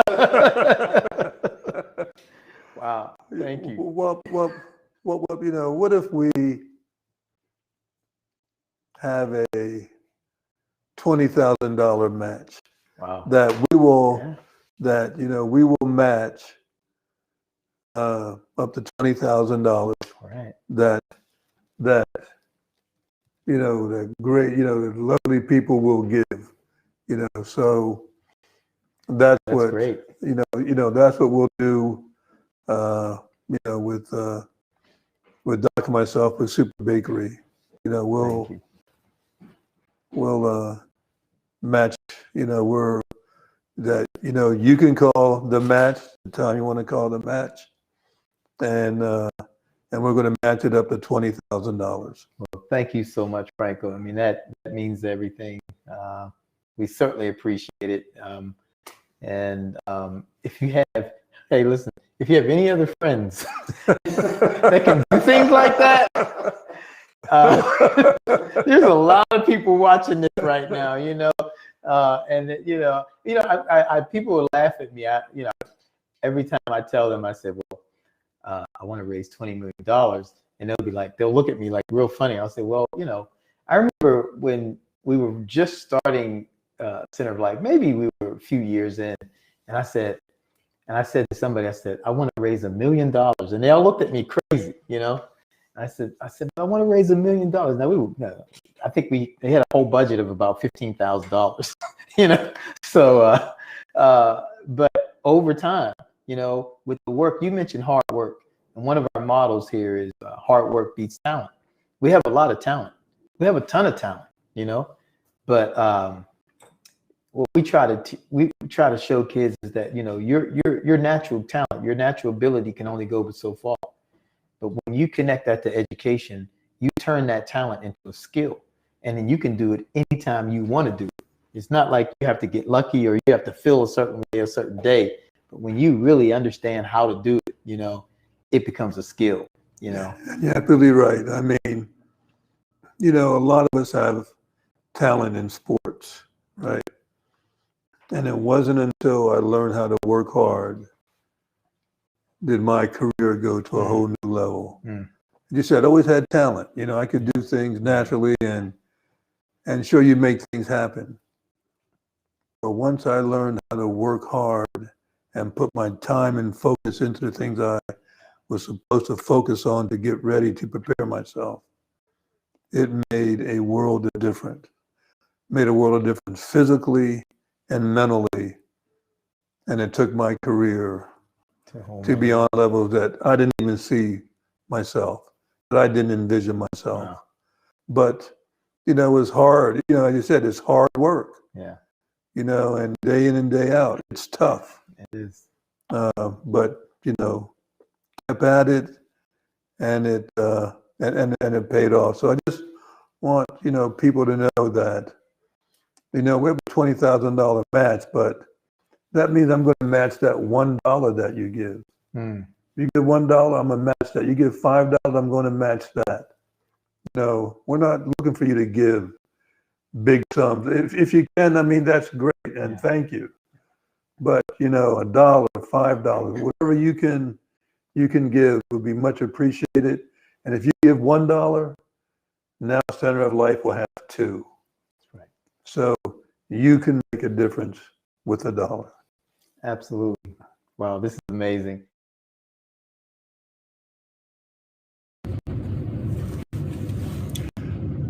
Neighbors, I'm Rabbi Ron Simons from the Jewish Community Center of Greater Pittsburgh's Center for Loving Kindness. And when asked to talk about the Center of Life and why It's great to see you all, number one. It's really great to see Marvin. Where'd you go? You disappeared, man. So we're glad to have you guys come on. We thought it was really important that we have some. There's Natalie.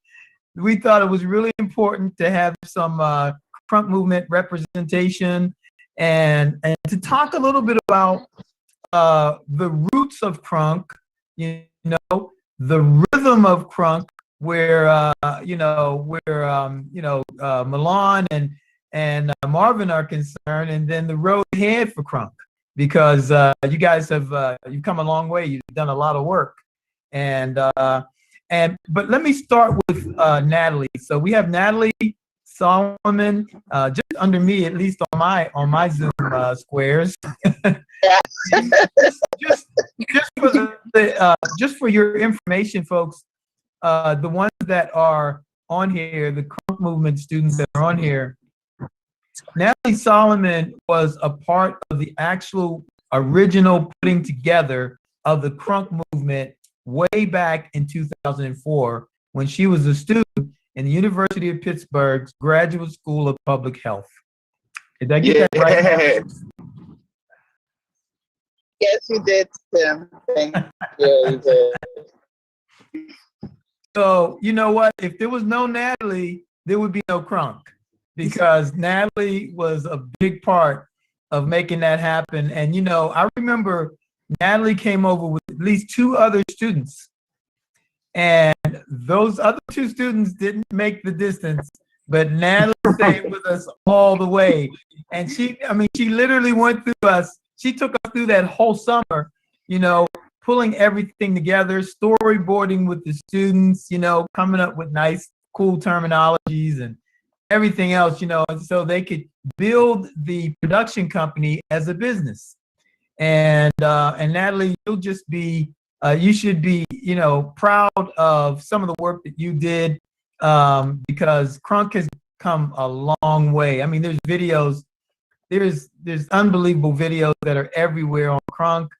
Crunk has been recognized for best album. They got recognized by Soul Patrol in Philadelphia, one of the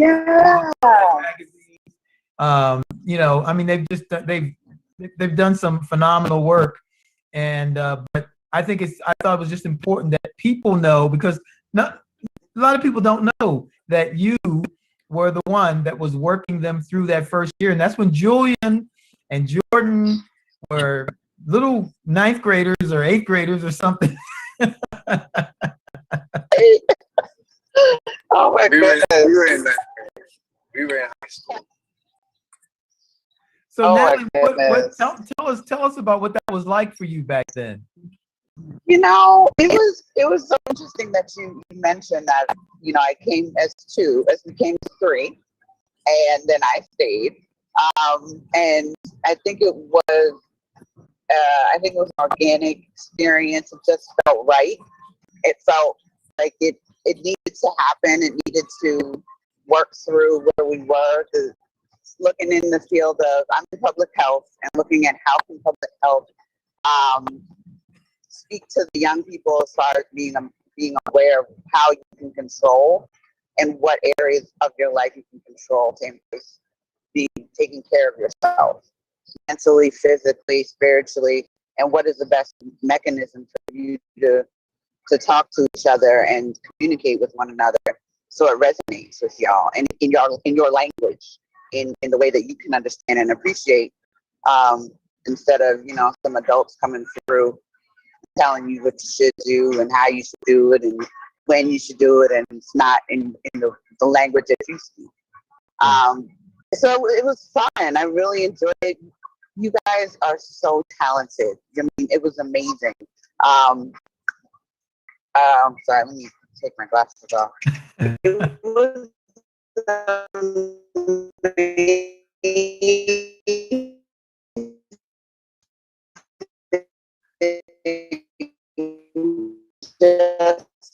and now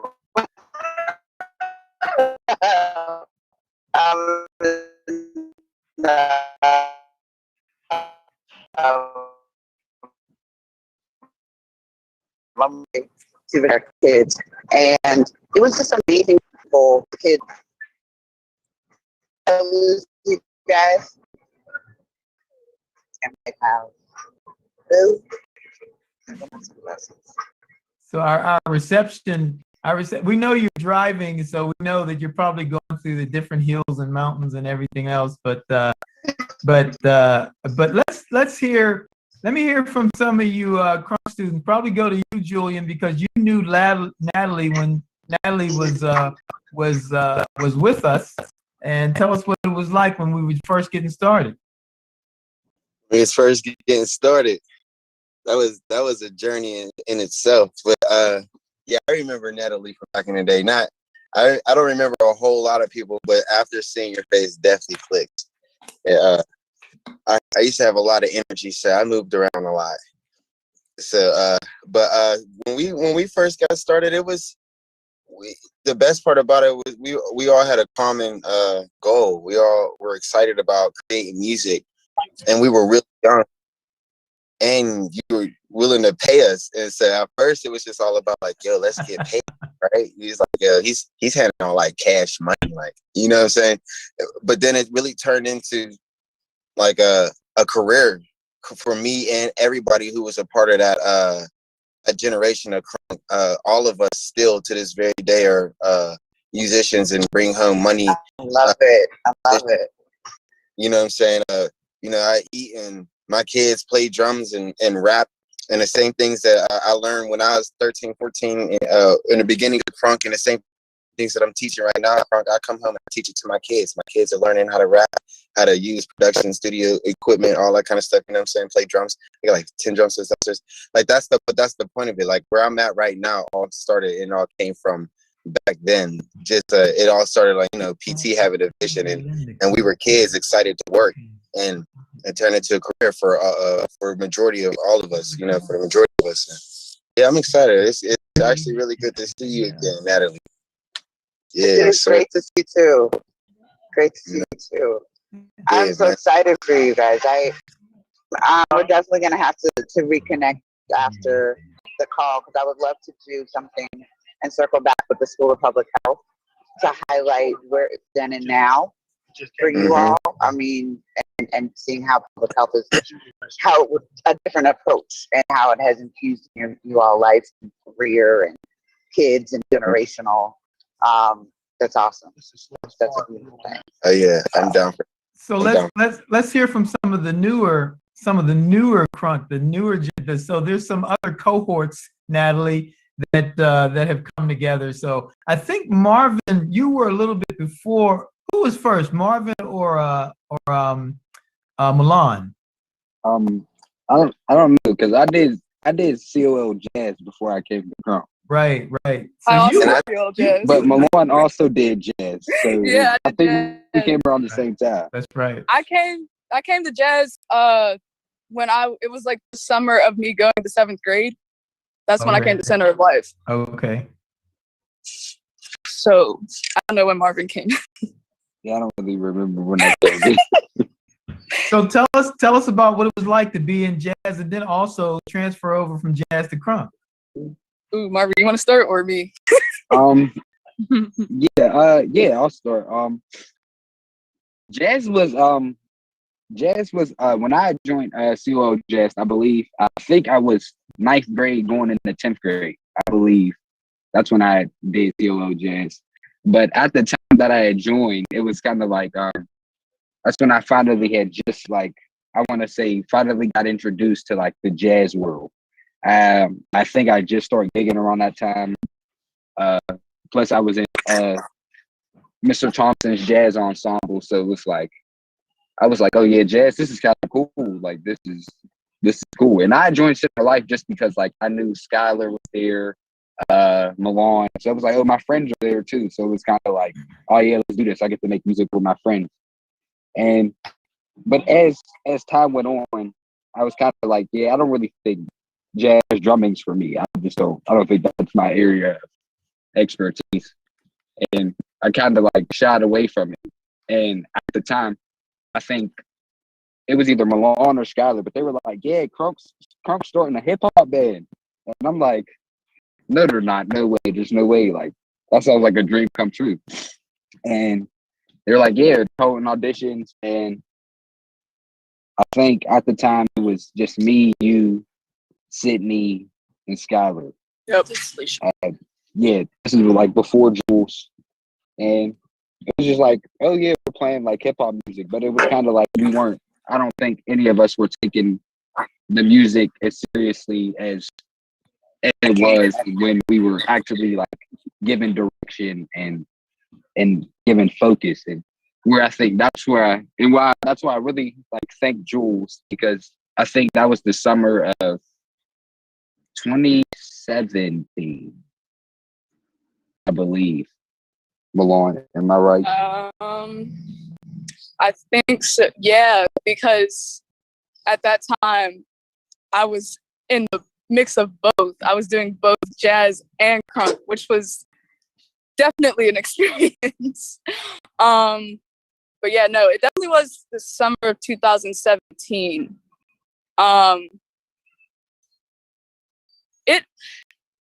It was really crazy because when we first came together, it was like most of us had already played in the same band in Kappa.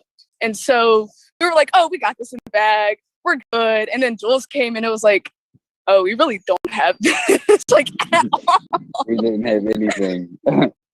No. But yeah, for me, when I was Center of Life Jazz, I actually came because my siblings who were in crunk, I think they heard about it first before I did. I didn't know what Center of Life was at all. And so when I came, I didn't have a sax. I didn't have like any preparation. And like you guys still took me in, and I was like very thankful for that.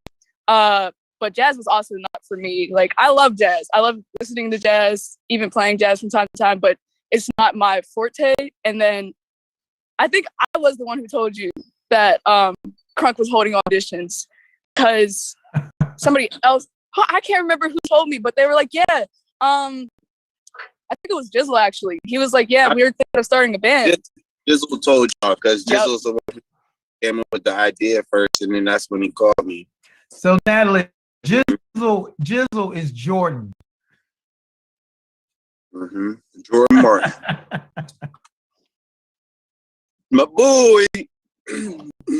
Gotcha. I love it. So I see where Isaiah and Maylin are on here with us. Can you guys show your faces so we can talk to you? Hello. There's Maylin, and I know I see Isaiah's name. You might be driving. Hello, everybody. I miss you too. I miss back home so much. So Maylin, you were in another cohort of crunk students, and you were one of the singers, right? Mm-hmm. Yes. So tell us about your experience. Crunk, yes, that was definitely, that's one of my first times on stage as myself, using like my own words and music that I came up with, and like, you know, collaboratively with other people and crunk. It definitely helped a lot with my stage presence as myself. So I was a theater major at Kappa when I was in crunk. So when I started crunk, I think I was like a sophomore at Kappa, and I was so used to being on stage as a different character, but crunk was really the beginnings of my experience being on stage as myself, right? So like I still kind of use that aspect of my stage self when I play characters, and I think adding a little of myself to a character actually helps me to really connect. So in a way, crunk helped me in my acting career, which is like super cool. I don't know, like also like the community is unmatched, you know, being around so many people from like different places in their lives, and like with different knowledge and different things to contribute. It definitely helped me to see like what all is going on in Pittsburgh, you know, like getting a different perspective and everything, and not being so in the bubble of Kappa, which can be very very comforting being in the bubble, but like actually looking at what other people are like dealing with on a day-to-day, like that I didn't really have to deal with at Kappa. I mean, I dealt with some things at Kappa, but like just getting that perspective and seeing other people's experiences in different schools and in different neighborhoods and different just age groups and all of that was really cool. Yeah.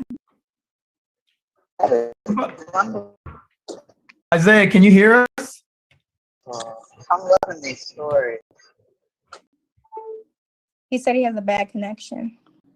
Oh, he does. Okay. Yeah, it would be great. It would be great to hear from Isaiah because he was also in the original group with Natalie. And so was Tim. And yeah, there was a lot of them that were in that original group that you worked with, Natalie. I remember when we all went to the recording studio that when we were at on the, was it North Side? What was that? Oh, the studio was actually in McKeesport. It was called, yeah, at the time it was called Soundscape Studio, but now it's now called Tonic Studio. Oh, but do you still work with them? With that? We still do, yeah. Doug Casper, yeah, Doug Casper is still the guy out there, and we still work together. Oh, that's awesome. Yeah. I think that was with all the students being there. I think that was like one of the seeing everybody there at the studio and just kind of like looking around and seeing the equipment and the drums and the microphones and the keyboards and just sitting back and watching all the students look at that and say, "This is like a real studio. You can make music," and they were just so excited. It was like Christmas for them. I think that's why it's in my mind so much, and that we were able to even provide that for, or I was even able to be a part of that because it was so great to see that. Well, you know, we have a full-blown studio here at Center of Life now, so they don't have to go to other studios, but we still use other studios from time to time. Very nice. Very nice. Very nice.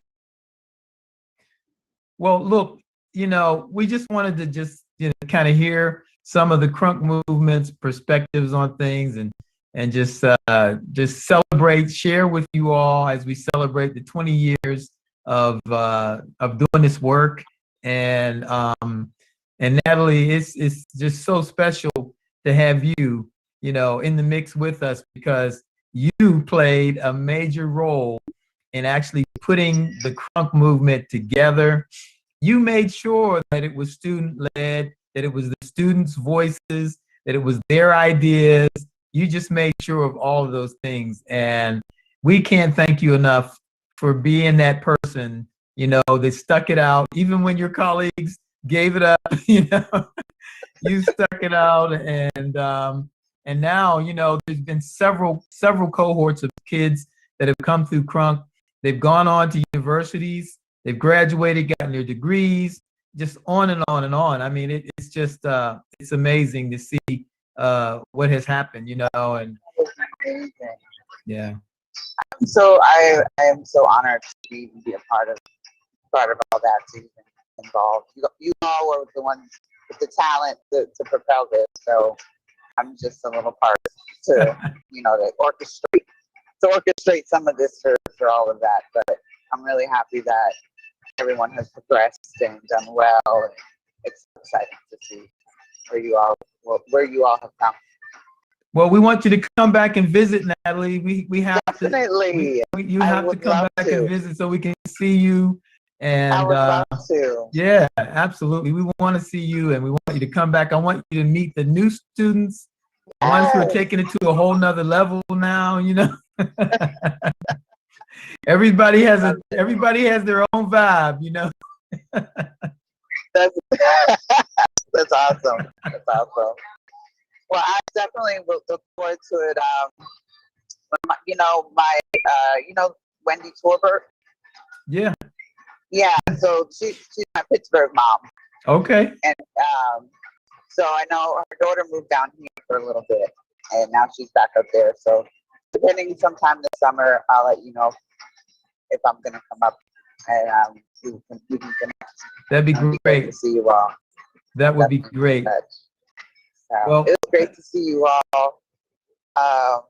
New, old faces, grown faces, and stuff. So Yeah, so it looks like Isaiah just popped in. Isaiah, can you take yourself off of mute? Take What's yourself up, off of y'all? mute so we can hear you, man. I know. It was loud where What's I up, was. So I man? didn't want to be, but what's up, everybody? Hey. Yes, how's everybody doing? Man, Good to see- Is this live stream? Is everybody watching? This is live. It's all live, man. Okay, cool. Cool. So you're in California, right? I am in California. So you Yes, sir. You see you have Natalie up there. We have Natalie with us. Remember Natalie? I know. Yeah. It's been a long time, but how you been? Well, thank you. I'm so good. I'm good. Great to see you. Yeah. You too. For real. Great to see you all are doing so well. This is like an awe of everything.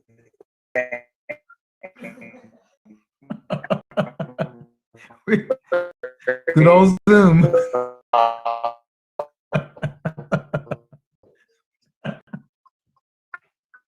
It's me. Well, usually it's you, Julian. Well, listen, y'all, we gotta move on.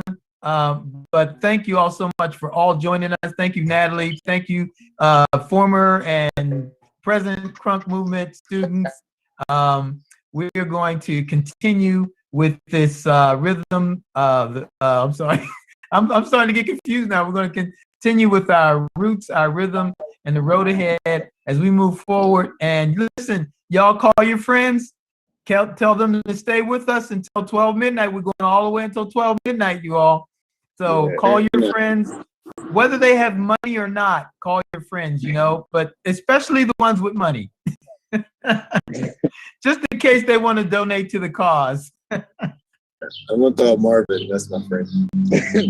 Yeah, Jules left. That's my friend.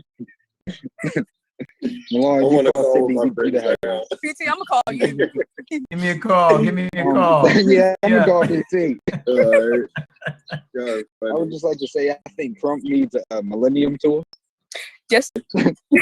Hey, listen. Y'all really took things to another level when y'all started Jimmy Six. Ooh. Jimmy Six, can we go on tour? Jimmy Six. Please. All right. Please. All right. I'm We need a working on photo it. shoot too. I'm working. Listen, I see y'all try to flame me on Facebook. Listen, I'm working. I'm working on all of the things. You said that for like 2 years now. Y'all tried to flame me on Facebook, but listen, I'm working on it. It's gonna happen. I promise. Hey Julian, now you see how I feel. I do. I see how you feel. how I feel. I know. I'm sorry. I know. They was at So I me. prepared all this They shit, were and at then me. when All it was right. my turn to talk, it's like, all right, so we're out of time. And then I'm like, All right, y'all. We're out. See you, everybody. All right, See ya. Guys, I did. They were.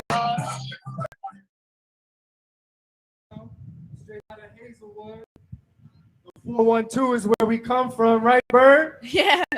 The 412. I was made in the 412. Born and raised in the 412? Even if I get played in New York stage, I still came from the 412. From the 412.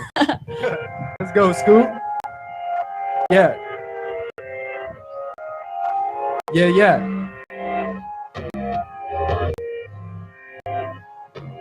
Yeah. Boys, Naps, Ike, Tizzy, homies, you ain't messing with me. East side to the north side to the west side, south side, HI, that's my city. You know, gunplay, keep them busy. We known as the ever city. Music, get me out the way, and my shit Yeah. be rocking with me. Hit my jacket, where I'm at. I'm chewing beats up in the stew. Hit a Rossley, ballin' out. out this Friday night, bro, what's the move?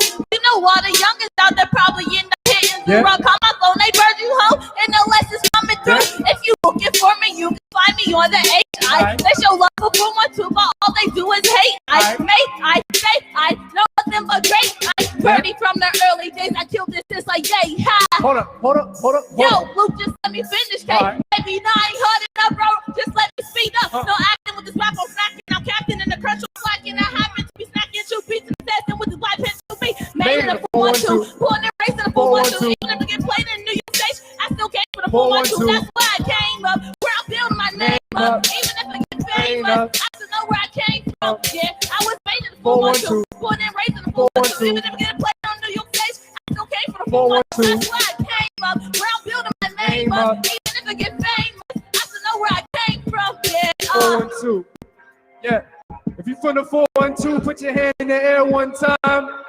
412. What's up, Scoop?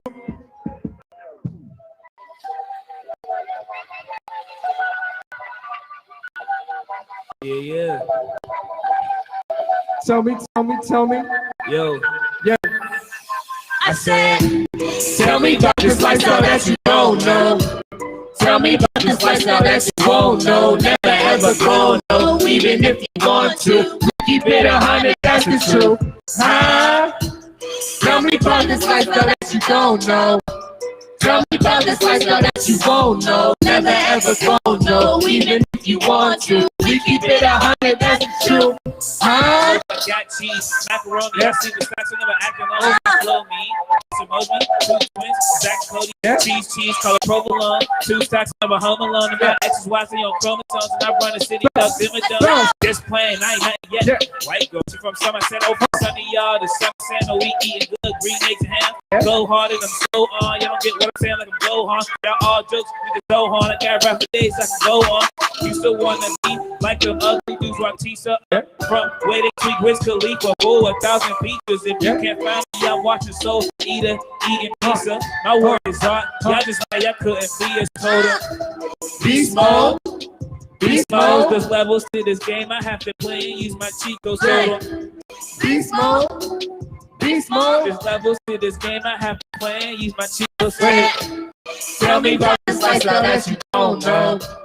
Tell me about this lifestyle that you won't know. Never ever gon' know, even if you want to. We keep it 100, that's the truth. Tell me about this lifestyle that you don't know.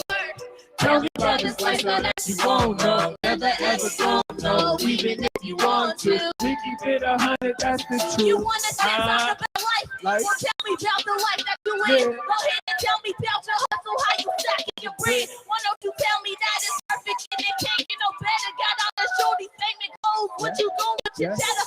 Hold up, I need a minute, can I wait? I'm been grinding, still paying the rent. I'm trying to crying. I'm tired of hiding and playing the bitch. I'm too young to be stressing my life. I keep a proof, I'm gonna be alright. Gotta do me until I grind, no waste no time. So I'm living a life. So won't you tell me about this lifestyle that you don't know? Tell me about this lifestyle that you live. I bet you won't know. When you wake up, be homeless, that's 12 be on your own, bro. Really separated for so much, still doing shows. So but ain't no 4.0 to school was doing good. Not really at that dude, no it's more just in the hood. Was always in my bed, looking for I was I should and I ain't need to get this deep, but I just really wish somebody would. I said, tell me about this lifestyle that you don't know. Tell me about this lifestyle that you won't know. Never ever gon' know, even if you want to. We keep it 100, that's the truth. Huh? Tell me about this lifestyle that you don't know. Tell me about this lifestyle that you won't know. Never ever gon' know, even if you want to. We keep it 100, that's the truth. Huh? Tell me about the lifestyle that you don't know. Tell me about the lifestyle that you won't know. Don't know. You want to. We keep it 100, that's the truth. Huh? What's Well, hey everybody, here we are again with another segment, and I have with me right now a good friend of mine, somebody that I met way back when we were just starting Center of Life, and his name is Chip Burke. Chip is the president, chairman of the board, the chairman of the board of the Grable Foundation right here, based right here in Pittsburgh, Pennsylvania. And this is a special meeting for me because in the history of Center of Life, we had never received a grant before, and and Chip, Chip came to visit, and we'll talk more with Chip about it because I want Chip to kind of, talk a little bit about how he remembers it, and I'll talk about how I remember it. But I know that we met through Salim Gabriel, and then it wasn't long before you came over to visit, and we walked the community together. That was one of the first community tours that I did. I've done a lot of tours over the years. I take people around and show them what's going on and share my vision. But yours was one of the first ones that I did. And of course, you all were the first foundation to fund Center of Life. And after 20 years, that's amazing. We're just so thankful for that. Yeah. So are we. So I remember, when you came over, and I remember us sitting down first, and then we took a little walk around. I think I showed you a little bit of Gladstone and some of the places around the community and everything. Chip, do you remember what really kind of attracted you to Center of Life? Yeah. Obviously, it was the connection that I saw that you had with the community and with kids. And, as a foundation, you're always focused on outcomes. And what I thought was amazing was you sort of intuitively knew, even with a small group of kids at the time, because you didn't have the budget to serve a lot of kids, how to track outcomes. And you had data to show it right away. Kids going on to college, kids completion. You were able to articulate really clearly the impact that the work was having on grades and everything else. But above all, it was your connection to kids and the fact that you knew every child in the program personally and were able to take that involvement. So it was a really easy decision for Grable, primarily because you were doing everything right. And by visiting, you could see that visually from the get-go. Whenever I think about the time that we met and the decision that you all made to give us our first grant, I think about how that was the launch pad or the catalyst for where we are now today. It was that grant that got us looked at by other foundations. The fact that you all took a look at us and you all took interest in us. We ended up getting grants from many of the major foundations that are here in Pittsburgh because of that. And it's not easy for a grassroots organization to begin to build up support, foundation support, and things like that. But you all were the spark that kind of took things to a whole nother level, Chip. And I think about that quite often because I always think about that because if I don't remember where we started, it's hard to appreciate where we are. And I really do appreciate where we are, but where we started is the reason why I appreciate it so much.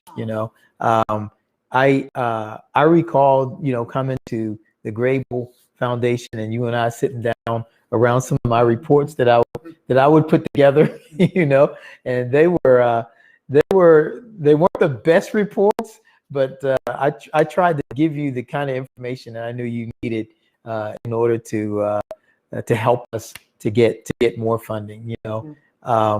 What made you stay with us, Chip? Oh, that was easy. First of all, I'm so pleased to work within an organization and my fellow trustees that believe that you don't have to reinvent the wheel every 3 years to find a new program. And if something's working, our work is so much easier when you're investing in good things that are really helping kids and meeting our mission. And I'm a big believer of trying to keep my life simple as long as it works. And that was really easy to keep investing and just seeing year after year and watching things grow.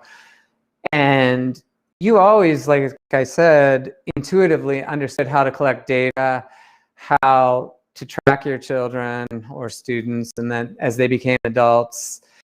And that was evident both with data. I mean, you could say of these 20 kids, 18 went to college, but we lost 2. Yeah. And you knew exactly why you would lose those 2. And that was rare.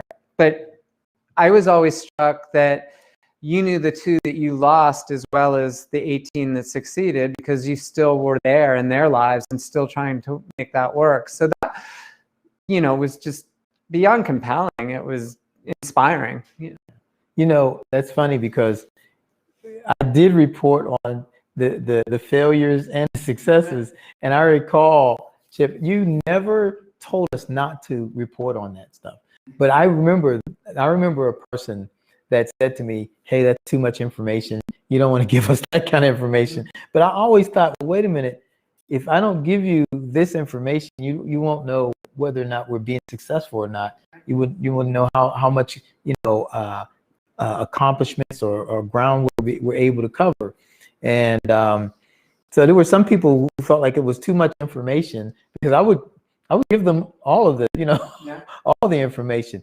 But you never wanted us to hold back. You wanted to know what was going on in our community. And the other thing that I really appreciated, and that Center of Life appreciated about the partnership that we've had with Grable and with you in particular, was that, you know, you never try to tell us how to do what we do. But you were really good at sharing advice. You know, you're really good at sharing advice with us.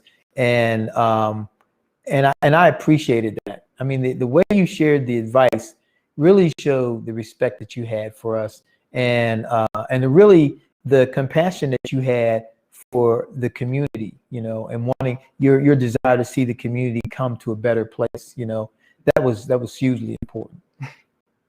I'm laughing because I don't know if you remember this story, but you wanted to do something that I thought was too ambitious. And you go, will you talk to my board? And I said, yeah, but I'm not going to give them the answer you want to hear. And you go, I don't care what you say. That just cracked me up. It was like, well, why are you having me here? I remember that meeting. It was right in this room right here. Everybody was here. Exactly. That's right. It was so funny. So, you know, you were willing to hear advice, and we would never presuppose, I would hope, on telling people how to do their work. I mean, around strategy, I'm happy to give advice where I think it can lend, but clearly it would be foolhardy for somebody as successful as you for me to ever try to tell you how to treat kids. And yeah, the other thing that's kind of amazing about our relationship is my son Charlie ended up working in the summer program. And that was an incredible influence. And he's a teacher to this day, you know. So he's, you know, believe it or not, talk about time flying. That was probably about 8 years ago. And he's 6 years into a teaching career, which is kind of amazing, and was rooted here in a lot of ways. So that's kind of a neat story. Charlie was like, he was probably one of the most loved interns that we had, you know. Kids would hang on Charlie, you know, all the time. And please don't miss a day, Charlie, because, you know, everybody's asking where's Mr. Charlie? Where's he at?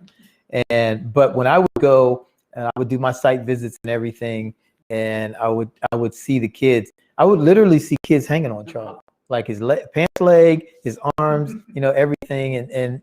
And he was like, it was like he'd been doing it all along, you know. But that was a special time for us as well, you know. Training, who was the supervisor? Was it Miss Charlene or who? I think it was Charlize. Charlize, that was who it was. Yeah. And he, to this day, credits her with being one of the most greatest mentors as, you know, teaching to this day. Charlize was a beautiful person. She really was. And she's not with us anymore, but she definitely was, she added her spice to the Center of Life bowl of soup. That's right.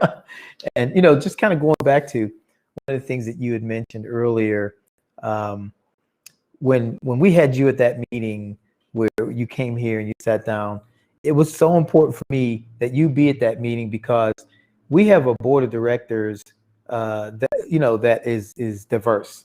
And the one thing that I always wanted our board, we've never had a rubber stamp board.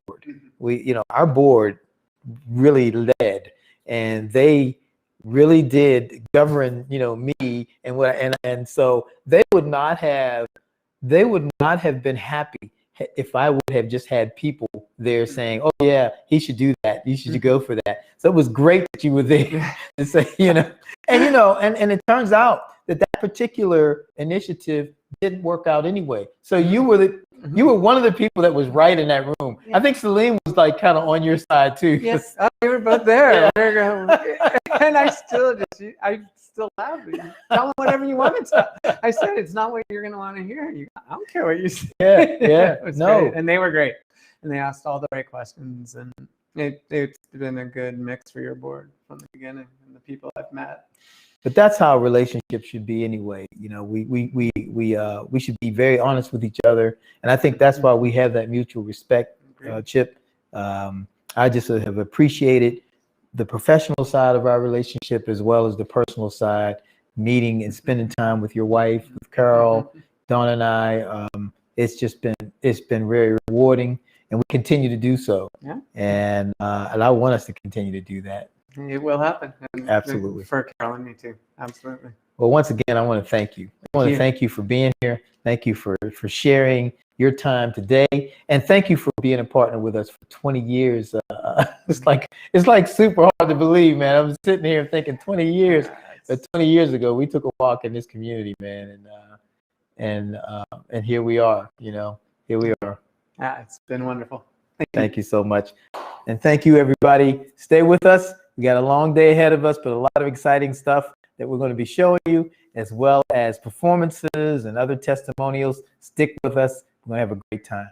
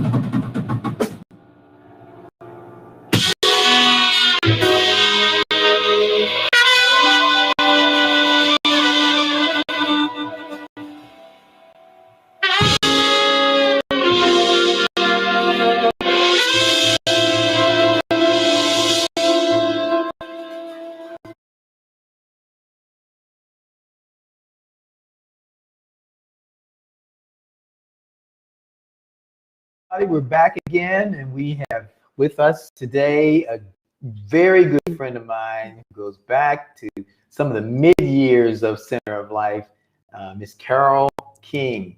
And I am so excited to have you join me here today, because you came into our life, you came into Center of Life's life, and you came into my life personally when I was almost at a crossroads, and it was for me, it was a major milestone, because we were thinking about what we were going to do as an organization, how we were either going to move forward or maybe not move anymore at all. And I think it was Andy Fishoff that brought us together.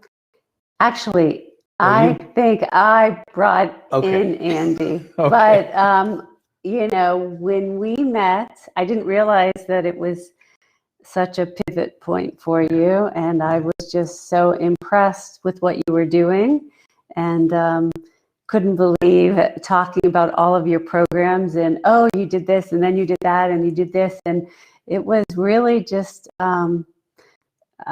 amazing to see all the work that you were doing and how you impacted the community. Well, Carol, I I was doing the work, but I didn't really understand how to raise money. I didn't understand how to raise money for a nonprofit. And coming out of the for-profit world was a different animal for me. It took me a while. It took me a while to really catch on to how you build relationships with people and how you present yourself in writing and in other ways. There was so many things were subjective too, so it was one of those kinds of things. But after I met you, you began to share with me a lot of these details that I had never really thought about. And you also introduced me to a lot of people that I didn't know, that I'd heard their names, but I never had a chance to meet them. And, it was so important for me to have you be one of the people that we talk to in these segments, because I want young people to know that it takes all kinds of people to help, and it takes building relationships with people, and not just building relationships for the sake of getting something for yourself, but building genuine relationships where you actually become friends, and the friendship is more important than just the favor, and it's been that way between you and I, and of course your husband Chip, it's been that way, and Donna and myself and you and Chip, we've all gotten together on a few occasions, and it's just been good, really good. Well, we value the friendship that we have. We really do. But thank you for saying that. I feel like when I met you, I just saw all the amazing work that you were doing for this community. And I knew your authenticity was really the thing that would help you develop your fundraising program, because you speak from the heart. When people talk to you, they know that you're here because you care about the people of Hazelwood, you care about the people of Pittsburgh, and you want to do all you can do to make it better for everybody. So I think people really connect to you. So you made my job very easy because I just had to give you the formula, but you had all the raw talent, and you have the ability to really tell people what you're doing, and it shines through. Well, that's interesting for me, always interesting for me to hear, because I never saw myself as having any of the raw talent that was connected to anything, related to fundraising, because that was so foreign to me. I just knew I wanted to, we wanted to do the work, but I think you made it very easy for me to connect the dots from the functions, the things that we were functioning, doing, to the things that we need, the people that we needed to reach out to, and the foundations that we needed to reach out to, because I wasn't making the connections a lot of times in terms of doing the research and saying, okay, what kind of foundation is this? What is it that they like? What do they gravitate to? What do they fund? I wasn't doing all that. Like I was just reaching out to people, reaching out. And I oftentimes talk about the stack of rejection letters that I've gotten. Well, those rejection letters came because nobody really knew. They didn't know who I was. It was like a cold call, a telemarketer, and you kind of you helped me to connect those dots, and that's why it was so important, because I was at a place when I met you where I really felt like if we don't grow, then we're just going to go out of business. That's where I was when I met you, and you didn't know that, but that's where I was, and I was thinking, all right, I'm going to have to make a decision. Either I'm going to disband this organization, or we're going to press in and we're going to grow. And it wasn't until I started meeting with you regularly that I got inspired to understand that there was just so many things that I didn't know. We had our weekly coffee meetings with Andy and Coffee Tree, I think it was. And it was great. It was great to get to know you that way. And I know Andy adores you as well. But you gather people, once you talk to somebody and you tell them their story, they stick with you because, they're impressed by you. They're impressed by all the work that you've done here and the kids, and they stay with you and they introduce you to the next person. So that's the perfect way to do fundraising, right? Yeah. Is keep those people close and add new people all the time. Yeah. Well, you know, Carol, we've been talking about our roots, our rhythm, and the road ahead. And you certainly played a part in our roots. You're certainly a part of our rhythm as well, because our rhythm includes relationships that we build, friendships that we keep and we hold dear, and the journey that we continue to take together. The road ahead, you know, we Center of Life is, we were leasing about 4 buildings. We had, you know, we're a lot of people, serving a lot of people. I don't know what the numbers are, you know, but we now lease 2 buildings because the pandemic kind of took things to a different place. As this pandemic lifts, it's going to happen again. Right. And so in the road ahead, we're looking to, you know, try to get a place where we can put everything under one roof. We're kind of separated where we are right now, but, you know, we're still doing the best we can. You know, we're still working hard, and we want to provide a place here in the community for the community members where they can come and get the things that they need, you know, and build the relationships, have their meetings. And so we've been working hard just to begin to prepare for those kinds of things, you know. And I think about the 20 years that I've spent being here, and I think about the staff that we have. I can't say enough about our staff. I just can't, you know, I talk about them all the time. I almost talk about them, Carol, like they're my children, and some of them my grandchildren, you know, and they'll laugh, they'll tease me, you know, everything, you know, because they know I don't have any grandchildren yet. So they'll be like, okay, so which one are you? They'll be like, well, I think I'm a grandchild, but I mean, but you know, when you're sort of a founder, you know, and a, you know, executive director, it's a different kind of relationship. And I see so much potential in so many of the young people that work here now. The young man that his name is Patrick Orman. He's our development manager. I got to introduce you to him so you can meet him. He needs to meet I'd love to, you know. You know, but he's doing a great job. He really is. And he spends a considerable amount of time with Andy Fishoff. I bet. He spends a good amount of time with Andy, but you're doing good. Well, I look forward to your future and seeing what you plan. I know that you're always so good you're a visionary. You know, you came up with this idea 20 years ago when this industry was not even, you know, that popular. People didn't really talk about careers in this industry, and that was 20 years ago, and now it's a hot career. So, you know, you were a real trailblazer and a real visionary. So I can't wait to see what's ahead. I'm sure it's something really exciting. Wow. And we'll be there with you. Thank you, Carol. Thank you so much, and I'm glad to hear that, because, you know, we won't be there no matter what, you know, and I see, like I said, I see the young people coming up in this organization. I want you to meet them. I want you to see them. It's just a testimony to everything that everybody has done for us to be able to get to the place that we are at, right? Nobody could do anything like this by themselves, you know, and building these relationships and friendships has been key, you know, to everything. So I'm excited. I want us to keep going and growing together, and figuring out what the next thing is going to be, and we'll keep moving on.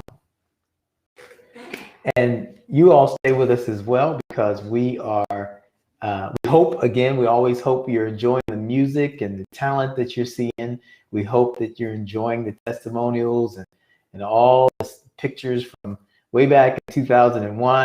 And we hope you'll stay with us for the remainder of the day, because we're going all the way to midnight with this fundraiser. And so thanks so much. We'll see you again soon.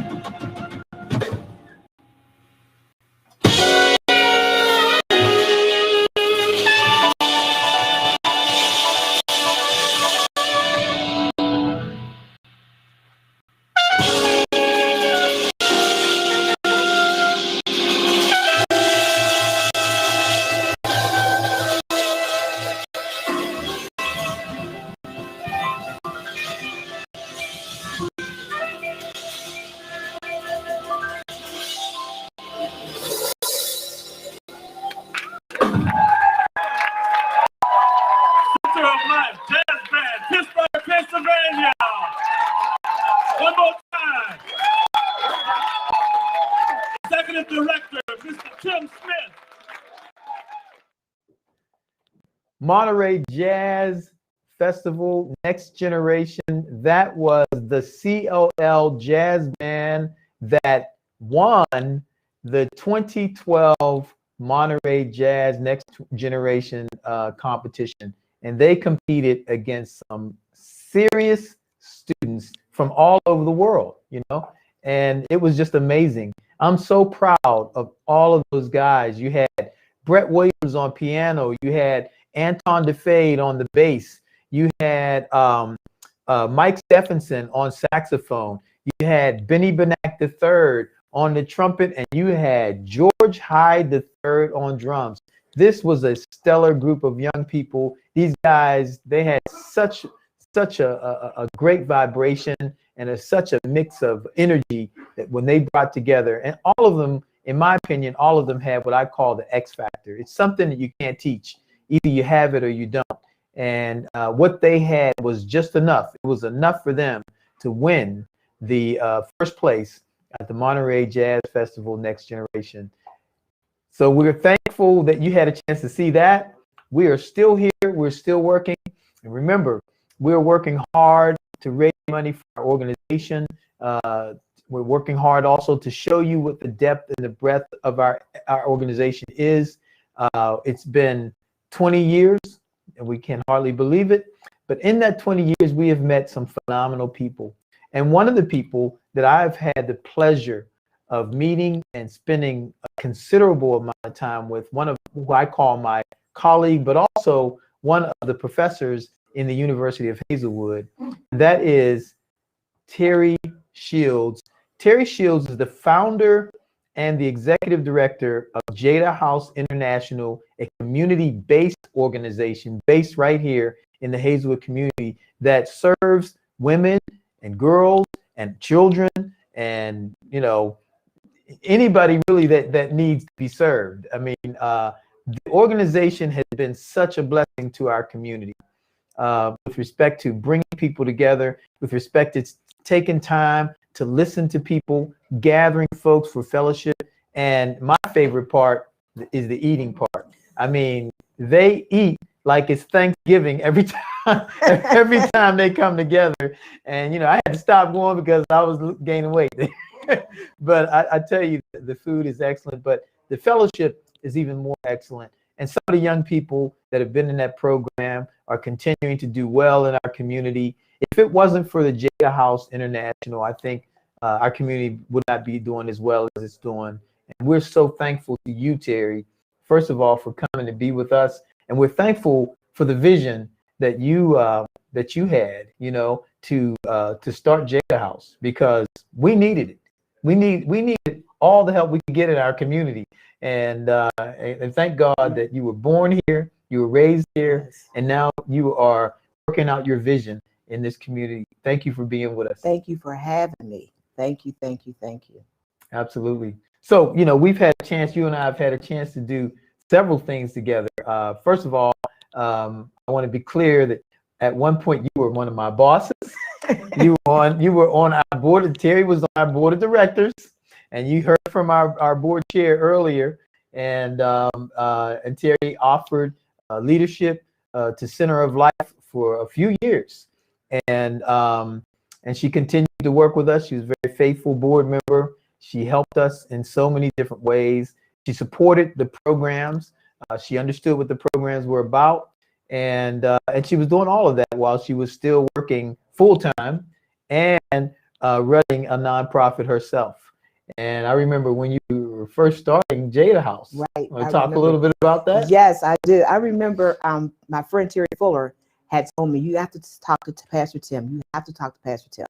And I'm like, okay. So I came and talked to you. I put a suit on and everything because I wanted to be professional. I don't know if you remember that, but I did. I got dressed up. Did I have a suit on? No, you did not. and I got dressed up, and you were telling me all the do's and don'ts that I needed to do. You know, what was so different? You said, what's so unique about your program that you need my help? And I'm like, I was telling you what I wanted to do with the kids and with the adults. And I never even thought about the blast off and the senior luncheon that came later on down the pike. But you telling me about bylaws and lawyers, and I'm like, I can't do this. It's too much. But I stuck with it. And I remember when we didn't have a 501c3. I'll never, ever forget that. And I know my friend won't forget it. You helped us out. You gave us a check. And I thought we had arrived with a EIN number. So when you wrote the check to Jada House, and I took it to the bank, and they were like, we can't do nothing with this. You need this, you need that. And I was in tears. And I told Terry about it, Terry Fuller. And she said, you know, take the check back. And then I don't know, it was favor because you said, take this credit card, but bring me some receipts back and get what you need. And we got hot dogs, hamburgers, and all the things we needed for our first blast off book bag giveaway, where we give away the school supplies and hot dogs, hamburgers. So I'll never forget that. And that's always going to be in my heart because that was my start. And you signed for me to get how do you pronounce it? Fiduciary agent? That. And I think I got that from Hazelwood Initiative. And I came back with receipts again. Yeah. But you gave me a great start. And receipts are important. They're very important in this business that we're in. They're very important. Very important. I know now they're very important. But those were the things that really pushed me to want to keep going and going. Nothing but the grace of God. But you need an angel to push you and be in your pathway to, you know, okay, it's okay. I got you.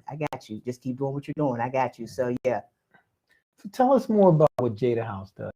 Jada House started in my house with a group of women, and we were talking about different things that women go through with their children, with their health issues.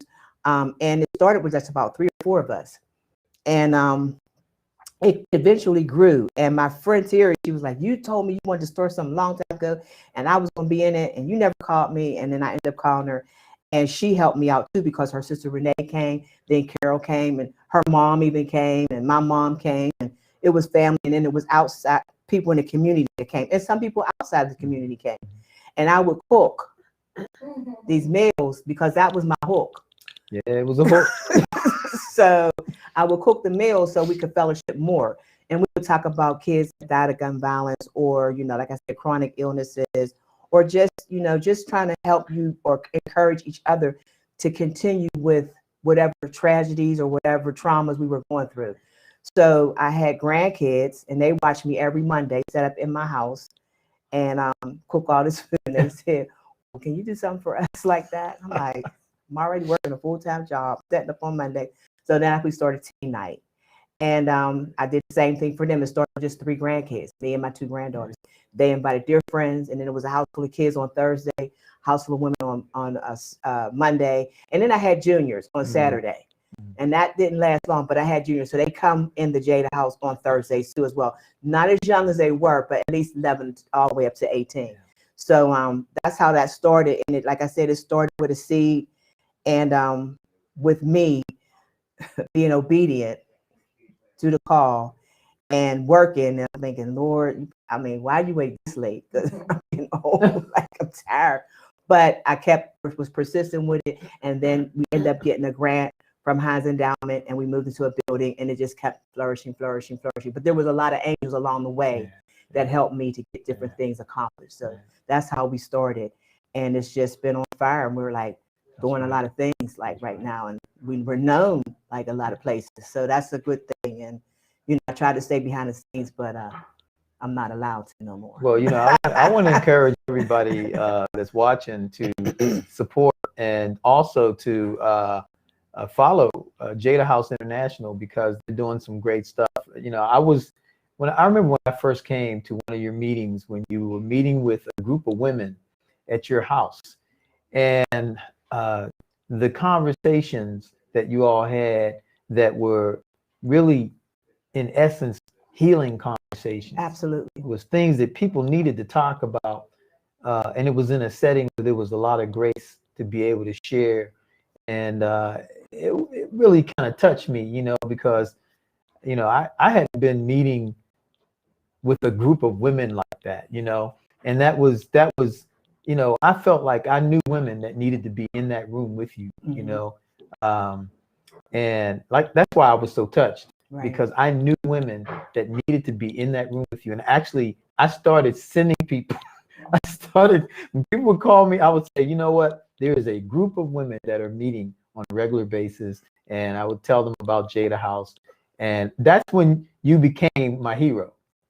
That was when you became my hero, because I was like, I need, you know, we need a place that we can send people that they can feel comfortable. Absolutely. There's trust. Absolutely. You know, and that they could share without judgment. And I feel like that because if you share something that, I mean, sometimes you're ashamed of or you're feeling guilty about, once you let it out, it's a release. It's a release, and then other women embrace us, you know, or embrace you, or embrace the whole situation, so that you can feel like, okay, I let that go. Now I can move on to the next. It is a healing group. It is. It's an experience of love, fellowship, unity, and just a lot of encouragement to each other. And we became a family. We pray for one another. We look out for one another. We call when you're not there. You know, right now we're doing the adult night on Zoom due to COVID, but we do meet in our building with the kids on Thursday. So, well, they should be calling you Dr. Terry Shields. They should. They should be calling you Dr. Terry Shields, because I think so much of what you've done, in particular with women that have come out of some very difficult situations, has been therapeutic, and it has been very healthy for them, you know, and for that journey. And I certainly learned some things, and I've been to more than one of your meetings, and I've seen people really just kind of go through a healing process while they were in there. I wanted to talk a little bit about you know, your time with on our board, and what you may have learned about COL. And it was a great learning experience because I begged to be on your board. I asked Terry, I said, could you please ask him, because I wanted to learn. I thought I came after you. You might have after the fact, but I asked. And it was like, I wanted to understand what board members did. I wanted to understand the dynamics of it. And it was a great board. You had great, phenomenal people on your board. Terry Fuller and Kwame and all those great people that were on your board. I can't name everybody by name, but those great people that were on your board. And like you said, we worked for you, but we all came together as one to make a project, you know, a project come together. Sometimes some projects were a little shaky, but we came together to make sure projects happened, and we gave suggestions, and we listened, and we came to agreement, and we voted, or not, I don't think it's called voting, but we what is it called, Tim? It's deliberated. Yeah, we deliberate on different things, and we came to a motion to agree on something. So I learned a lot about the community myself that I'm in, that I didn't know. You know what I'm saying? Like the infrastructure, like the things you have done to investigate, make things happen. You make things happen, Pastor. You make things happen. Trust me, you make things. You help me to make me happen. So you make things happen, and it was a great learning experience to be on that board. I was honored to be on there, and I was disappointed when I had to step off, but it was an honor to be on that board. We were glad to have you for the really time that you were with us. It really was. Yep. You know, Terry, you're also the chair of the Greater Hazelwood Community Collaborative, and this is your second year doing that.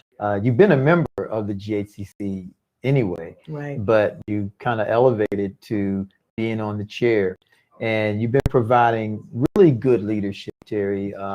You know, you're kind of hard on yourself, but I can tell you as a former chair that I feel like you've been doing a good job. And you know, you came into that leadership role at the worst time ever in my mind, because you came in right in the midst of a pandemic, and I just, you know, I've told people all over the place how you provided leadership, stable leadership during that time by calling us together before the state was closed down. You called us together on the 13th of March. You remember that? I remember. You called us together on the 13th of March, and on the 16th, that Monday, we were shut down. We were shut down, and we started delivering food, right, and everything. And that's something that I talk about with different funders. You know, I know there's different things that go in the community. We may not get along or agree to disagree, but we came together. Oh yeah. Everybody came. You brought us together. well, thank you, but it was a we thing. We came together and we made sure homework was passed out, computers was passed out. Yeah. We went and delivered food, lunches, people, the seniors who didn't have food to themselves. And then when you went in their houses, whomever delivered, because I didn't deliver, but I put people together, you found out their deplorable conditions, and you brought other people and helped them with steps and whatever else needed to be helped. That's when I seen Hazelwood really come together, despite differences, despite whatever. We came together as one, and that was a beautiful thing to me. That was beautiful. It really was. Hazelwood is a university. Yes, it is. And yes, you know what? Universities can learn a lot from Hazelwood. Absolutely, absolutely. I would hope other communities would adopt what we did, because we didn't get coverage of that. No news coverage, nothing like that. But I saw this with my own eyes, how we came together and we made it happen. Well, you know what, Terry, you know, your leadership made a lot happen. I just I have to point it out because I'm a leader, and I feel like it's so important to give credit where credit is due. And you called us to meet every week. I think we were meeting more than once a week. That's what I'm, yeah. We were meeting at least twice a week. In the very beginning of that, we were meeting twice a week.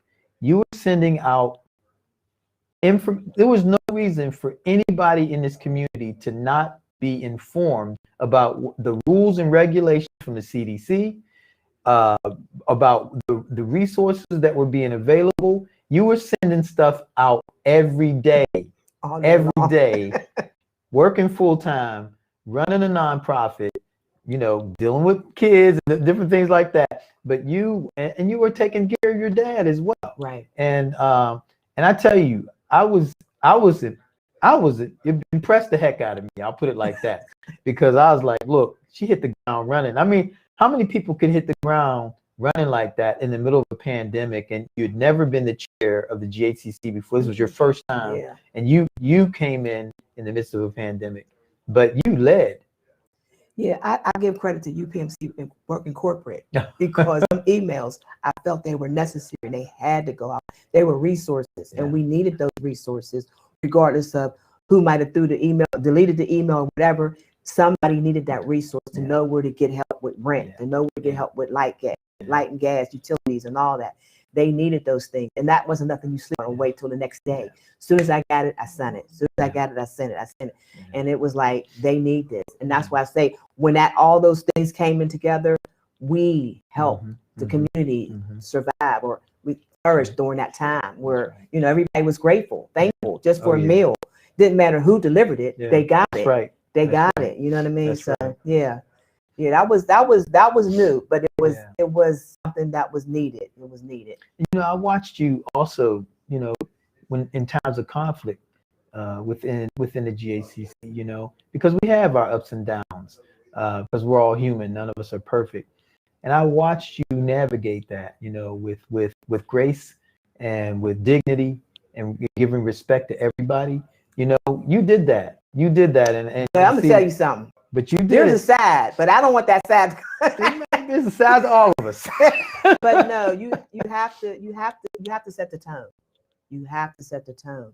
And my demeanor is not rah rah rah. It's not controversial. Right. So I try to, and it reflects on other people where they don't want to scream and holler as much. There was not a lot, but there was some things going on. But it probably could have been more intense if I'd have jumped in with it. Yeah. You know, if I said, you know, but I wasn't, I didn't want that, but you know, But I bring it up because in the midst of everything else, in the midst of the pandemic, in the midst of sending out information, educating people, informing people, going to meetings, going to have to go to all of Zoom meetings that you had to go into because you were the chair of the GHCC, you still handle conflict with grace and just dignity and respect for everybody. And I want to acknowledge it, and also want to thank you, because being a member of the GHCC, you know, it can be difficult at times, but knowing we had that kind of leadership was really important. Right. So, you know, Terry, I'm just really thankful that you were able to come up and it's be a with countdown us now. Listen, I can't even believe you're sitting here. I can't even believe you're sitting here right now, because I know you just You just landed. Oh yeah, I did land, but yeah, it was a learning experience. Yeah. It was a learning experience. I learned a lot about things that I didn't really think about that much, like the infrastructure, the water, the trees, just different things, projects, community, people who came in and wanted to do things in our community. It was just a learning experience, and it was you who said, "I'm not the chair anymore. You got to talk to Terry Shields." I'm like, you could have just answered that question, but it was for me to get to learn and to understand the language, to understand the people, and I made a lot of friends. You know what I mean? I made a lot of people who, respected me as a chair, and that was nice. That was very nice. Because of my demeanor. Right, and they knew what you was taking on. They knew you were taking on some serious leadership. It's not easy to be the leader of a 41-member service provider organization, both community-based and non-community-based. Right. And you took it, Thank you. So, thank you. I wish you'd have one more year. You're funny. But Terry, I want to thank you so much for coming up, and thank you for your contribution to our community and for what you continue to do in the lives of adults and children. I'm praying that God's choice blessings upon you and Jada House, that you all continue to grow in this community. You will always have the support of Center of Life and my support as well. Thank you. Because I admire what you do, and I don't know how to do it the way you do it, but that's what makes us all unique. Exactly. We all do things a little bit differently, and so again, I thank you so much. Thanks for having me, Pastor Tim. Thank you to everybody who continues to watch. Thank you to everybody who you're learning so much about our community that you may not have known. But what I hope you're learning, the main story that I hope you're learning here, is that everything is about people, and nobody can do this work by themselves. Everybody has to have help. We received a lot of help from Terry Shields in Center of Life, so many others that have stretched their hands out to help us and lend us a hand whenever we needed it. And so whatever good that we've been able to do, that good has come because of the goodness of the hearts of other people who have reached their hands out to help us as well. Stay with us as we continue our trip on our roots, our rhythm, and the road ahead.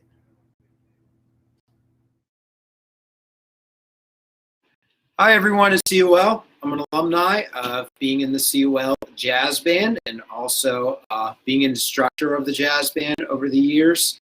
I now teach in Fox Chapel School District. I'm an elementary band teacher. I've been doing this for 6 years, and I'm actually in my 12th year of teaching public school. I taught 6 years before this at Woodland Hills. But I can definitely say that I would not be sitting here today in my 12th year of teaching in public schools if it wasn't for my time in COL. And I go way, way back to 2003, 2004, and I remember actually driving over to PT's house and playing with him and Tim Smith Jr. and Isaiah in the basement, and I would learn original tunes that PT wrote. And I could say musically, the one thing that I definitely, that was my first experience really learning how to trust my ears when I play.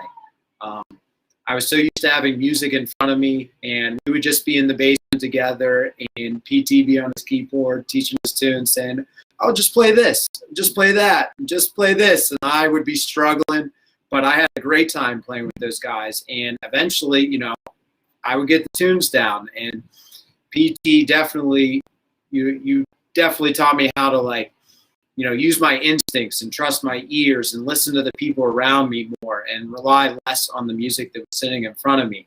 And I was only a junior, senior in high school, and I played a lot with Tim Jr.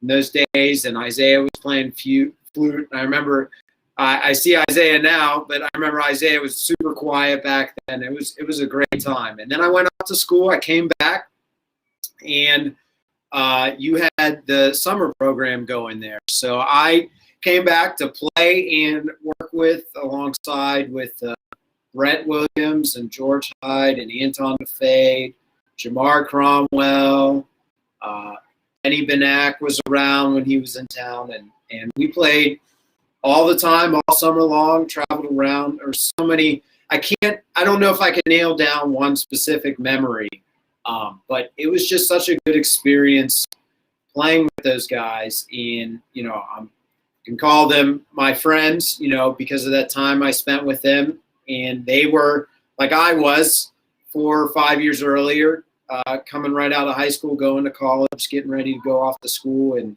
become the amazing musicians they are. And it was just seeing those guys develop and write original tunes, and being a part of that is something I'll never forget. And I think one thing that stands out to me about that time is definitely going to the studio and recording those tunes. That was a brand new experience for me, being able to have to go in there and got to get those tunes down and get them right, and spending the whole day together and meeting new people and just having a great time making music. And I remember sharing with those guys when they were younger, just, especially George, George and I love George, but I remember telling him, this is such a great experience. You could be working in McDonald's, doing that, but we're here playing music together. And I think that's a special experience. And it helped me develop, as a teacher, as a musician. And because of that, all those experiences, I try and bring that here when I'm at school.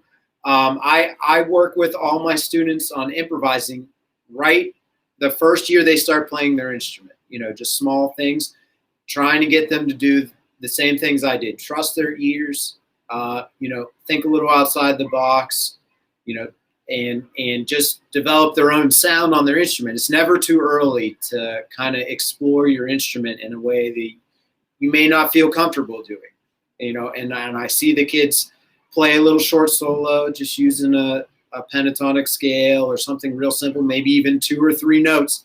And it opens up a whole new world for them when they're playing, to just, experience that and be able to go out in a concert and stand in front and play, even if it's just 8 measures. So when they get older, it's not something new to them, and they can explore jazz and all that stuff. And the summer programs are great, just getting to hang out with all the hip hop artists and the dancers and putting together a program.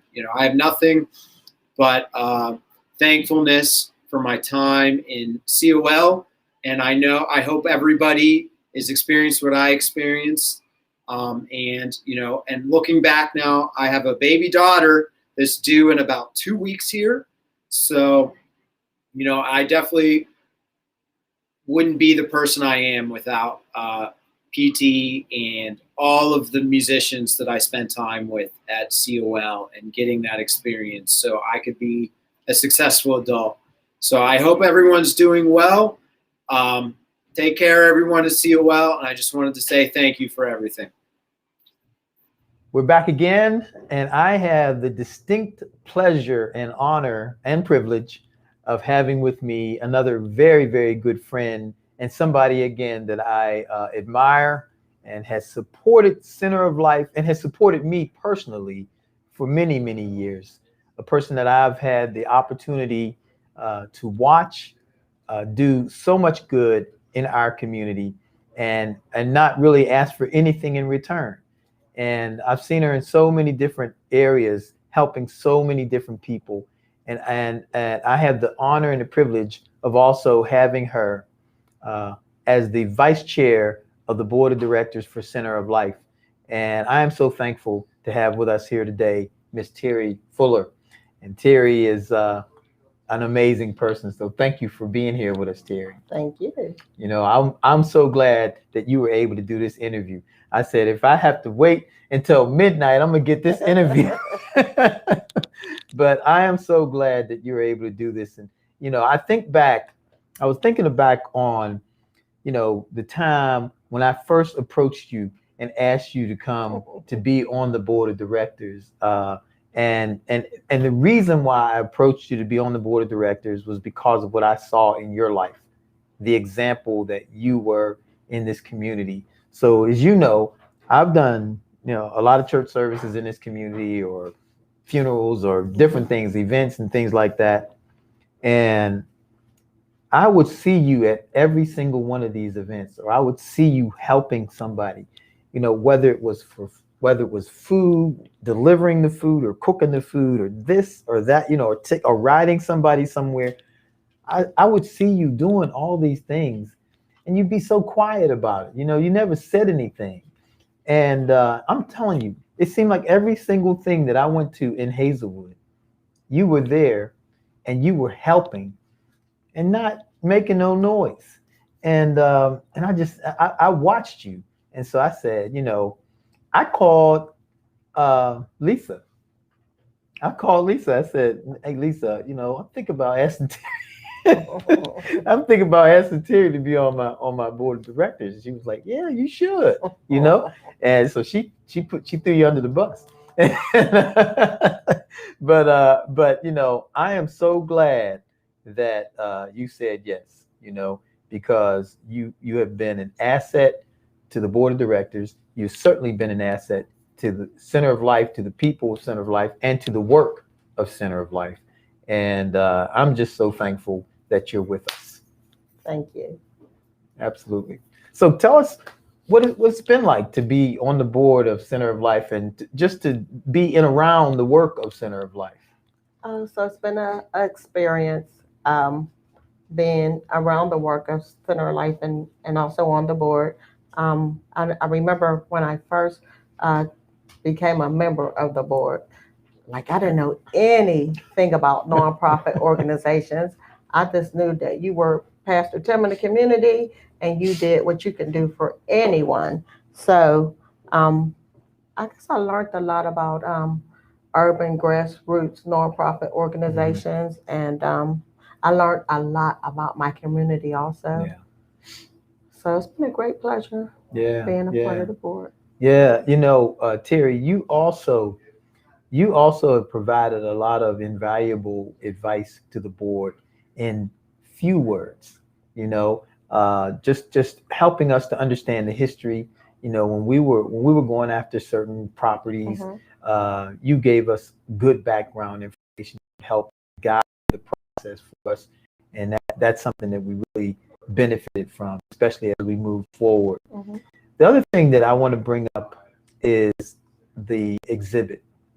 The I lived, we lived, what did we miss exhibit. You and Terry Shields were intricately a part of the putting together of that exhibit. Your sister Carol was a part of that as well, and that exhibit it continues to have an effect on this community and other communities. People still want us to bring that exhibit to their places. Like it went from Hazelwood to the JCC, and went from the JCC to the August Wilson Center, and then the president of CMU let me know that he wanted it to come to CMU, which would have been interesting because we worked with CMU students to do that. Yeah. What was that experience like for you, Terry? That experience was great. It was great. If there is such a word as glad happy, I was glad happy about that experience because my nephew, my first nephew in the Fuller family, firstborn nephew in the Fuller family, which was my sister Carol's son, he was a part of the exhibit. And when my nephew was shot and killed, like 2 doors from my mother's house, the media tried to go around the neighborhood to I think they wanted to just report just like dirt, filth, just garbage. And that bothered me. It bothered me all the way up until the time the exhibit came into existence. And then my nephew was seen in a good light. Well, he wasn't a bad person anyway, but he was saw in a good light. Like he was a person, he was somebody's kid, and we loved him. So I mean that like closed that door for me as far as my nephews. You know, we live with it, we miss, because it just haunted me the whole time that the media wanted to report just like dirt. Like he was just nobody, just garbage. They wanted to report him as a gangbanger, but not so. They went to as far as knocking on my niece's door, asking about them. So the exhibit did a lot for me and my family and closure. What was it like to work with those students from CMU? I enjoyed working with those students from CMU, and I want to say they were great, and they were from all over the world. Yeah, they were from all over the world, and I can't remember, but my sister Carol really enjoyed them because after the exhibit, they visited her. Yeah, they sure did. Yeah, they really did visit her. Well, Yes. Carol was vocal with respect to the exhibit. She shared her opinions, and you had to listen to what she was saying. And I think that's one of the reasons why they probably visited her, because she was really offering them information that they needed. They couldn't do the work without that information that all of you shared with them, And so, it's always interesting to hear, because, when I think about Carol, I think about how many times she actually walked from Glen Hazel all the way to the church, and what she was struggling with back then, But she wanted to see that thing come to fruition. She wanted to see it become a reality within our neighborhood, and the impact that you all had. I think we had about 28 people from Hazelwood that participated, but then there was that core group of you all. I think it was like 7 or 9. Right. You're really correct. That really, really were the core group leadership of that brought that thing all the way out. Yeah. And I think about Geraldine, and I think about Pam, and and Kim and Lenore. Oh yeah, Lenore for sure. Yeah. Matter of fact, Lenore, we were going to be interviewing Lenore, but she wasn't feeling too good. Right. So we weren't able to do it. But you all pushed this thing all the way over the finish line, and I couldn't have been more proud, of my community. Right. Watching your work, I thought about the students that went down to Kim's place, and they was teaching each other how to cook different kinds of food. All of that was just amazing. But I was telling somebody I interviewed a while ago that we thought 12 different countries came to see the exhibit. So that means 12 different countries would have come to Hazelwood. Absolutely. But when we went back and we counted, it was 19. It was 19 different countries that came to Hazelwood to see that exhibit, and that, that says so much about the work that you all put in place. And that thing ain't over yet, because I spoke with the president not too long ago, and he definitely wants that exhibit to come there. There's another group that wants the exhibit to come to, we're supposed to take the exhibit to the Holocaust Center of Pittsburgh. So, because we were supposed to do that anyway, but it was supposed to do it coming on the way back. Right. And so, it has, the exhibit still has wings. It's still flying.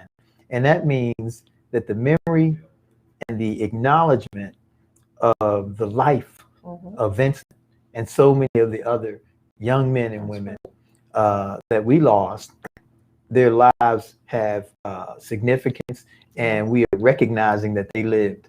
And you all put that thing on the map. You really did. We did the tag. Yeah. Y'all did. It's not over yet. So, Right, I mean, it's like, we'll probably be calling everybody back together again, because it's still alive. People are still asking for it. I'm so glad we didn't get rid of it and everything. Right. It's still packed up and ready to move when the time comes, But we still have the picture frames up. We decided, when we took it down here, we're gonna keep the frames up, because them frames represent the lives that we wanted to recognize. And we still have that centerpiece, and we still have the other pieces as well. But the pictures that you all took too, when you first came into the exhibit, it was a picture of you and Carol, that was striking. It was powerful. It was striking. I mean, it was one of those pictures, when you looked at it, you couldn't stop looking at it. I remember walking in when they first put the exhibit together, and I walked in, And I was looking at that picture. I just thought, man, there's so much information in this picture, you know, and that right there is a long conversation right there, you know. But I thought about y'all's journey. I thought about Carol, and just, you know, everything, you know, everything. I thought about Renee, you know, thought about Renee. You want me to tear up in this? No, but I just, you know, but those You are, want me to cry? it was the people. Yes. It was all those people that I had to think about looking at that picture of you and Carol and her with that picture, you know, in her hand, you know, Right. and how much that did. You all were brave for doing that. You all were brave for doing that, and it did so much for our community. So many people came to see it, you know, and we're just thankful. So I'm thankful for your leadership on our board, your continued leadership on our board. I'm glad you're still on our board, you know, and I hope you'll stay. I want to see some things come to fruition for sure. That's right. I'm looking forward to it. It's coming. Absolutely. It's coming. And then I can back off. Yeah. But I'll still be doing work in the community. That's right. Yes. You will. You Yes. will. And, Yes. and what you want to see is in the works. It's in the works, you know, and you are a big part of that. So I want to thank you again, Terry, for everybody, really for everybody that you've ever helped in this community and that you continue to help. It's just, you know, some people do it in a way where, you know, they don't make a lot of noise, but they make a huge impact, and that's you. Thank you. That's you. Of course, you know, I don't see myself in that way. I just see that I'm doing what I'm called to do. Well, Absolutely. Yes. It must run in your family. Yeah, I think so. I think it runs in your It family does. because, you know, I think I have so much respect for Lisa, and you know, definitely had respect for your other two sisters, Right. and your mom, you know.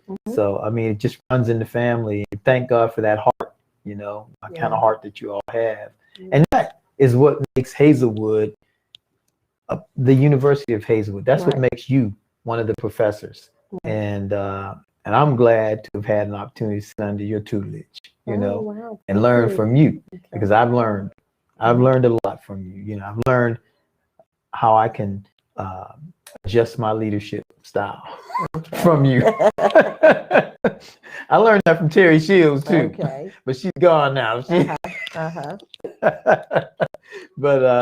But you know, I appreciate that. I learned so much from Hazelwood. I really always give Hazelwood the credit because it's a university, and the people here have been our teachers from day one, from the youngest child to the oldest adult. You know, we've had a lot of help. So thank you for being that helper. Well, you're welcome. An honor and a pleasure to be on the board of COL, because I remember when my son was a part of the COL, and I actually brought some trophies here with me. That's right. Oh, Yeah, wow. can I pull them out? Please, here they are right here. Yes. So. Oh my goodness. I brought. It was. Oh, I brought a lot. Oh my goodness. So this trophy is from. Here, I'll let you read the Wow. trophy. So Yes. this is. And This is a Center of Life tournament. Yes. This was the 2009 Center of Life Tournament of Champions. Discipline, dedication, and determination. And they won. They won the championship. Yes. So these were his trophies and his. Fantastic. This is So Center this of Life as speaks well. for who Center of Life is. Wow. Really. 2008 Yes. Father-son basketball Yes. weekend tournament. Yes. Ooh, this was out in upstate New York. That's when we went upstate New York. This is amazing. You've always been. Oh my goodness, father-son basketball. Yes. I just brought a few. This is great to see. You've always been a great leader in our community. Wow. And you know I love you so. Thank you. Yes, so much. absolutely. Love you too. Love you too, Terry. You are truly all about people. Man, this Yes, is you so are. good. Yes. Thank you for bringing I this. had to bring this. Makes those. me feel so good. It's Yeah. like, because you know, Okay, you I'll give take 'em out off your trophies. hands. Yes. You give out trophies, and you just sometimes you forget. But this is a record of Sure is. some of the work that's been done. Yes, absolutely. Some Some of the great work that's been done. Thank you so much. through This is refreshing the to see this, COL. you know. I'll let you. Thank Wow. you so much. You know, and you took care of these I things. sure did. I'm so glad I did. Lenora, I'm so happy. Lenora had what 98 trophies that Yes. she had to take care of. Yeah, we had the medals and everything. You sure did. Maurice would love to see this. Well, he can see. Oh my God, he would love to see that. Yes. Because he worked hard with the basketball program as well. So again, I want to thank you. And I want to thank all of you that have stayed with us. We don't have too much longer to go, but we got a few more things that are going on, and we're going to let you hear some more music, see some more faces, some more pictures and videos. And we hope that you will reach out to your friends and ask them if they want to give to Center of Life, if they would give to us and share with us. We appreciate anything that you can do, whether it's small or large. And actually, there is no small. When you give out of your heart, we want you to know that we will be good stewards over every penny that we get for this organization. And I thank you for being with us. And okay, well, we're not leaving yet because now we have another check. Yes. This check is from Lisa Fuller Edmonds. Wow, thank you. She believes in the Center of Life. Wow. Yes, here's your envelope. Thank you so much. Thank you so much. Yes. So many people have done this today. You know, some people are giving over the internet. Some people are giving by credit card. Then we got checks coming in. But it's just been a blessed day that we've had so far. And I'll have to call Lisa and thank her for this. I really appreciate it. Well, stay with us, folks. We're continuing with our roots, our rhythm, and the road ahead. And I know that it's not easy to keep things going, you know, and that you always have to try to raise money because, you know, that's what it takes. You know, you do your turkey. Hey, you have to buy things. You have to do things. You know what I mean? You know, to keep things going, that that you need funds, and you know, that's why this is so important that you know, that people hear your story and learn about all the people that you touched. But you know, your work is not done. You know, your community still needs a lot of. That's right. You know, needs a lot of work, probably more than ever. And who would think that sometimes, right? Because you think, man, you worked so hard for 20 years. But still, so much is still needed. That's right. And so, you know, we hope that people, you know, really, you know, step up and give, because there's still a lot of work to be done. There is. And there's still a lot of young people that you need to help grow.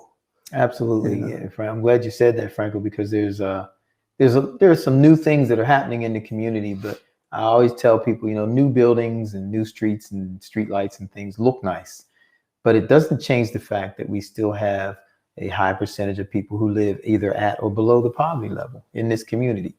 And we still have people who need access to things like better education, technology, and other essential resources that need to be given. And through the pandemic, we found out that there were many more needs that needed to be met. And that's why we started delivering food, toiletries, paper products, cleaning products, visiting people in their homes to help them, you know, disabled folks, different things like that. We've been working hard to just make sure that we are serving the folks who have basically kept the lights on in this community the whole time they've been underserved, you know? Right. And now, since I'm involved with the Crawford Grill on the Hill, you know, like I want to say the music. That's you know right, what I man. mean? We'll bring them in. We'll bring them in. But you know, that's a big part of it, and that takes funds. You know what I mean? And so, you know, we have to keep the music playing. So, you know, it's very important that, you know, that people give, and that, you know, and that people share in this, and you know, bringing, you know, just a lot of young people together with music. I mean, that's, to me, that's, you know, that's wonderful. It is. It's great. And we love doing it. So there's things about what we do here that are extremely rewarding. There are other things that we have to do, and there are things that we want to do, you know. Right. And so it's always a combination. It's always a combination. Well, you know, and there's always challenges. We know there's tough moments, you know, that that we all face in different things, and but at the same time, you know, just with the stories that you're telling, a lot of gratifying moments. Oh yeah, absolutely. And you know, what can you say about that? You know what I mean? But we know that, you know, when you look at moments and gratifying moments, that it only comes through hard work. That's right. And you know, and that hard work, you know, sometimes you need help, you know, and you know, you need people to help you, and you know, and to help you keep it going. So that's, you know, so that's why this fundraiser is so important. It is. It is important. It is important because we're a nonprofit organization, and we've got you know, the people who work here. I feel like I have a stellar staff of people, you know, that work here. They're doing an outstanding job. Every day they come, and the highest priority for us is to love people and to use things, you know, and not the other way around, not using people and loving things, but loving people and using things. Well, I tell you what, you know, we talked about, you know, 20 being a great number. And you know what? I will do a 20 grand match. Wow. Okay, so. Stop the cameras. I don't know. Excuse me, I got to catch my breath real quick here, Doug. This will be a blooper for sure. This was not supposed to happen. Hey, I just thought of it now. You know, I thought about 20. I like the number 20. Oh man. And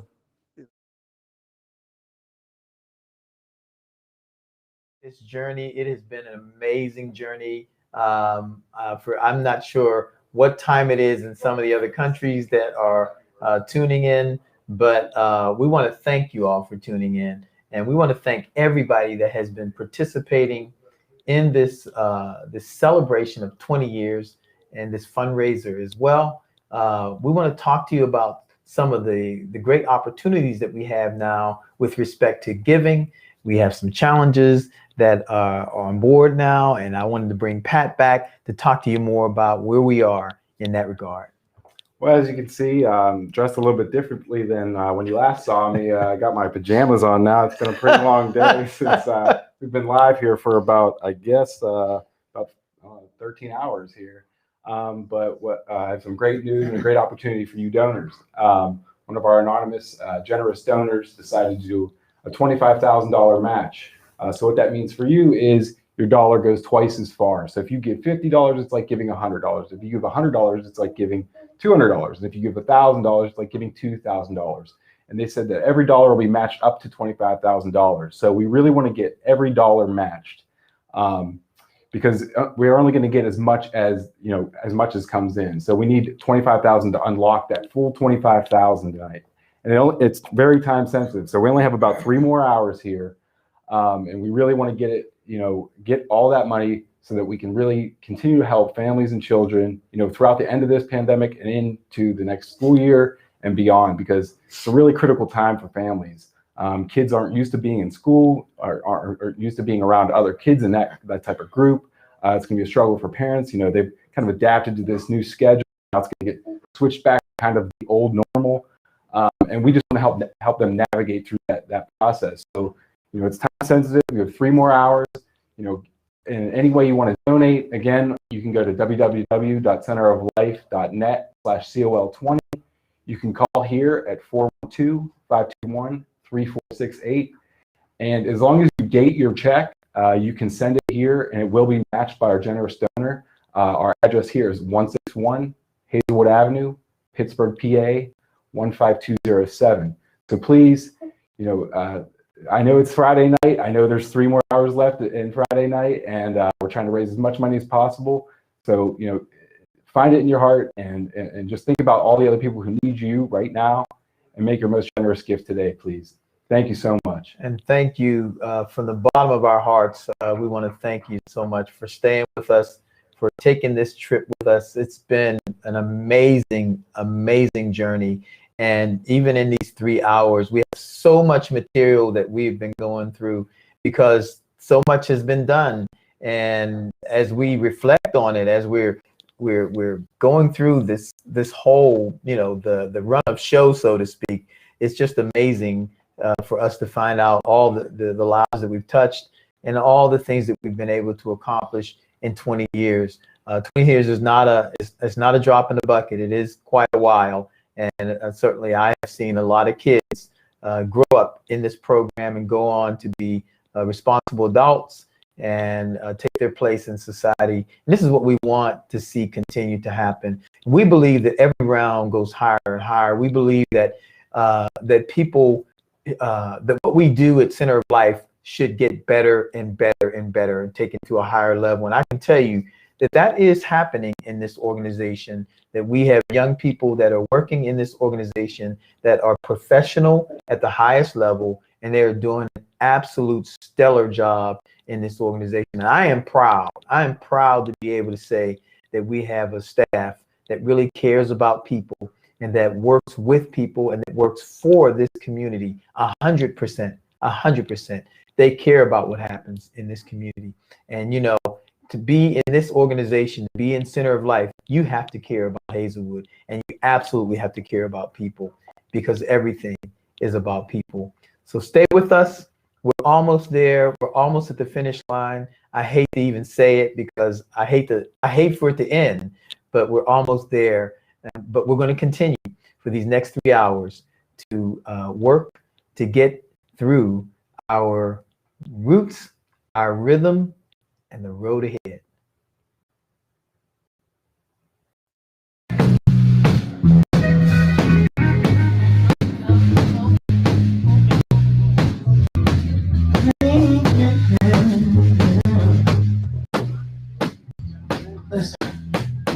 Caught your phone, pray God that you wasn't there.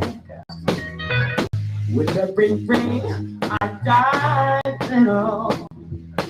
But there you were, on the line like I knew you were. Take your love and you say my peace. Hey, yeah. Just say my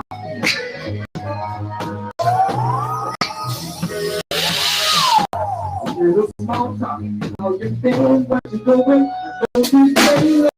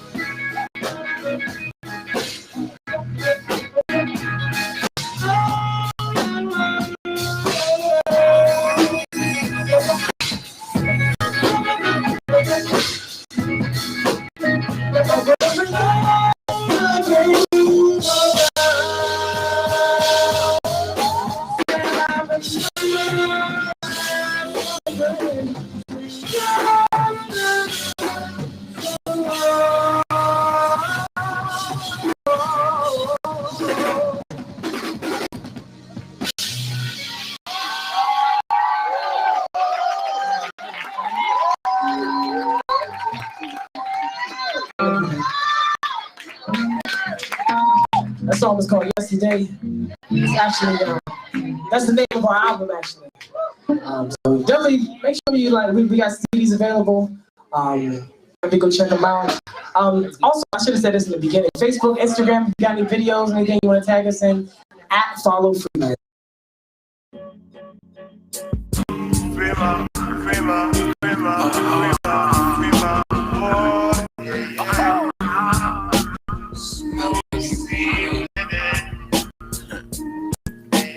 Illuminated projects, plugged orders to rods, pixelates of the internet, dots, stay with bandwidth, so check, straight gas for the check. It's the project we set, then we build Lex. We battling some demons, but this season she inserts a real man up in her life. I make the families play first, pack a gram in the earth, put the canvas to work.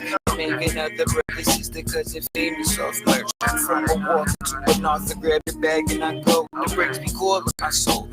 Cushions I blow. I see the man behind the monster, how the courts have me roll. But shit, whenever did this slick, I lay my kicks at the door. I step back on the black top, it's lethal. I just do it for the people off the easy. Fix the mental pleasing. I read a fucking reason you feel it. I take the knowledge of self, then I teach you. Smooth as the ceiling, enjoying peeling off in that cash, born vision, the villain, city village, even the nightmare. I can't nightmare, 3 times every day, trying to bring the army home, free my body, link it down. Free my body, link it down. Free my body, link it down. Free my body, link it down. Smooth as the ceiling, enjoying peeling over in that cash, born vision, the villain, city village, over nightmare. I can't nightmare, 3 times every day, trying to bring the army home. Free my body, link it down. Free my body, link it down. Free my body, link it down. Free my body, yeah, yeah.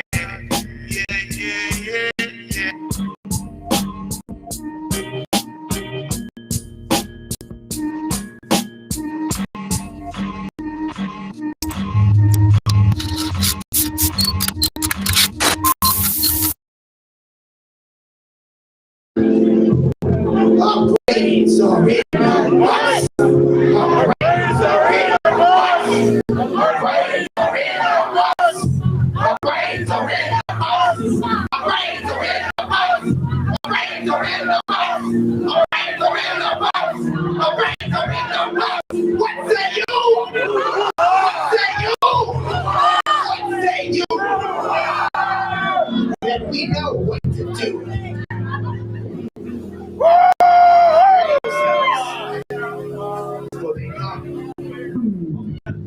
The Starship Atlas.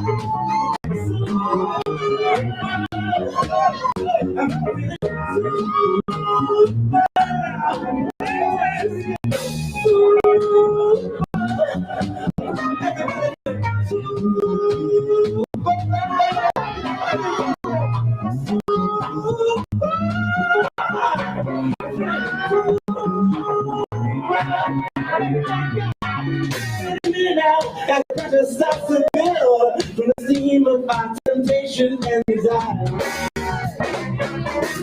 Now, as our bodies to and fro, and we sway in the direction of the fire.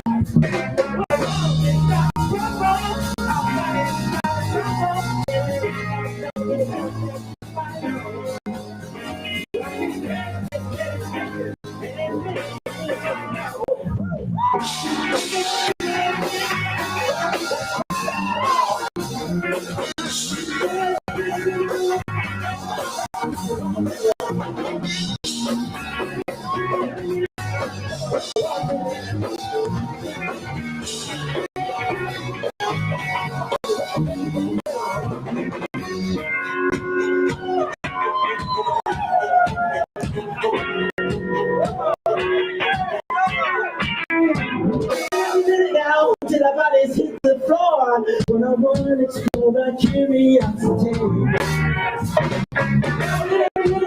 They make us scream for more. They ain't tired of the clock.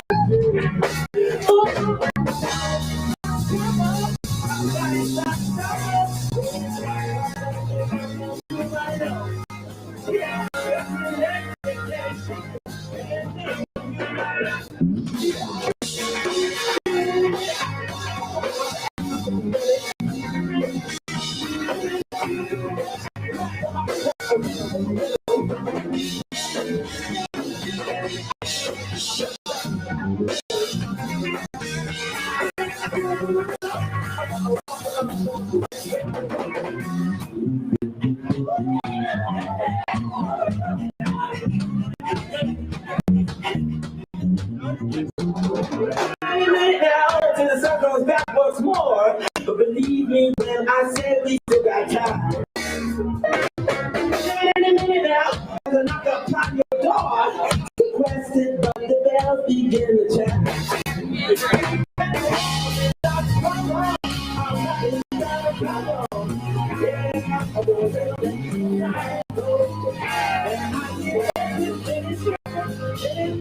You might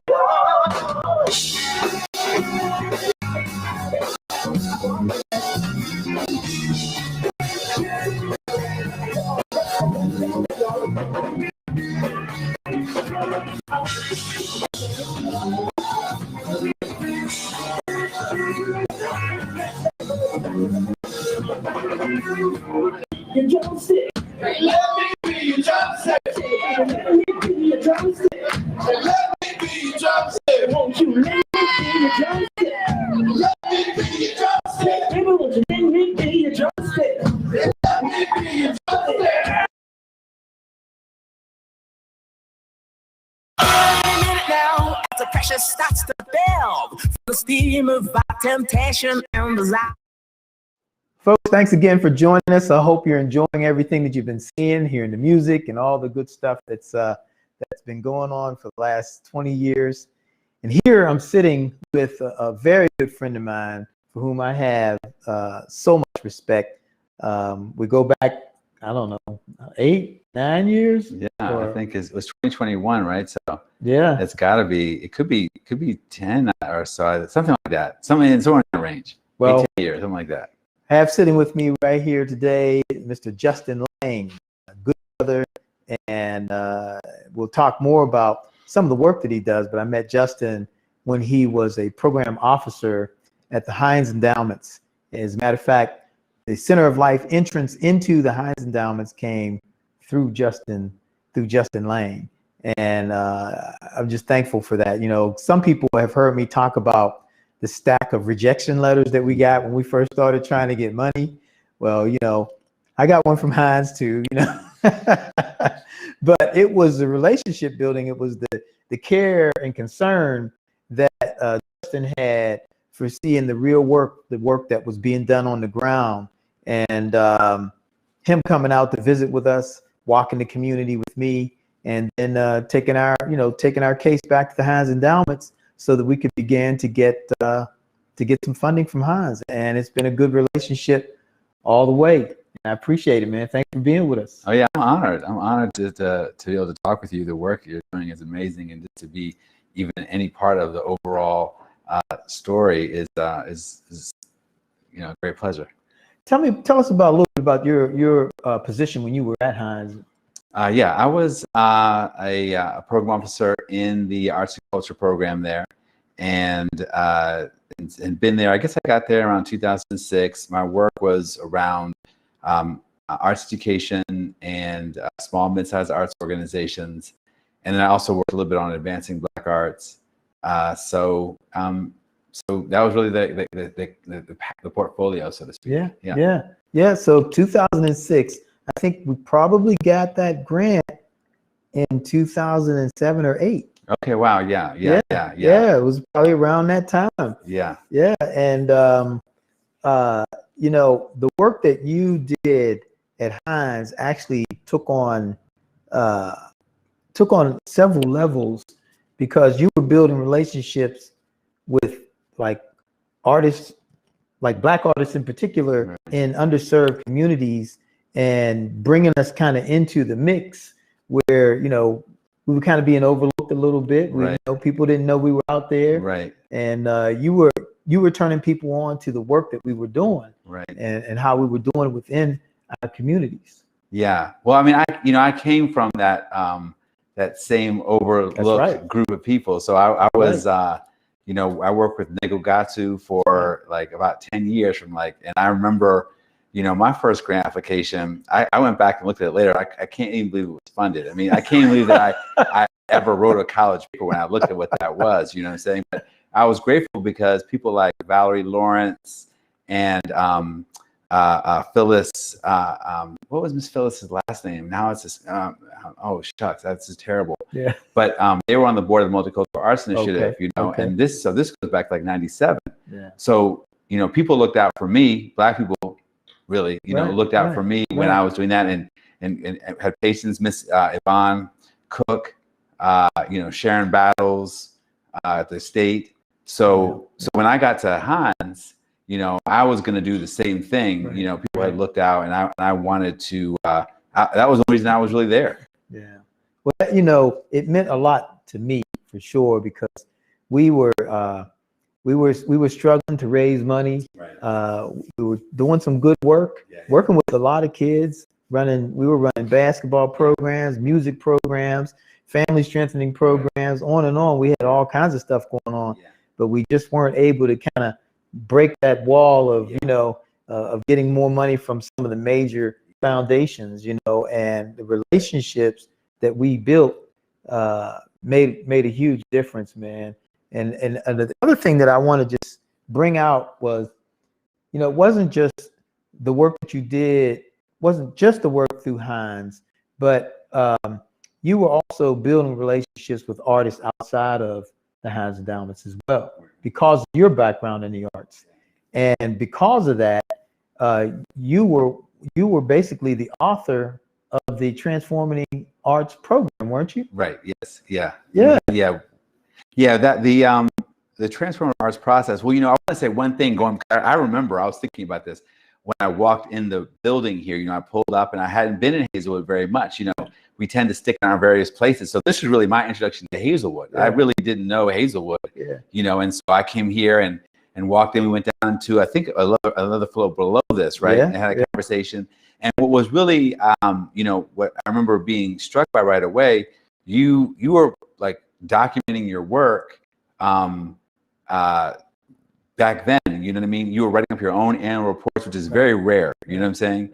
So you had written up your own annual report, you had pictures, you had explanations, you had CDs, And you were building a strong board, because the reason I got here, so we got to mention Rodney Hobson, because Rodney called me and said, like, you need to come over here or something like to that effect. You know what I mean? And so then I had to come, you know what I mean? On the strength of just Rodney's, now a professor out in Chicago or Illinois, right? And so came down here, and you had all the documentation, and just that, you basically handed me, the tools to walk back into Hans. It's always a thing trying to introduce people at a foundation, so on and so forth. But I just wanted to say how you were preparing people to advocate, on your behalf, and how much a part of the story that was, and how it kind of just, I was like, oh, you could see that from there. But jumping forward to the transformative arts process, that was, I think, something that was a response to something that didn't quite go as I was hoping, which is the culturally responsive arts education initiative. So we had done this set of residencies in schools for artists like those who are at Center of Life, and it was okay. It worked out okay, but one of the challenges was that I was bringing, I think, a little bit of my bias from Negogatsu, and said, like, here's the program, here's culturally responsive pedagogy. And that's interpreted very differently by different artists. You might interpret it one way, A. Lee might interpret it another way, et cetera, et cetera. And so the transformative arts process was a chance to work on that and design that collectively. And so many people, we worked to kind of like build that out together. And I think, where did we go? We went to New York, right? Is that where we went to New York. We went to Chicago. No, Boston and San Francisco. You were on the New York trip, right? I did the Chicago trip too. Chicago? I did New York and Chicago. Chicago must have been, Chicago was with Karen, Theaster Gates. Yep. That was with, though, I think that was with another aspect of the Heinz Endowment's work, because you were, at that point, you were one of the key partners of Heinz already. You had kind of ascended through arts program, and I remember that Chicago piece. So all this to say, transformative arts process, that was this idea around how do we, get more money to artists and then let them design and use it how they wanted to. But you were a critical part of the advisory board, and so yeah, it was really a good experience. Yeah, that experience, I bring it up because I feel like it was so significant, and the reason is what you were doing is you were creating a space for people.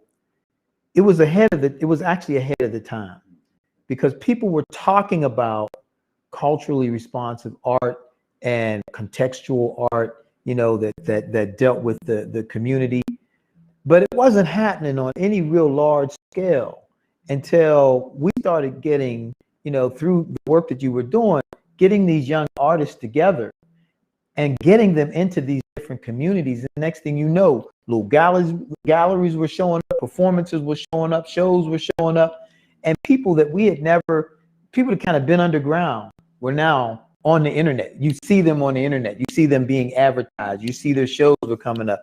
That came from the work that you was doing, man. That came from the work you were doing.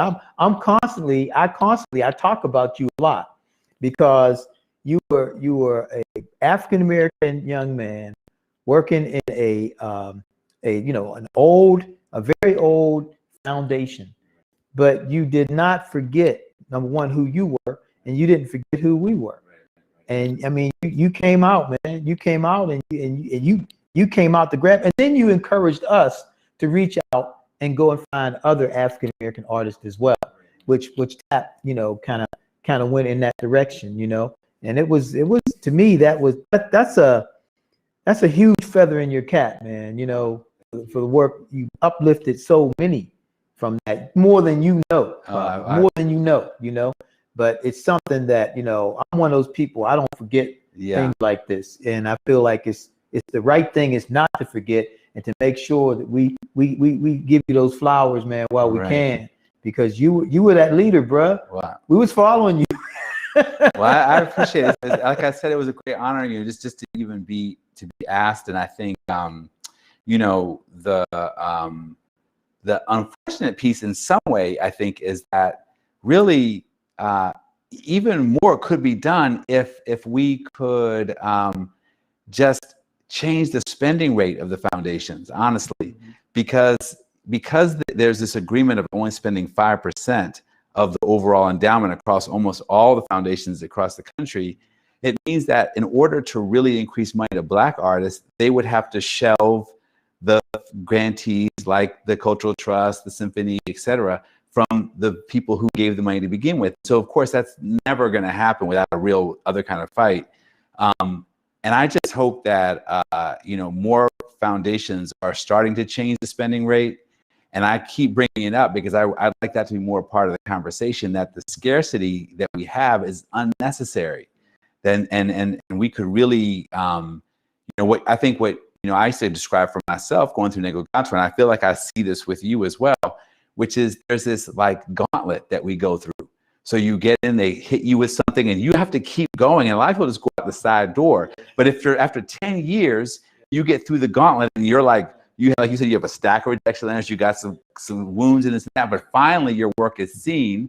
And I really wish that my hope when I came here, when I saw you this first time, was like to try to help shorten that gauntlet, I'm just so glad to see how your work is really grown. And I was just telling you before we got on camera, how in my own son, and how this gave him an opportunity, to come out, and he would come out here, take 2 buses, and he got the chance to produce, work on shows. And he was just telling me, he hasn't been able to come, and he was just telling me I could see how he was like, wow, I really appreciate that now that I look back on it and that opportunity. And so it's just really nice to know that there's hundreds of young people with that story. And so it's been just great to be a part of anyway. Yeah. Well, your work and your fingerprints are on this work that we do here in Hazelwood on Center of Life. Yep. Because somebody had to believe in us. Somebody had to give us that opportunity, man. And nobody can do it by themselves. It takes all of us working together. Right. And you were right there. And I'm thankful. I'm thankful to you for that, and thankful that you're still out there helping people and consulting with people. Tell us a little bit about the work you're doing right now. So now I do, a company called Hillumbo, and office in the Hill District. And the work I do, it ranges. It's hard to kind of describe it in one short piece, I guess I'll say. Recently worked with Kendra Ross on the vision for Arts in the Hill District, which is like a artist collective group in the Hill trying to develop a vision for how we show up in the Hill. And then I'm doing an evaluation right now for the Cleveland Foundation and 7 arts education programs there. And that's been really interesting to learn that. So doing a little bit of evaluation, and then actually working with like the Minnesota Orchestra on their anti-racist plan and the strategies that they use. So the past little bit of time, I've been doing planning and stuff for foundations, doing some work for smaller efforts like in the Hill District in terms of like the amount of length of time that I work on it. And then I'm working on these anti-racist plans for some of these larger white organizations and evaluation. So yeah, that's what I've been doing. That's fantastic, man. That's been, you've always been a very thorough person, detailed, very detailed, and sometimes, man, I'd be in some of your sessions, I'd be getting tired, man, and I'd be saying, man, is really this necessary? Right. And then when I go back to my work, I'd find, this is necessary. We need to go through each one of these pieces to get to where we need to go, man. So keep doing it, man. Stay on top of that wall, brother. Keep reaching. I appreciate it. And keep doing the work that you're doing. We really, really honestly appreciate you. And any way that we can work with you and support you, we want to do that as well. Well, that's appreciated. Thank you. So listen, want you all to continue to stay with us. We got a lot of exciting stuff going on. We got a lot more time left to go, I think. I'm not really keeping track of the time, but thank you all for joining us, and stay with us. A lot of great performers, a lot of more testimonies and what have you. And we'll see you again soon.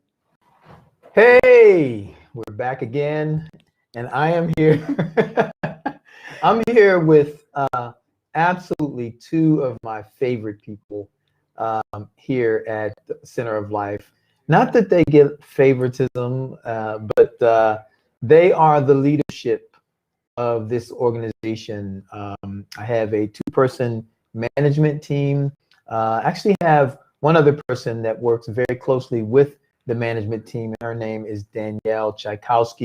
Danielle's not with us today because of some technical difficulties, but we love Danielle, and I want to introduce these two young people to you here today because the people sitting to my right and to my left are what I call the hope of the next 20 years.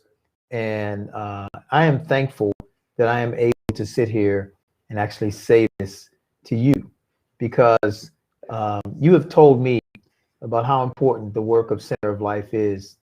And so when something is that important to a community or to a city, it's important that we have a way of making sure that when different people are moving on, that we have people that are able to continue on the journey with Center of Life. So I want to introduce you to, first of all, I want to introduce you to Neil Martin, Cornelius, yes, but we call it Neil. And Neil, Neil's background with us is that, you know, he started with us, I think it was in middle school. Yeah. And then from middle school, he was, you know, when he was in middle school, he was in the Crump movement as a equipment manager and a junior engineer. I forget all the other things that he did, but I'm sure he did a few other things as well.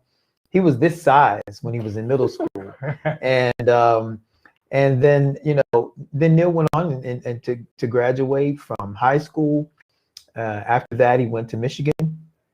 And he went on and earned his bachelor's degree in business, I believe. Yeah. In business. And he worked in Michigan for a while. A little bit. And then he came back to Center of Life, which was really, really cool for us. And Neil is our business and compliance manager here. To my left is Joy Cannon. And Joy, her journey was a little bit different, you know. Joy came to us all the way from the Poconos. That's the Poconos. That's the place where my wife and I and our two boys took our first family vacation out at the Poconos, you know. And we had a blast. But Joy comes to us from the Poconos, but she also comes to us from Duquesne University. That's where we met Joy, where she. I guess she saw a ad in the paper or something, where we were looking for interns, and she ended up applying and landed here along with Danielle, who was with her. Yep. They were both at Duquesne University, wreaking havoc, I might say, and then they landed here in Hazelwood. And it's so funny because when I first met them, I thought that they were already on staff. So I was talking to Joy as if she was already, as she was with us last year or something, but it was like her first year. So I don't know.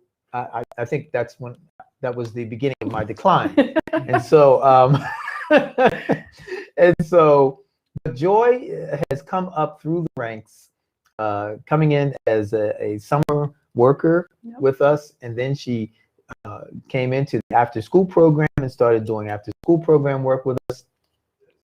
And then she rose to the coordinator for the Fusion program. And then after the Fusion program, she rose to the director of programming, which is what she is right now.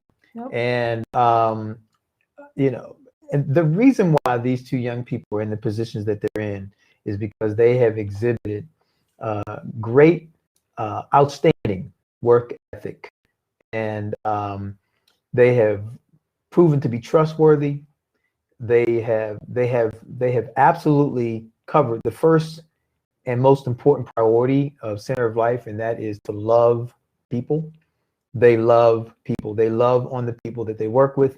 they love on the kids and the families in our that are part of our organization. And I just wanted you to know just how qualified they are, both graduates of university. Joy is a graduate of Duquesne University, and Neil is a graduate of Michigan. We forgive him for going out of Pennsylvania, but we are glad that they're here. And what I just wanted to do was take some time and let you hear from both of them, like what the experience is like working at Center of Life. And if you all could just have an out-of-body experience, because right now their bodies are super tired, and like I really want them to say good things about Center of Life, but I've kept them up all day long. But why don't we start with Joy this time? Yeah. So I mean, I guess maybe expanding on the journey that PT was talking about and how I ended up at Center of Life. When I started here in 2013, I was a naive 19-year-old who thought she had her life figured out. I was going to be a nurse. I was bright-eyed and bushy-tailed and happy to do it. But I was a poor college student, so I needed some extra money in my pockets. And I had a friend that had already had a connection to the after-school program here at COL, and recommended, that I applied to be a tutor for the after-school program. And at the time, it really wasn't a whole lot else to me. I was like, it was kind of easy money. I had always worked with kids. And then when I got here, I think the part I wasn't expecting was to fall in so deep with the community, especially the kids. Right away, I had a really quick bond with them. And from there, it just kind of escalated. So I worked as part of the Fusion After School program for about a full school year. I worked a summer camp, at which I bullied Neil here into a job, but we don't have to talk about that. So I worked a summer, and then when the summer camps ended, maybe at the end of July, my parents were like, well, you can't stay out in Pittsburgh without income. So you either need to find a job in Pittsburgh or come back to the Poconos until school starts closer to September. And so I emailed Pastor Tim at the time and was pretty much said, I just need extra money or I need income. Is there anything I can help you do around the office? I will get you coffee. I will file. I will do anything. And he ignored my email at first because I think he thought I was somebody else. And after a few days had passed, I heard back from him in an email, and he said, actually, would you be interested in being considered for like the assistant program coordinator position for Fusion? So I did eventually take on that kind of position of leadership for a school year. And I learned a lot in what it takes to run an after-school program. It seemed to kind of run so seamlessly, but once I was further behind the scenes, I was able to see all of the hard work that was necessary to do that and to do it well.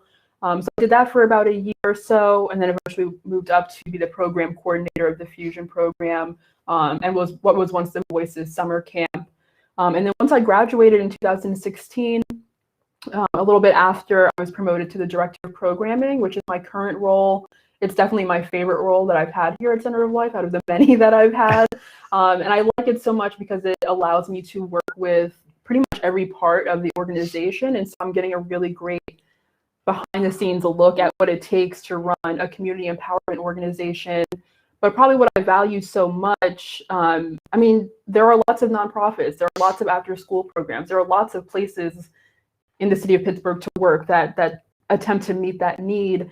But I think what set Center of Life apart and what has made the experience for me so valuable is just the emphasis on people. I see it the most in the kids and the students and the families that we work with, but I see it too in our offices and our workplace. This is not the kind of place where bureaucracy rules or we have to fit within this square box and anything outside of it isn't allowed. This is a place where I have felt like my skills have been nurtured. I've been allowed to fail at times or make mistakes, but to learn from those mistakes and to do better and to learn. And it's just an opportunity that I don't think most other organizations position themselves to offer. And so I've just really enjoyed kind of the creative, encouraging, honestly, family-like atmosphere. So I've been here for, it'll be 8 years in September, and I don't have family in the area, so this is much more than work. The people I work with here, everyone in Hazelwood, it's definitely a second home to me, and that's it's been a great blessing over the past 8 years. So you like it here? I love it here. Most days I love it here, but I always come back, so that should tell you something. Joy, you are an exceptional human being and an outstanding professional. Thank you. The detail that you have brought to this organization that literally had to be added to the detail that Dave Summers added to this organization. Yep. And he had to add his detail to Herb Colby's detail. Well, you know, we just have a great, you know, wealth of detail happening in this organization. But the way you've done that, Joy, and paid attention to so many of the intricate details that need to be taken care of is just so noteworthy. And I am thankful. Whatever happens with me, and I am not leaving. I'm not going anywhere. Just don't even go there, y'all. But I have to go at some point. At some point, I have to go. There's going to be another 20 years. Do not expect me to be here for another 20 years. And with that in mind, it's great to know that we have people like Joy and like Neil that can just, you know, take the steering wheel and just keep going. This organization is not about one person, but it's about people. And so, you know, I am thankful for you, Joy. I am so thankful that, you know, our, whatever it is, stars or paths or whatever we want to call it. And I obviously I call it God's providence that brought you all the way from the Poconos to be here with us. And I know that there's a ton of children and parents and employees here that are glad that you're here, that they don't have to deal with me. I'm so happy I quit nursing. And Neil, well, Neil holds a very special place in my heart because his father and I were the ones who took the trip to Jackson, Mississippi to visit with John Perkins. And that was really us kind of nurturing the beginnings of Center of Life. And Neil was one of the early ones that were part of the early programs that we ran here. And when he came back, or when he was thinking about coming back, first thing I said to his dad, I said, look, you know, let's talk, you know, because he's coming back with education. He's coming back with some experience as well in business. And we need some people around here taking care of some business. So Neil got his business degree and is our business and compliance manager. Neil, tell us what you probably have a lot to tell us about growing up. I honestly don't know where to start. As you said, I was part of the crunk movement maybe when I was 11, 12, and I was around the organization before it even became official.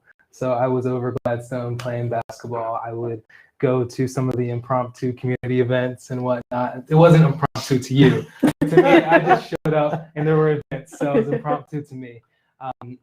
So it's under this organization, very early point. And even from that moment, it was a unique environment in that you were able to be around your friends all the time in a completely safe place, but also like mind expanding.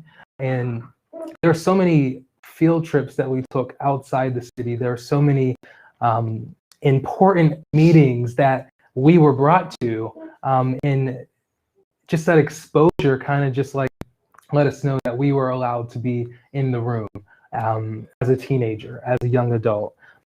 So even at middle school, we were, Center of Life was showing us a brighter future. Then high school, did that for summer camps, came back from boarding school, did the Crunk program, we did concerts in middle schools and whatnot, and just community events and more. So like really showed an opportunity for us to impact people younger than us, older than us, same age. And it showed you like the power of just working together and improving the world in your little way you could. So actually, I actually came back for a summer in college, and I was asked to be an art instructor. And I've never been an art instructor in my life. I never thought I did art. Did you do that? An art instructor? Yeah. Or did I do that? I can't remember. I did, not the greatest though. That was Okay. not my calling. No, I mean, who put him in art? Oh, it was you. Yeah. Oh, it was you. Yes. I'm Yes. not Oh my responsible. I was asked to drive a van next day, be the art teacher. And it was a Summer Dreamers program, and there was one art student, and I had to teach him the entire summer. So that's where I got my art. I cut my art teeth. But I came back at 20, and the Crunk program had grown a lot. I mean, we were, I think, 18 to 21, and we were basically running summer camps for Summer Dreamers, Pittsburgh Public Schools. We got a contract to do that, and we were, I think, in 4 different sites as teenagers, young adults. And the reason why we were even mature enough to do that is because the Crunk program built us to be ready for something like that. So that time went great. Went to college, worked a little bit, worked a job that really would suck the soul out of you. Your phone is buzzing all the time. You're just like always like, I had to make 100 calls a day. I had to be on the phone for 2 hours a day minimum. And you know, if things didn't go well and it wasn't your fault, it's still your fault. So I did that for a little bit, and I was like, I got to get back to somewhere I love. Like, came back to Pittsburgh. And then I was asked to come back and help with a summer camp. Did that, and you know, I moved into an administrative role. And when I came back, it was good to be back. It was good to do something that I enjoy. But during that time, when I was settling back in, I got to really work with people who appreciated what you did every single day for them. You hear the stories, you see the growth of people, and there's really a love that's exchanged with the community. And eventually it became like something I love to do. So people always say, like, you know, you should do what you love as your career, because there's not a day of work. And you know, I found that at Center of Life, making the impact that you see on TV, but like in Hazelwood, and really just to be in a place where the community accepts you, and they accept you how you are, and you do that back to them. It just breeds a situation I think all people should have available to them. So I don't know where I'm going with this, but I really enjoy Center of Life. I enjoy working with these beautiful people, and the future is going to be awesome. Neil, you have one of the most pure hearts of people that I know, and also I think you're a very sensitive person, and I appreciate that about you, man. Yeah. You know, I know you have your side of you that can be a little rigid because you're a business person, yeah, and you have to help us to comply with so many organizations, so many rules and regulations, and so you cross your T's and you dot your I's. But you know, I see that other side of you. I see the softer side, you know, and I can't tell you how thankful I am that you chose to come back home, man. It's an honor, and it's a feather in the hat of everybody that you know, had anything to do with your life, your father and your mother in particular. You know, both of them that added to your life, that you're sitting here in this chair here today. And I'm just thankful, man. I'm thankful for the work that both of you all do. You're more like my children than the employees, but we know where to draw the line, don't we? but you know, I am so thankful that Center of Life, that if anything would happen to me, I feel like Center of Life is falling into the hands of 2 extremely capable, well capable people that can take this thing to the next level.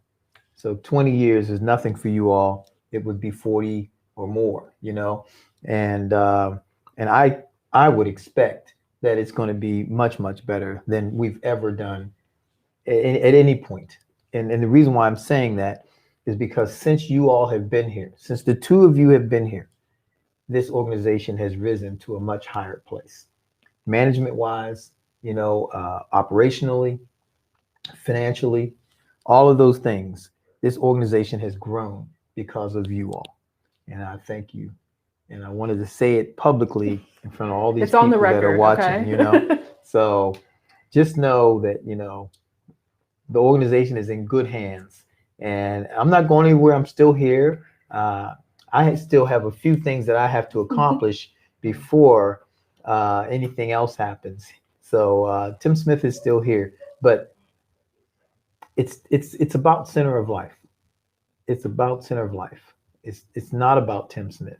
It's about Center of Life, and what happens when you come into Center of Life has a lot to do with what these two young people, the environment that they have created, where people have a sense of belonging, a sense of significance, and a sense of security.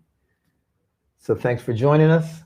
We still have a ways to go, and we'll see you all down the road.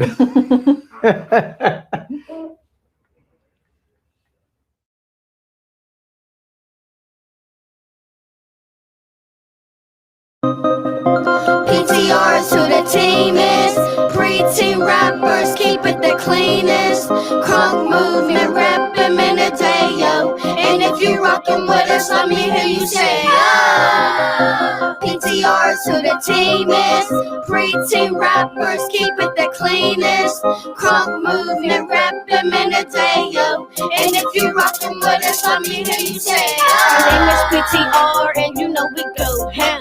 And when we come through, you really know what's up, fam. We always stand tall, all day and every day. We come into your city, taking everything in every way.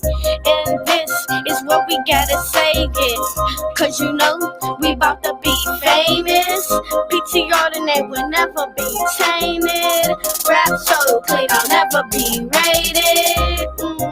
PTRs to the team is pre-teen rappers, keep it the cleanest. Crunk movement, rapping in a day, yo. And if you rockin' with us, let me hear you say, oh.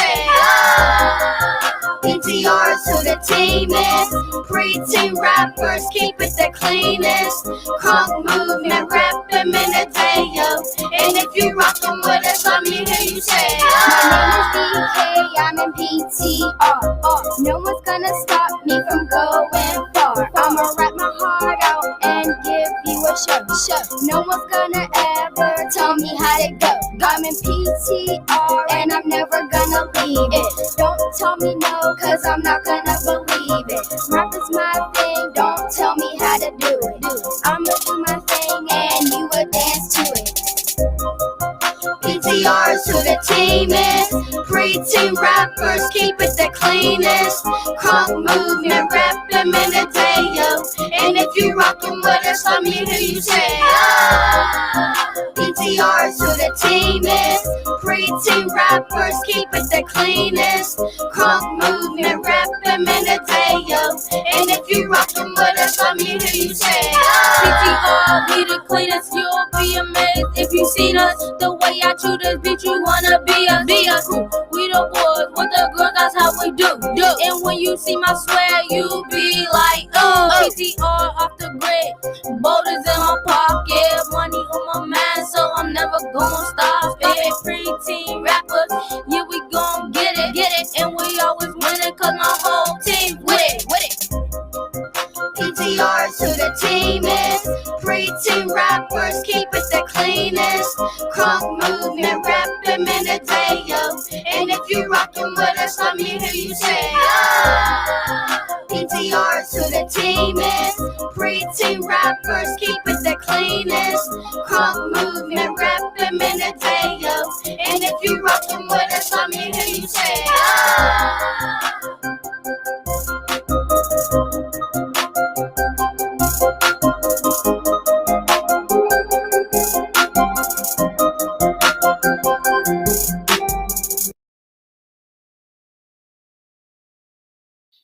Hi, I'm DeLuke Smith, CEO of the Lewis Prize for Music. At the Lewis Prize, we seek a just and equitable society that prioritizes music as a resource for personal and community strength.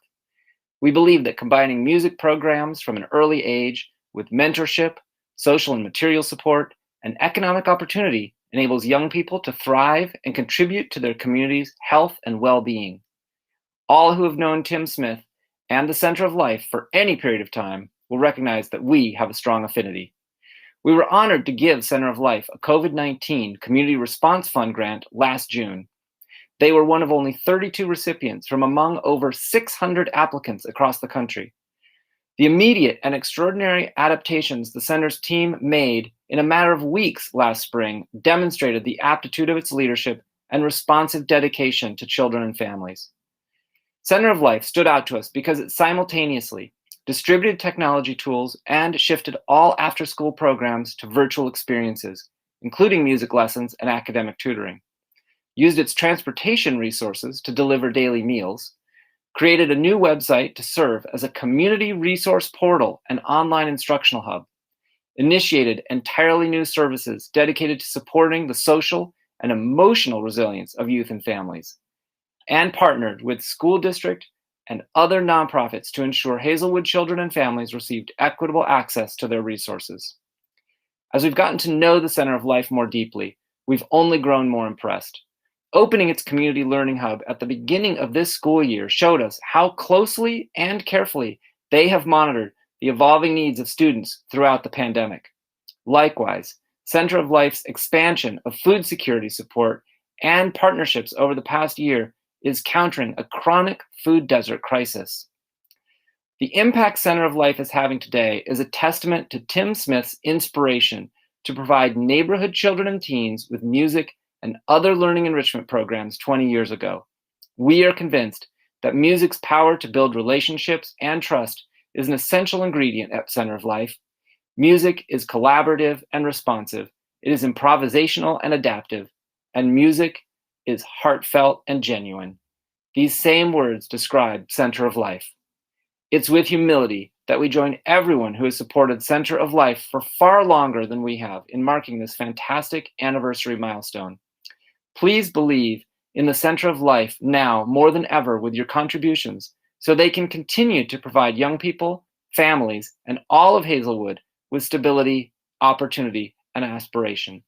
Congratulations, Center of Life.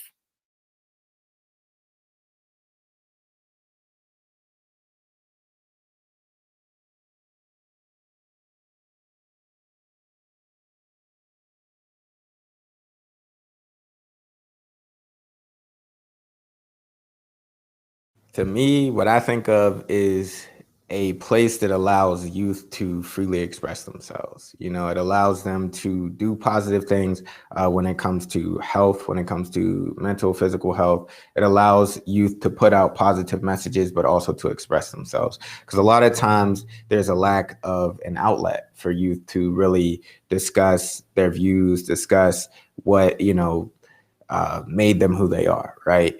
So, and a lot of times we don't look at teens as being insightful. We don't necessarily see them as like citizens in the way that we see adults, right? We're like, oh, well, that's just a kid, you know, they don't have much to say. But sometimes a kid can be more insightful than an adult because they give you a different perspective that you don't already have, you know? And sometimes even having a more simple scope allows you to see through maybe some of the, you know, cloudiness and the issues that, you know, we kind of complicate things with, right? So simple scope allows you to see through maybe some of the, you know, cloudiness and the issues that, you know, we kind of complicate things with, right? So.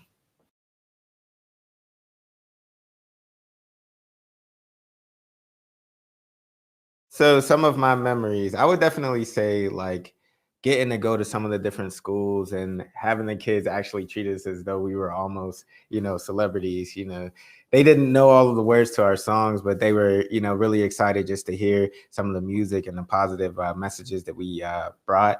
I thought that was really positive. I thought it was positive to have some of the younger kids who were like middle school age, elementary school age, kind of look up to us as role models, because a lot of times you don't think of yourself in that space when you're, say like high school age or a teen, you're still trying to find your way, figure out who you are. But sometimes having that, influence and having people who look up to you influences your behavior and helps you to be a better person, because it's like, well, I got people actually looking at me now, and maybe I need to consider certain behaviors in the way that I carry myself and conduct myself. So I think that was one of the great things about it.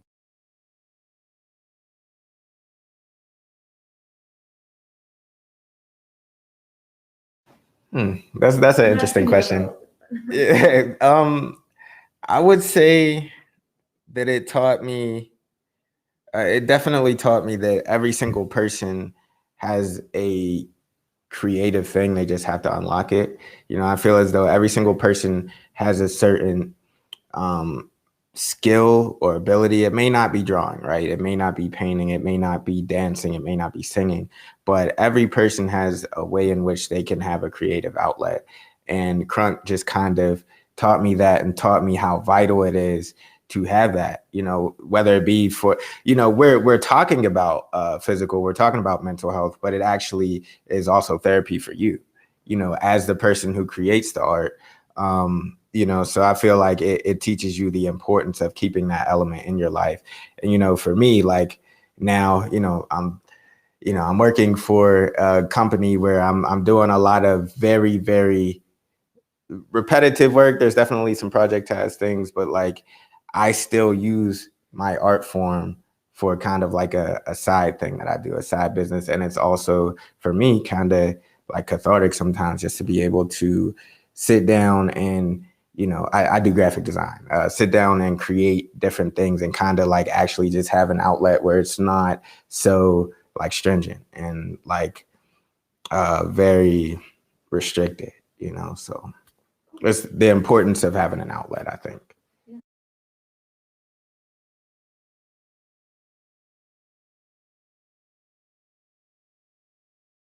Through my fraternal organization, I'm involved in a lot of different things. I do like clothing drives, food drives, different things of that nature. Sometimes I'm involved with another organization, I could probably say Urban League, young professionals. I've been involved in different food drives and different things of that nature to kind of help the community. Mostly just doing stuff that has to do with community service. One of the things that I can definitely say is I wanted to get more involved with youth as a result of Crunk movement. And so I got involved in a mentoring program where I actually mentor a young 9-year-old, and he's going to be turning 10 this year. But, and it's really been enriching. I've learned a lot. Honestly, I've learned a lot from him. Like he's learned from me, but I've learned a lot from him, and kind of like, seeing, a lot of things that kids do, they go through, and in a way it's probably prepared me for when I finally, have a kid and, go about being a parent. But just community service, different things like that. So.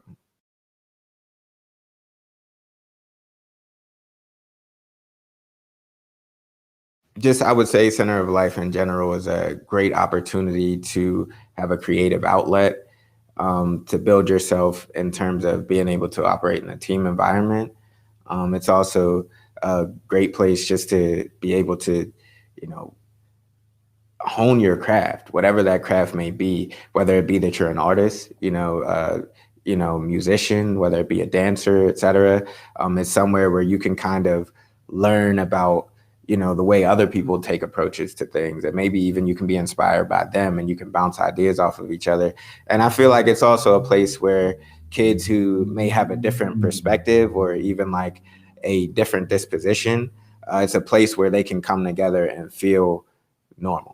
You know what I mean? So I would definitely say that that's one thing that definitely you get out of the Crunk movement, because these are creative-minded kids. These are kids that aren't necessarily doing all of the typical things. They do different things, so it's just it's an excellent program for enriching you as a person, enriching you as an artist, and enriching you even as a, volunteer or any type of, I would say, person that gives back to the community. So.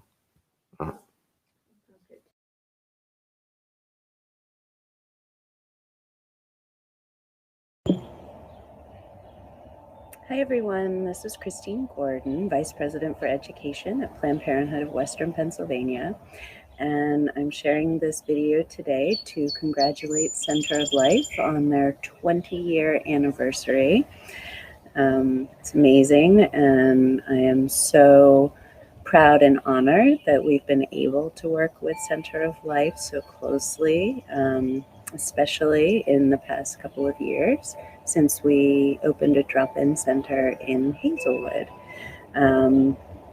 Our story, or my story, I should say, with Center of Life is that shortly after I got this position, we were looking for space in Hazelwood, and I was connected with Pastor Tim. And ever since the moment I met him,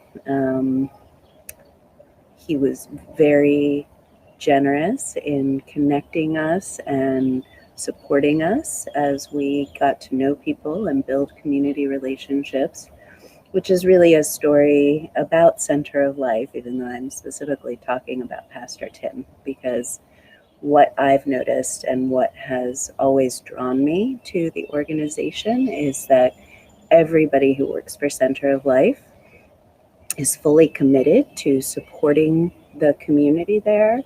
The care that they show for everybody in all ways has been amazing to see and to, share a little part of as we've begun to establish ourselves in Hazelwood. And I am so grateful that they have included us in many events and working to teach the students at Fusion and work with parents. And they've just continued to be so generous and supportive. And we are so appreciative of the work that they do in Hazelwood and in the work they've done to include us in the community.